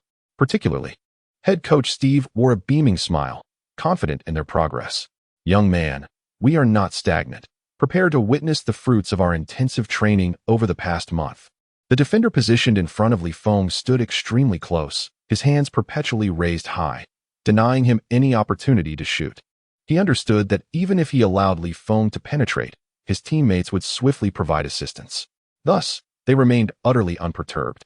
Feng executed a series of dribbling maneuvers, skillfully performing a feigned shot after a swift change of direction, and then unexpectedly accelerated past his closely guarded defender. However, in that fleeting moment, a help defender from the paint swiftly closed in, positioning himself once again in front of Feng, successfully completing the defensive rotation. Upon witnessing this scene, Feng's momentum in his drive began to wane. He slightly turned his body, presenting his back to the basket, seemingly resigning himself to the idea of passing to a teammate. Steve and the rest of the team exchanged knowing smiles. "No drop of sweat is ever wasted. Feng, you are still too young. Just accept your fate." Aha. Coach Steve, Disregarding his own image, couldn't he help but chuckle with delight from the sidelines. However, at that very moment, Feng pivoted and initiated a post-up. Thud. As he dribbled, he rhythmically used his body to assertively create contact. After 2 attempts to block, Cuming wore an expression of indescribable anguish. He never anticipated that Feng possessed such strength. Damn, this guy's power belies his physique. In the instant Cuming pondered this, Feng suddenly executed a swift spin, maneuvering to the less crowded right side. He then turned to face the basket, raising his right hand high. Whoosh! The ball was launched from behind his head, and it sailed smoothly through the air, finding its destined home in the net. The spectators were momentarily struck dumb. Is that the skyhook? Jason Capono and the others recalled that Feng had previously mastered Kareem Abdul-Jabbar's signature move. Yet back then, his technique had seemed somewhat unpolished, and his release lacked fluidity and grace. Now, however, Feng's shooting speed was nothing short of instantaneous. Before the defender could react, the basketball had already nestled into the hoop. With a smile directed at his teammates behind him, Feng cheerfully remarked, "Come on. Let's step up our defense, brothers." Feng's words ignited their fighting spirit, yet their impact proved to be minimal. After elegantly maneuvering past the first defender, Feng entered the paint, executing a graceful turnaround hook shot that effortlessly found its mark. Having undergone rigorous training under the tutelage of Jabbar, coupled with Kobe's relentless defensive pressure, Feng returned with an undeniable sense of mastery, akin to the adage that once one has traversed the vast ocean, no other water can suffice. The defense of Cuming proved largely ineffective against Feng, rendering the outcome of each shot predominantly reliant on his disposition. Noticing the extraordinary prowess of Feng's hook shot from the sidelines, Coach Steve promptly adjusted his strategy, opting to forego the rotation of defenders closely shadowing Feng. Instead, he chose to implement a double team as Feng approached the paint. However, Steve was caught off guard when, anticipating the double team, Feng deftly passed the ball to a teammate, creating a clear path to the basket for an easy 2 points. As the game progressed, Feng continued to exhibit that the only one capable of defending against him was himself. In one-on-one situations, his skyhook was simply uncontainable. Steve experienced an almost surreal sensation, as Feng appeared remarkably composed even when faced with NCAA-level defense, a stark contrast to his performance just a month prior. Steve racked his brain, unable to comprehend the rapidity of Feng's improvement and what transformative experiences he had undergone during this period. Once Feng initiated his indiscriminate post-play, the main players from UCLA soon conceded defeat. It was evident that they simply could not contend with him. Consequently, the match concluded at halftime with a score of 38-32. Feng led a group of substitutes to triumph with a 6-point advantage in the match. To be frank, it was quite disheartening.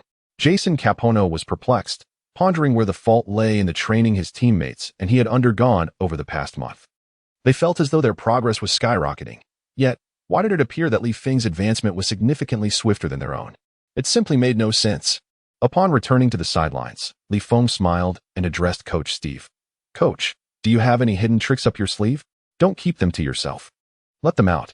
The corner of the coach's mouth twitched as he discerned the subtle condescension in Feng's words, and he chuckled in response. "Kid, don't push me too far. I know a few NBA players myself. If you provoke me, I might just have them come to enlighten you." The mention of NBA players elicited an odd expression from Feng, as if he had something to say. However, Steve interpreted this expression as a sign of Feng's apprehension. "Yes, I see you're somewhat intimidated now. While you possess some skill, you must understand that there are always those who surpass you. At this moment, you remain far from the caliber of NBA players. Young man, only by calming your mind can you journey further." Steve's voice was deliberately loud, seemingly intended for the ears of the other players nearby. Despite the loss, it was evident that there remained a gap in experience. "With my 2 decades of coaching expertise, do you think you can withstand it?" Observing Feng's silence, Steve assumed he had acquiesced. Thus, he patted Feng on the shoulder and added with a smile, "But don't be in too much of a hurry, young man. You are merely a freshman. Don't expect to achieve everything at once. That's enough from me. It's time to train." Feng nodded faintly, saying little more before heading off to practice. Steve glanced at the surrounding players who were watching with interest and waved his hand, urging them, "All right, let's get back to training." At that moment, the team's manager suddenly strode in through the main entrance of the gym, clutching a newspaper. His face was alight with excitement. Upon seeing him approach, Steve slowly inquired, "What has got you so thrilled? What good news have you got?" The manager raised the newspaper in his hand and exclaimed, "Big news. Feng has surprised us again." This immediately captured the attention of everyone in the gym, and their gazes turned towards him. Steve, momentarily taken aback, took the newspaper and asked, "What surprise? What are you talking about?" The manager pointed to the center page of the newspaper, saying, "Look here. Do you see it? Feng had a back-and-forth match against Kobe at Rucker Park." Kobe? The crowd was momentarily stunned, their expressions reflecting disbelief. In Los Angeles, even if one were entirely indifferent to basketball, the name of the Kobe and Shaq duo would be well known. Shaquille O'Neal and Kobe Bryant. A championship favorite in their prime, currently the best duo in the league. In terms of both prowess and influence, Kobe is undoubtedly a superstar of the league today. So how did Feng come to be associated with him? It made no sense. Steve was equally perplexed, but as he read the newspaper's report, his expression shifted from confusion to astonishment. No way. Feng actually faced Kobe and had highlight moments? With reports and photographs to back it up, it was hard for Steve to dismiss it. Wasn't it said that Feng was merely attending a gathering? What on earth was this one-on-one game at Rucker Park with Kobe? So, this young man was secretly putting in extra practice. Steve felt his face flush, recalling his earlier comments about needing to find an NBA player to teach him a lesson. It turned out this kid had already faced off against an NBA superstar. How ridiculous did that make him look? Meanwhile, the other teammates, after catching sight of the newspaper's contents, revealed smiles of relief. No wonder we couldn't compete with Feng. The opponent was simply too formidable, and it wasn't that I was lacking skill. They nodded in agreement, feeling at ease with their circumstances.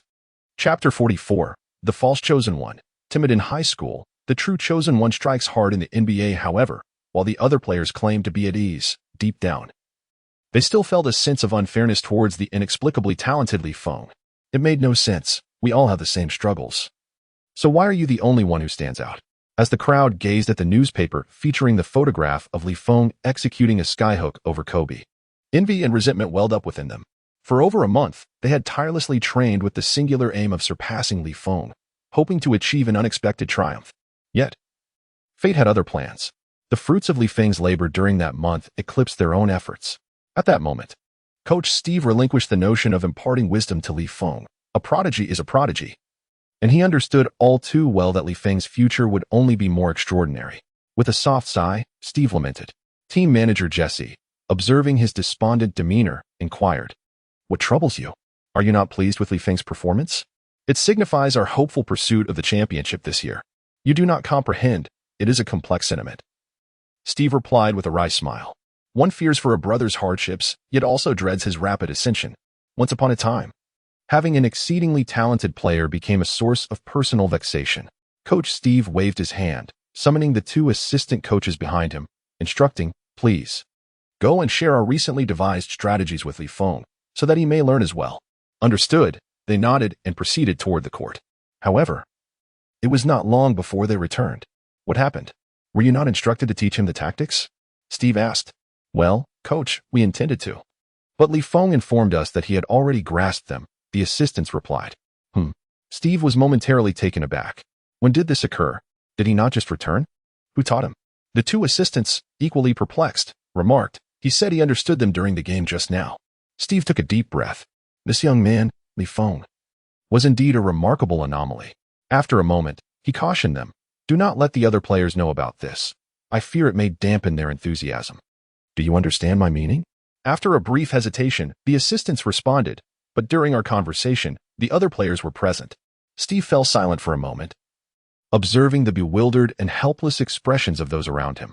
While it is true that pressure can drive players to train harder and approach future competitions with greater zeal, is not the current pressure somewhat excessive?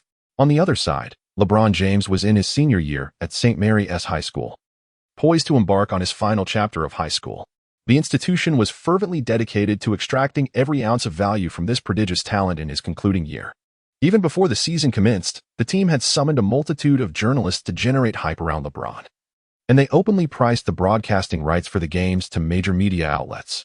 The notion of charging for the chance to witness a high schooler-esque game was unprecedented in history, yet St. Mary's held a firm conviction in their strategy. Believing LeBron James warranted such demand, confident that numerous media entities would be eager to invest. However, the reality soon proved to be quite the contrary. Most media outlets were reluctant to spend lavishly on the broadcasting rights, opting instead to offer meager sums or even seek to cover the games for free. Some outlets even published articles mocking St. Mary's for their audacious stance, contrasting the so-called chosen one who faltered in high school with the genuine prodigy making waves in the NBA. Accompanying this article was an image of Feng challenging Kobe in a rain-soaked match at Rucker Park. Naturally, LeBron came across this report. He maintained a calm facade, expressing happiness for Feng. Yet, it was clear to all that he was more affected by this situation than anyone else could fathom. They witnessed him at a dinner, unable to enjoy his favorite Mexican-style taco, a clear sign of his distress. Meanwhile, far away at Syracuse University, Anthony's reaction to the report on Feng's match against Kobe was one of profound complexity. As he immersed himself in the collegiate basketball training system, he felt his own progress was exponential, both in physicality and skill. Yet, he was astounded to realize that Feng was advancing even more rapidly than he. It was inconceivable that this individual could engage in one-on-one battles with an NBA superstar like Kobe in such a short span of time. After digesting the article, Anthony turned to his coach and stated, "Coach, I believe we have acquired yet another formidable rival. From this day forth, I intend to double my training efforts." Although the head coach of Syracuse University was unaware of the peculiar motivations behind Anthony's newfound determination, he recognized it as a positive development. It was essential for young athletes to possess such drive, especially with their sights set on claiming the NCAA championship this year. Whatever decision you make, the team will support you wholeheartedly. Go forth and give it your all. Yes, coach. Anthony solemnly nodded. The day after returning to the team, Feng received a receipt handed to him by the coach. It was for a full scholarship for the year 2002, amounting to a staggering $43,000. In this era, such a sum is indeed a fortune. It is noteworthy that, including Feng, only 3 players on the team are eligible for a full scholarship. Coupled with the $200,000 previously gifted by Magic Johnson, Feng's bank account now nears a remarkable $250,000. The purchasing power of $25,000 in this time is truly astonishing. At this moment, Feng stroked his chin, contemplating whether to return home and acquire several courtyard houses. However, that was merely jest. The appreciation of such properties would require considerable time. And should he ever intend to purchase them in the future, there would still be ample opportunity. For now, it would be prudent to secure a means of transportation. After all, the public transportation system in America is rather unsightly and inconvenient compared to driving. He resolved to buy a car the following day. After the day's training concluded, Feng opened his system panel. Host, Feng, overall strength rating, A strength, 120, A speed, 104, B jumping, 112, A shooting, 110, A dribbling, 104, B defense, 93, B passing, 106, B stamina, 102, B insight points, 1000 total skills, 10, max, SS level skyhook, mastery increases shot block resistance by 40 and interference resistance by 40 when shooting. Increases shooting accuracy by 21 within 3 feet of the basket. Additionally, increases shooting accuracy by 5 when using the dominant hand. In the restricted area, shooting accuracy decreases with the distance from the hoop, not upgradable. S-level speed change triple threat, mastery 50 probability of deceiving players with a defense rating below B. With reduced effectiveness against higher-rated defenders, 122-2500. S-level back to the basket deception, entry-level 20 probability of deceiving players with a defense rating below B. With a 5 increase in shooting accuracy from open shots following the feint, 115-1000. A level steady shooting, professional increases shooting accuracy by 17 while in motion or receiving the ball, and by 45 in open shooting situations, 529-4000. Additional details omitted at present. Feng boasts 3 attributes rated A or higher, along with 3 skills of rare S-level quality. It can be asserted that his combat effectiveness at this stage is exceptionally noteworthy, as evidenced by his encounters with Kobe. Feng, through the judicious combination of skills, can maximize his advantages and distinctive traits. Even when confronted with formidable defenders like Kobe, Feng leverages his height and wingspan, employing back-to-the-basket techniques and the skyhook to score. This exemplifies the benefits of possessing a well-rounded skill set. Feng was acutely aware that if he relied solely on his ability to break through defenses, He would encounter significant difficulties against opponents like Kobe, who possessed superior speed, explosive power, and a lower center of gravity. A broader array of skills would provide him with more options when faced with diverse situations, thus making him less susceptible to specific tactical strategies. For instance, the defensive scheme that Steve devised for him might have faltered against another player. Having tasted success, Feng resolved to pursue this path further, setting a modest goal to become the most versatile, most outstanding player in the NCAA. To achieve this, he needed to focus on acquiring a greater number of insight points in the next phase. After all, to elevate his advanced skills to a higher level of proficiency, he would require significantly more insight points than before. He needed to exert more effort. Moreover, following his participation in the previous Rucker Park game, Feng encountered another issue. His skill slots were once again full. Alas, it seemed that when Johnson came to provide him with individual training, he would also need assistance in merging his skills. Perhaps he could blend the no-look pass from Atan with the exquisite passing of Paul to create something uniquely refined. Feng felt confident that this would not pose a significant challenge. It was merely a matter of when Johnson would have time to visit the gym. The next day, Feng took the morning off to visit a Porsche dealership. Ultimately, he purchased a 993, the fourth generation of the iconic 911. While cars are consumables, if his memory served him correctly, this particular model, due to its appealing design, would see its value soar in the years to come.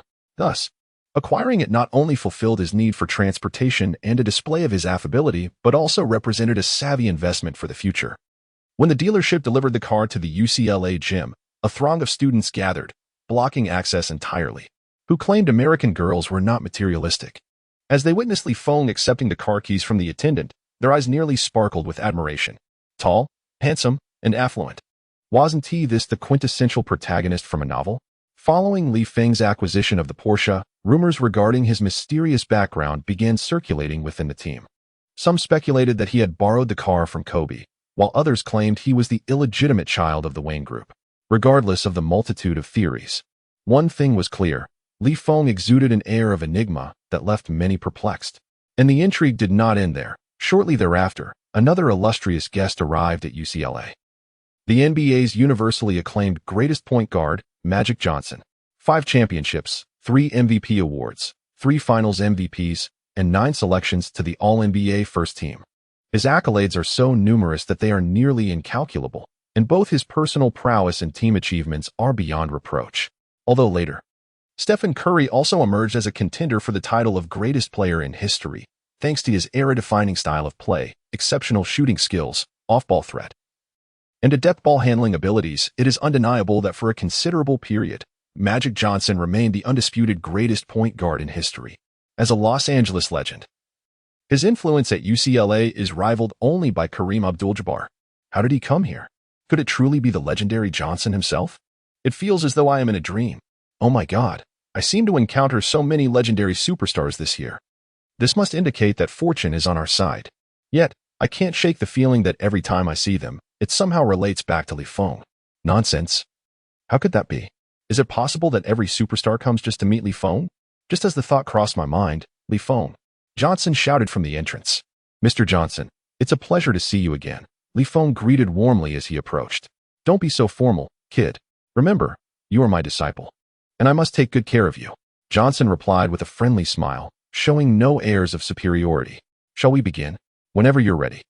I just happen to have some free time, Johnson said nonchalantly, before turning to Coach Steve. I hope my presence here won't disrupt your training, Coach? No. Not at all, Steve responded, momentarily taken aback. Wait, why does this kid always bring such formidable characters with him? The coach couldn't help but feel that in just 1 month, he had witnessed more bizarre occurrences than in his entire life. Surely, Feng must be the illegitimate child of the Wayne Group.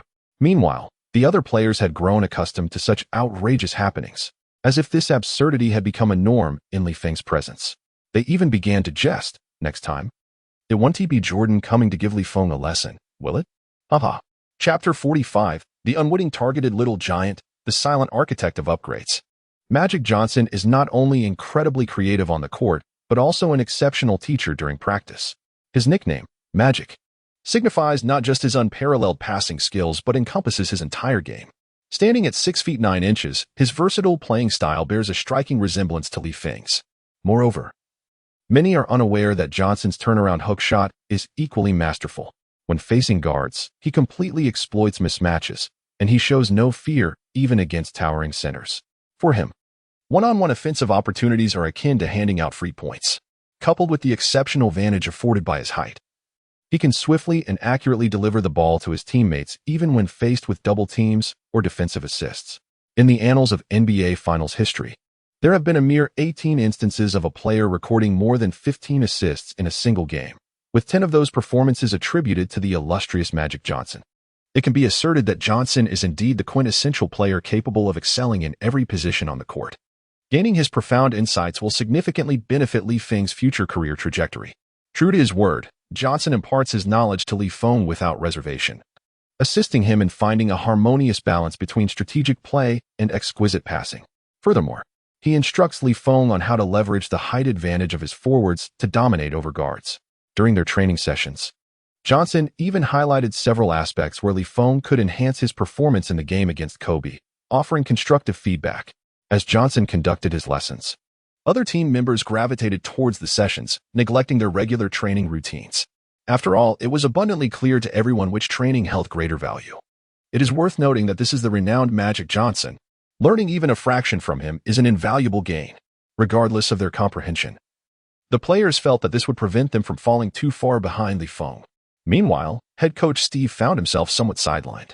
However, despite the players' enthusiasm in attending the sessions, they soon confronted a harsh reality. Feng's learning pace eclipsed theirs by a considerable margin.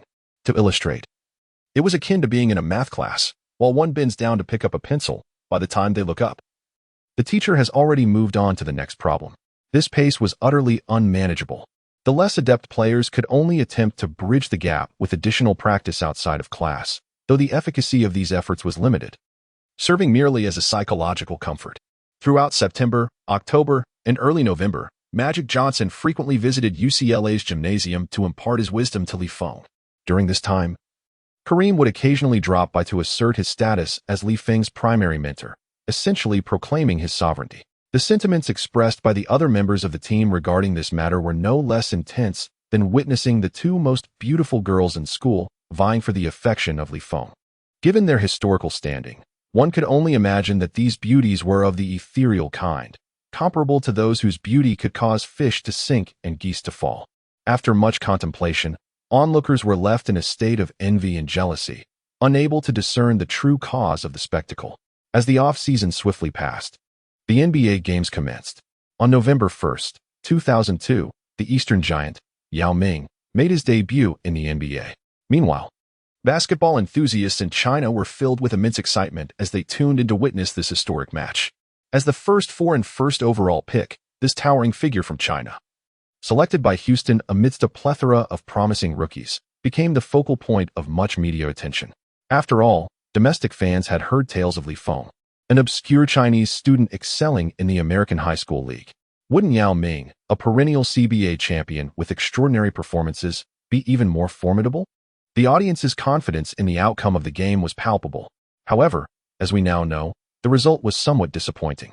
Yao Ming played for 13 minutes, managing to score only 2 points and grab 7 rebounds from 5 attempts. While this cannot be deemed entirely insignificant, it certainly fell short of expectations for a first overall pick. Yet, rather than succumbing to discouragement, Yao chose to channel his energy into diligent practice. In the subsequent matches, his performance visibly improved as his statistics began to rise, suggesting a gradual return to form. However, the promising trajectory was abruptly interrupted during a game against the Orlando Magic, where Yao found himself inexplicably targeted by Stoudemire.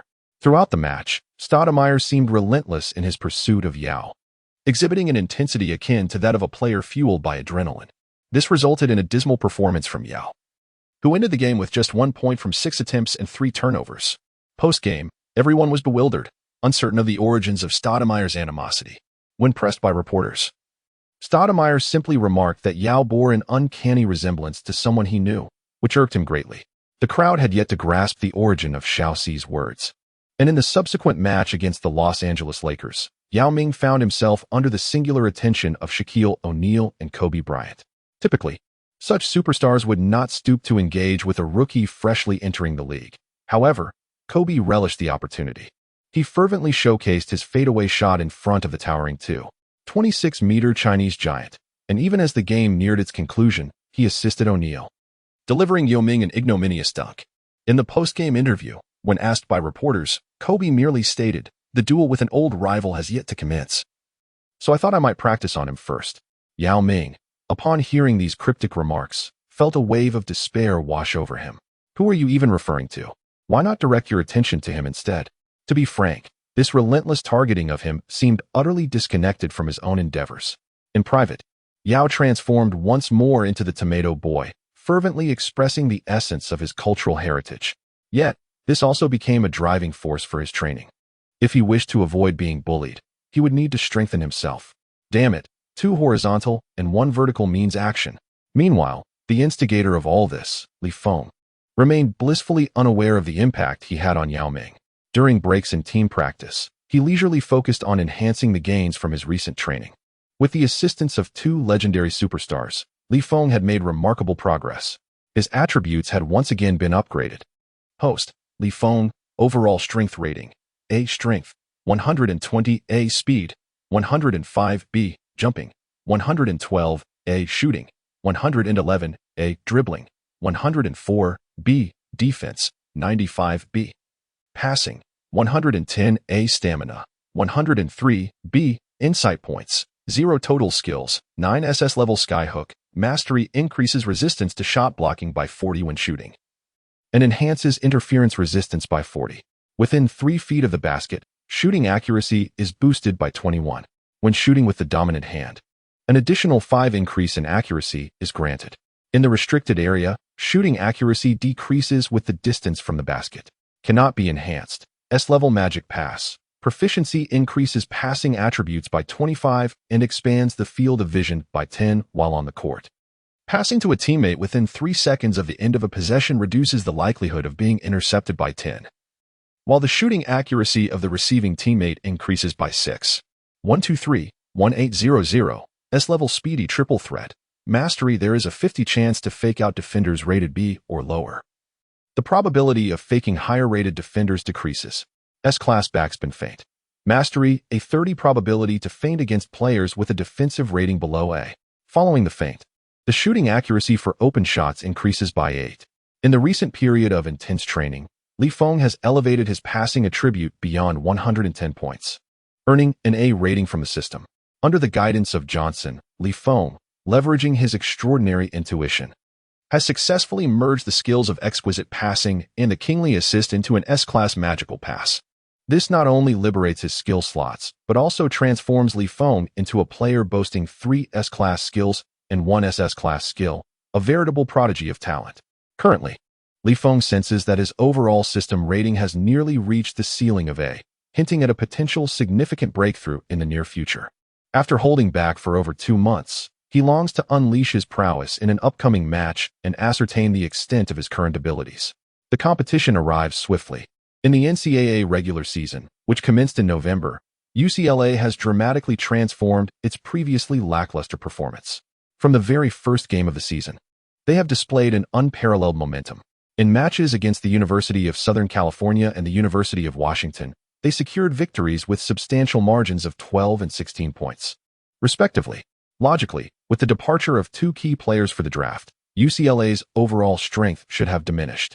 However, the reality is quite the opposite. UCLA triumphed in both games with an undeniable display of dominance.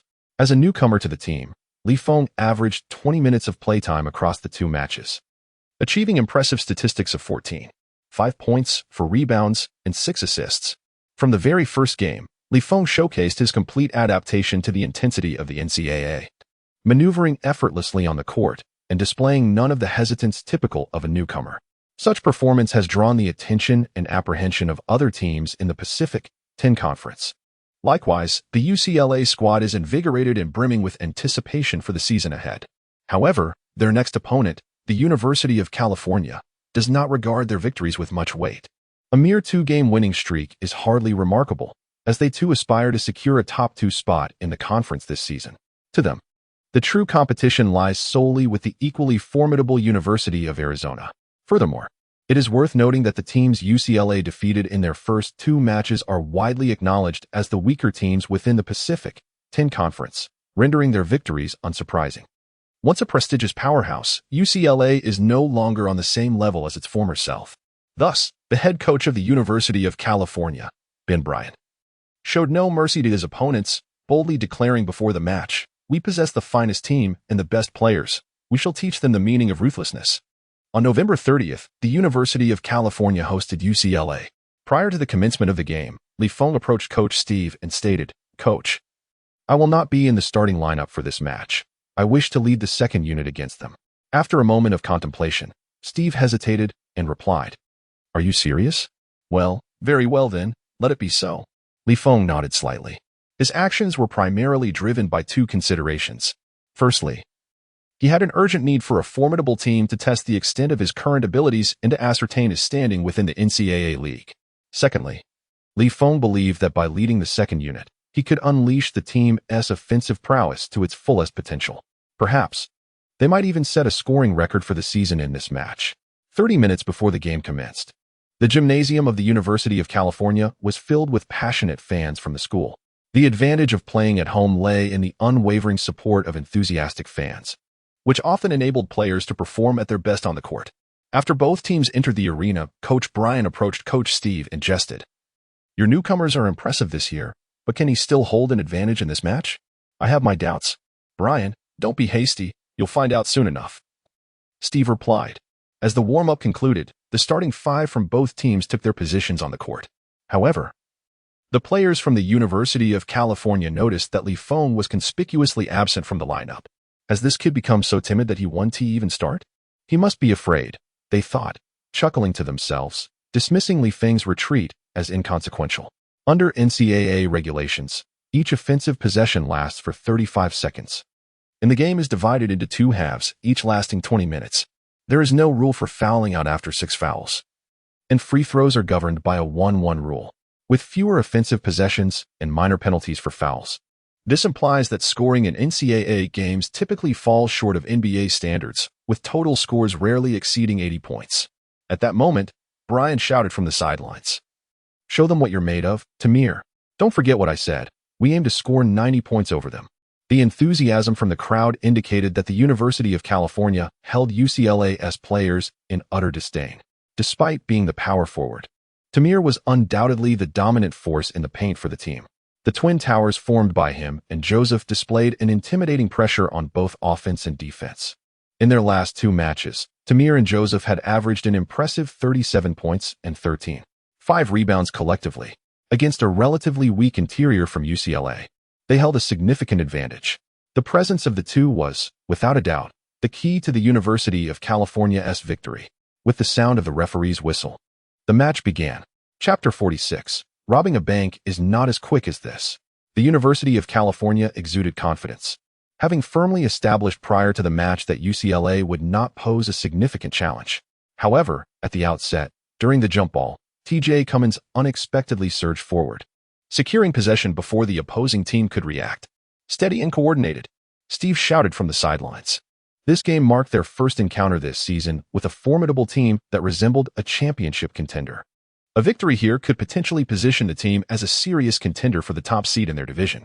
Thus, the University of California, serving as a litmus test, presented a worthy adversary. On the court, following a series of tactical plays, Capono found himself with an open opportunity beyond the arc. Without hesitation, he launched a three-pointer. Swish. The ball went in, granting UCLA an early lead and establishing a clear advantage. However, the University of California responded swiftly. Tamir, after drawing a double team in the paint, passed the ball to Joseph on the perimeter. Positioned near the free throw line, Joseph effortlessly made his shot. Yet, the subsequent flow of the game diverged drastically from what the spectators had anticipated. UCLA did not falter under the pressure of the California team's formidable twin towers. Instead, Capono's sharpshooting inflicted significant distress upon them. Evidently, UCLA's recent training had borne fruit. Even though they had absorbed only a fraction of the knowledge imparted by Magic Johnson during his specialized training with Feng, the team's collective comprehension of passing had markedly improved.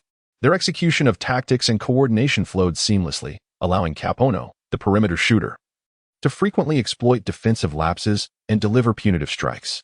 Swish, swish. As one of the most renowned sharpshooters in history, Capone's three-point shooting was indeed on fire. In the first 10 minutes of play, he hit 4 out of 5 attempts, boasting an impressive 80% shooting accuracy, which effectively stymied the opposition. Witnessing this spectacle, Coach Steve could hardly contain his delight. He then turned to Feng on the bench with a grin, saying, "Young man, if you ever encounter any superstars in the future, be sure to bring them to our team." Feng squinted his eyes, realizing the old fellow had quite the scheme in mind. "Fees? Did I not grant you a scholarship, young man?" Steve rubbed his hands together, speaking seriously. "This is an additional cost." "Hey, how much are you asking for?" Feng retorted. "First, you need to settle the $1 million you owe me from when Jabbar and Johnson joined the team, and then we can discuss the rest." "Wait a minute. When did I owe you $1 million?" Steve was taken aback, then whispered, "Could you lower the amount a bit? How about a flat rate of $500,000? If you agree, I might just bring Kobe over next time." $500,000? Steve's lips twitched. That was no trifling sum. Where was he supposed to procure that amount? Yet, he had to admit, Feng's efforts in bringing NBA superstars to the team had indeed been highly beneficial. Just from the recent game, it was evident that Capone's shooting opportunities had significantly improved compared to the season opener against the University of Arizona. All of this was truly thanks to Feng. If he could indeed bring Kobe on board in the future, well, that prospect was quite alluring. However, this young man was asking for quite a hefty sum. 500,000? Why not just rob a bank? Yet, Feng was clear-headed. After all, robbing a bank wouldn't yield funds as swiftly. Although he was uncertain about securing Kobe, if Steve were to actually offer him $500,000, it wouldn't hurt to give it a shot. But that was a matter for another time. On the court, the initially confident University of California team was clearly caught off guard by a sudden blow from UCLA. Nevertheless, as a powerhouse of the Pacific 10 Conference, their ability to adjust was top-notch. After a brief timeout, they recalibrated their defensive strategy, shifting from a twin tower approach to a man-to-man defense, aiming to limit Capone's opportunities as the primary outside threat. As the game reached the 13-minute mark, Capone's shooting touch began to falter, missing several consecutive shots. Seizing the moment, the University of California, leveraging the stable performance of their twin towers, finally took the lead, 22-20, surpassing their opponents by 2 points. Steve was well aware that the frequent movements were taking a toll on Jason Capone's stamina. The inevitable decline in energy would lead to a drop in shooting accuracy, so without hesitation, he called a timeout to substitute in the second unit. "Lee, give it your all," Steve urged succinctly. Feng turned his head and smiled, yet remained silent.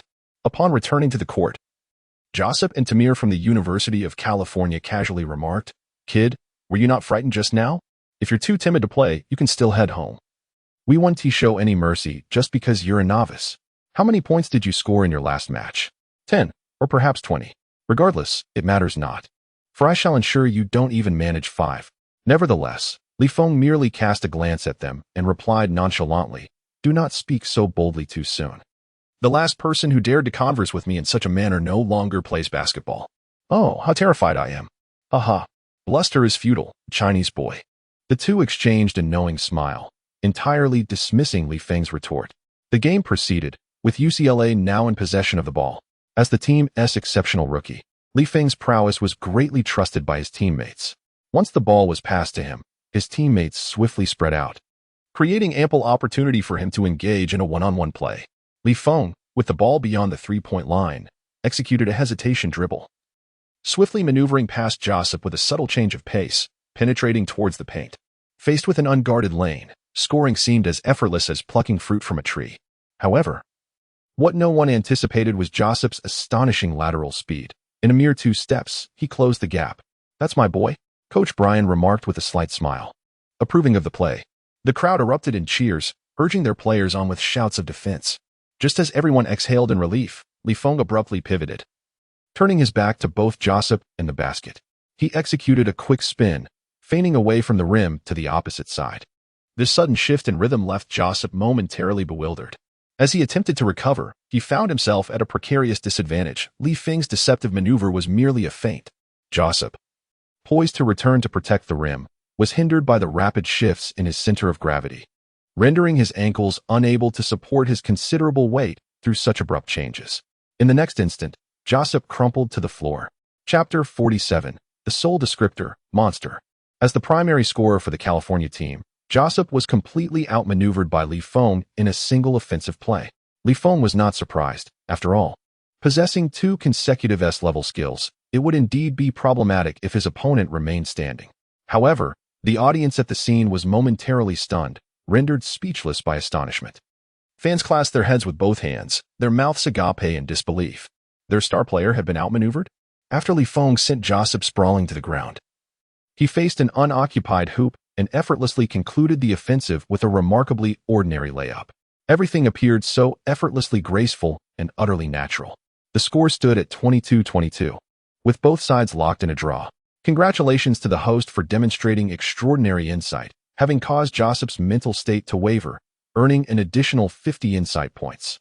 Congratulations to the host for eliciting an emotional response from the audience, resulting in an additional 144 insight points. Listening to the incessant mechanical notifications of the system by his ear, Feng couldn't help but smile faintly. He then turned his head with an air of nonchalance and addressed the fallen Josip. "Hey brother, why are you lying on the ground? Youth is truly a blessing. You can sleep anywhere." The referees on the sidelines were momentarily taken aback by Feng's sardonic remarks. Such clever banter was indeed impressive. Congratulations to the host for his exceptional trash talk. The referees were left in awe, granting him an additional 10 points for his insight. Josip pushed himself off the ground, standing up and jumping twice to mask his embarrassment. Despite the lingering pain in his ankle from being knocked off balance, he forced himself to appear at ease. Damn. To be knocked down like that is utterly humiliating. In the subsequent offensive play, the California team once again charged towards the paint, but alas, their attempts at scoring were thwarted, allowing Feng to seize the rebound. He then executed a magical pass, delivering the ball with remarkable speed and precision into his teammates' hands. Swish. A simple layup ensued, easily converted. What unfolded in the ensuing moments of the match was completely unforeseen by the spectators present. The California team's man-to-man defense was utterly futile against Feng. Once he penetrated the paint, he unleashed a sky-high hook shot that was nearly unguardable. Standing at an impressive height of 2.01 meters with a wingspan of 2.17 meters, he could easily compete as a power forward even in collegiate play. His hook shot was insurmountable when faced one-on-one against his counterparts, Tamir and Josip, who also played the forward positions. As long as he could drive into the paint, there was no stopping Feng. Brian was taken aback, never anticipating that Feng could perform at such a high level against his elite players. This was no mere rookie. Many star players across various teams could not match this caliber. Realizing the dire situation, Brian opted for a timeout to regroup. He recognized that relying on a single defender to contain Feng was utterly ineffective. Damn it, they couldn't even maintain a competitive edge against UCLA's main lineup. And now with Feng leading the substitutes, they were being thoroughly outclassed. What was the meaning of this? How could a second unit be more formidable than the starters? It was absurd.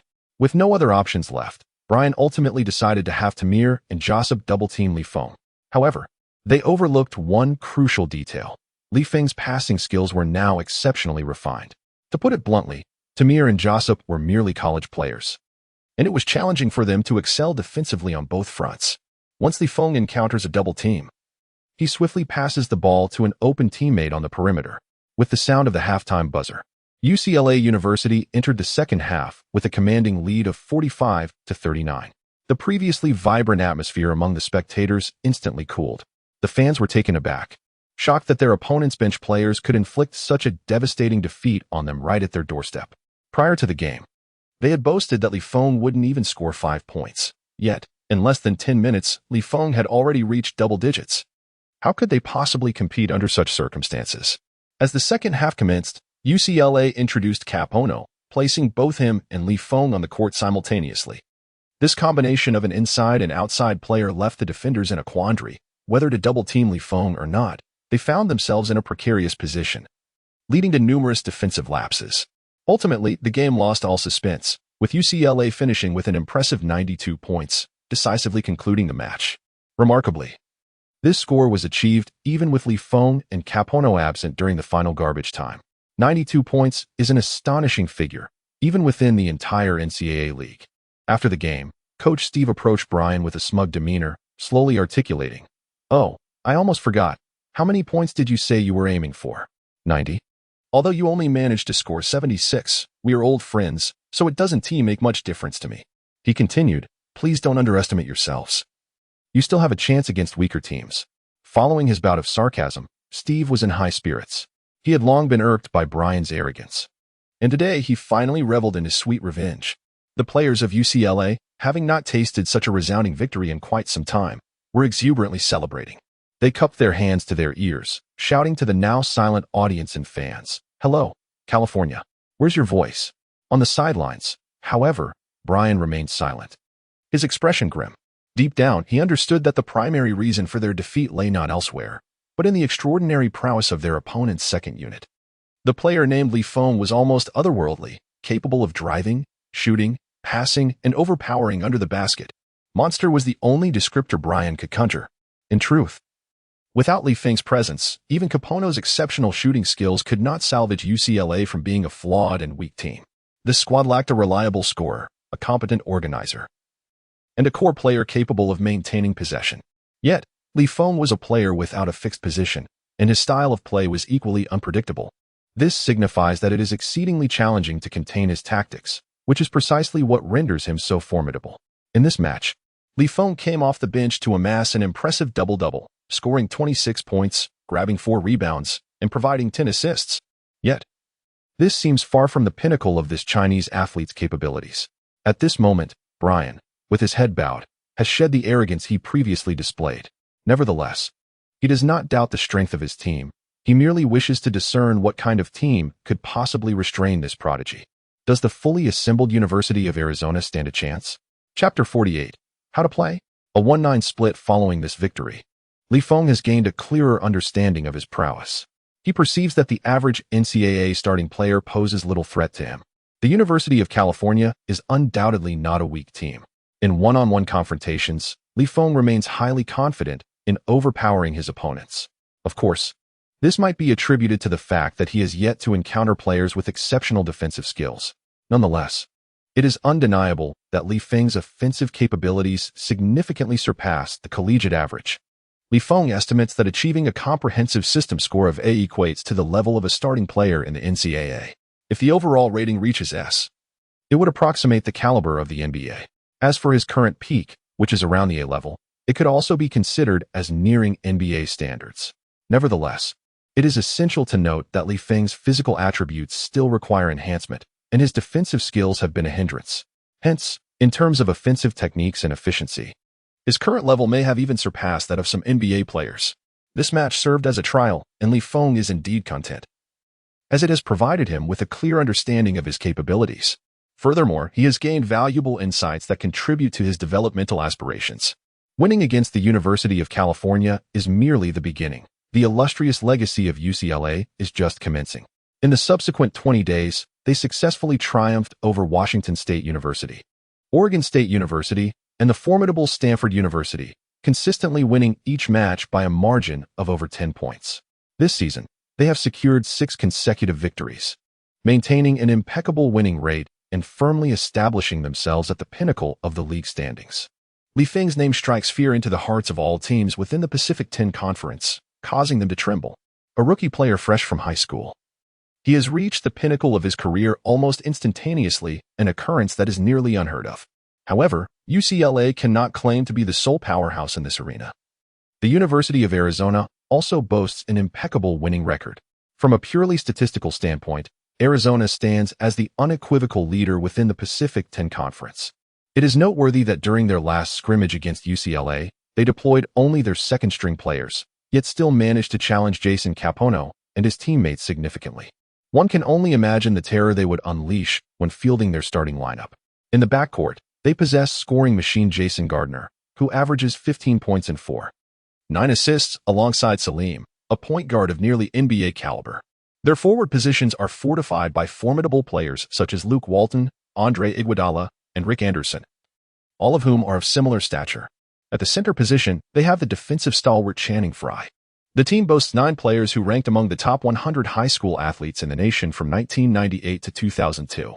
This means that both their starting and second units are nearly devoid of weaknesses.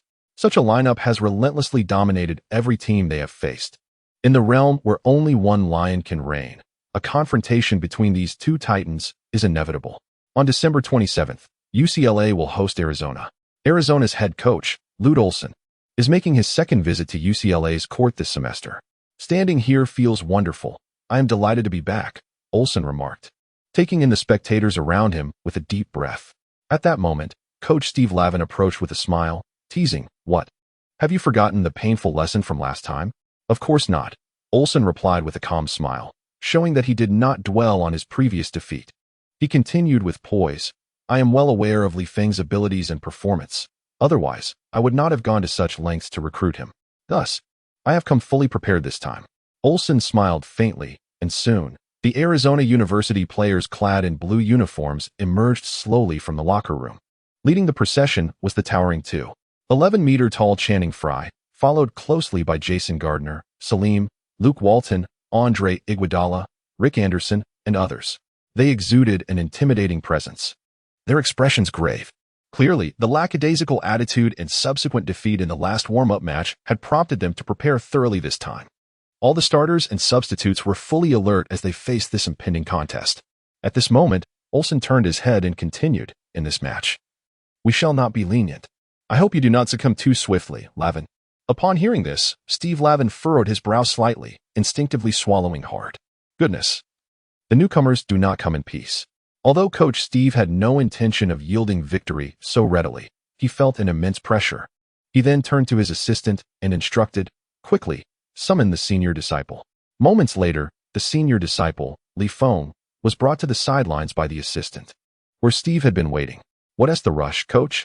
The game hasn't even started yet." During the time Johnson had been with the team, Feng naturally became the senior disciple under his tutelage, while Capono and TJ were referred to as the second and third disciples respectively. All that was missing were a white dragon horse and a portly monk for a journey to the west.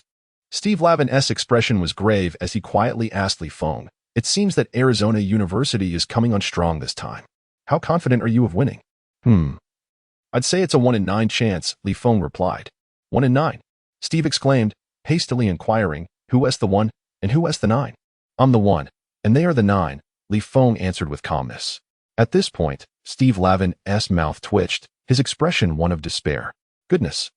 I've bared my vulnerabilities only for you to show me this? Why are you so composed about a 1 in 9 chance?" Head coach Steve gazed at the relaxed Feng, utterly bewildered by his thoughts. "Aren't we about to be thoroughly trounced?" However, Feng's interpretation of a 1 in 9 chance differed slightly from Steve's understanding. Throughout the pre-match preparations, Steve Lavin remained somewhat silent. He sat on the coach's bench, wearing an expression that screamed, "Do not disturb me," his mood quite gloomy. This time, Olson refrained from any pre-game banter. Quietly seated beside his team, awaiting the commencement of the match. Words were futile. He aimed to demonstrate with absolute prowess who truly stood as the paramount force in the Pacific 10 Conference. Although the NCAA regular season lacks substantial exposure and cannot be compared to the spectacle of March Madness, the match between Feng and the University of Arizona has indeed captivated a considerable number of enthusiastic fans who gathered to witness the event. The entire arena was filled with spectators, all eager to discover which team would ultimately claim the title of the Pacific 10 Conference. Moments later, as the players concluded their warm-ups, the announcer took to the microphone to declare the commencement of the match. The starting lineup for the University of Arizona consisted of Jason Gardner and Salim at positions 1 and 2, Luke Walton and Andre Iguodala at positions 3 and 4, and Channing Frye at position 5. Feng observed that among the starting 5 of the opposing team, for would eventually ascend to the NBA. Indeed, the roster was nothing short of luxurious.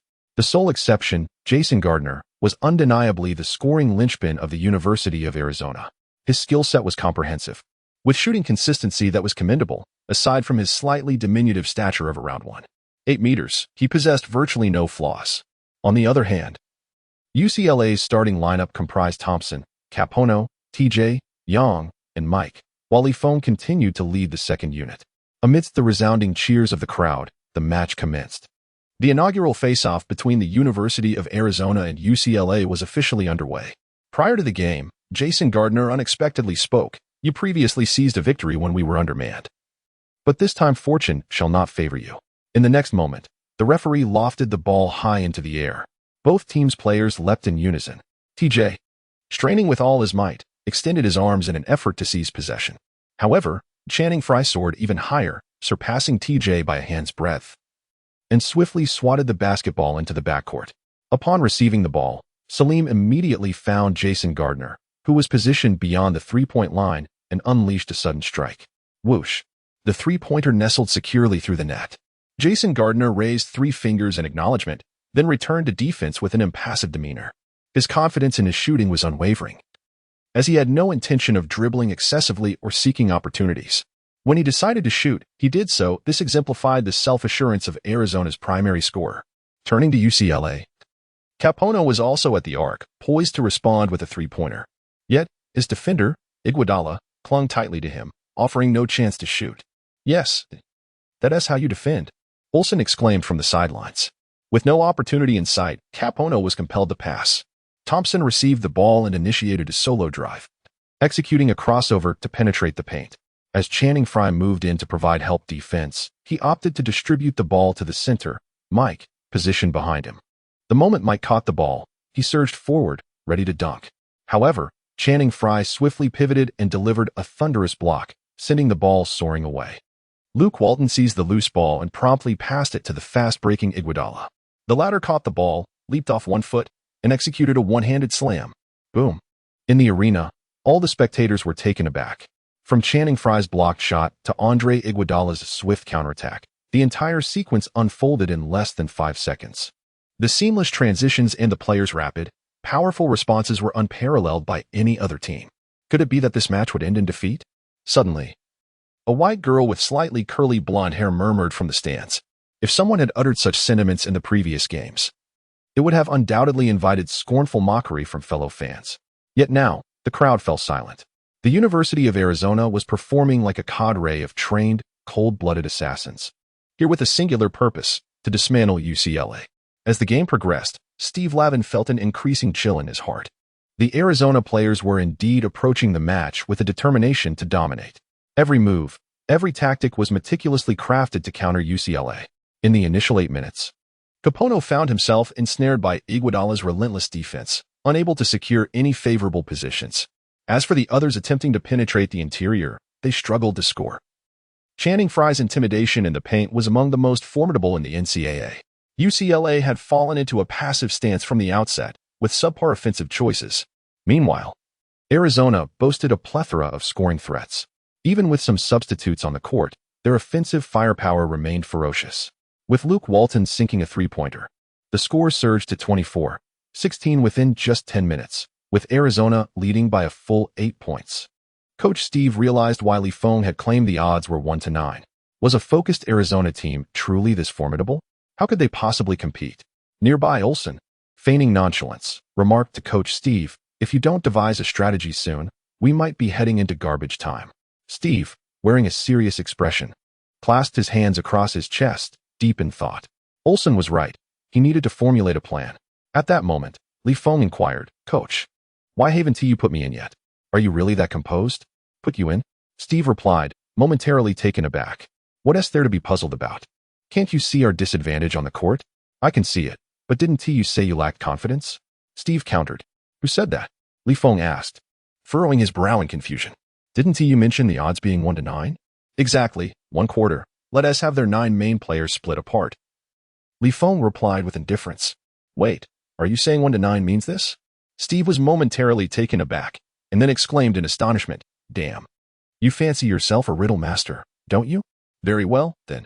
With this thought in mind, Steve Levy chose to abandon his pretense. Initially, he had intended to interact with you as an ordinary person, but that had resulted in a sense of estrangement. "I shall lay my cards on the table. I possess a secret weapon."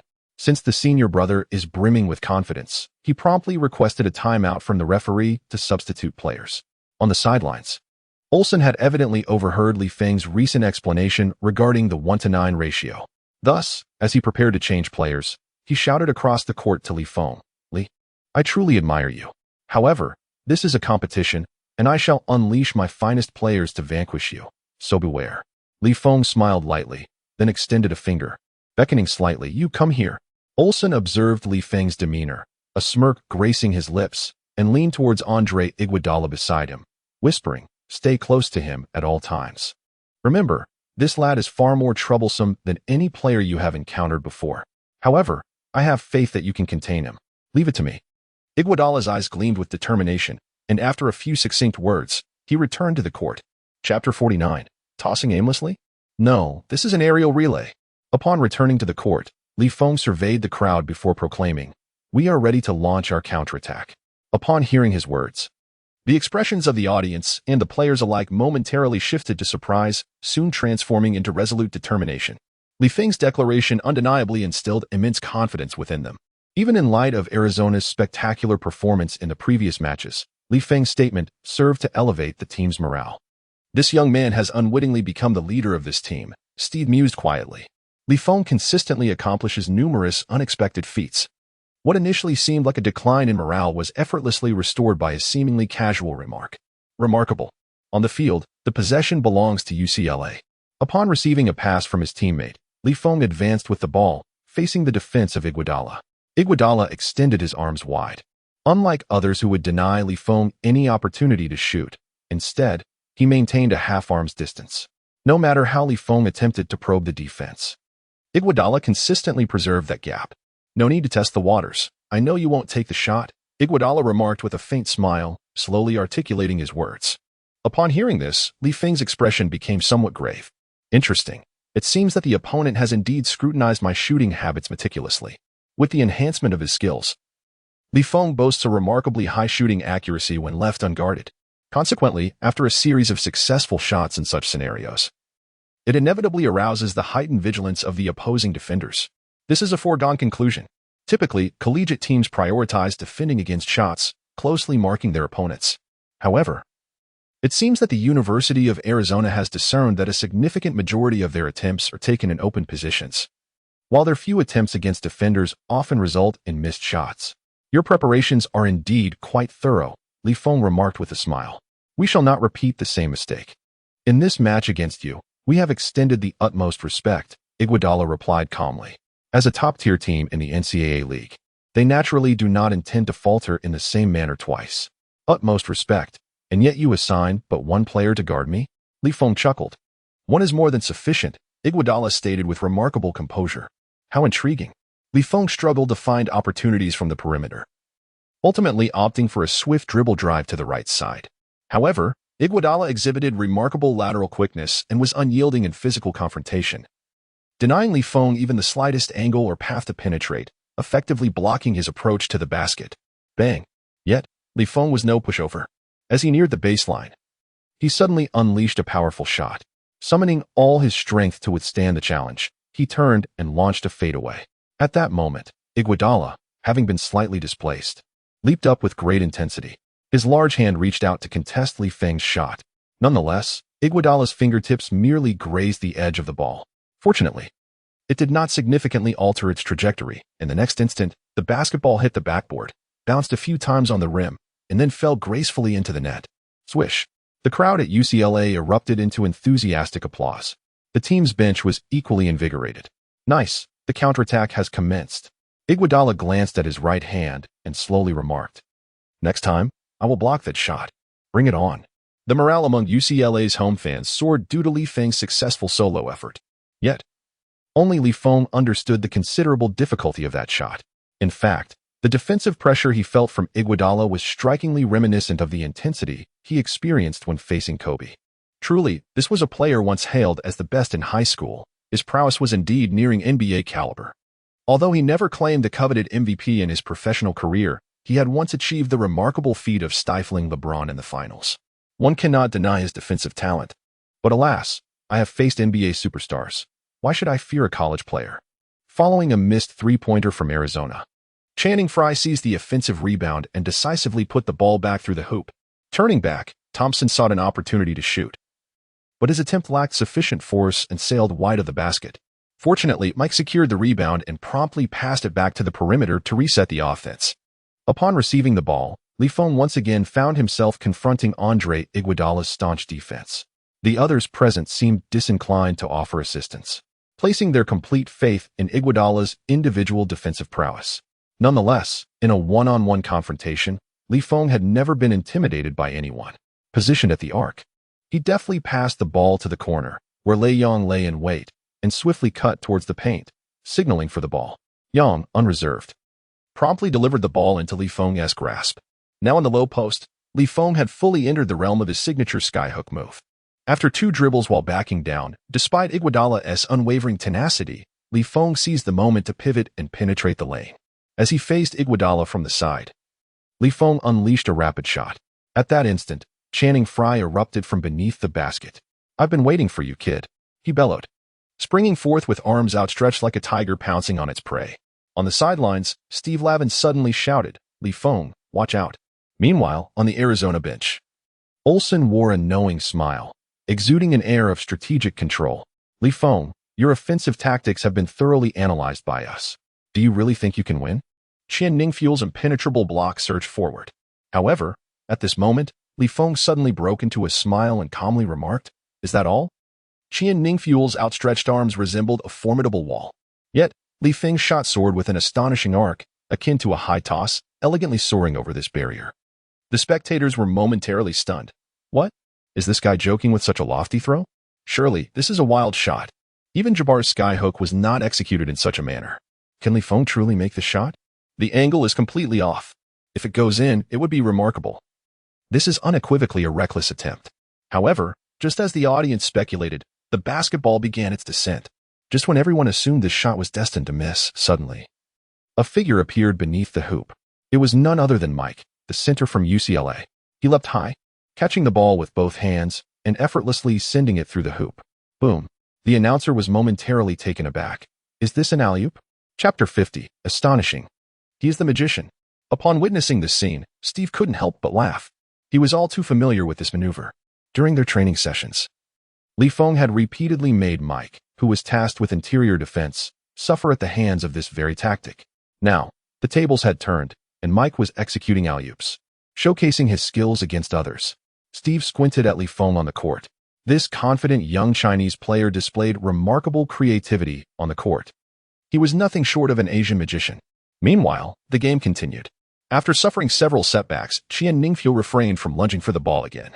However, this granted Li Feng the opportunity to isolate and take on Iguodala. With a series of dribbles and deft spins, he gradually approached the basket. During this process, Luke Walton, guarding the corner, could no longer contain himself. Watching the basketball dance tantalizingly before his face, he seized the opportunity to make a steal. Thus, at the moment Li Feng was momentarily distracted, Luke Walton stepped forward, ready to snatch the ball. Yet, just as he made his move, Li Feng, as if possessing eyes in the back of his head, swiftly pulled the ball back. With a long flick, he sent it to Thompson in the corner. Shoot. The instant Dejong Thompson received the ball, he hesitated not, launching a three-pointer. Swish. A flawless open shot. The basketball swished through the net. Oh my. With that assist from Li Feng, he had already delivered 6 assists in just half a quarter. The host at the scene, visibly astounded, opened his mouth in disbelief. From the moment Li Feng entered the arena, he exuded an aura of strategic mastery. Iguodala's defense was formidable, and in one-on-one situations, it rendered Capono incapable of finding any offensive opportunities. When faced with Li Feng, he adhered to standard defensive strategies, showing no signs of negligence. Yet, this fellow Li Feng consistently made impeccably timed decisions. He attacked when necessary, passed when required, as though everything lay perfectly within his grasp. On the sidelines, Olsen's expression darkened. Unable to restrain himself any longer, he exclaimed, "Luke Walton, what on earth are you doing? If you continue playing like this, you'll find yourself on the bench to cool off." On the court, Walton's countenance was equally grim. Who would have anticipated that Li Feng possessed such an uncanny awareness? This was not my fault. Since Li Feng took the floor, the morale of both teams had undergone a complete transformation. UCLA grew increasingly confident and spirited, while Arizona's momentum faltered repeatedly. By the end of the first half, Li Feng had led his team to a score of 39-43. Although Arizona still held the advantage, their lead was now precariously threatened. "Well done, Li Feng. Those guys are no match for you. We can win." His teammates approached him, exchanging high fives and laughter. Li Feng, maintaining a calm demeanor, slowly smiled and addressed Coach Steve. "Coach, let us bring Capono on for the next game. You should be well rested by now." "Of course," Steve replied, turning to Capono, who nodded in affirmation. As the second half commenced, Olsen intensified his defensive strategy against Feng. He instructed Iguodala to tighten his defense even further, yet refrained from double-teaming. In the second half, Iguodala became more aggressive in his confrontations and defense, aiming to exhaust Feng's stamina, even if unable to stop his offensive plays. However, with the inclusion of Capono as an offensive asset, UCLA's perimeter game revitalized. After executing a screen and roll, an opportunity for an open shot materialized, and Feng delivered a swift bounce pass. With a resounding thud, the ball reached Capono's hands without hesitation. Positioned slightly beyond the three-point line, he took the shot. It was audacious, yet it found its mark. A crisp swish echoed as the net rippled, and the UCLA crowd erupted in jubilant cheers once more. Feng's assist count rises once more. With the absence of the elite defender Iguodala, the perimeter shooter Capono has once again liberated his offensive prowess. Although Arizona's Jason has consecutively sunk 2 three-pointers, they remain unable to thwart UCLA's gradually warming shooting touch. Damn it. Observing the situation tilting unfavorably, Olsen can hardly contain his restlessness. In previous games, they were well aware of Feng's considerable threat in the paint and his accuracy from beyond the arc. Recognizing him as a well-rounded scorer, occasionally, he could execute some uncomplicated passes to assist his teammates. Yet, he never anticipated the sheer brilliance of Feng's court vision. This is utterly absurd. Presently, Feng resembles a magician on the court, capable of delivering the ball precisely where it needs to be. Catch! Feng shouted, causing all eyes to widen in anticipation. Where would this fellow pass the ball this time? Be careful, watch the perimeter shooter. Olsen shouted. One player holds the ball while 9 others scramble, as no one knows where Feng intends to pass. To the corner? The top of the arc? Or is someone preparing to cut? The minds of everyone in attendance race rapidly, anxiously observing the unfolding play. However, with a subtle smile, Feng tightly grips the ball and leaps into the air. Boom. A powerful two-handed dunk from Feng. Underneath the basket, Ningfrei had no reaction whatsoever, completely unprepared for Feng's choice to dunk. Consequently, he was caught off guard and utterly posterized by Feng. Oh God, what an unbelievable scene. Feng successfully executed a thunderous dunk over Ningfrei. He is the kaleidoscope of the court, the magician of the game. The commentator, hands on his head, incredulously shouted into the microphone. Completing such a two-handed dunk in the heat of battle is no challenge for Feng today. After landing effortlessly, he turned to the still-dazed Ning and remarked with a grin, "Brother, if you're not looking at the rim, then what are you looking at?" At that moment, Ning's face flushed with embarrassment, and he retorted indignantly, "You little brat, I will kill you." Feng offered no response, instead wearing a nonchalant smile. This infuriated Ningfrei, as he felt utterly disregarded by this novice. In a fit of indignation, he managed a meager contribution of 2 points, 2 rebounds, 2 fouls, and 1 turnover, yet successfully aided UCLA in reclaiming the lead. With only 25 minutes into the game, the substantial advantage previously established by the University of Arizona had vanished. Despite boasting a roster of star-studded players, Arizona found themselves overwhelmed by UCLA's relentless, multifaceted offensive assault, which shattered their morale. Within the brief span of Feng's participation, exactly 1 quarter, or 20 minutes, Arizona's 9 key players were thoroughly dismantled. Meanwhile, Feng achieved an impressive double-double, amassing 12 points and 12 assists. Olsen's countenance gradually turned ashen, for in Feng, he discerned the shadow of the legendary Magic Johnson. Chapter 51. Coach. I shall pursue culture instead. It must be acknowledged that the University of Arizona showcased their formidable prowess during this match. Indeed, both Jason and Ningfrei set personal records for the season, having prepared meticulously and poured their utmost effort into the game. However, as the final whistle blew, they could only gaze at the scoreboard with audible sighs. The final score read 87-79, with UCLA triumphantly defending their home turf. Let us extend our congratulations to the victors, UCLA. As the announcer's words faded, waves of applause erupted from the audience. On the court, players exchanged amicable post-game handshakes, and the coaches also greeted one another in a show of sportsmanship. Yet, Olsen, during their handshake, could not conceal his dismay as he remarked, "Steve, you truly have luck on your side. Tell me, what promises did you make to recruit Feng?" The enthusiastic Olsen, once eager before the game, had been thoroughly humbled by the outcome. Feng now exhibits an all-encompassing offensive prowess that surpasses even the heights of his high school days. It is worth noting that he has only graduated from high school for less than half a year. Olsen feels an inexplicable sense of astonishment. Steve, recognizing the gem he has unearthed, simply remarked, "To be honest, this is all thanks to Jabbar." Jabbar? In an instant, Olsen's mind conjured numerous scenarios, the upperclassmen and the underclassmen, an unspoken arrangement. Shocked, he pondered the astonishing revelation that they are half-brothers, separated by circumstance. The secrets behind the legacy of the hookshot, those unutterable truths after the playful banter, the reality stood firm. Even if he regretted it now, it would be futile. He could only shake hands with Steve and state, "Next time at our home court, we shall meet you in our finest form. We have no intention of relinquishing the top seed position in the Pacific 10 Conference to you." In that moment, Olsen had already acknowledged UCLA's current performance, regarding them as a formidable contender for the top spot. "We look forward to it," Steve replied with a smile. Although the NCAA regular season may not attract significant media attention, UCLA's school newspaper was at the forefront, launching a grand and overwhelming publicity campaign for Feng and the entire team. As a premier basketball powerhouse, UCLA has produced countless basketball legends and NBA superstars. Basketball remains one of their proudest sports. Despite the team's lackluster performance over the past 2 years, the students at UCLA have been harboring a determination, eagerly awaiting the moment of resurgence. They never anticipated that this day would arrive so swiftly. Currently, UCLA stands confidently at the top of the Pacific 10 Conference with a remarkable 7-game winning streak, while the University of Arizona trails in second place with a record of 6 wins and 1 loss. Undoubtedly, the key to their recent victories revolves around this extraordinary newcomer from China, Feng. Both coaches and teammates have been effusive in their praise for Feng's performance. The head of the school newspaper, Paler, has also taken decisive action to enhance Feng's personal influence to the fullest extent possible. In his eyes, Feng possesses the potential to become an NBA superstar.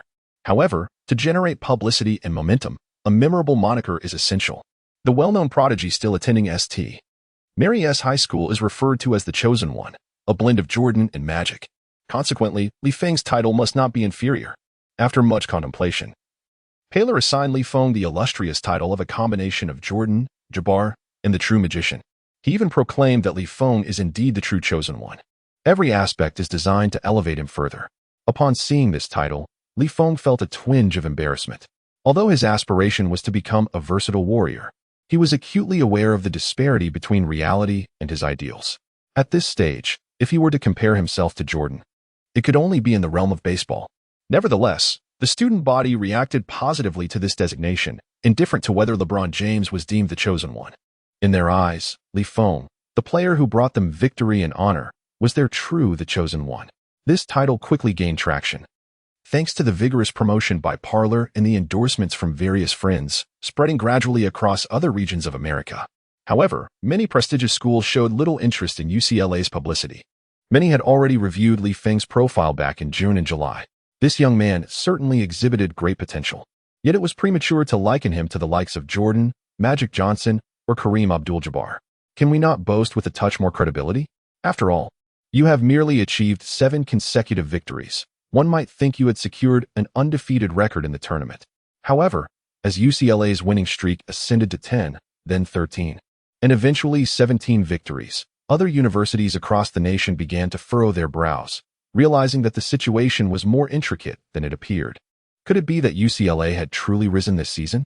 On February 14, 2003, the final regular season game arrived, pitting the University of Arizona against UCLA once more.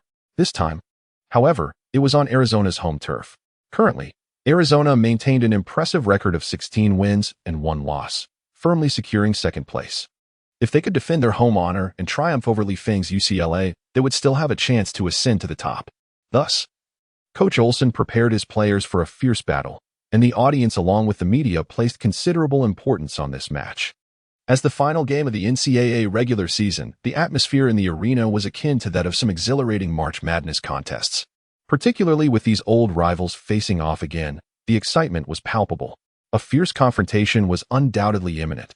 Olsen had long coveted UCLA's top position, while Feng and his team were determined to seize an unblemished record. The stage was set for an epic showdown. This time, Olsen evidently gleaned insights from previous encounters, fully aware that it is exceedingly challenging to contain Feng with a singular defensive effort. Consequently, right from the outset, he orchestrated a dual-player trapping strategy aimed at neutralizing Feng. Such an approach is a rarity on the NCAA stage. Throughout the match, they relentlessly pressured Feng to pass, steadfastly denying him the opportunity to handle the ball. This treatment proved somewhat effective during the first half. Whenever faced with a double team, Feng promptly relinquished the ball. Remarkably, throughout the 20 minutes of the first half, Feng did not score a single point. However, he facilitated a remarkable 12 assists. The other players of UCLA flourished spectacularly, although Arizona maintained a commendable level of play. Bolstered by Chen Ningfly's offensive rebounds and Iguodala's vigorous contributions on both ends, it was evident that merely being a top-tier team was insufficient against the current UCLA. In the second half, once again confronted with the opponent's double team, Feng delivered an additional 9 assists. Moreover, seizing a moment of hesitation from the adversary, he cunningly scored 4 points in the paint. Ultimately, under the watchful eyes of the media and spectators, UCLA triumphed in the final regular season game with a score of 78-73 on enemy territory. With an impeccable record of 18 victories, they secured the top seed in the Pacific 10 Conference. While Arizona claimed the second position, it posed little concern. Given their prowess, they were likely to receive an invitation to the NCAA tournament, boasting a commendable record of 16 wins and 2 losses. After all, their 2 defeats were solely at the hands of UCLA. Being second in the nation is still quite commendable. In the aftermath, Olsen gazed contemplatively at the statistical report. Feng delivered an impressive performance in this match, scoring 4 points, providing 21 assists, and securing 1 steal, all while facing relentless double teams and remarkably committing 0 turnovers. How on earth did he manage that? Olsen was left utterly speechless. His own tactics had indeed taken effect, restricting Feng's scoring to a mere single-digit figure. However, the unfortunate news was that this young man had amassed over 20 assists in a single game, shattering the NCAA record for the highest number of assists in a game this season. Olsen reflected that in his more than a decade of coaching, he had never witnessed a player achieve such a feat. Could it be that he inadvertently helped Feng make history? Closing his eyes, Olsen inhaled deeply. Yet he still had to muster a smile during the post-game handshake to congratulate Feng and his teammates. The torment was unbearable. The thought of having to face this formidable opponent again in the league championship sent a wave of headache through him. On February 25th, as the number 1 and number 2 seeds of the Pacific 10 Conference, UCLA and Arizona met once more. The victor would claim the championship trophy in honor of the Pacific 10 Conference. If Arizona sought to redeem itself, winning this match would be the ideal solution. However, UCLA had established a formidable momentum, executing a decisive display against Arizona. This time, Arizona, having lost once again, had grown somewhat accustomed to defeat.